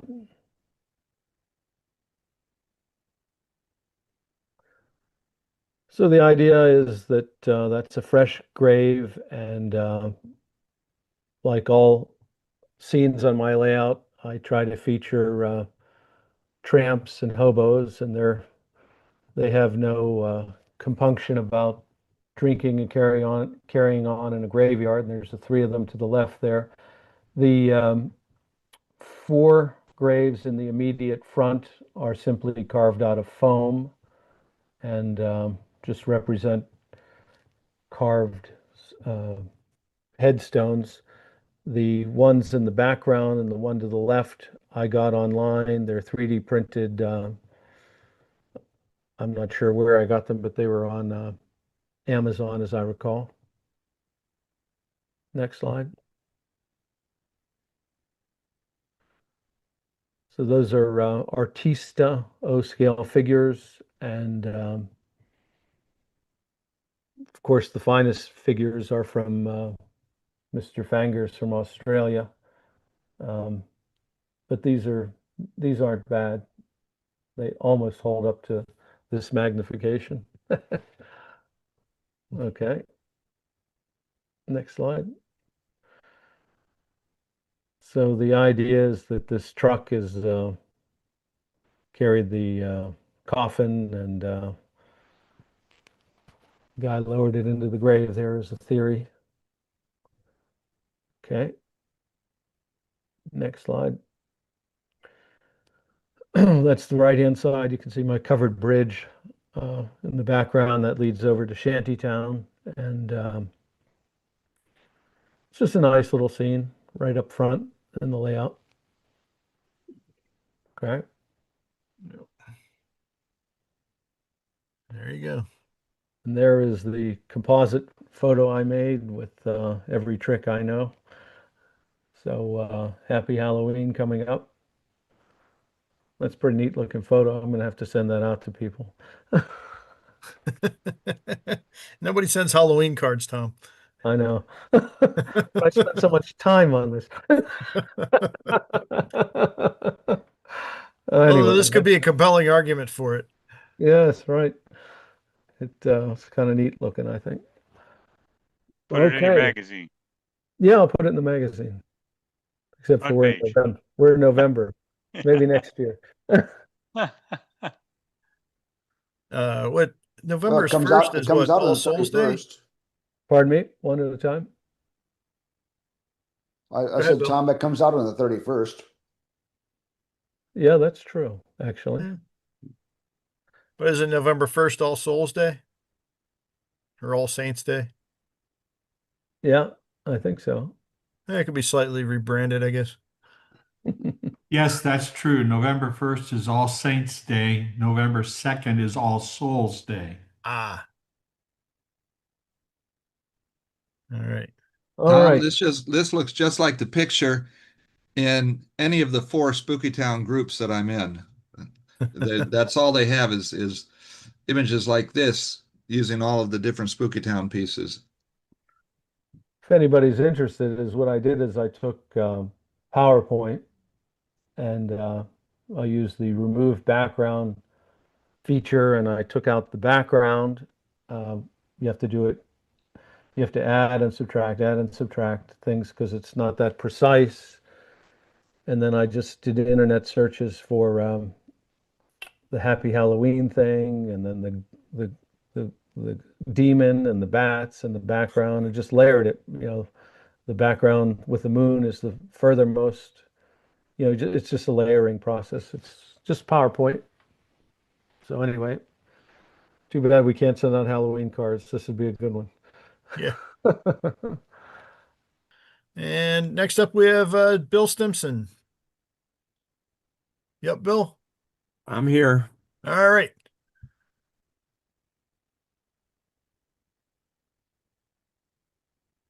So, by way of this is what I've been building since I've gotten back from Scotland in middle of September. And all of these kits, with the exception of the one on the far right, were bought during my trips to the N Scale and the National Convention. There's 2 bar mills, a jail,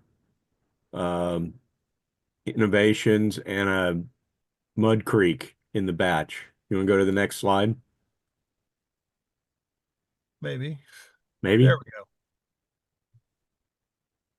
So these two here are the Bar Mills kits, and they're what they call overnighters. These are actually not painted by me. That's actually printed on vinyl stuck on wood. So if you ever need to build something really fast for something in N scale or HO, these go together really quick. I mean, really quick. The overnighters is not far off for a name. Um, go on to the next slide. There we go. There we go. So here we have some oddities. This one is an Interaction Hobbies. This is Professor Fate's submersible that I've stuck on a HON3 flat car. And it turned out what I think turned out really nice. It's probably a 24 plastic parts, and they go together, and they go together well. Some of them are a little fiddly, but even in HO.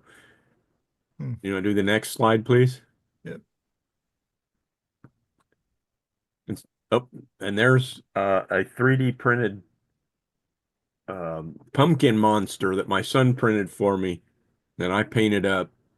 He 3D prints some of this stuff that I find online for me on his printer.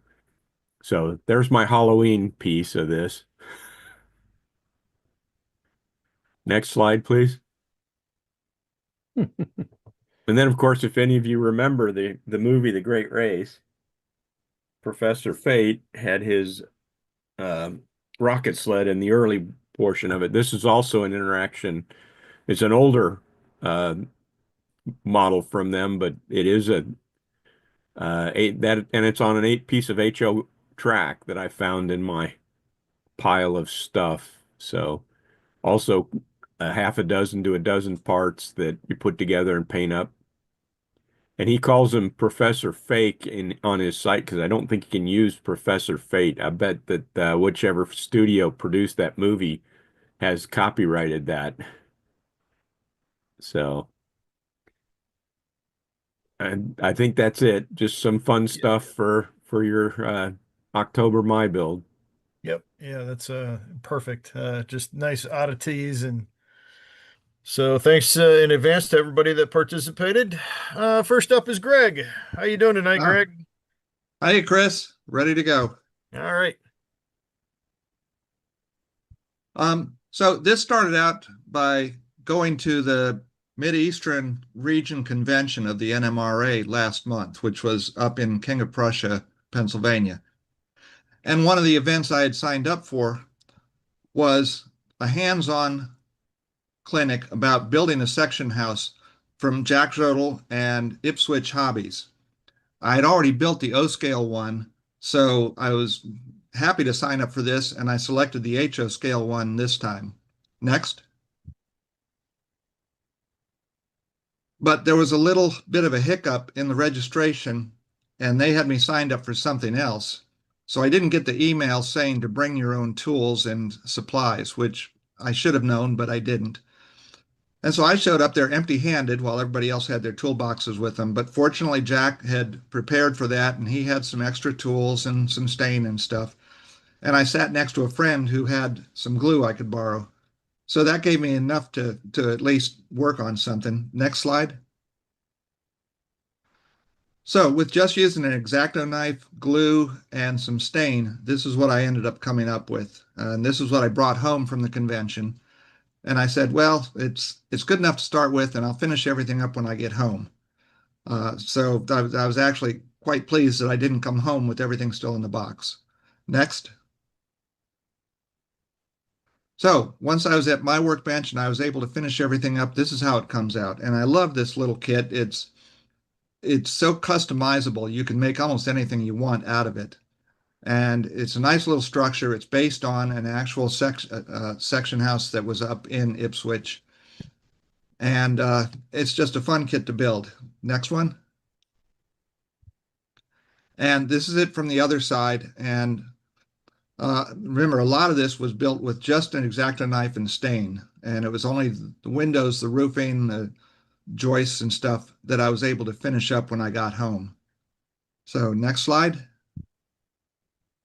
And this is it sitting next to its big brother that I had already built. And like I said, you can customize this. The previous one I had actually built as an old-time garage and put an interior in it, and it's got an old 1917 Renault in there that somebody's working on. But they're just a great kit, and I was really happy to go to the clinic and happy that I came home with something that I could be happy with. Next. And this shows the two of them side by side. Like I said, I did a couple minor modifications, but when you look at what you're starting with, you could make almost anything you wanted out of this. You could make it into a store, you could make it into a warehouse, you could make it into a workshop, anything that you wanted. Next. And I also wanted to mention the clinic that I had accidentally signed up for was Chris Corse's clinic, which was up there, which was building a repurposed 24-foot boxcar. So I picked up one of those kits and I brought it home. And I finished it now, and you'll be seeing it on the next free-for-all, my build, which is in 2 months. If you want to see it sooner, you can go to my YouTube channel. It's up there. And I guess that's it, Chris? Yep, I think that's it, Greg. Uh-huh. It's funny. I think actually Jack had us do the same kit a few years ago as part of a build along. He did. That's when I built the O-scale one. Yeah, I've got mine right here. That's why I just got up. It's like, oh, still haven't finished it, but one of these days. All right. Where the thing that caught my eye was the smoke jack that's on there. Yes. And I'll tell you, that's one of the benefits of doing one of these hands-on clinic with the model creator, because he told us, I didn't know that smoke jack, there was actually a fan in the box underneath the pipe that would create the draft that went up through the smoke jack. Huh. I just always thought that was just a base, and there wasn't anything to it. Was that a cast piece? Because I was looking at my kit, I don't see it. I believe it was 3D printed, and okay. I don't remember if it was in the one a couple of years ago when I built the O-scale one, but I did a different chimney then. Yeah, Greg, all of those were 3D prints in O, HO, and N scale. Oh, okay. Okay, thanks, Jack. Yeah, when I was looking through these slides, that smoke jack really caught my my eye. I was like, that's pretty cool. But anyway, are there any questions for Greg? Thanks for stopping by, Jack, by the way. Is there anything you want to throw in, Jack? Oh, no, I'm just thrilled that you guys are keeping this going. And Bill Davis is on tonight, and I saw him earlier. Yep, and, I was just going to say I built the same structure, and I added interior framing in the side of it and everything else. Yeah, and Bill had his review in the old O-scale magazine. Right. Yep. I never finished the interior, though. I need to finish with the interior. That's a very cool idea, making it into a repair shop. I hadn't thought about that. That's very cool and stuff. So well done, Greg. Very nice. Thank you, Chris. Yeah, well, thanks. Thank Greg and Jack for showing up last month after the after that NMRA convention there. Mm-hmm. It was great to see you then, Chris. Yep. Hey, does anybody have any questions for Greg before we move on?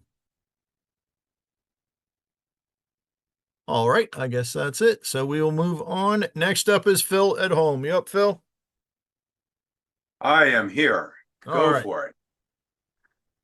So this is a Banta kit. It was a West Side lumber water tank.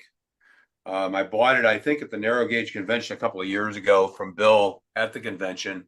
I decided I wanted to make it not a lumber for a lumber tank, but rather something more of a yard. So I went ahead and replaced the base on it was originally wood. I 3D printed the piers for the for the posts that support it. But you can go ahead and jump forward. Jump one forward. So it's a really nice kit. It's a typical Bandit kit. The one thing I found with this kit was the sides of the water tank are a wrapper. They're not individual boards. It works fine when you get it together. The challenge I came to was the way the framing is built for the tank is 3 discs that are laser cut with X pieces that connect them together.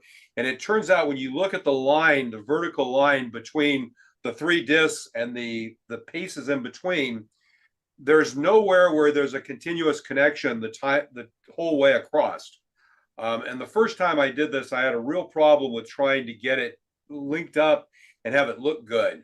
I couldn't get the glue to really stick because you were just gluing to the edge of a very thin cut piece of laser cut plywood on those 3 discs. So what I ended up doing with this was I 3D printed little corners. Think about them like little pieces of pie that fit in, and I glued them into those frames. Those frames. So I had a nice solid area to glue the wrapper into. So did the wrapper, wrapped it up with some rubber bands, got it nicely tied. I pre-stained it, but didn't do any weathering, and then put it in. The other thing I found was they sell 4-inch hand crank clamps. They're basically hose clamps on Amazon. And I bought a bundle. I think I got 6 or 8 of them for $6 or $8. So by the way, if anybody decides to build a model like this, you can give me a call and I'll send you a couple. And those actually did really good for clamping it together. You can go ahead and continue. Just go ahead and jump through the slides. Talk a little more about the build. The tank was stained separate from everything else and did all the staining. I used some pictures of the tank at Roaring Camp, which is a tourist railroad south of here, to try to stain it to match the staining I saw there. And then after I got the tank stained to the way I wanted the tank, I went ahead and put the bands on and then did a little bit more coloring of the bands to represent some calcium, etc. You can go ahead and jump to the next slide.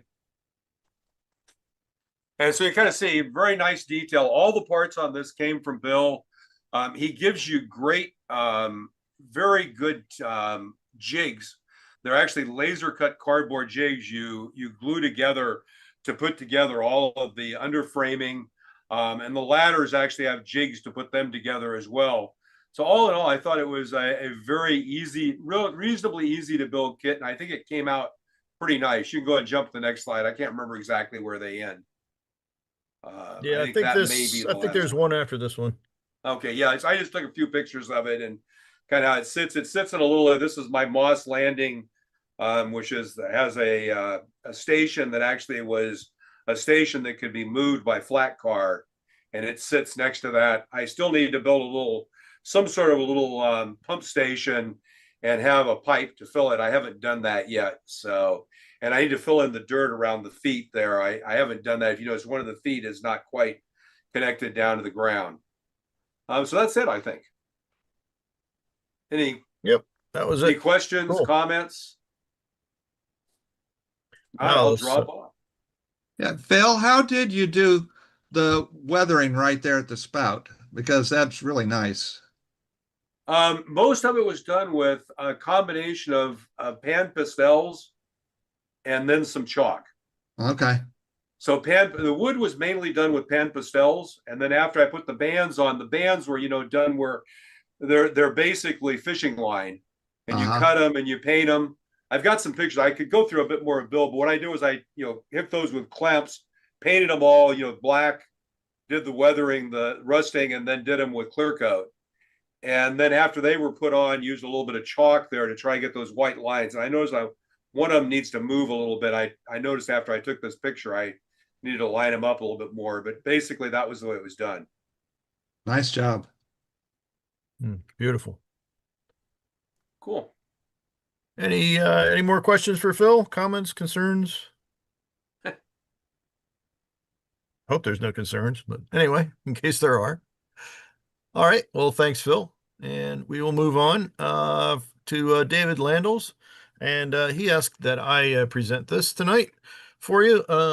It's a presentation he's given on several occasions, I think. And So here we go. And my biggest challenge for the night was trying to figure out how to pronounce this. I think it's Wapusik, Northern Wapusik Railway. And basically it's based on an area where he lives. It's fictional. And it basically what he did, looks like he used a lot of evergreen styrene to build what you're about to see here. And that you're seeing his work site there. And he did an office for his railroad, and that's the headquarters of it. You see the full interior there. Moving on, you see, I believe this is HO scale, if I remember right. He told me, but I didn't write it down. So there you see a little bit more of the interior of the headquarters building itself. And there's a completed, excuse me, completed headquarters building, complete with with their mascot, the polar bear, on the roof. And see some details. Got a cell phone tower, and some openings and closings. Pallets were built using coffee stirrers and looks like some strip wood.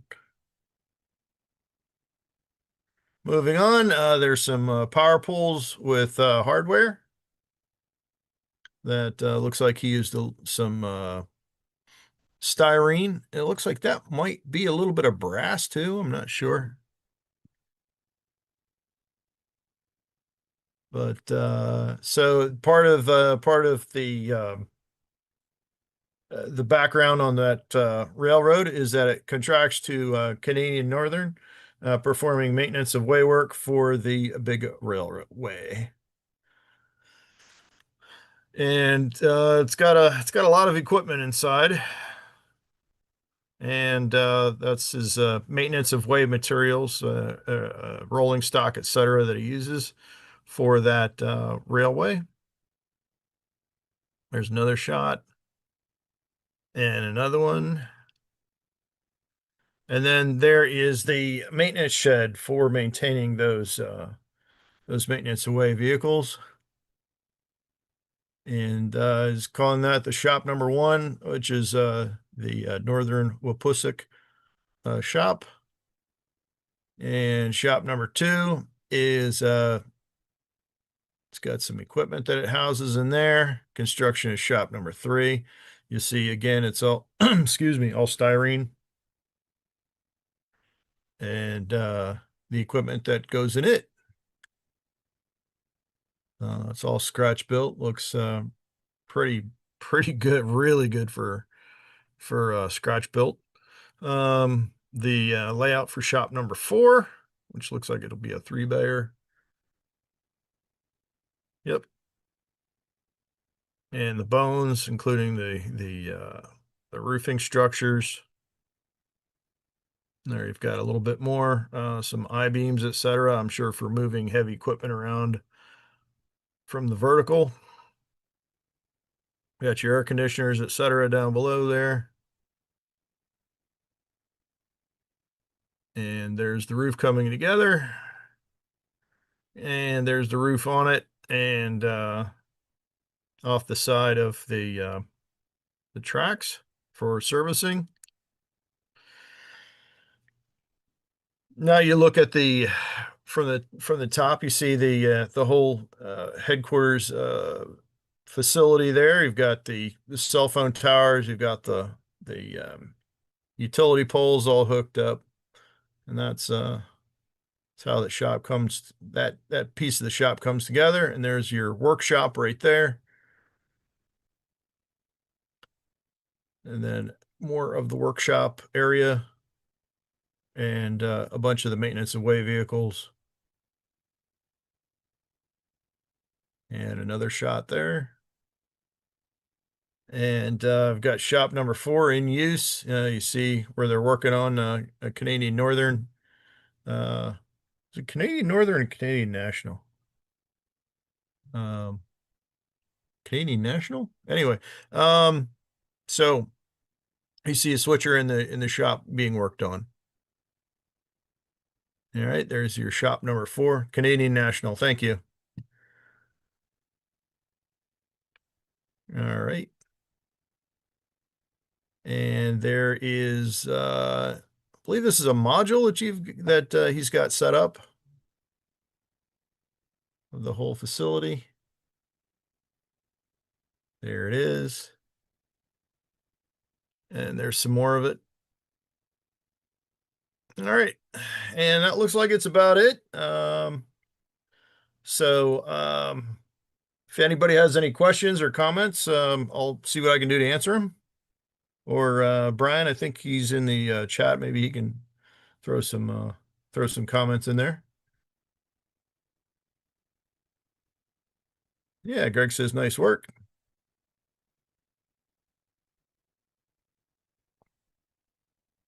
Yep. All right, looks great. Okay. All right, if anybody doesn't have anything to throw out there, well, I guess we'll go ahead and move on to Bill Stimson. Yep, Bill. I'm here.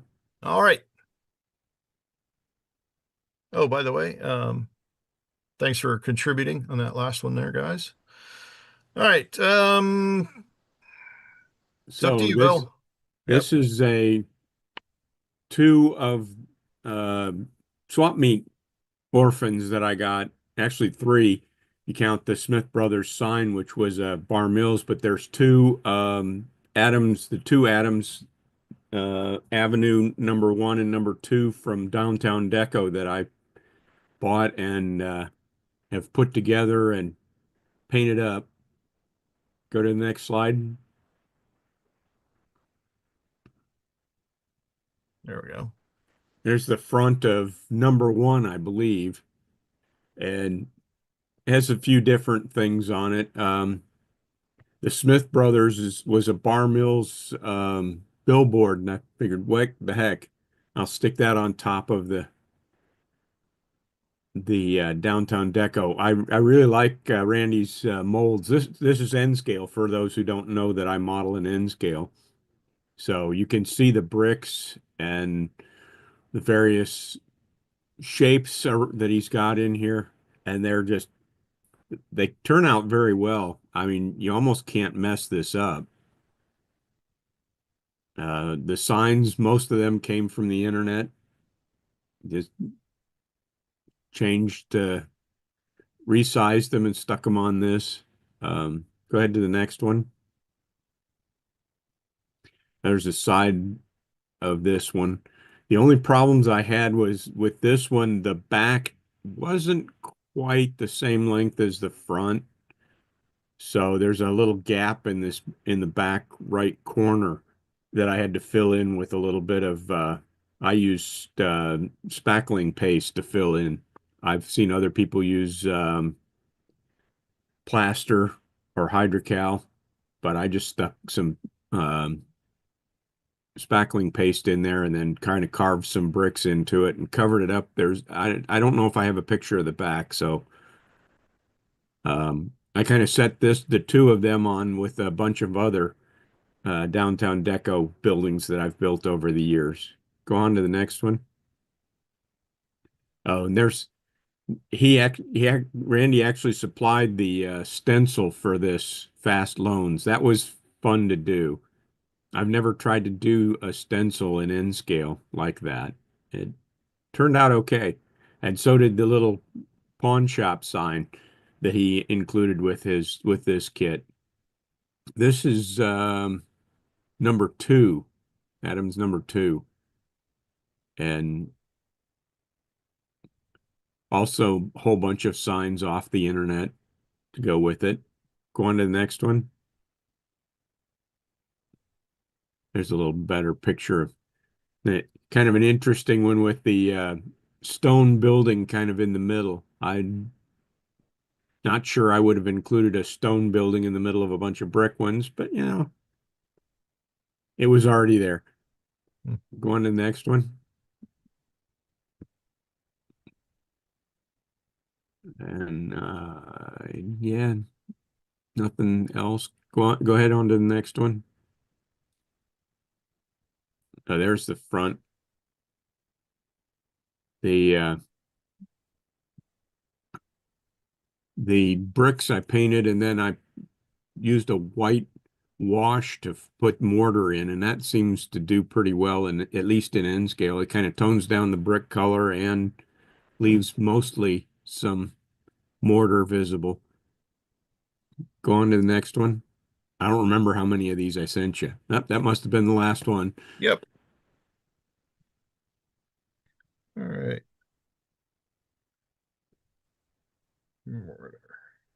All right. Well, thanks, Bill. Anybody have any questions for Bill? Yeah, Bill, you're right about Randy's castings. I've done a couple of his kits, and to be able to get mortar showing an N scale, that really shows, the level of his castings. That the grout lines are wide enough and deep enough that you can get that to work, and it came out really looking good. Yeah, it's amazing. I mean, this is probably the eighth or ninth of his kits I've built, and they all turn out really well. I guess his thinking is the stone building was there from long ago and they built around it, maybe. Who knows? Maybe. Yeah. It looks good. Yeah, around here to be a facade. I know I've got, well, in the front of the house, it's we had some I think they're calling them veneer, but they're basically concrete blocks that they use to make the stone on the front of the house here. So maybe that's the same thing. I was just going to say, yeah, I was just going to say that, but Greg beat me to the punch. Really, both. I like it. I love those kind of castings. That's where the little streets in. I like this too. Is that where you have it laid out, or it's just on your workbench? It's just on my workbench at this point. It's Okay. about 5 inches long, Phil. Now, have you later? Do you have a home picked out for it? Not yet. Okay, well, we'd like to see it. So, very well done. Thank you, sir. Thank you. Great. Any more questions for Bill? All right. Well, thanks, Bill. Now we'll move on to Brian Teal. I saw you up earlier, Brian. You here? Yeah, I'm here. Can you hear me? All right. Yep. You ready? Yeah, don't have any particular speech set up. I didn't get around to writing anything, but so Oh, come on. You don't have the Declaration of Independence written? no, too busy with work, unfortunately. But this is the How Truss Bridge kit from Junko Scale Models. That it's a kit, but I like to kind of say it's sort of scratch built because I was the one who helped manufacture those kits. Oh, cool. My dad was the owner of the company, so I cut all the wood and I cut all the wires and did the castings with him. And while we were packing up ones for the shop, he let me put one aside for me. Nice. So the advantage of being at the company is the main beams that run across the bottom and top are two pieces in the kits, but I was able to do it full length because I didn't have to fit it in a box. So it saved, didn't have to explain away a joint in the middle.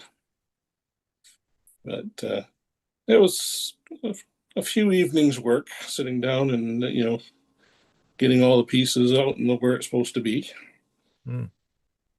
Yeah, I've seen Juneco kits over the years, but I never really got a chance to see what's inside of them or see what they look like built up. So yeah, this is a great opportunity. And I don't know how many of them made it south of the border because it was Inner Hobbies was a Canadian, and Junko was Canadian. But yeah, I mean, I'm a little biased, but I've built several of the kits, and Dad did a great job designing them and making. We always were very careful about cutting, so the pieces what was already pre-cut for you was already it was pretty good shape. Nice.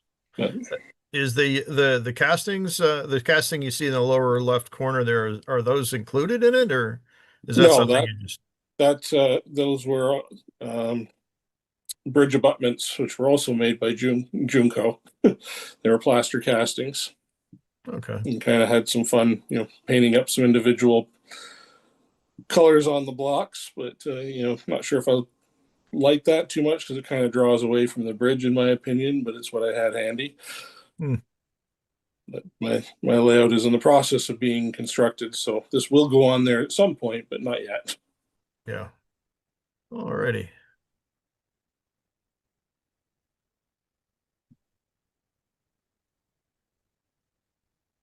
It was a lot of fun doing all those cross pieces, all the wires. Yeah, it looked like it was is it basically a production line kind of deal, and you just kind of manufacture 24 of those or whatever, and then you assemble from there, or what? Yeah, kind of the drawings that come with the kit give you something, basically put it down, taped it to, I use a piece of glass as my, a nice flat work surface, tape the plans to that, and then put wax paper over top so you could actually lay them out that way. But there was a lot of work with the pin vise to drill all the holes for the wires. So basically chuck a movie that I'd seen a few times already in the DVD, and have that as background noise. I'd twist, twist, twist, and then when my hand would get too tired, I'd do something else. But, yeah, it came out fantastic. Thank you. So you've got wow, I didn't notice that ladder before. Wow, that was that takes quite a bit of talent just to get that part right. Holy mackerel.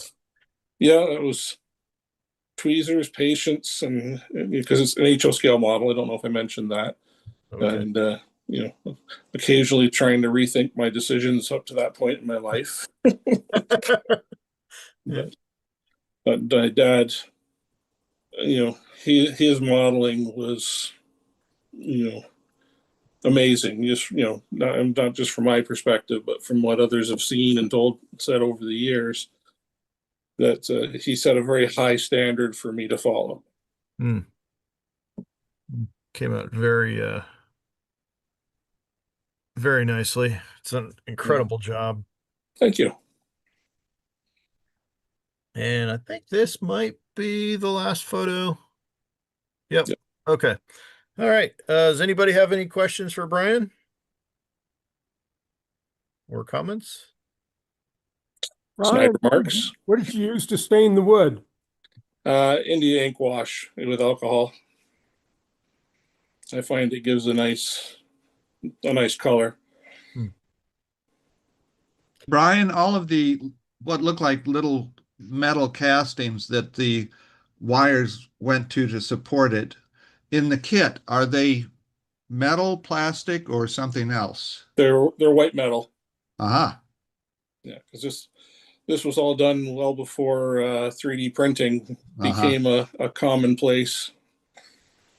So yeah, all the castings, they're all white metal. Wow, it came out beautiful. Yeah, all the channel ones basically sit flat on there. There's a little pin underneath to to kind of give it a little more tooth to hold it in place. All the rivets on the side are single pieces that you drill holes, and they were 1/8 of an inch maybe long that you had to drill the holes and put each one in. Wow. Well, if I see one of these at a show, looks like fun. Well, it's Junco is no longer being manufactured, so anything you find is a collector's item now. Yeah, I think I've seen I some was around building today. I was building Junco kits 42 years ago. Yeah. Wood box cars, flat cars, gondolas, beautiful stuff. Did you ever do the Cartridge station? I never did, no. No. Okay. Yeah, no, it's definitely was a long running business, but unfortunately Dad passed away in June this year, for anybody who knew him. And I don't have the time, and two, I was only just starting to learn all the intricacies of producing these kits, and so it's gone with him. Hmm. How long did it take you to do this kit? I don't usually keep track of my hours because, like I said, I'd work on it a little bit, and then when if I got tired of drilling holes, I'd go paint some figures or stuff like that. And but I would probably say got about a dozen hours in there, maybe. Okay. It's like once you got everything kind of stained and ready to go, and it was just a matter of sitting down and piece after piece after piece and clamping it as you went along. So but yeah, it was mostly I did it over several evenings.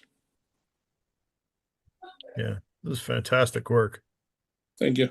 So yeah, I think you're right, Greg. We'll have to see if we can find some of these kits. Yeah, they're still out there. I find them I rescue them occasionally from people who've decided they don't want to build them who've gotten partway on it and they've given up, so they're at a train show with they're getting rid of their stuff and pick it up for a few bucks. And yeah. All right. Well, this is incredible. Thanks for sharing. Yeah, thanks for letting me. Anybody have any questions for Brian? All right. Well, thanks again, Brian, and we will move on. If I can find the right cursor there. There we go. Craig, are you up? I am now. Yep. Okay. All righty. So let's see here. I pulled the photos out of the Word document you sent me. So hopefully they're they should be in the right order. Beauty. Thanks, Chris. Yep. This really is just a little prototype structure to hide a trackside switch motor. I've got a helix. I kind of like helixes, but they do consume a fair bit of space, and it's wasted if you don't make use of the top of a helix. So I decided on this layout that I'd create a quarry scene, which is why you don't see my ugly dial, and you actually can see the quarry up in the picture. And the line that feeds that quarry is actually an extension of the helix. The helix leads to the branch terminus, or at least the branch terminus diverges off the helix. But I couldn't put an under track switch motor in because it would interfere with vehicles on the helix. So and accessing an under track motor there would be, you really would need to be not much bigger than a worm, I think. So I had to go for using a trackside point motor, and the neatest of a trackside point motors is the Pico version. It's not exactly prototypical.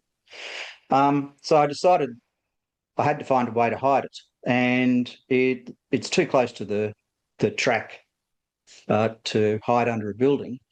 And I came across this photo of a what are called halts on New South Wales Railways branch lines. They're actually a flag stop where people could flag down a train by prior arrangement.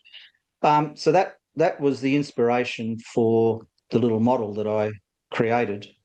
That little halt, the whole line closed in 1975. Obviously, it hadn't been used for a while because that photo was taken in 1975 as well. So next photo, please. This is the halt parked over the point motor. And what we're doing is looking up the line towards the branch terminus straight ahead, and the quarry line curving off to the right there. The branch gradient is 1 in 55, which is the gradient on the helix, and the quarry gradient is 1 in 50 to get it up and above the helix slightly higher so that I could level out at the quarry, so I didn't have wagons rolling back down the hill. Next slide. And here we are looking along the quarry line back towards the halt. Next. And here is the halt sitting over the top of the Pico trackside motor. And it's really just the construction of it. I designed it, so next photo. I designed it so that the ramp and the deck could be removed from the frame and posts if I ever needed to access the point motor to repair it or replace it. Got to say, in 25 odd years of using these things, I've never actually had one fail. Famous last words, I guess. Next photo. And there it is with the deck fully removed and just showing the bearers and posts that are fixed in place. Next. And there's the sort of, we see the clearance between the motor and the frame that holds the whole lot, and how close the motor is to the track. Next.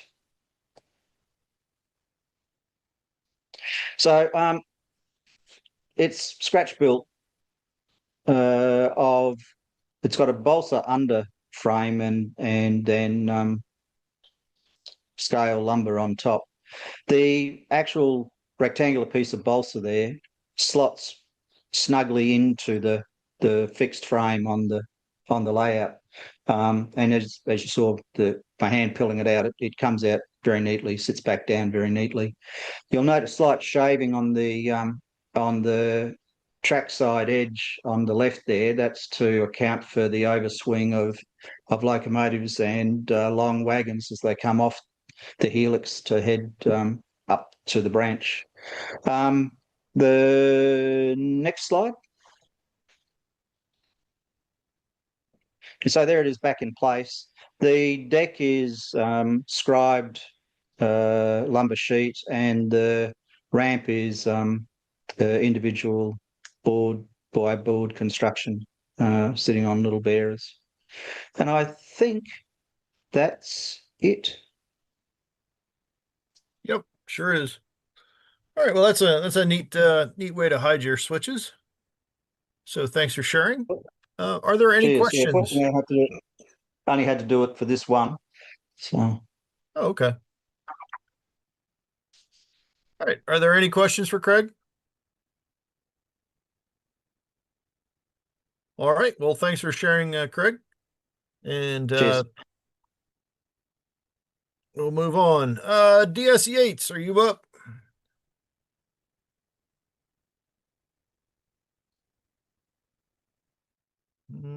I see him.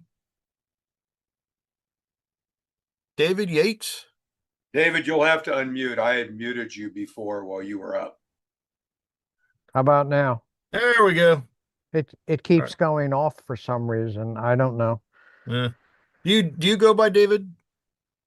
Yeah, either one, David or Dave. Okay. Yeah, because I just have DS and I wasn't sure what it meant or what it stood for. So all right. So I'll know that for next time. All right. Well, let's see what I think you just sent oh yeah, you sent a series. So here we start out. I hope I got them in the right order. Apologize if I didn't. Apology accepted. It's okay. No, I wanted you to start on the I had some prototype ones.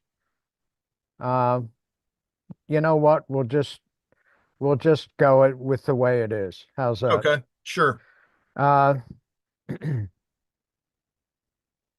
These are some 3D printed shop parts.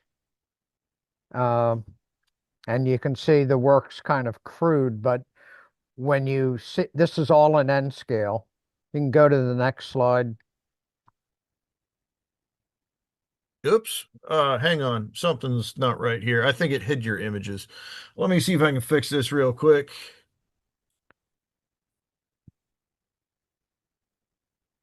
Because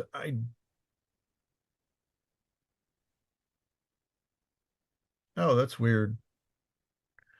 Tell you what, Tom, you want to you have a little bit of filler. I need to go back and throw these slides in there because they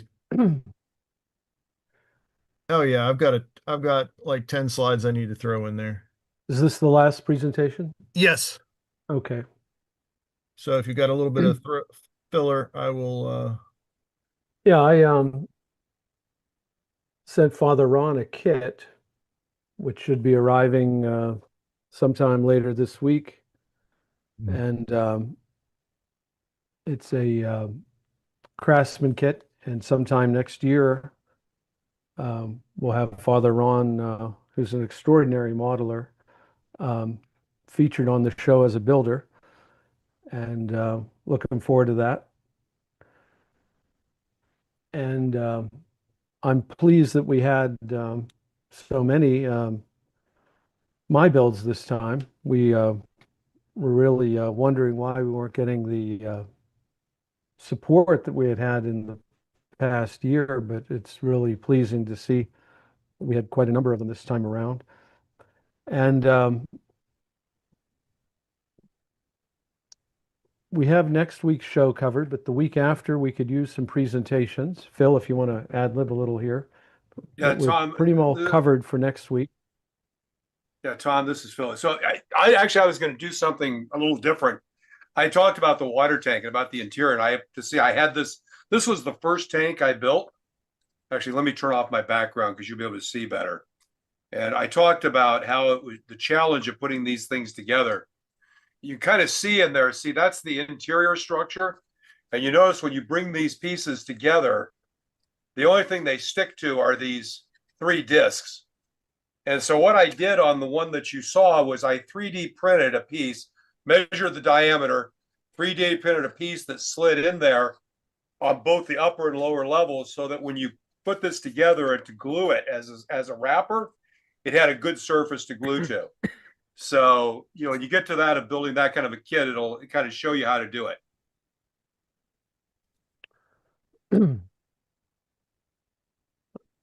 So hopefully that was enough. Hopefully that was enough of a delay. we're getting there. Hey, Bob Cool. Davidson, didn't know that you were on the show this evening. Yeah, I came in late. The grandson is playing hockey. Bob, if you are game before year end, your segment on Yeah, I've got one ready for you, Tom. So I've had it ready for a few weeks now. okay, good. So we'll do that next week then. Next week or week after, whatever is good for you. Well, we'd like to do it 1 week at a time. So let's what do we want to call it? Dollar store Workshop tips and tricks. A workshop. Say it again. Workshop tips and tricks. Great. We'll have you on next week. Sounds It was good. fun. Yeah. And any others while I'm soliciting this?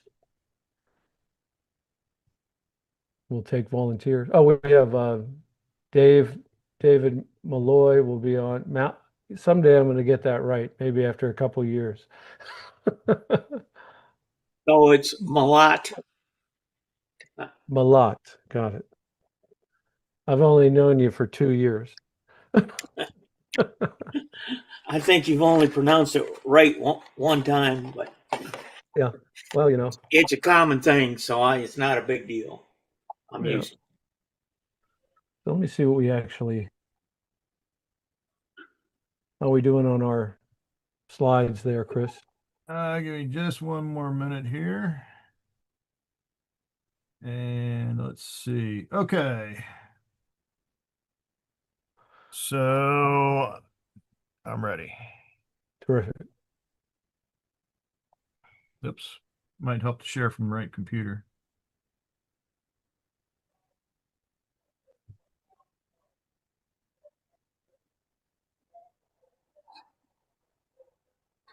Okay. There we go. Sorry, I apologize. Let's try this one more time here. Okay, so there is your prototype photo. Yes, I had set this whole thing up based on when it was featuring interiors. And so these are basically interiors. And my joke was I really knocked myself out with this one. And of course, it's not. Does anybody know where it is? Any guesses? Not a clue, but it's a heck of a place. At the train station in Nashville? No, it's Chicago? Lackawanna Scranton. station at Steamtown. Wow. Oh, wow. I live in Bucks County, Pennsylvania, so to go to Scranton is not too hard. And I've been to Steamtown dozens of times, usually when there's a an event. And I wanted to stay at this place, but like most hotels and everything, the price gets jacked up whenever there's a big event. But I had two things this summer to do, and they were in the middle of the week, and I thought maybe it would be okay. And it was about $110 a night. It's a wonderful place, and yeah, I think I have another slide of it. If you go, there should be two there. Yeah, that's it not actually, quite it. I didn't throw that other one in there because it looked like Okay, it was it's pretty the much the same. same It's photo. the same deal. But Just go back one time sure. to the tiles that are all the way around the doors. Those are handmade tiles that were depicting what you would see on the route of the Phoebe Snow, which was from Hoboken to Buffalo. And Scranton was one of the major stops. But now we can go to what I did. All right. From the sublime to the ridiculous, but it's a really nice place at any rate. I wanted to do interior on, I got a whole series of the Lund Studios buildings. These are in N scale, by the way. And this is one of my favorite ones. It's primarily a hardware store, but you don't get a floor or any interior. Actually, they didn't bother sending me a roof, but the roof was easy to do. A flat roof building, and I added some chimneys, but I wanted to have interiors with the nice big windows. I thought it would lend itself to it. So you can go to the next one then. And I started with this, which were some 3D. I had all of this stuff. I haven't been buying anything. I've been using what I have after 40 years of N scale. You can go to the next slide. I painted it. There are over 100 little tiny pieces there painted. They're different, all those different items. It's on both sides too, with some of them that she can't see, but they are done. And I added some signage, and I added some figures.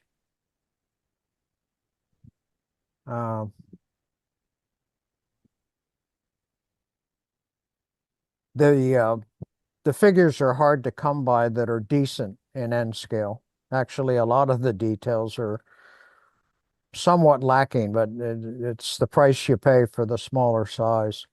You can go to the next slide. Here we go. Which they're a little out of order, but that you can see the different ones. And then the next one, Chris. That's how it looked at the end. That's how it looks at the end. That's my third attempt at lighting. I've never done lighting before. It's also hard to photograph at night, but sure came out nice. So, and I've got most of the mortar in.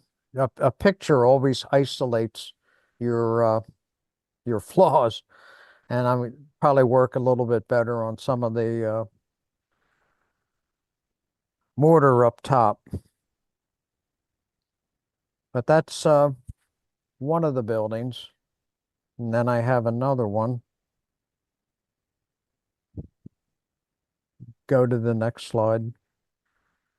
Oh, and then that's just another shot, nighttime shot. And then there's this. This one was my first attempt. That's the Parrot Lounge. Then the parrots are cigar rings, cigar bands, and I had glued one on there, and I had never bought the cigar before, but I saw that parrot, and I thought that might work in a lounge setting or something, and I glued that in.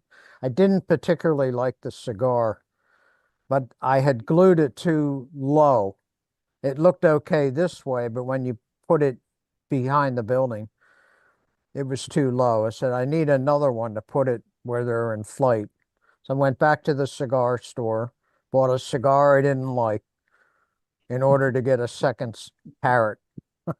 So I've named this thing the Parrot Lounge. And all of the people are either eating something. The ones on the left, that's an N scale pizza. It's a little piece of index card, and there's a little dot of red, and I left a little on the off-white for the crust to go around it. And the lady in the back has some soup. I think I have another slide of the same thing. Yep. And that one, this is the very first building I ever did lighting on, and I had never used the Woodland Scenics Just Plug, and I had no idea how bright they can be. And so you can see that it's all busted there. And I had to break it off because it actually was glued down as a ceiling. And then the entire building was dark. And when I turned it on, I realized, I mean, you could do surgery and it was super bright, and they are adjustable with the brightness, but even turning it low, it was very, very bright. So I had to pull that up, and now it lights the whole building. That little light there, even on a low setting, will light a 4 or 5 story building. I never realized they were so powerful. Yeah, that looks like a pretty big LED. Yeah. Yeah, you do need a 3/4 inch drill, the bit to be able to put that through from underneath. So that's why I always create, in any that I've done, I create a wall not nearly as deep as the building, so I can get it through there. Then you go to the next one. And that's one of the few shots I could get to show. I think I have a couple others. Yeah, I see the parrots through there. And that's the total of 4. One of those, it's the only time the one further back is the built and ready. I really don't like the whole concept of built and ready, but this was the one by Woodland Scenics that has the televisions on at nighttime. And that just, I saw that when I was a kid, that you would drive by and the TV and appliance stores would leave the TVs on overnight. And I said, I have to have it. I don't want to buy it as a ready-made thing, but I have to have that. And I had already planned the city and I'd already built these things in place when I saw that. So that's why the TV store's down a side street like that. It was the only place I could get it to fit, unless I was going to bust up all my sidewalks and everything, which wasn't going to happen. So That's where that is. And then the three buildings are the three that I lit. Hmm. And they have some window shades on some of them. And then some of it was so tiny that I just had to put in the light diffusing film because I couldn't reach in there to get the shades all the way at the top of the, like the tall building there in the center. Hmm. Is that everything, or is there Let's see here. Oh, just that's a nighttime shot of the same thing, and which yep. it came out better in shots like that. Yep, looks like a nice, quaint little city in the. Um, So um, yeah, it came out the whole thing came out very nice. Even the one you decided to bury in the back. I mean, oh. maybe burying it is what makes it look more attractive. I don't know, but it certainly does. Well, it makes you may, I like to have it where people discover things. Yeah. I find that visitors, I have a lot of little details all over, and I find visitors stay 2 or 3 times longer than they ever have in any previous layout. And it's the details. Yeah. Cool. David, that's Yes. amazing work. Amazing work on N scale. I Oh. gotta say that. Well, that's the key. I may not be in N scale too much longer. In fact, I've spent the greater part of last year, I spent building O scale diorama, which I have this show to blame because I've seen the great detail, and I've just been loving it. I thought I'd start with something easy, so I bought a Sierra West model. Um, and that's a joke. That was about the hardest I ever did, but I loved it. I got immersed in it. Um, You'll have to and it show it came to out us. very nice. And I'm subsequently built a bar mills. I wanted to go a little lighter, and I went some custom work on that. And I'm currently in another bar mills, and I'm putting interiors in them as well, which means I'm going to have to light them. But I don't really have that much room other than to do just a diorama or something. But I'm loving the size of it. It's getting at 74, it's more and more difficult to see the end scale. So it's very disconcerting to think about changing scales after 40 some years. I don't think I could ever completely walk away from end scale because it's the only thing I'd ever be able to operate a little. But it All right. already has had a slightly diminished place in my hobby. Is layouts. This is a little thing I created with Chat GPT. It's not perfect, but it's pretty damn good, I think, for what it can do. But anyway, all right, layouts. Moving on. First up, we've got Greg Cassidy. Hello, Greg. Hi, Chris, and Merry Christmas to you. Merry Christmas to you as well.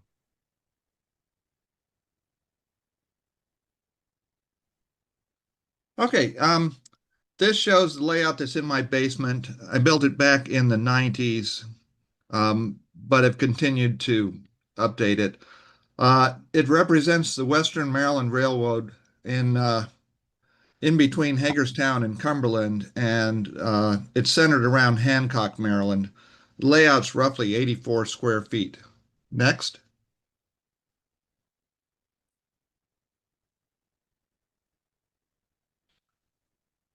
This is one of the first things I got for the railroad when I was building it. It's a bridge of the tracks that's going over the Tonaloway Creek, which is the creek that ran alongside Hancock and out into the Potomac.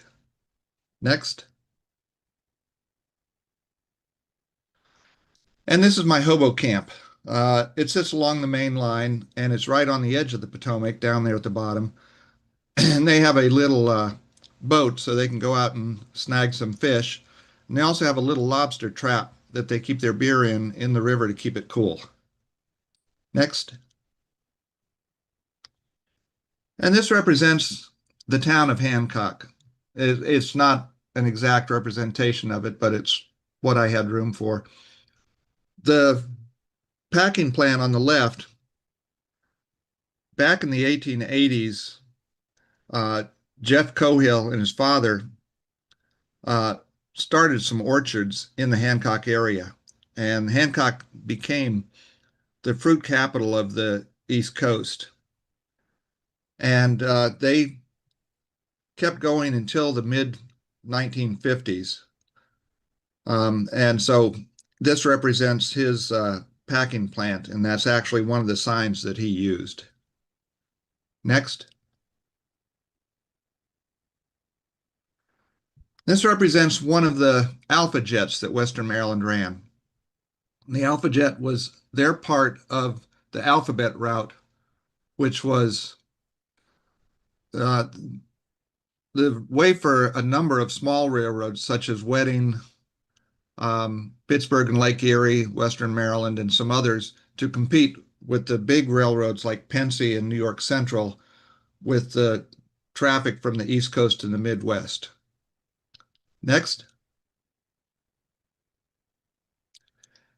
And this is the Cafe Grocery, and this is just in a little community that's outside of Hancock. And I hadn't built it for the layout, but once I was finished with it, I had this spot and I said it would look perfect there. So I just dropped it there. Next. This is a popular area for rail fans.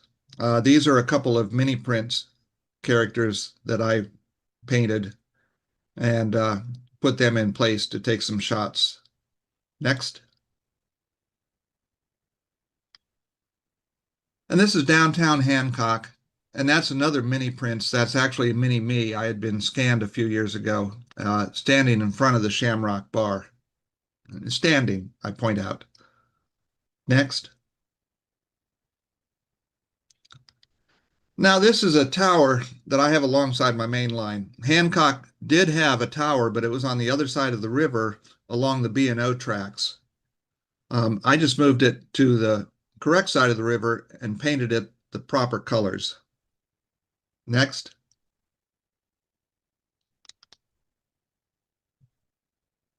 And this is a community that's just a little east of Hancock, and it's alongside the Tonaloe Creek. And it's a place where some of the orchards can bring their fruit to have it stored before it gets shipped out. So this is a smaller packing plant that doesn't have cold storage. Next. And the bridge on the top there is one of the 10 different crossings that Western Maryland had that went over the Potomac. When they were building their line from Hagerstown to Cumberland, the B&O had already beaten them, but the B&O followed the river, and the Potomac River went back and forth all the way between Hagerstown and Cumberland. Well, the Western Maryland had more modern engineering, so they just went straight and went over the river and through the mountains. So you had a number of tunnels and 10 bridges. Unfortunately, it was only single tracked. So when the B&O and the Western Maryland merged, they kept the double track B&O line. Next. And this is one of the popular places for rail fanning where they can catch the train coming out of the tunnel. And there's a little car park there, and I've got weeds around a little pond with a bunch of junk in there, as you'd find at little parking areas. So I think that's your journey along my railroad.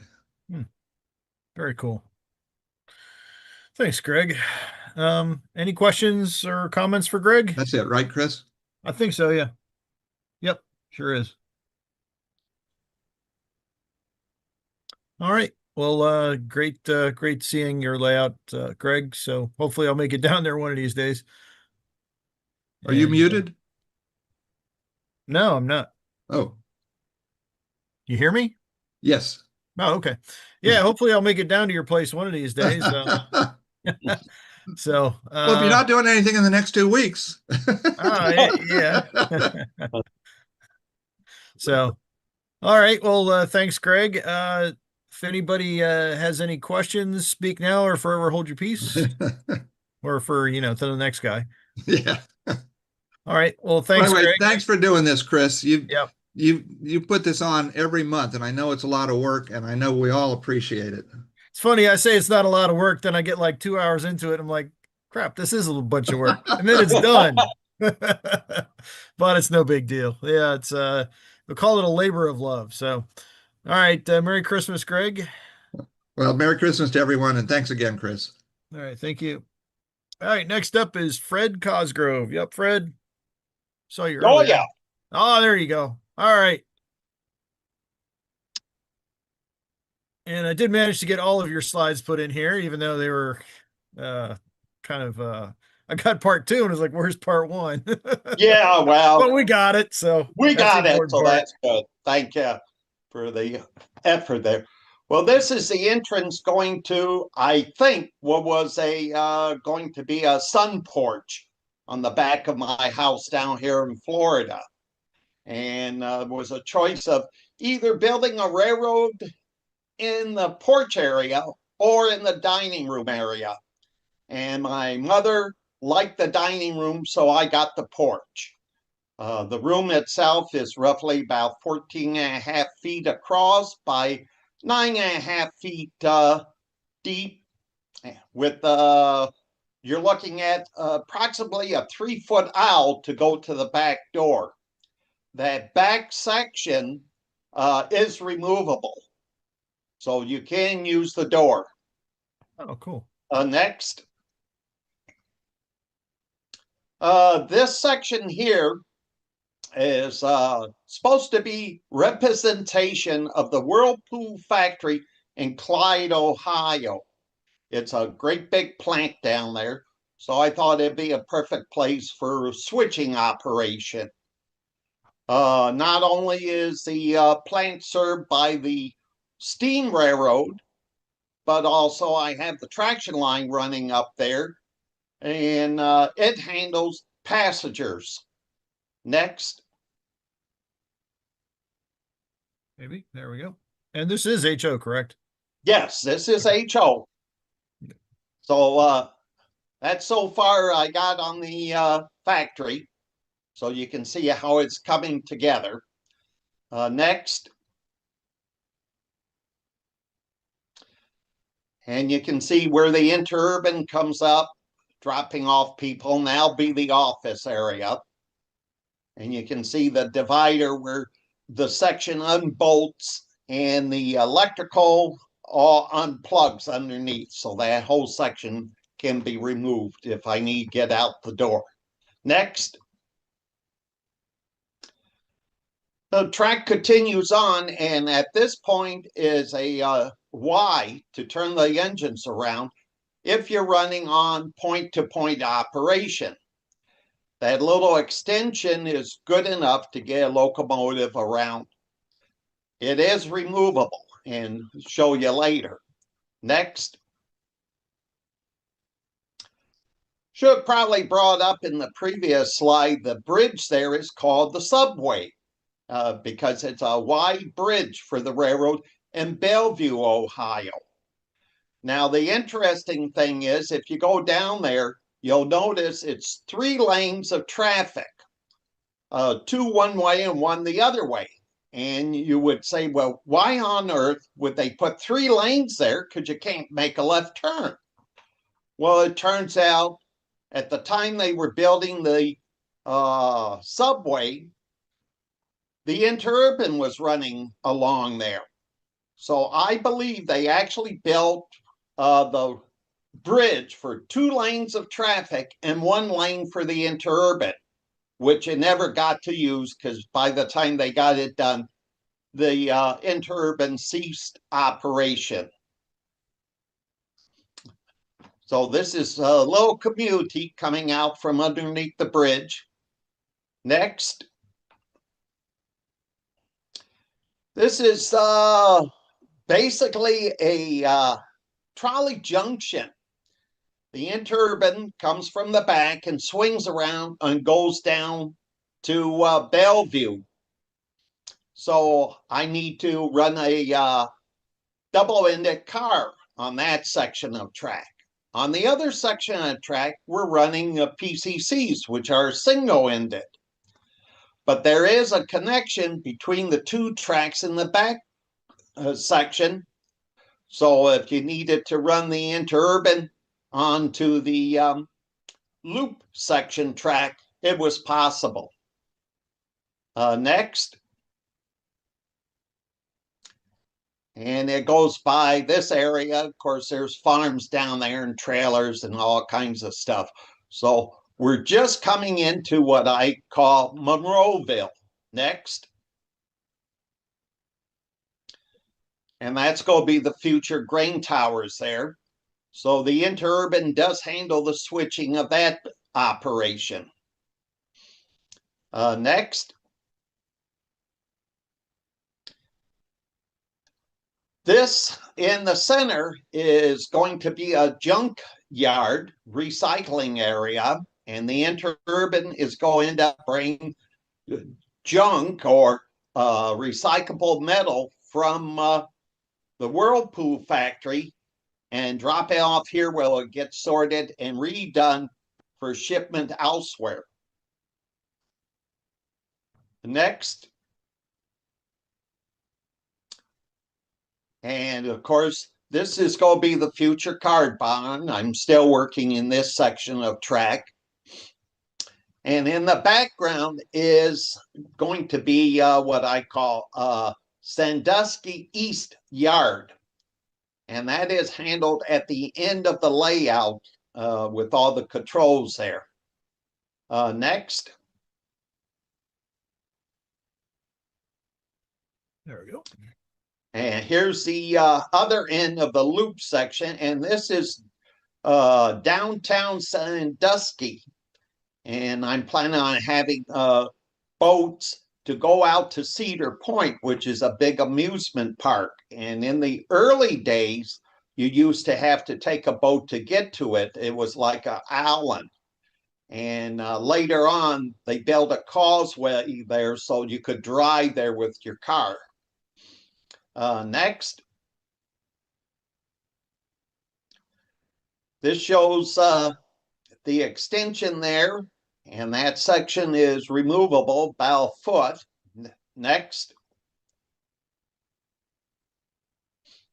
And this is the other side. Next.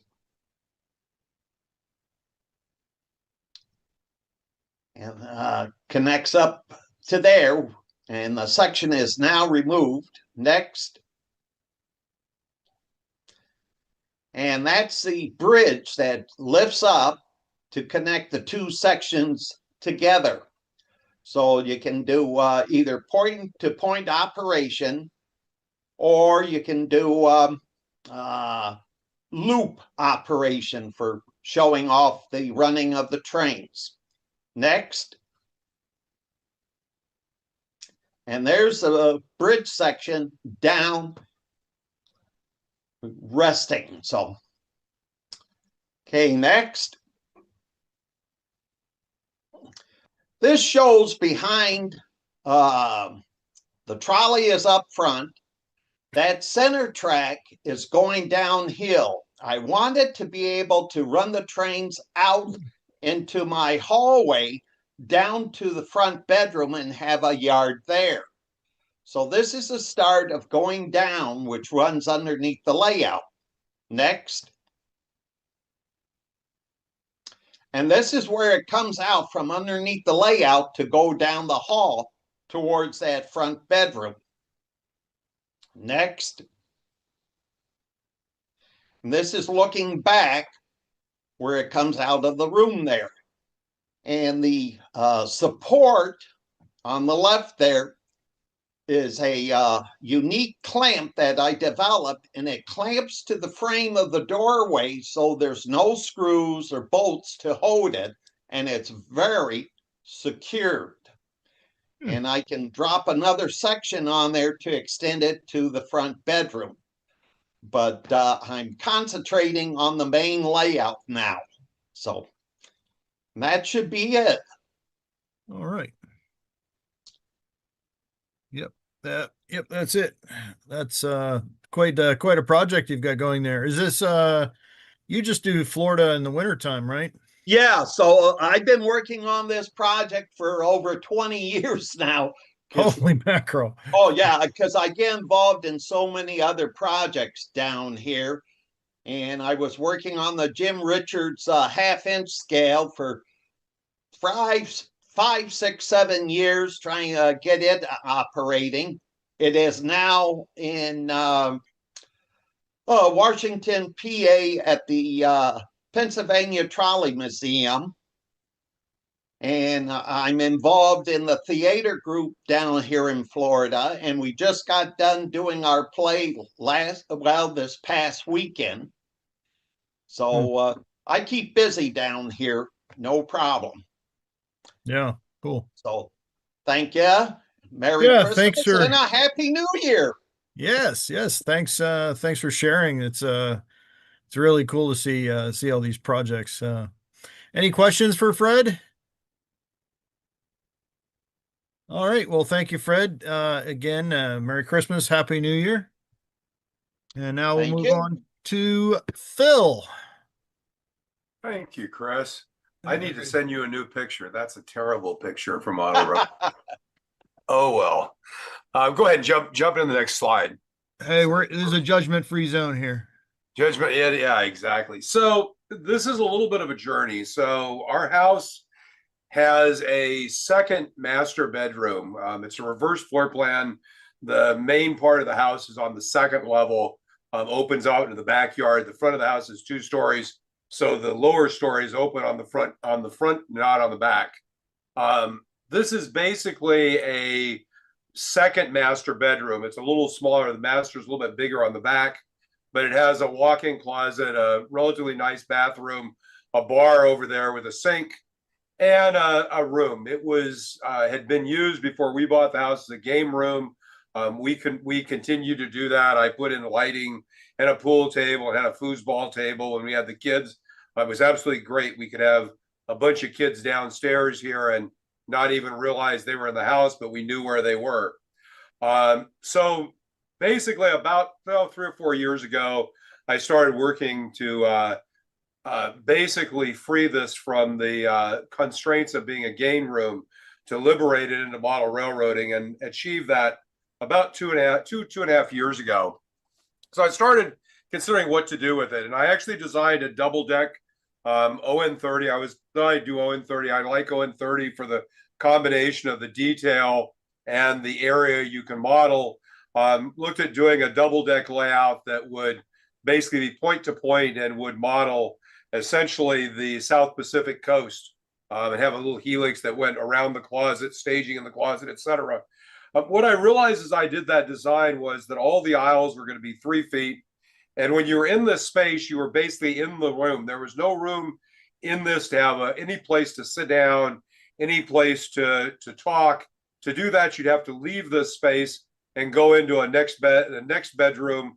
The bedroom actually right above this, that's kind of on the upper left, there's another bedroom, which I years ago built a home theater in, which you could use as a crew lounge, because I do like to do operations and wanted to be able to do operations. So after thinking about that, I decided that the best way to do this was to incorporate the ON30 modules that I've built that are part of the club that I'm part of. So if you jump to the next slide, which is really the first slide of this, this is actually what I decided to do. So the 3 dark brown or dark green areas are actually modules that are basically removable, and you can take them to a train show.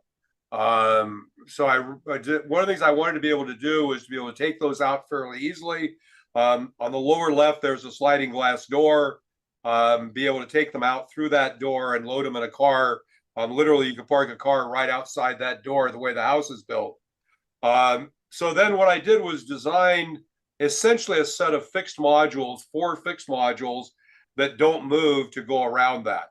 I'm modeling here and really focused on the Pajaro Valley Consolidated Railroad, which was a railroad built by Charles Spreckels to move beets to the big beet processing plant down on the central coast of California. If you know California, this is the area north of Monterey, between Monterey and Santa Cruz, right along the coast.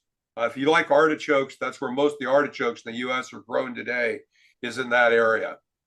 So what I did was basically said I wanted to do two things. I wanted to have a layout that represented that kind of topology, but also was good for operations. You'll notice all the blue circles there. That represents the number of manageable spots, industry spots that are on that part of the plan. So in total, it actually will operate between 5 and 6 operators actually running the railroad. By doing the railroad this way, you'll notice that in the center, I'm able to have a table. This is a table we've had from the pool. It was kind of a pool accessory table it's a round table that has leaves that can fold down. So I can have it in the room and have people come in, run trains, have a place to sit, make it a bit more of a social environment to have an operating session. I also plan that under Sierra City to have a 6-foot workbench that I can pull out and have that as a workbench area, so I can have my workbench in the room. My current workbench is in a laundry room that has no windows, and it's fairly small, and I really don't like that area. So this is the plan, the long-range plan.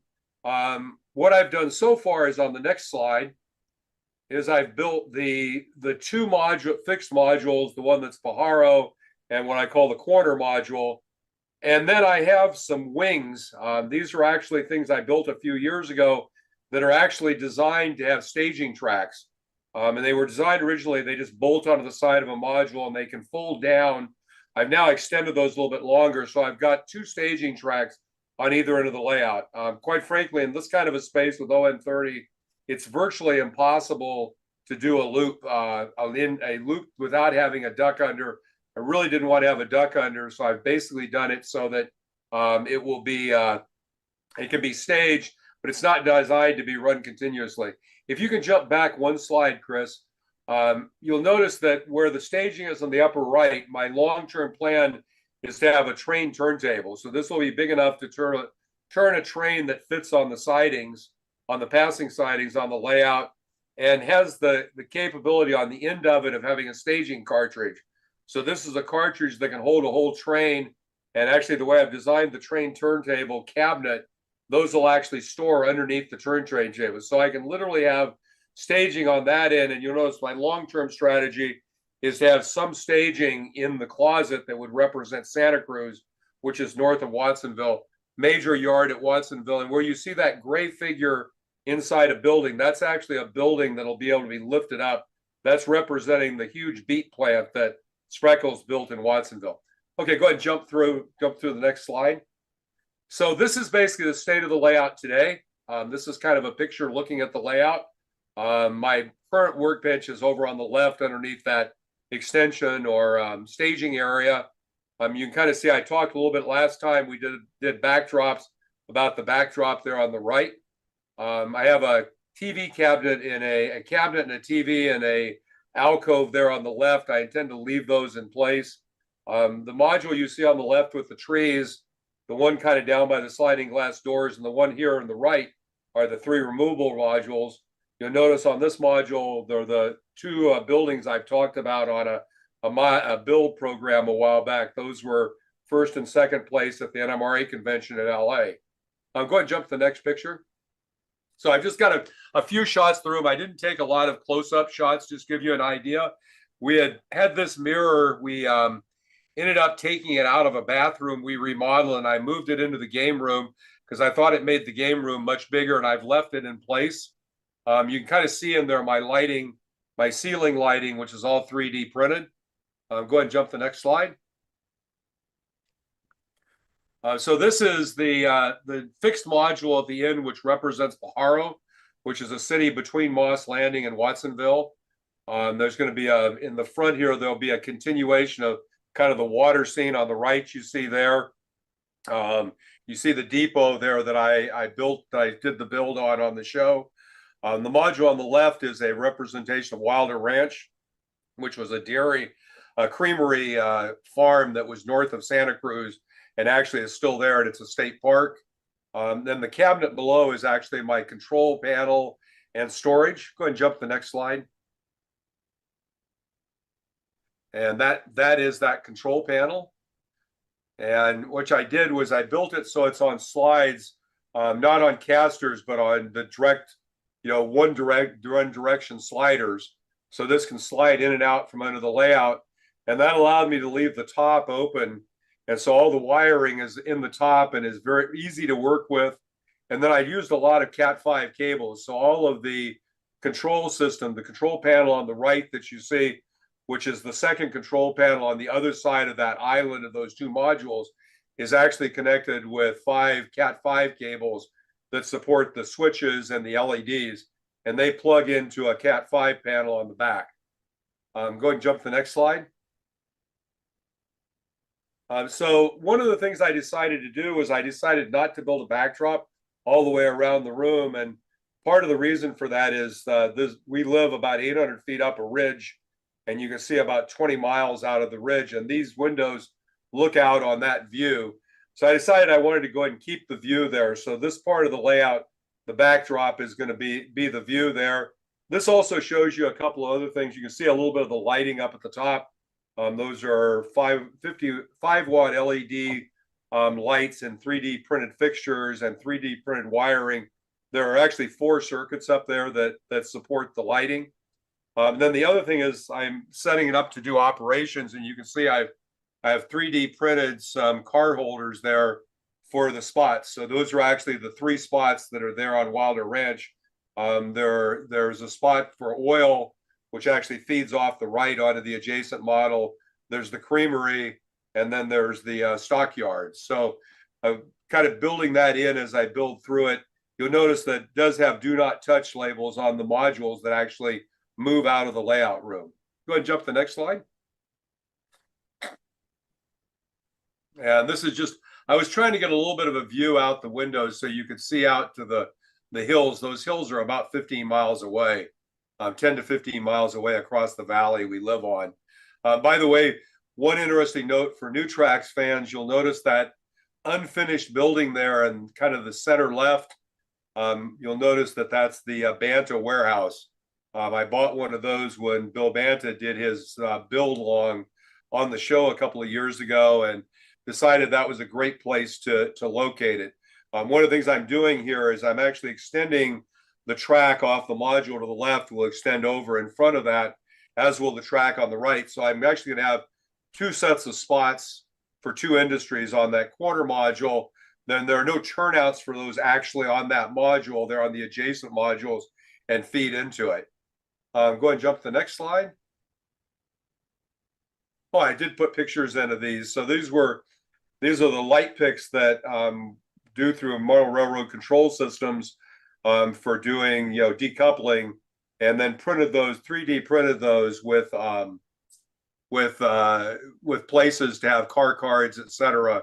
And so I'm doing car cards for all of my rolling stock, etc. And I think that may be the last picture. We have to see if there's one more.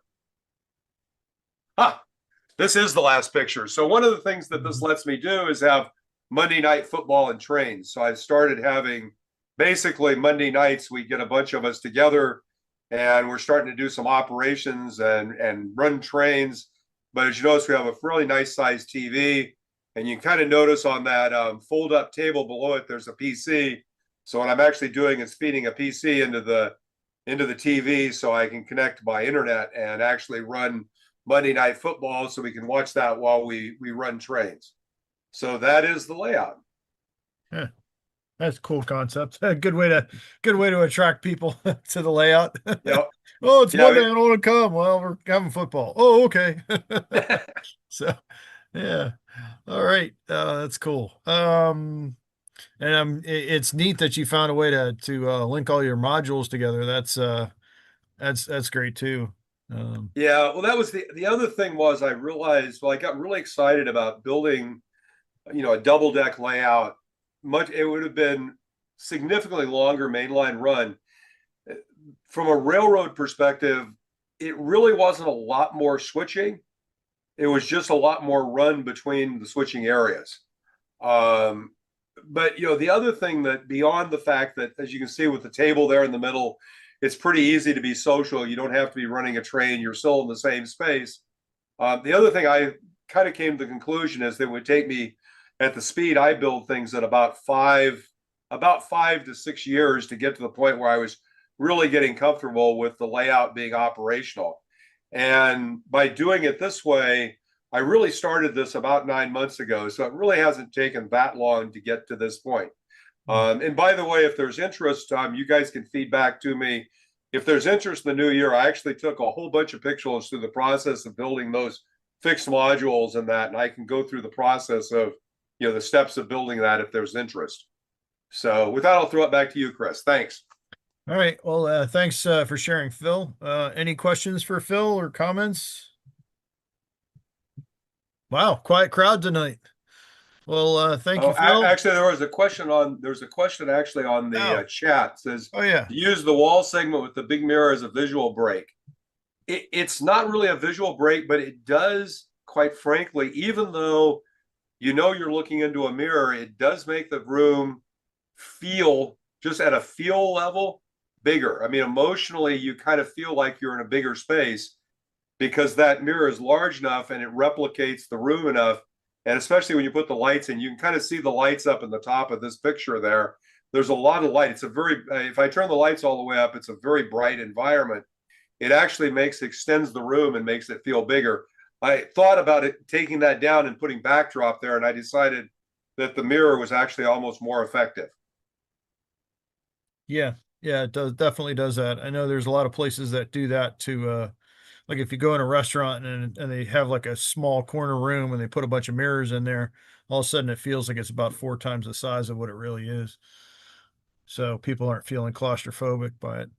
But I got one more question. Sure. How wide is that module that shows in the right-hand side of that photo? It's about 2 feet 4 inches, about 2 feet 3.5 inches, and it actually was sized. The sliding door that you see there on kind of the center left is a 6-foot sliding door, and I took out the stop, and it's sized so you've got about an inch, right at about an inch of clearance to go through that door, you know, level. So you actually move it through the door level. So it's reasonably easy to take those out of the room and move them outside. Actually, the way I move the modules is I have 2 frames that are built, and the 6-foot module on the left, the one with the trees, and the 2 6-foot modules on the right all bolt together with frame ends. And the frame ends only go on the end. They don't go around the side. So the width is that 2 foot 3. And I can put all of those in a rack in the room and then roll the rack out through the door and roll it into a trailer. Because I literally, the way I can park a trailer literally about 10 feet outside the door, 15 feet outside the door. Well, it looks nice, but the reason why I asked basically is I don't have room for a layout, but I'd like to do a module, say a switching layout. Yep. And I'm not sure what width to go. You know, so I've stuck with 2 feet. You know, the modular group I'm part of, our standard is a 2-foot standard on the end. So we have a connector standard that's a 24-inch by 6-inch plate with basically the tracks at a certain point, and then you've got drill holes 4 inches below that we put bolts through to bolt things together. So we kind of start off with an assumption that the interface between modules will be 2 feet. So most of the modules we build are 2 feet, and those were built, like I said, a little bit wider to fit through the door. You know, 2 foot is pretty reasonable to manage, and it gives you, you know, enough room. This is ON30. HO is going to be similar. You know, there's actually, if you look there, there's actually across that module at one point, I think there are 4 or 5 tracks that go together, and they don't feel really terribly crowded. Great. All right, cool. Thank you. Any more questions for Phil? All right, thanks, Phil. In case I don't talk to you before then, Merry Christmas and Happy New Year. So we will move on. Thank you for sharing. All right, next up is Bernd. You all right? You up, Burned? Hey, I hope so. Can you hear me? Yep, gotcha. Good, you can hear me this time. Yep. All right, I'm building an HON30 modules in part of the basement. It's going to be part of a larger railroad eventually. So when I put my table together, I use pocket screws. Next slide. And here is a bunch of them all put together on a 8-foot long piece of what is it, 3/4 inch by 4 inch pine. Okay, next slide. Here it is assembled, and I screwed it to the wall and make sure it's level. Okay, next slide. Here's the robot cutting out the 2 by 8-foot piece of plywood. I do that on the floor, and I put a piece of foam. Well, this is a aluminum backed foil foam that I put on the floor so I don't cut into the concrete. Works pretty good. I use a what do they call those? Those masonry lines to get a straight line, and then just saw it up. Next one. In order to support it, I put braces underneath, braced against the wall. I can literally sit on that and it won't come down. So, okay, next slide. This is what happens after a while. You get it up and you start putting stuff on, and you don't work on it for a while. It becomes a horizontal storage area for stuff. So, and even underneath, which is great. That's one of the reasons I kind of like those braces. You can put stuff underneath without having to try to get around the legs. Okay, next one. Kind of showing a picture here of starting to lay out where the track would be. The stuff on the lower left, that's I make my own track. It's code 55, and I use PC ties. That way I can actually make my own custom track work for what I need to do. In the background where the building is to the left will be my rotary dumper. I'm planning on actually animating this of dumping stuff into a hole, which is going to simulate going into the building and get crushed into finer stone. On the left, where the 2 green engines are, I decided that I needed a real steep grade coming down, and then it's going to backtrack and go back in where the other locomotive is. All right, next slide. This is a representation. The tube you see coming out of there, I did that. I think I tried to show that on one of my builds for animation. And what that is a spring that turns, and it'll actually bring the aggregate out into a yet to be built elevator, which will actually then take the stuff up to it's a plexiglass I cut out on my CNC machine and glued it together. The top part yet where the bins are missing. The elevator will actually take that up into the bins, and I'm trying to figure out a way that I can actually then use that to load the cars. There should be about I think a dozen cars I can put underneath that to try to load them. Okay, next one. This is looking. I figured I needed a way to go to the quarry where the rock is actually mined. So I kind of built this up into an alleyway like they've actually dug down into the rock already and are moving along down to the quarry. Next one. This is going to be the section that I think Tom would be interested in. This is where the limestone is going to be quarried and then loaded onto the HON30 cars. Next one. This blue and brown was back in my TT days when I was interested in TT scale.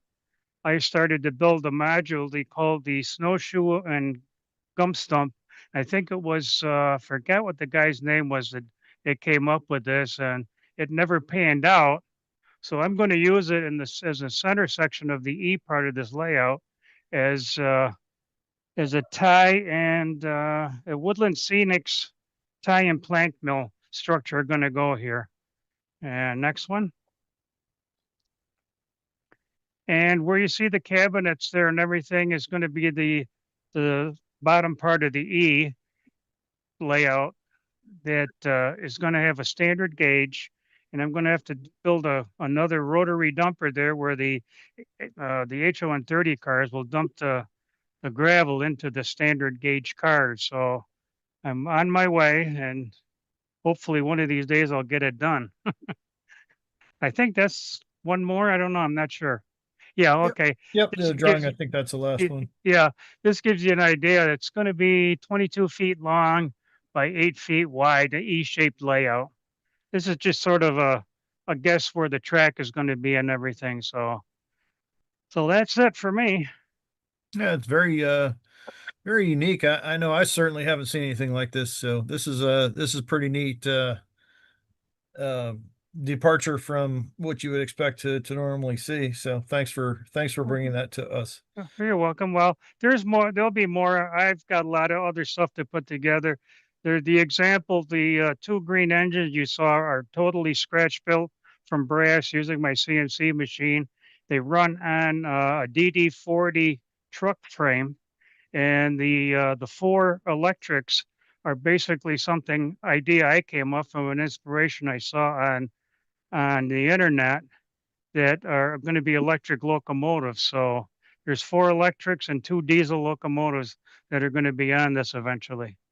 So maybe some days I'll get those together and do a presentation on those. And that's it. All right. Questions? Hey, Bernd, I have a quick question. Yes. Tom Farrell here. Just out of curiosity, your limestone quarry, is it dimensional stone or aggregate or both? It's going to be aggregate. I'm going to do some dimensional stuff. I saw some interesting stuff when I was searching on the internet over in we'll call it the Eastern Black countries. They have a gauge, 600 millimeter narrow gauge, which equals about to a 30-inch narrow gauge here. And they had some very interesting cars I'm going to try to model. And I was thinking of with the quarries mining a big stone, that they move that and then somehow get it to the standard gauge railroad. Basically, huh? What year are you modeling? I do the between the steam and diesel age where they start switching over to diesels. Okay. And well, I forgot what I was going to tell you, but oh yeah, there's a quarry near us west of me in Leroy, New York, that is a limestone quarry. They actually have one of the shell bucket well, what do we want to call it? It was a steam powered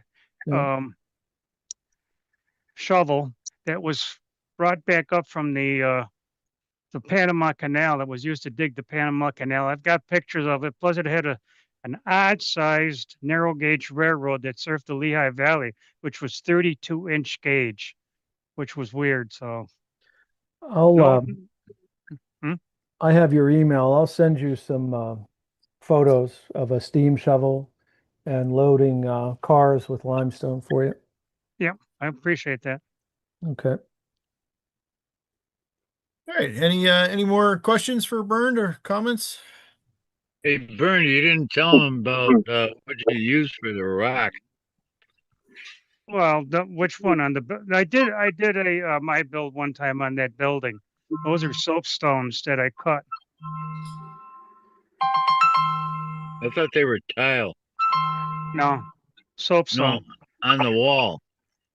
Oh, on the wall, that stuff. That's ceiling tile that you break off, and then what I do is I glue it together, and then I take Durham putty, paint over it to get a nice stratus on it, and then I use different colors.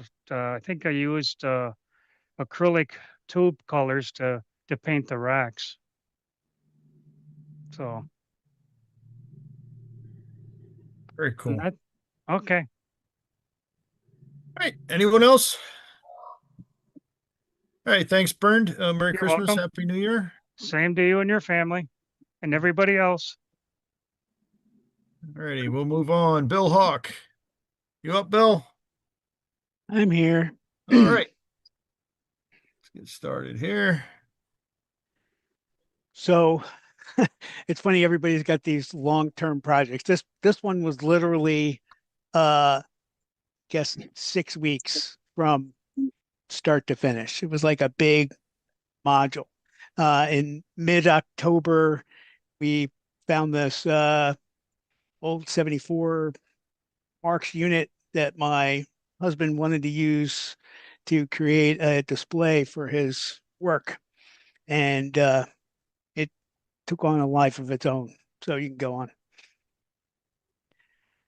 on.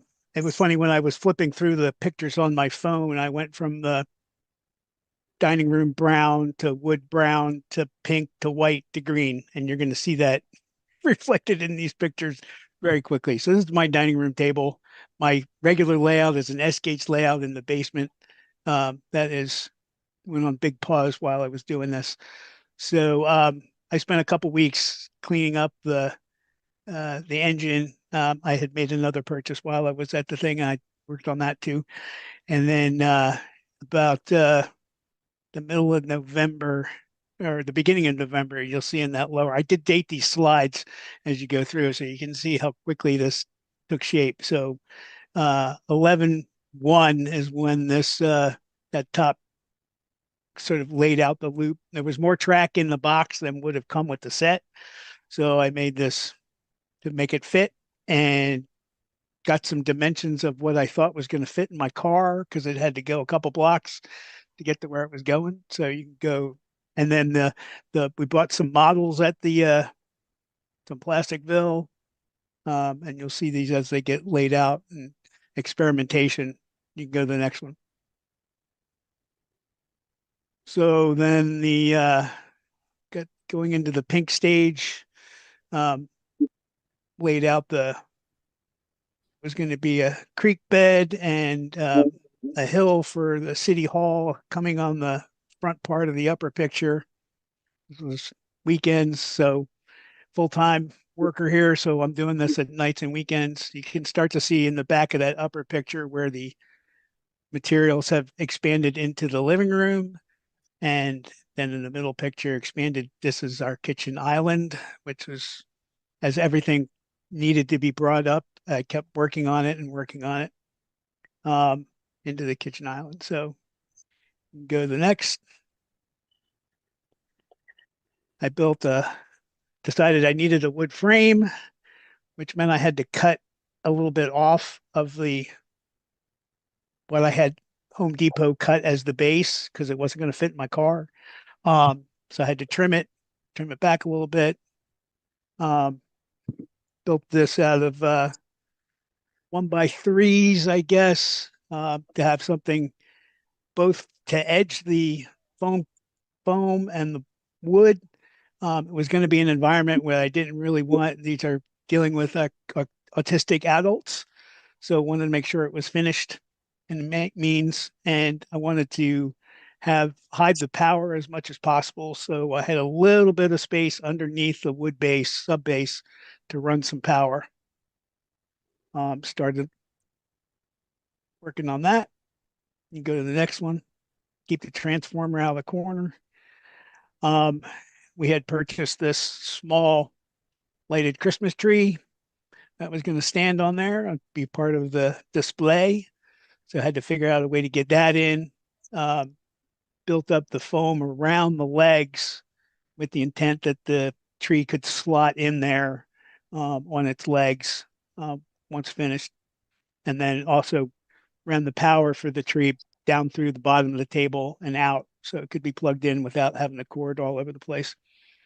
Starting to figure out that in the third picture and picture on the right, starting to put some styrene together for some little bridges on this O-gauge triple track.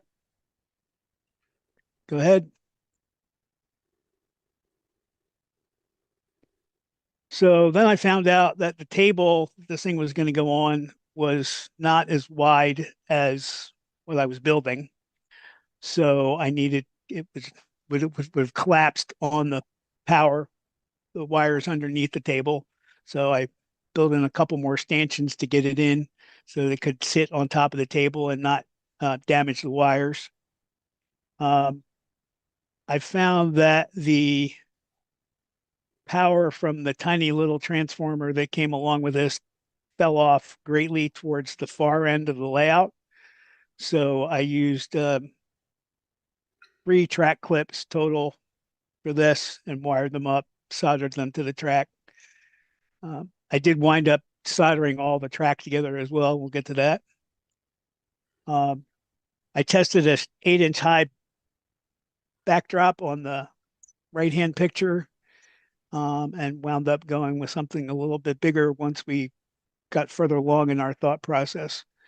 Also, you can see in the right-hand picture the mound that would become where the Christmas tree slots into. And in the middle of that picture, I built a foam core road bridge to go across the creek that was going to be developed. Go next. So one of the things that this allowed me to experiment with is some of the scenery techniques that I've read about but never done. I'm an architect by trade, and I can build buildings, and I can use markers and foam core and chipboard and glue and all that stuff. But some scenery elements I have not done, and this gave me an opportunity to try some of that stuff out. So I wanted to try some different things out and got some various different products that I've read or seen and tried. So here on the right, you can see them trying some of these various textures on Sintra, on foam, on the cork, just to see what they would look like and what I could use. You see that we're at Wednesday, the 12th of November now. Okay, you can go ahead. So now we've gotten the 20-inch high or so backdrop. I thought that would work better. The colored blocks at the back were foam core pieces that got taken to the center, and the autistic adults painted. We had them paint them.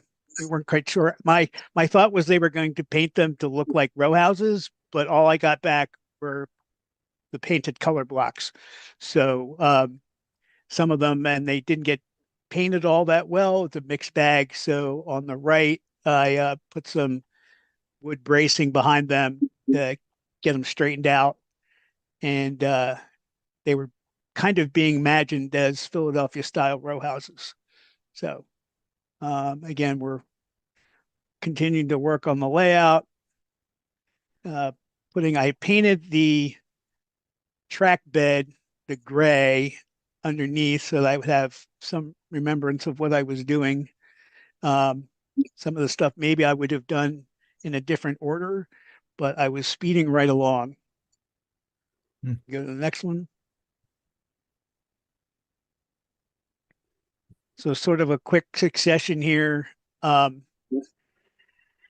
The layout was to be delivered on December 1st. And I knew I needed to get the thing greened out. I think normally you would probably do ballast before you would do the greenery. I know there's people go back and forth on that, but since I had already had it gray and I knew I wanted to ballast the track, but I knew I had to get it green first. So I moved ahead with doing plaster and sculpt the mold on the entirety of the piece, taping off what was going to be the places for the buildings and the roads eventually. On the right hand, and then I've found that using fans to get things to dry is the way to go. Obviously, I was in my house, not in an unmaintained space, so did have plenty of warmth and good humidity controls. But the fans really help in an overnight situation if anybody needs to do that. Getting some air movement across this really helps in getting things to dry. Go ahead, Chris. And then the backdrop, I painted sort of a light blue. I was trying to get it a little more shaded from top to bottom, blue to gray. Didn't quite. This was probably the weakest thing. Maybe I needed to start with a brighter blue, I think. Right now, the table, the layout to itself is to the left of these pictures up against my stairs. And then I painted the backdrop hole for a tunnel for the road to get through the backdrop. Need Wile E. Coyote on there. Meep, meep. Yeah, I mean, it works. You can see it in the final thing, but maybe it wasn't quite as dramatic as I had hoped. So go ahead. So just on the printer that I had here, I printed a slew of windows and doors and then used markers to color them in and give them some three-dimensionality. And that's how the buildings look stacked up in the box waiting to go. So now we're at the last picture, that's the 23rd of November. So we are rapidly growing here. Go ahead. So then I cut additional ties and got them in place in between. That's 1/8 inch thick Sintra spray painted gray, a couple different grays. The metal ties on the Mark's track that I had some were gray, some were black. There's a mix of colors because the track had come from two different sets. But then I made the creek. I was doing different things. I did the fast dry compound for the roads. The creek is just Woodland Scenics undercoat colors with then the ultra clear Rust-Oleum poly on top of it. It's dried out really nice. I kind of painted it on thick with a dropper. You don't want to use a brush, but I didn't want to go too deep. And that basically dried in a day and a half. So that worked pretty well. And then I was sponge painting. I came back and sponge painted the road surfaces with a mixture of different color chalk paints. So there's a medium gray, and then the road itself becomes a darker gray. You can go next. That's the foam core bridge in the middle distance on the left-hand picture. And you can start to see how I nailed all the track in. Again, it had to be movable and not come up. And with the metal ties, you really can't. And I didn't know if I was going to get the ballast. So that was like the last thing on my list. So got them down, and then I just painted all the nails when I went through. So you can go to the next. Along the way, we did rescue some stuff from my partner's father's old bins of O-gauge stuff. The rock walls to either side, the straights are recovered, and then the curving rock wall is actually foam, soft foam that's been scored and marker painted. I glued I welded all the plastic wheel structures together as I cleaned them and repaired them because they were in pretty bad shape. Because again, they didn't want to be loosely tied. They had to be in a way that they could be on the layout and not fall apart by anybody touching them. So you can go to the next. Looks like Philadelphia or Independence Hall there. It does sort of. But yeah, it was just the Plasticville City Hall kit. So, okay, so we're moving along. Now I've gotten some further along with the roads. I used in the right-hand picture that's a modeling clay shaped for the crossing in two locations. I used a O-gauge deep flange truck to run through and clear the flangeways. And then I said, I should try that engine. And I'm glad I did, because the gearing on the back of the wheel, of the driver wheel, was deeper on the inside. It's on the inside of the wheel, and it's as deep, or not as deep as the flange, but still cut into the clay. So I had to keep smushing it down and smushing it down so that I wouldn't get any rub for that. And then and then the clay, once it dries, you can just paint it. So you'll see that as it comes along. Keep going. Starting to slot in some of the buildings, and now starting with the just Woodland Scenics foam. Glued down, painted it, sprinkled it on, came back with glue over top, 50-50 mixture, sort of the classic things that everybody knows, but I've never done it, so this was my first shot at doing it. So go ahead.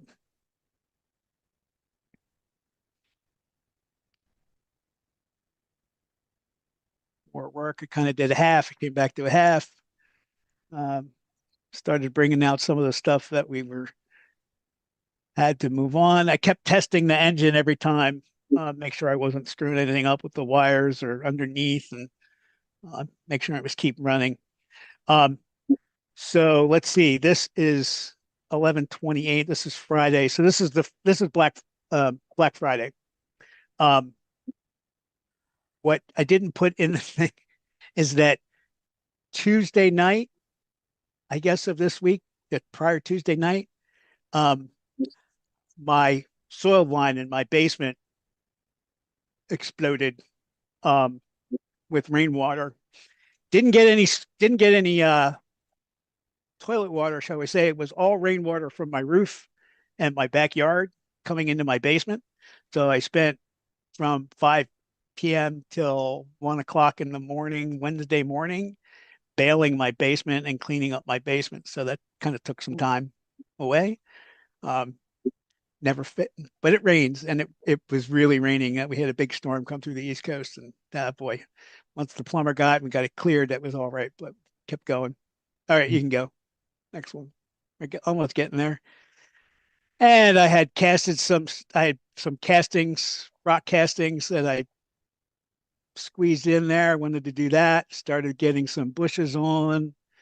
And then I finally had the time to come back and ballast all the track. So the little brewery building that's in the right-hand side, that was also a model that got from my father-in-law. It's not in great shape, but it was fine. Slotted that in and used a slightly different ballast as the sort of gravel driveway for that. Go ahead. And then these are pretty much so the glue is still drying, but there's some finished shots here, sort of more finished shots. Saturday. I wanted to get everything done on Saturday so that Sunday could just let it continue to dry and not mess with any of it. So go ahead.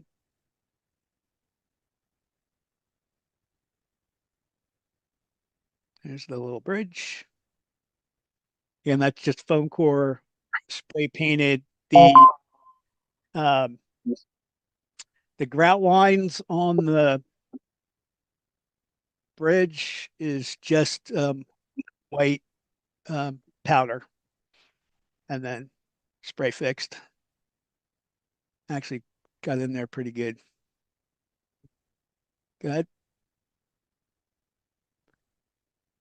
That's sort of it together with the tree in my living room on my table.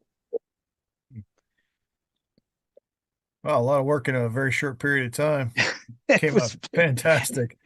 So yeah, so that was sort of Sunday.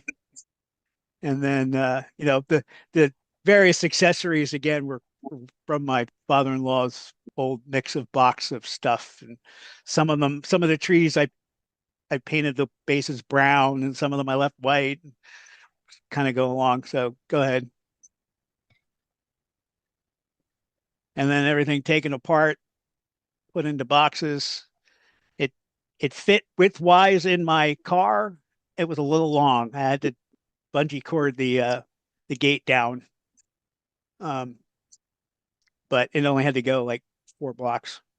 Just 2 blocks each direction. Okay. And then, yeah. So that's it in its spot. Very cool. Did you leave the movie attached to this, Chris, or? I didn't, I copied everything, or what I did is I copied your slideshow and just dropped it into this slideshow. So Okay. we shall find out. Hey, Chris, how many more presentations do we have? I'm not sure. I think we've got a few. Okay. This is it, Tom. So. Okay. Yeah, let's see here. Oh, there it is. Oh, there it is. Yep, it works.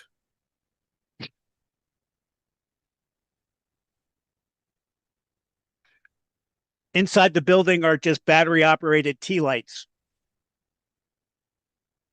Nice simple way to do things.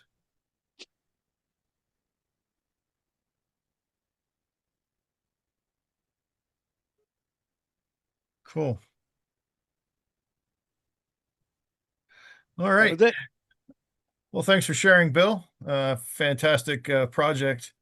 I think Steve Sherrill would call it a rescue. Is that right, Steve? I definitely had to rescue Yeah. the engine. I did have to, I think I pulled definitely 2, maybe 3 pieces of tinsel out from wrapped around the various parts. Yeah. And cleaned up all the, but otherwise it was in fairly good condition. It wasn't broken or didn't have to repair anything. It just needed some TLC cleanup and that was it. Yeah. So I learned a lot along the way, and my husband tells me that they generally run it for a little bit in the morning and run it a little bit in the afternoon. And I put signs you didn't see on the signs on the side that was like, unplug the transformer when not in use. Unplug the transformer when not in use. Yeah. It's all over the back of it. Like, because I did not want them, like, that little transformer, if you don't do anything with it, it's just gonna heat up. Yeah. But it worked. Yeah, they're really enjoying it. And everything's stuck down with museum wax, so which holds really good. Nice. Yeah. All right. Are there any questions for Bill? All right. Well, thank you, Bill. Merry Christmas. Happy New Year. Merry Christmas. Little Christmas layout. There you go. Up to Jeff Jordan. Yep, Jeff. I'm here. All right.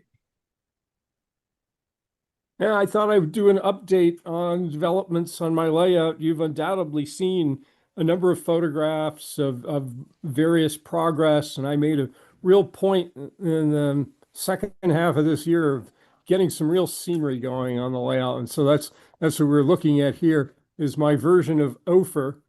And the Ophir quality store in the foreground there is obviously still under construction.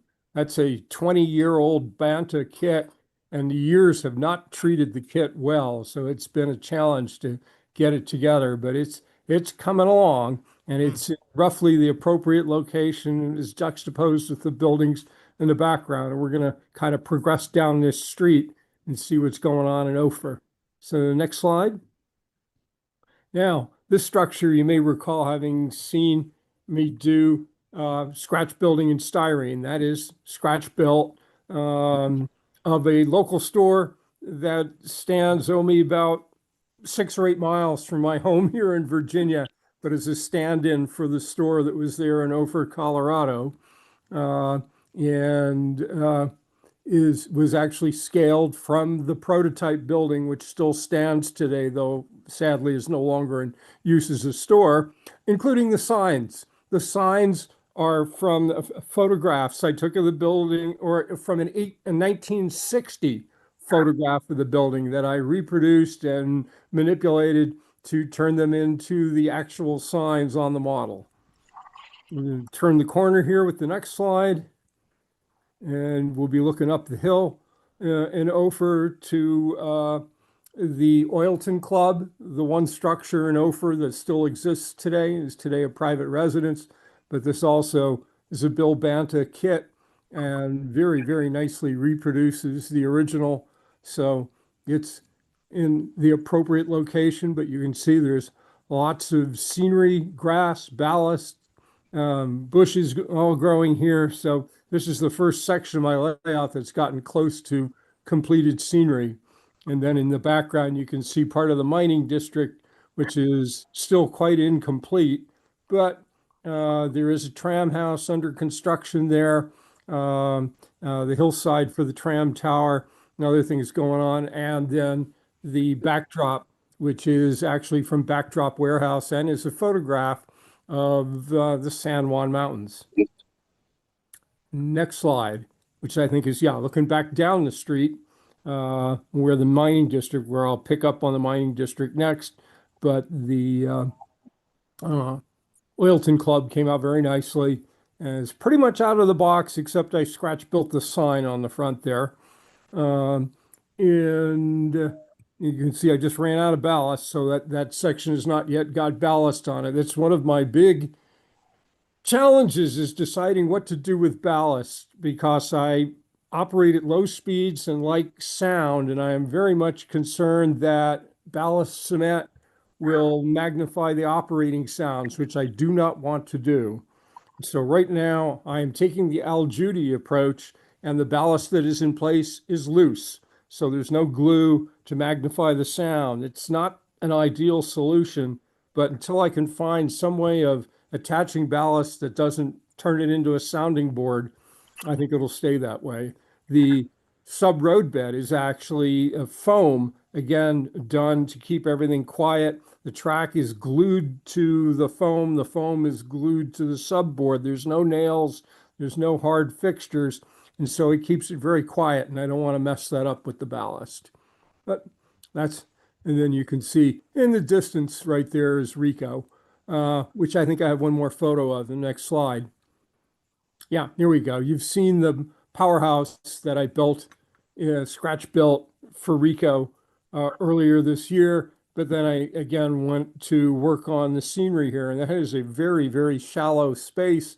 And so I'm working on my effort to hand paint some backdrop there, including the aspens in the backdrop. And I think what I'm going to do is provide a little bit of more depth by using some foam clumps to apply to the trees. So the trees, the lower trees, the closest ones, will have a little bit more dimensionality, and then the higher ones up the mountainside will have less dimensionality, maybe give it a little bit more depth. But that also is roughly based upon the prototype, though there wasn't that many trees. There was more town in the background. But we've got the actually a Rico station and the powerhouse in Rico there. And the car is a Tamiya plastic model kit, one of the few 1/48th scale car plastic model kits you can find.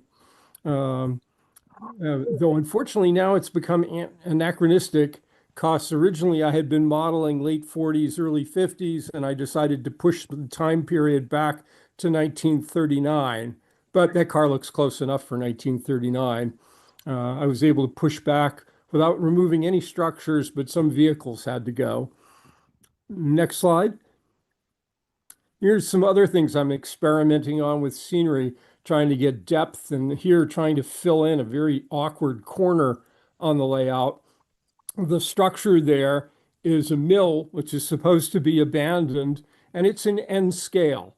So you get some real forced perspective. There will be trees disguising that ridge line, and so you'll just spot the abandoned mill in the distance. Next slide. More selective compression, and this, I was given this. This is an N scale I believe it's a Revell farmhouse, but it is N scale. And I just saw how nicely it seemed to fit with that backdrop there and seemed to be in right proportions. So again, it is giving a great deal of forced perspective to that portion of the layout. Obviously, I need to finish the scenery extending forward. And then you can see part of the mining district in the foreground there. Yeah, I was blown away by how good that house looks down there. It I guess the way it sits there, it makes those trees pop out, and it looks like the trees really you almost can't tell that it's a flat. Yeah. It was funny. I had just been given that in a box of stuff, and what am I going to do with an N scale house? And I just popped it in there, and I said, "Wow, that fits really well." So I got to finish the scenery a little bit more, but yeah, I really like how that worked out. Yeah, it's perfect. Next slide there is, I think, yeah, here we go. I think this is the last one. This is just a little scene I've been working on. That's a Bachmann camp car, which has been dismounted in Vance Junction. There were a number of car bodies being used as bunkhouses and tool sheds. So that's in Vance Junction. And then those are a couple of Les Davis figures. He's scanned and 3D printed the members of his club. And so I got a couple of them there, painted using the painting technique I had previously demonstrated. And then that little burn barrel in the front, which actually has a flickering LED in it. You can't see it in the photograph, but in person, the flickering LED really adds a little bit of dimension to it there. And that will start working my way down the roadbed there, and that will all be cinder ballast in Vance Junction. And I think that's what I've got for you. Yep, sure is. All right. Awesome stuff. Thank you. Anybody have any questions for Jeff? All right. Well, thanks, Jeff. Merry Christmas. Happy New Year. Merry Christmas. Happy New Year, everyone. Thanks for sharing. Now we'll go on, maybe, if this thing will move. There we go. Mike LaFond. Are you up, Mike? I am here. All right. So I've just started in the last year or so building FN3 indoor layout, and this is just the one end of it. It's going to end. Sound seems funny. Anyway, that's just a temporary turntable, and it's going to end at a turntable, and so I've got an incoming and an outgoing track. I've hand laid my rail on hand cut ties. And I've got a question more for my purpose in coming on here wasn't so much to show you what I'm doing, but to ask questions. Like for instance, Jeff's railroad there is based out west. And while I'm doing narrow gauge, everybody thinks narrow gauge, Colorado, New Mexico, that sort of thing. I want to focus mine more on in the New England states, that sort of thing.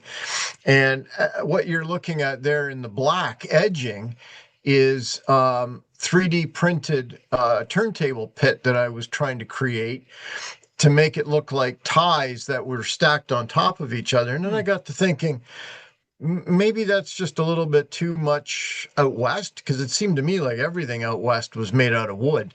And I'm not sure that to the eastern US. And so I thought I'd ask the question, should I continue to use wood, to make the turntable pit, or maybe I should consider stone? I'm throwing it out there. Anyway, we can keep going, and you can think about that, and we can talk about it at the end. So next slide.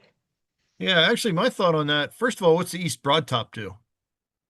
Well, I think their turntable pit is concrete, which of course is far too new. Yeah. I mean, I'm looking to model the 1870s, 1880s. So it would have been absolutely first generation. Like I said, I think their current pit is concrete. So I'm not, it doesn't help much. But the other thing is, it's your layout. Do what you want. Yeah, well, that's true. That will be the turntable once it's finished. You can see it's missing a few of the detail parts on the top of it. And so I just kind of set it on top of the temporary turntable just for the picture. But that's what's going to go on there when I get it finished. Next slide.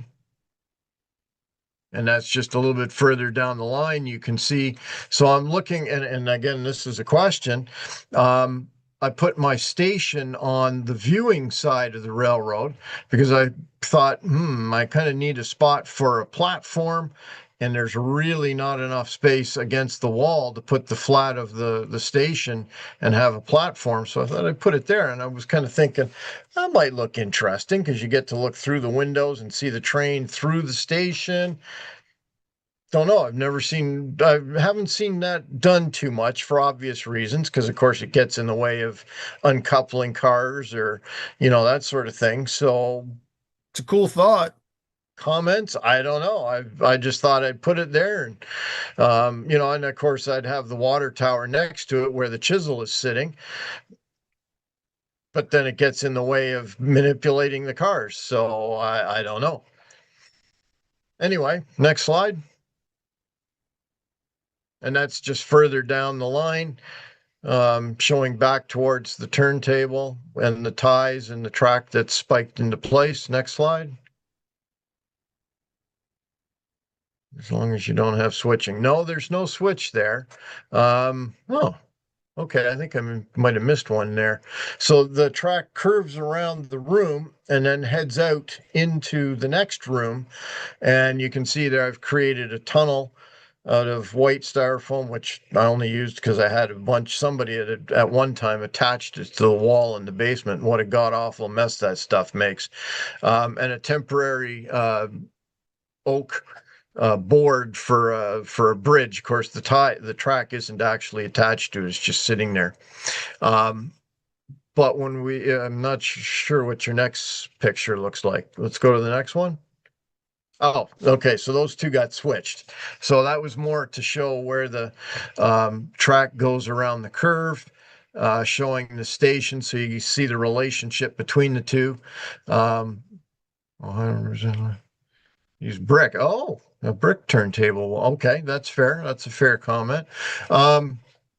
So I've got two stub switches there. They're both Scratcch built using 3D printed base. I designed the base for them. The one is a great big long curved switch, and then the other one's going to go back. You can see the road bed that goes back to the wall there. I'm thinking of something like a freight shed maybe back there just to push cars into. Okay, brick sidewalls. Consider. Yeah, show off interior. Yeah, okay. So if you go back to the previous one, then you can see where it connects to the stub switch and then goes out through the wall to the next room. And then, so now if we go forward again twice, that's where it exits out of the room. And again, another question for you folks. I haven't started building in the new room. And what's behind that Lionel cloth panel there is my electrical panel. So I have to be able to move whatever layout I put there. But I also don't want to build another mountain because I'm trying to aim for the eastern US. And yeah, there were tunnels here and there, but not a lot of them. So I'm kind of thinking about some sort of maybe like a rock cut with a lot of trees to kind of hide the tunnel entrance. But then I got to figure out something to lift so that I can move it out of there in order to get to the electrical panel. So that's essentially where I'm at the moment. Comments? Yeah, I think with that, if you were to put trees in there, you could definitely bury it, but you'd have to basically build a module out of it so you could get to your electrical panel.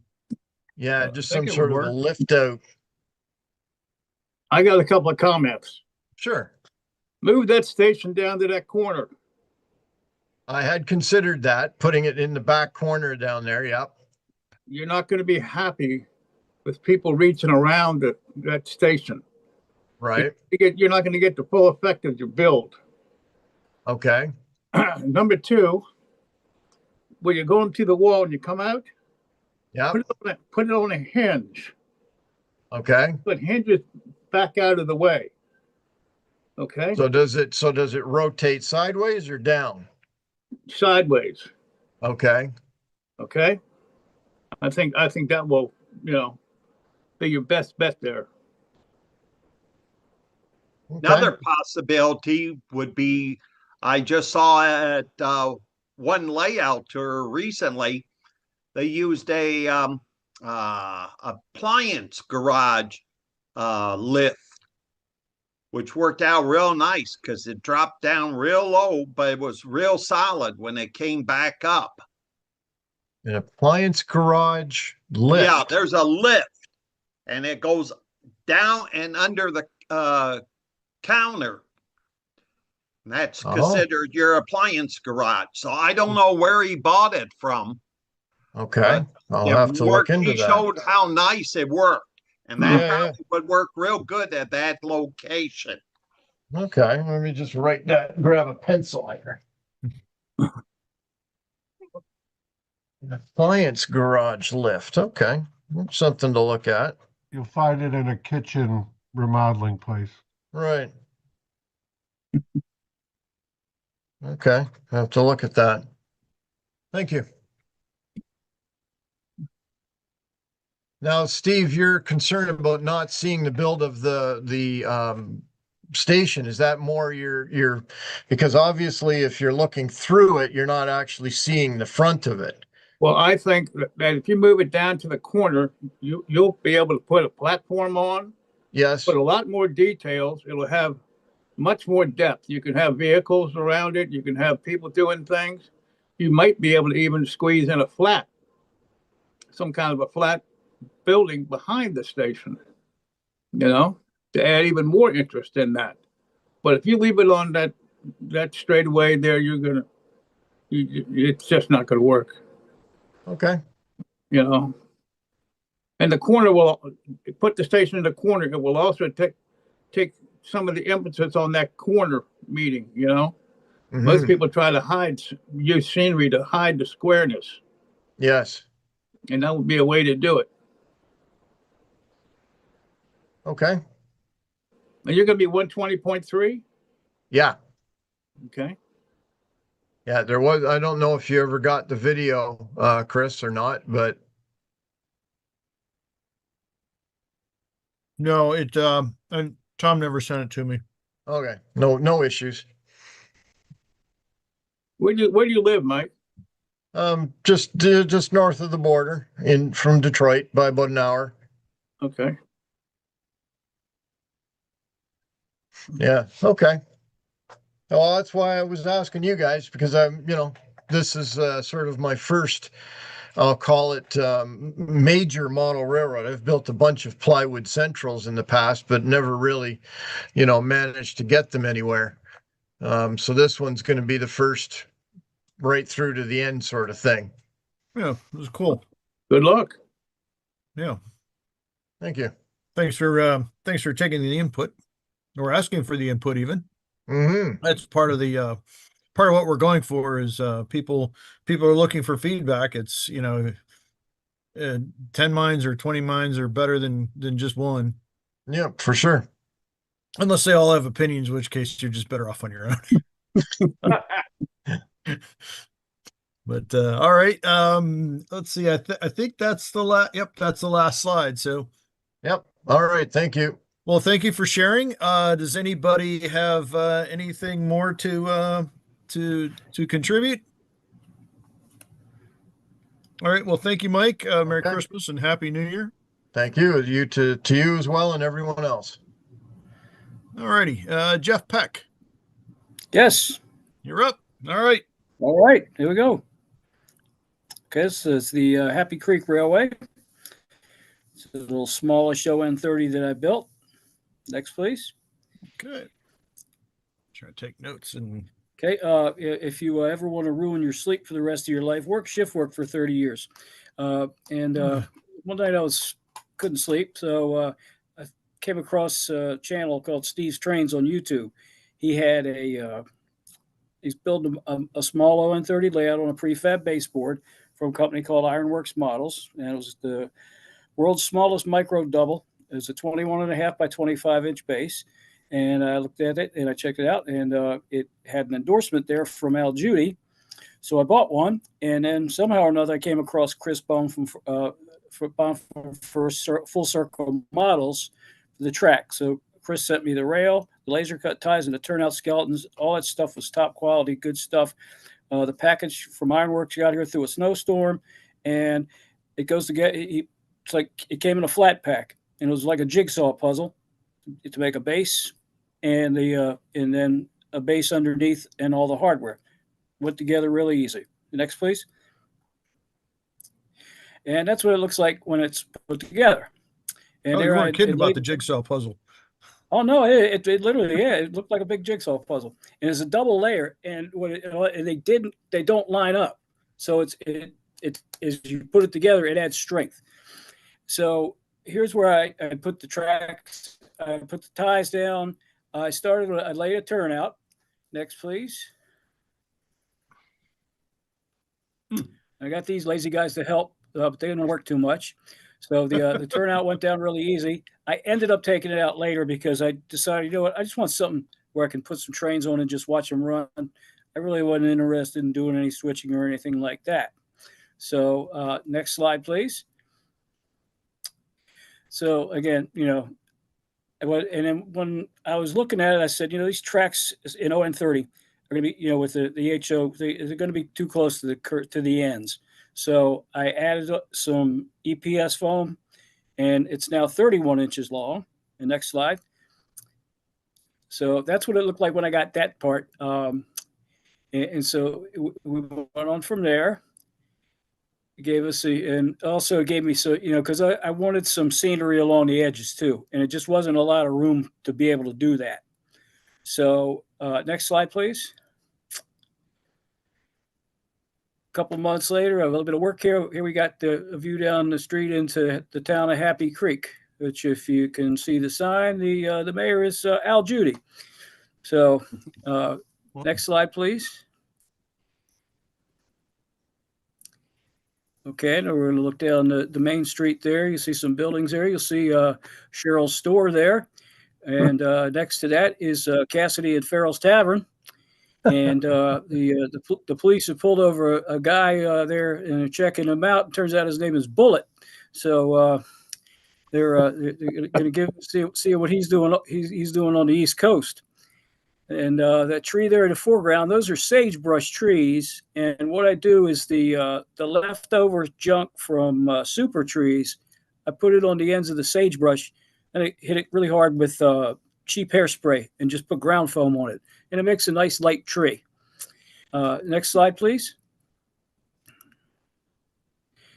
And here we're going to look down the other side of the street, and that's the building there is Witt's Hardware. All the buildings in the downtown there are made from Calvin Witt kits. He sells you a really nice kit.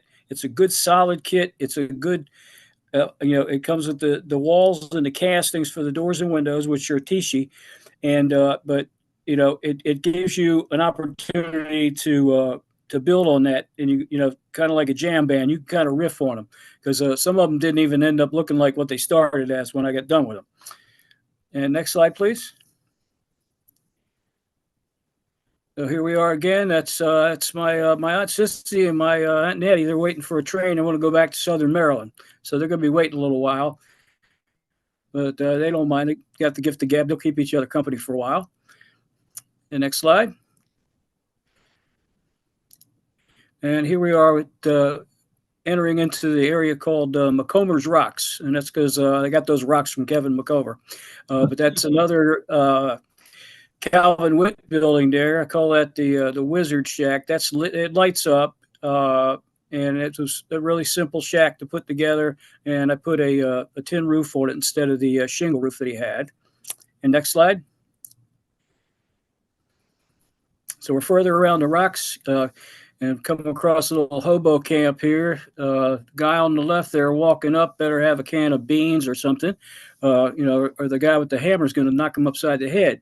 That the fireplace actually lights up. It is a Carroll Creek Models fireplace, and it actually flickers. It really looks neat when you light it up. And next, please. And this is an overall view of that one side, and that's the rock which goes into the next section, which after watching Matt Woods on here and seeing the really neat stuff that he does, I said, I got to have me like a Matt Woods scene in here. So next slide, please. And here we go. We're looking into Matt Woods again, and we got a little work crew going on there, and I wanted to. It was when I started it. I was looking and I looked at it and I was like, the only thing that's detracts from small layouts is the fact you can see the whole shooting match in one thing. So I came up, I'm sitting there thinking, I'm like, kind of like the old TV dinner tray. I'm gonna put some dividers up so you can only see, if you're sitting parallel to it, you're only gonna see one scene at one time. So I did that. So, and I said, then my brilliant ideas, I said, I'm going to model a different season in every part of the layout. So this, where the guys are working, that's what we call the dead season. The trees there, those are just super trees. Actually, they're not super trees. They're trees I got from WWC. It's over in Wales. They're like super trees, but they're a lot stronger. And I just hit them with some Rust-Oleum, and you planted them in there. Got some leaves and junk from outside. Put it in the little crappy food processor I got at a yard sale, and scattered that down there. And next slide. And here it's just an overall look at the town again. There I've got the backdrop there. The town side and the rock side are backdrops from Joey Ricard. This trackside scenery. The other one is from my friend Ed Kapuscinski, who he completely all he models is winter. So he has all these wonderful dead season scenes to choose from. But that's the overall of that side. Next. And as we go out here, I'd like to thank the following people. Like my wife, number one, for just when I disappear and, she's going to put my face on a milk carton before I come out of the basement. But everybody here on New Tracks, this is just a big, just such a great inspiration and just some great modeling techniques and the way everybody shares everything here. Especially Jim Kello for starting it, Tom for running it, Steve Sherrill, his just amazing work that he does. Greg also, and Ryan and Bob Gelmacher with Carroll Creek Models. They just put out some really, really good products that are great to work with. And Calvin Witt, he's kind of my sounding board. I do something, I send him a picture, and say, "What do you think?" And they, honest, I don't like it. So we he was a really good help with this, and certainly, last but not least, Al Judy, and just being just an inspiration to everybody, and just Al, thanks for being Al. And if you have any questions, fire away. All right, Bill Stimson. Yo. All right, you ready? Sure. All right. And here's just something that's been on my workbench for a while, and I finally think I finished it. It's a Model Tech Studios feed store and hotel combined kit. I'll have some pictures of the layout at the end, I think. Yeah, I think so. Next slide. Nothing really terribly interesting with the kit. I mean, clapboard walls.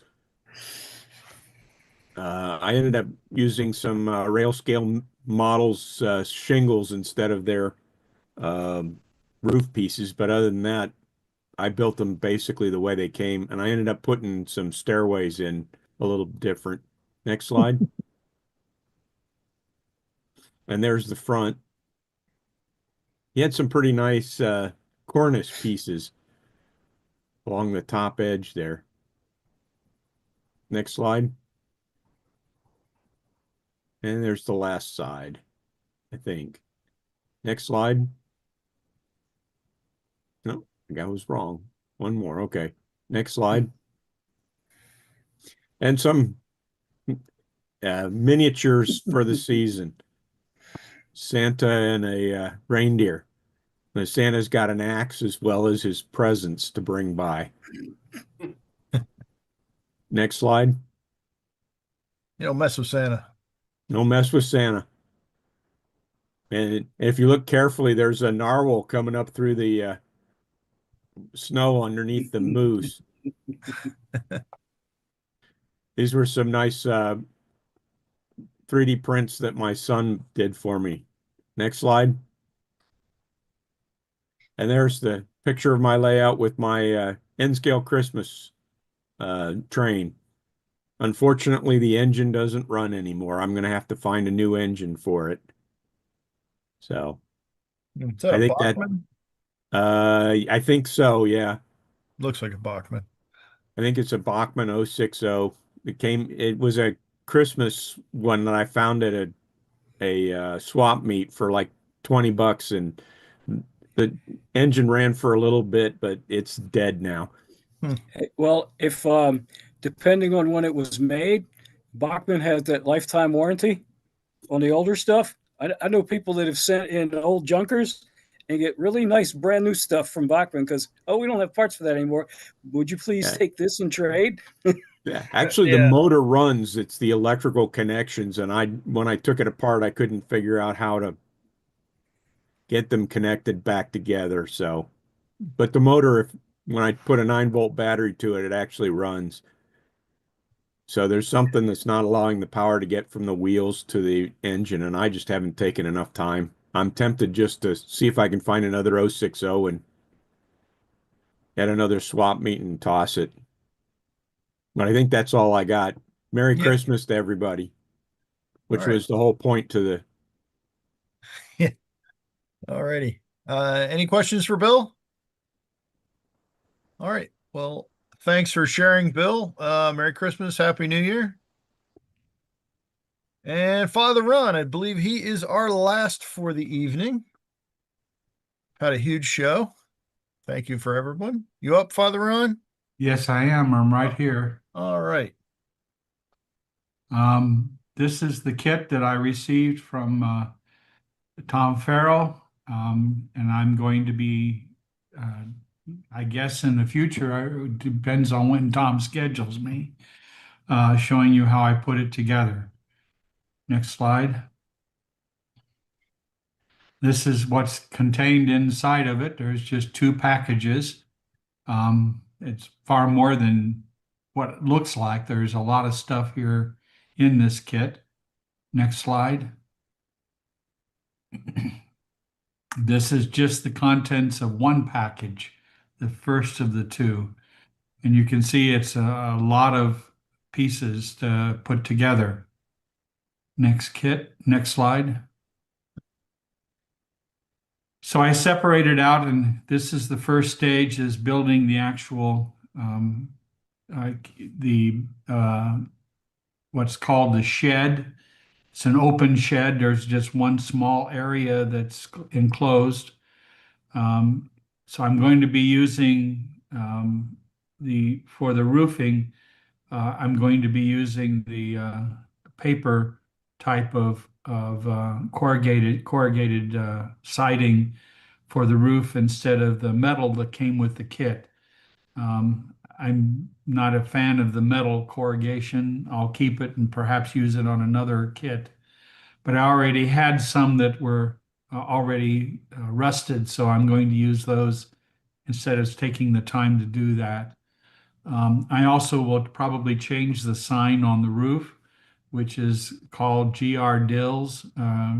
It's a salting factory where cucumbers are salted before they're turned into dill pickles. Next slide.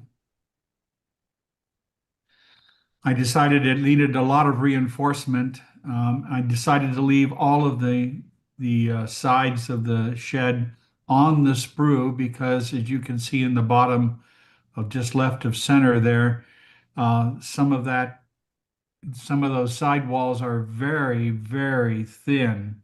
And of course, the grain is moving north and south on this photo.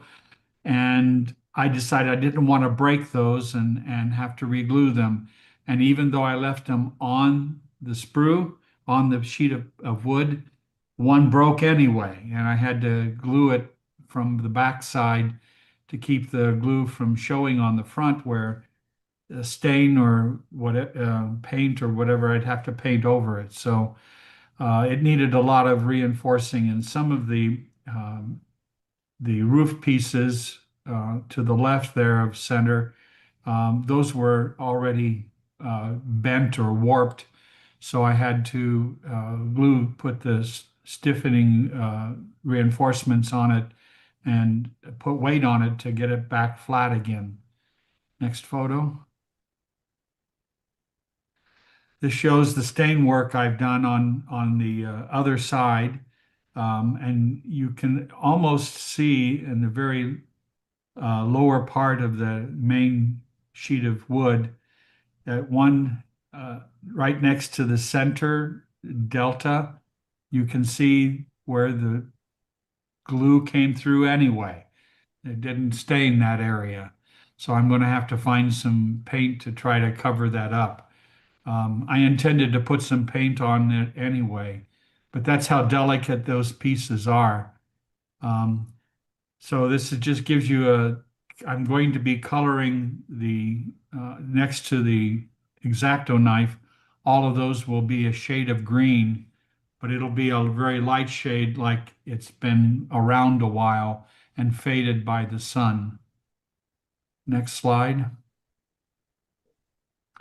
This is the back side of those. I decided I'm not going to try to detail the interior, so all the insides are going to be, it's not exactly black. This is a very, very dark brown. And so it'll serve the purpose. Also in the upper right, you'll see a water tank. It's one of those I've put together in the past that I'll be using for the source of water for the salting purpose on this real tiny, or real short diorama. Next slide. And this is the blacksmith shop that I've shown before. It stayed pretty much the way it was until very recently. I didn't have any screens to sift any dirt, to be very fine dirt, to put on the bottom of the blacksmith floor. I finally got the screens and was able to sift some dirt. So now I can put dirt on the inside and around the outside of the blacksmith shop before I start putting the other pieces for the interior detailing. This kit is no longer made, but all of the white metal castings that came with it, this is a Western Scale Models blacksmith shop. They don't offer the kit anymore, but they do offer the interior details for a blacksmith shop. I bought this a number of years ago. So now I can continue putting dirt on the floor of the blacksmith shop. So that shows you that I've made some progress on that. I think that's all I sent you.